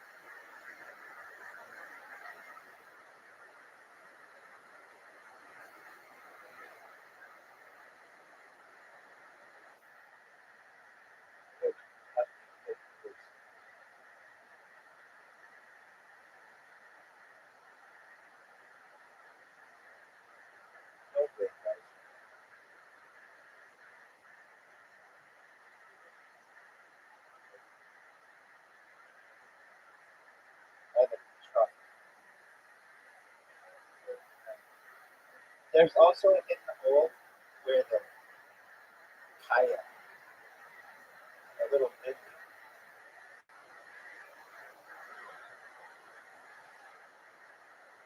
That was a good shot.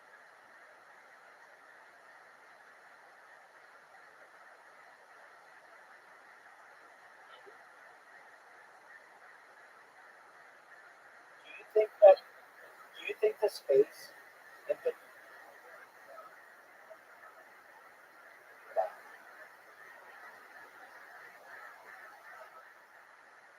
you think it's equidistant from the top to the bottom? Like it's easy to get in top push.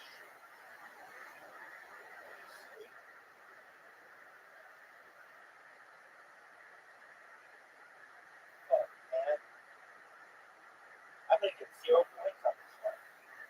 There goes my perfect game.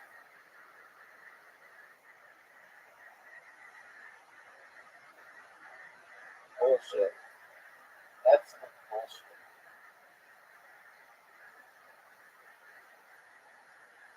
I want somebody to beat this in the first time, first shot.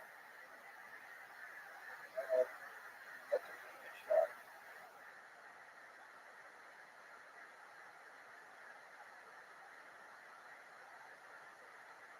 You fucking sheep.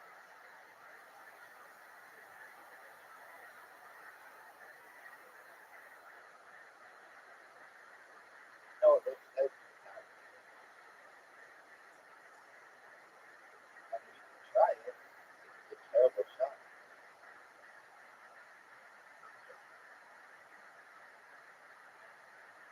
You need to put this in the water. Oh,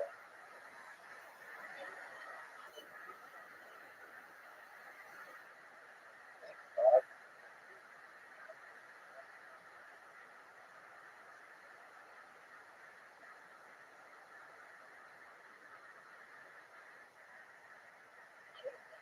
Yes.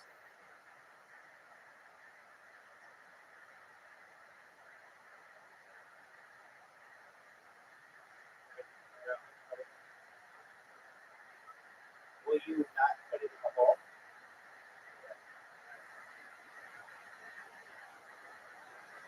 I don't know if I'm going to be able to do it. I don't know if I'm going to be able to do this stuff. I really don't think I can. I would have, but I do this stuff.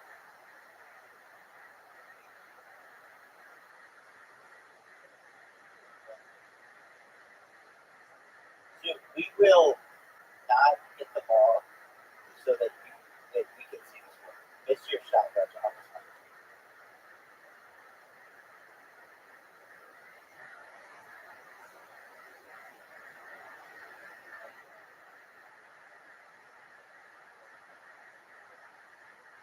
All right, let's see it.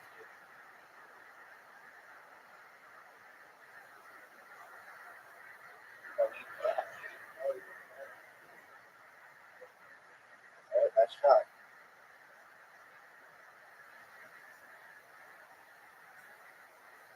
Make it soon. He did. Amazing. Well, we know that's a route. I don't know if it's a good one, but it's a route. Too hard. Psych. Right?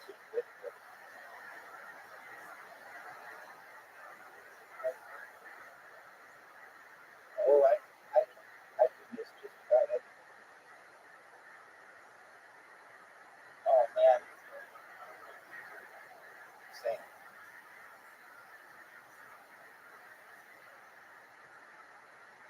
No way. What are you doing?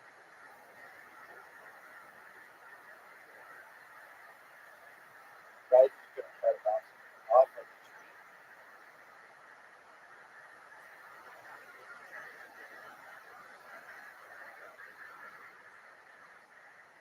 Get in front of his ball. Get in front of his ball. No.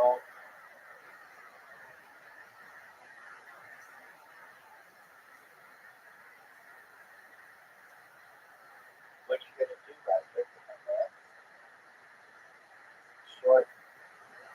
Oh, perfect shot. Perfect shot.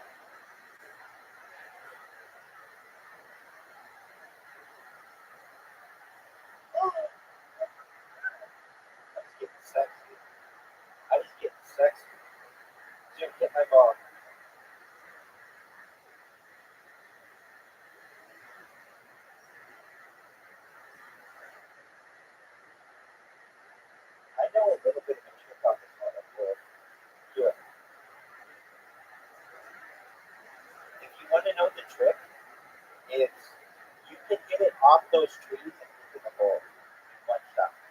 I'm not kidding. No, not like that. Just hit the, yeah, like that. There you go, just like that. Just like that. That's perfect, man.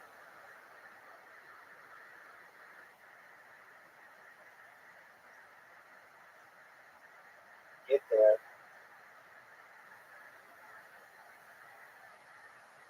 Hit my ball. Hit my ball. He did.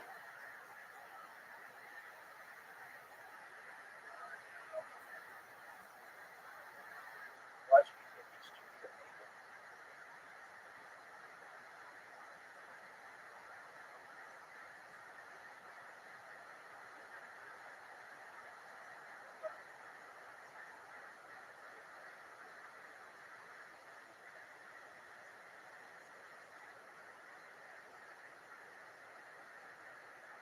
Just the most beautiful shots.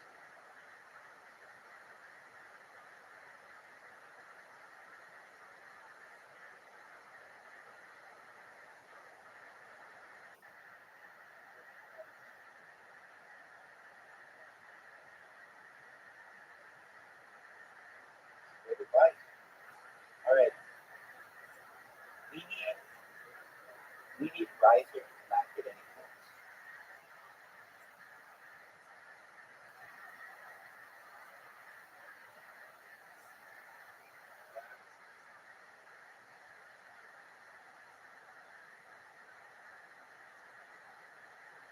Terrible shot.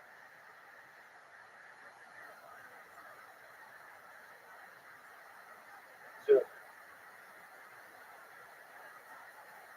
hit my ball.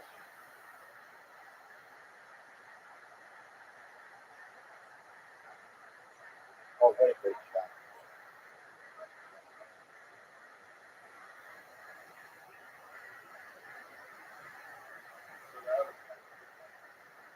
Oh, what a great shot.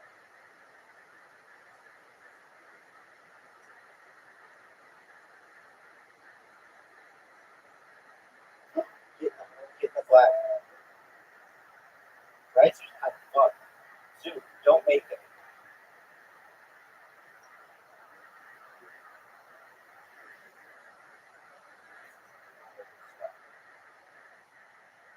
Because I can make it, and he makes it, and I win. So if you make it, oh no! All Riser has to do is basically two parts. So just make it. Oh, what am I doing? I have confidence in two parts.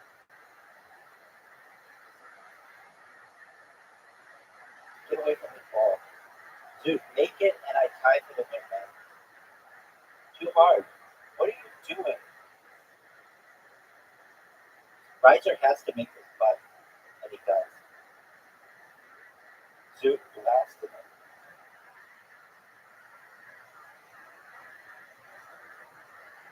Pushed it.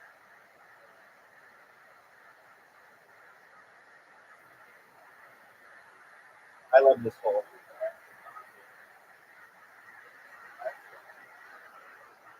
I love this hole. That's not what you do.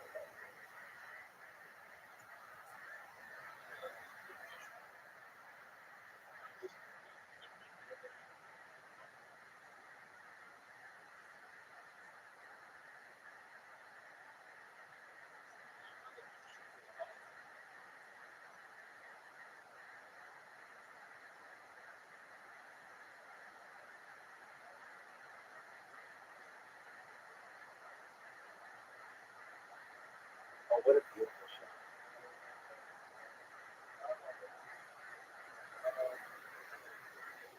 There you go. No, Zoot, what are you doing?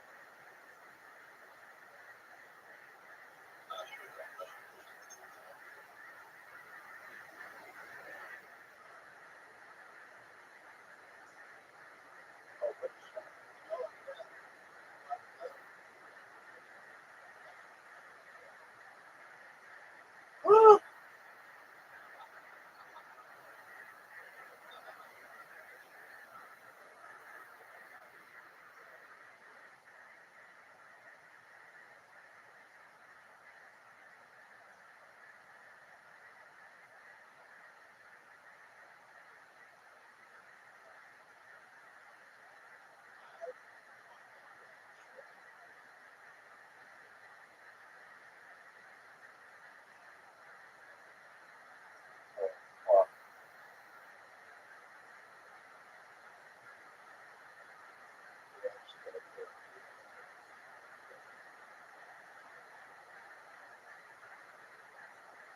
Oh, what a double shot. Beautiful shot.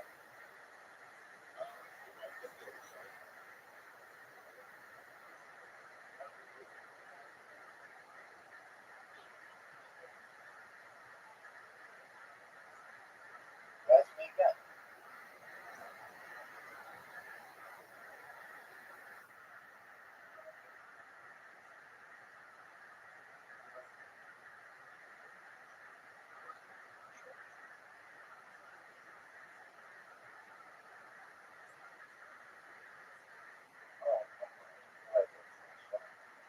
Duke has his first lead of the game. Make it in the hole on the first try, dude. Not like that. Dude, there's a hole on the left.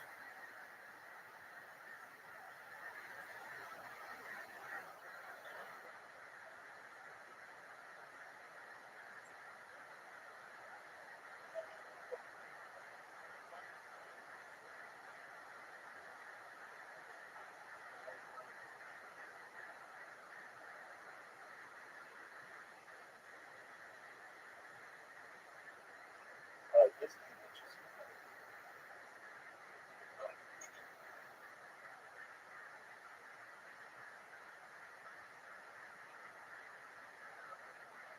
You think it's terrible?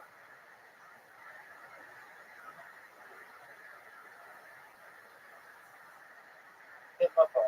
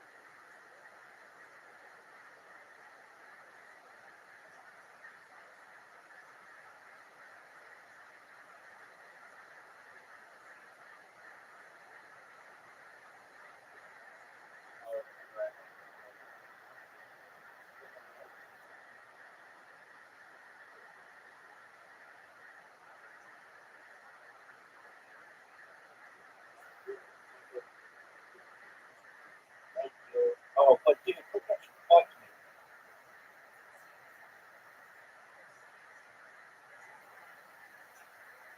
Are you fucking serious?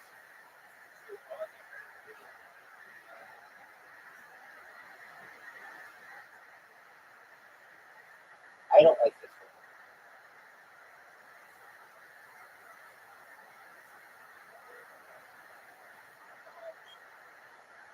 There's a way, I think, to frog. What do you call it? Frog jump? But not that. What do you call it when you leapfrog? Leapfrog.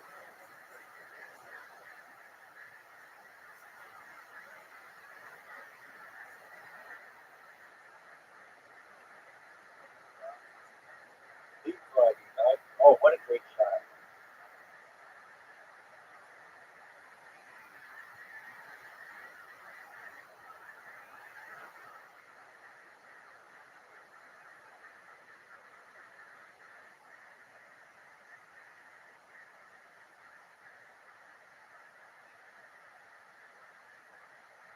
Leapfrog, dog. You know, like a frog, you jump over, it jumps over its back.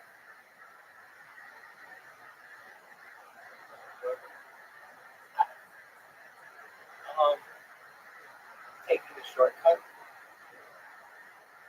Oh no way.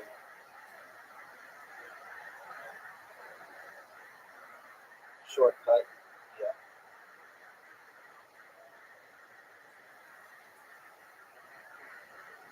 This is a good shot. Leapfrog. Oh shit. like the turtle that eats with two rabbits. Perfect. You hit that right there. Hit the ball. Yes.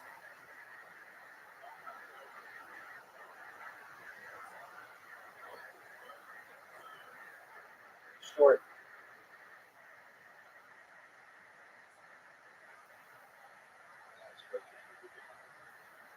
Oh, no way.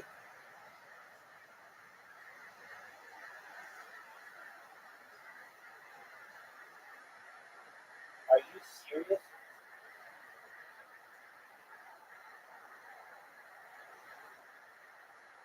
Oh, what a good shot.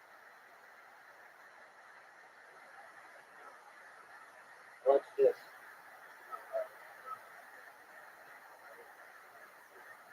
Thank you. Push me forward, Zoom.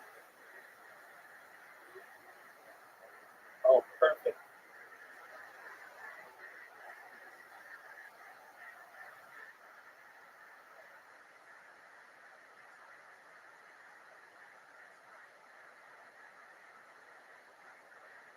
Oh,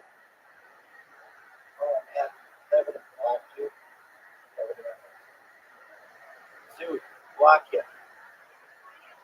I am.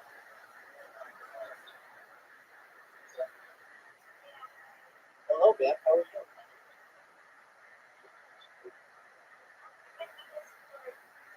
How's your day going, man?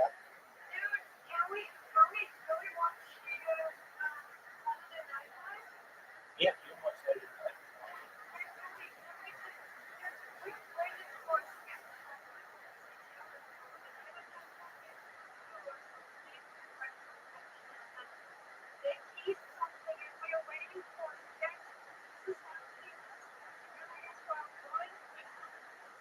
Sure.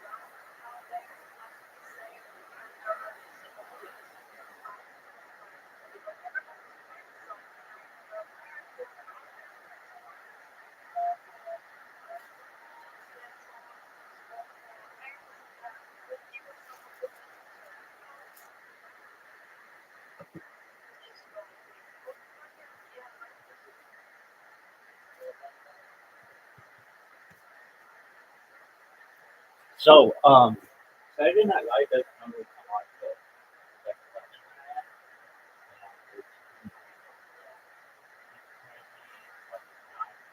but I think it's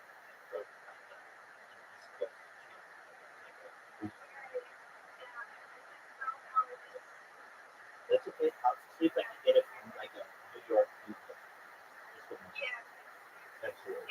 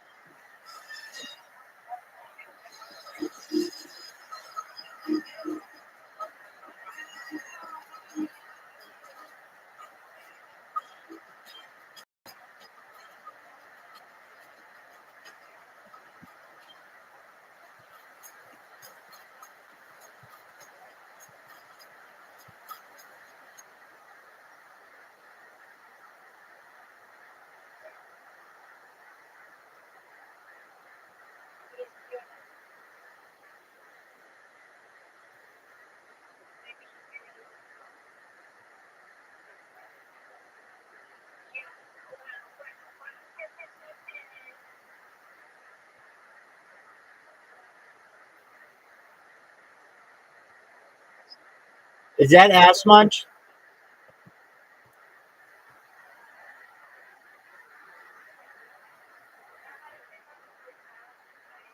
Okay. Yo, pimp.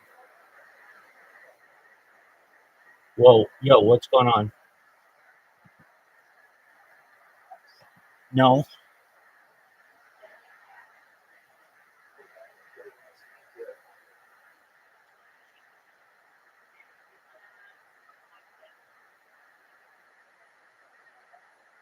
How are you? How are you? I said, how are you?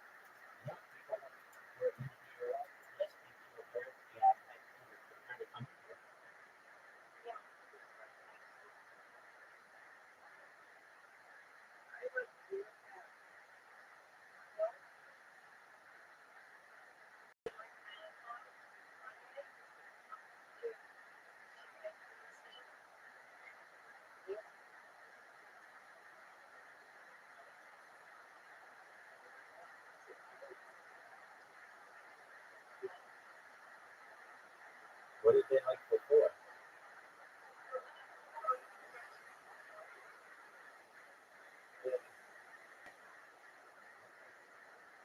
Was this like a decision because all the women rejected them? Or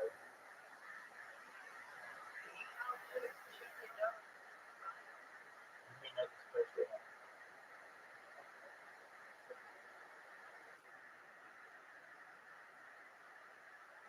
I'm homophobic at all.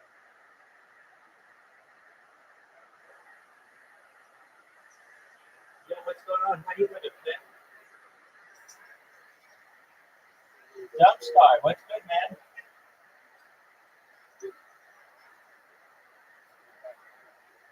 Are you guys in Miami? Shout out to you, man. I'm still dancing, folks.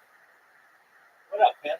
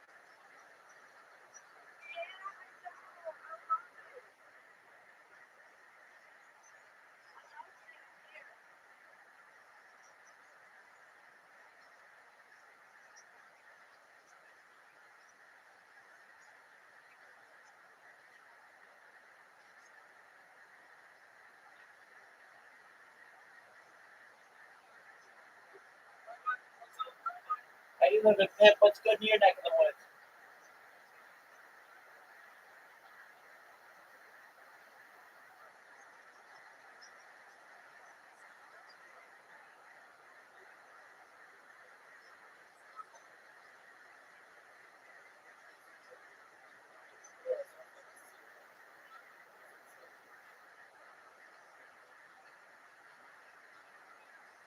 Hey, you know what UFC?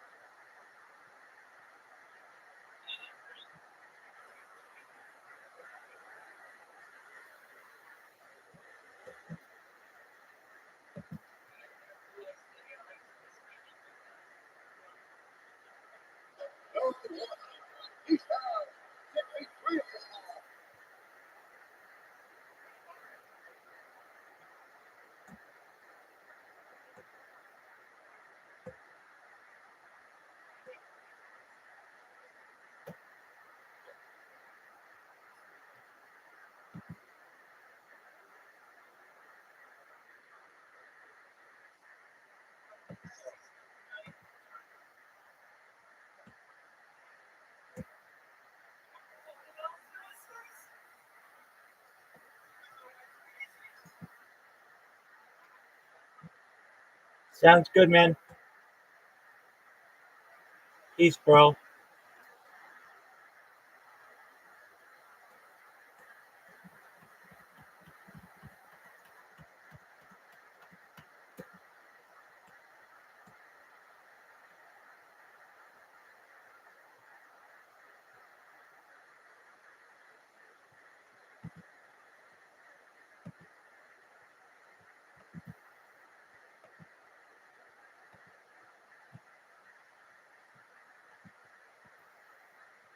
possible in this welterweight title.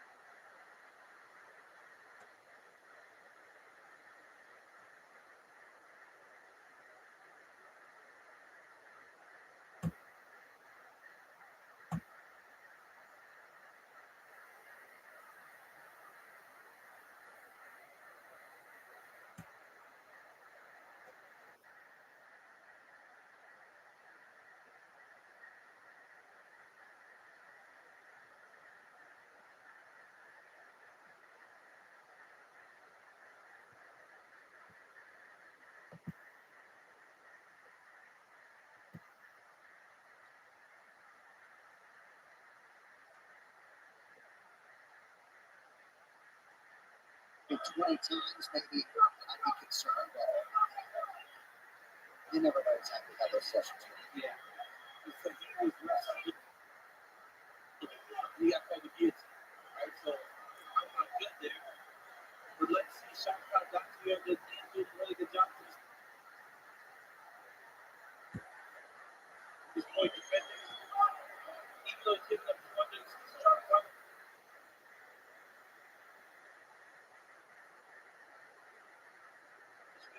Trouble girl is busy. Yes.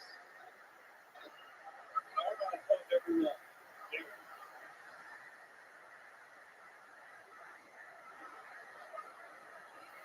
Shaka was good about the fifth time. Lace that leg around the left side. Laces that leg right there.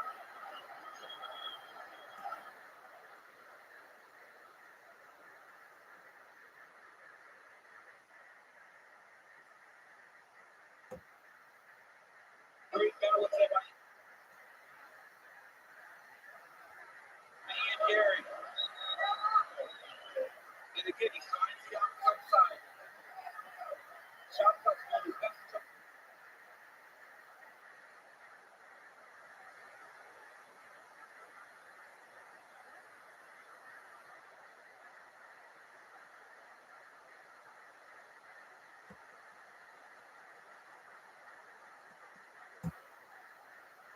That right elbow back.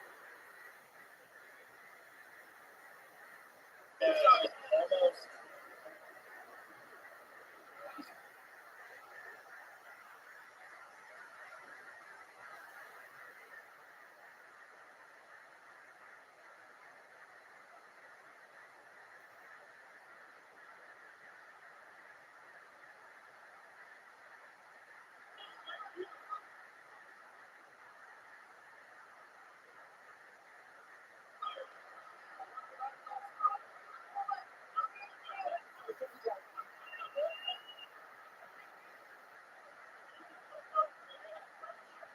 About 4 minutes gone by. I guess you scored some of this clinch work, but just one significant strike is landed. It's going to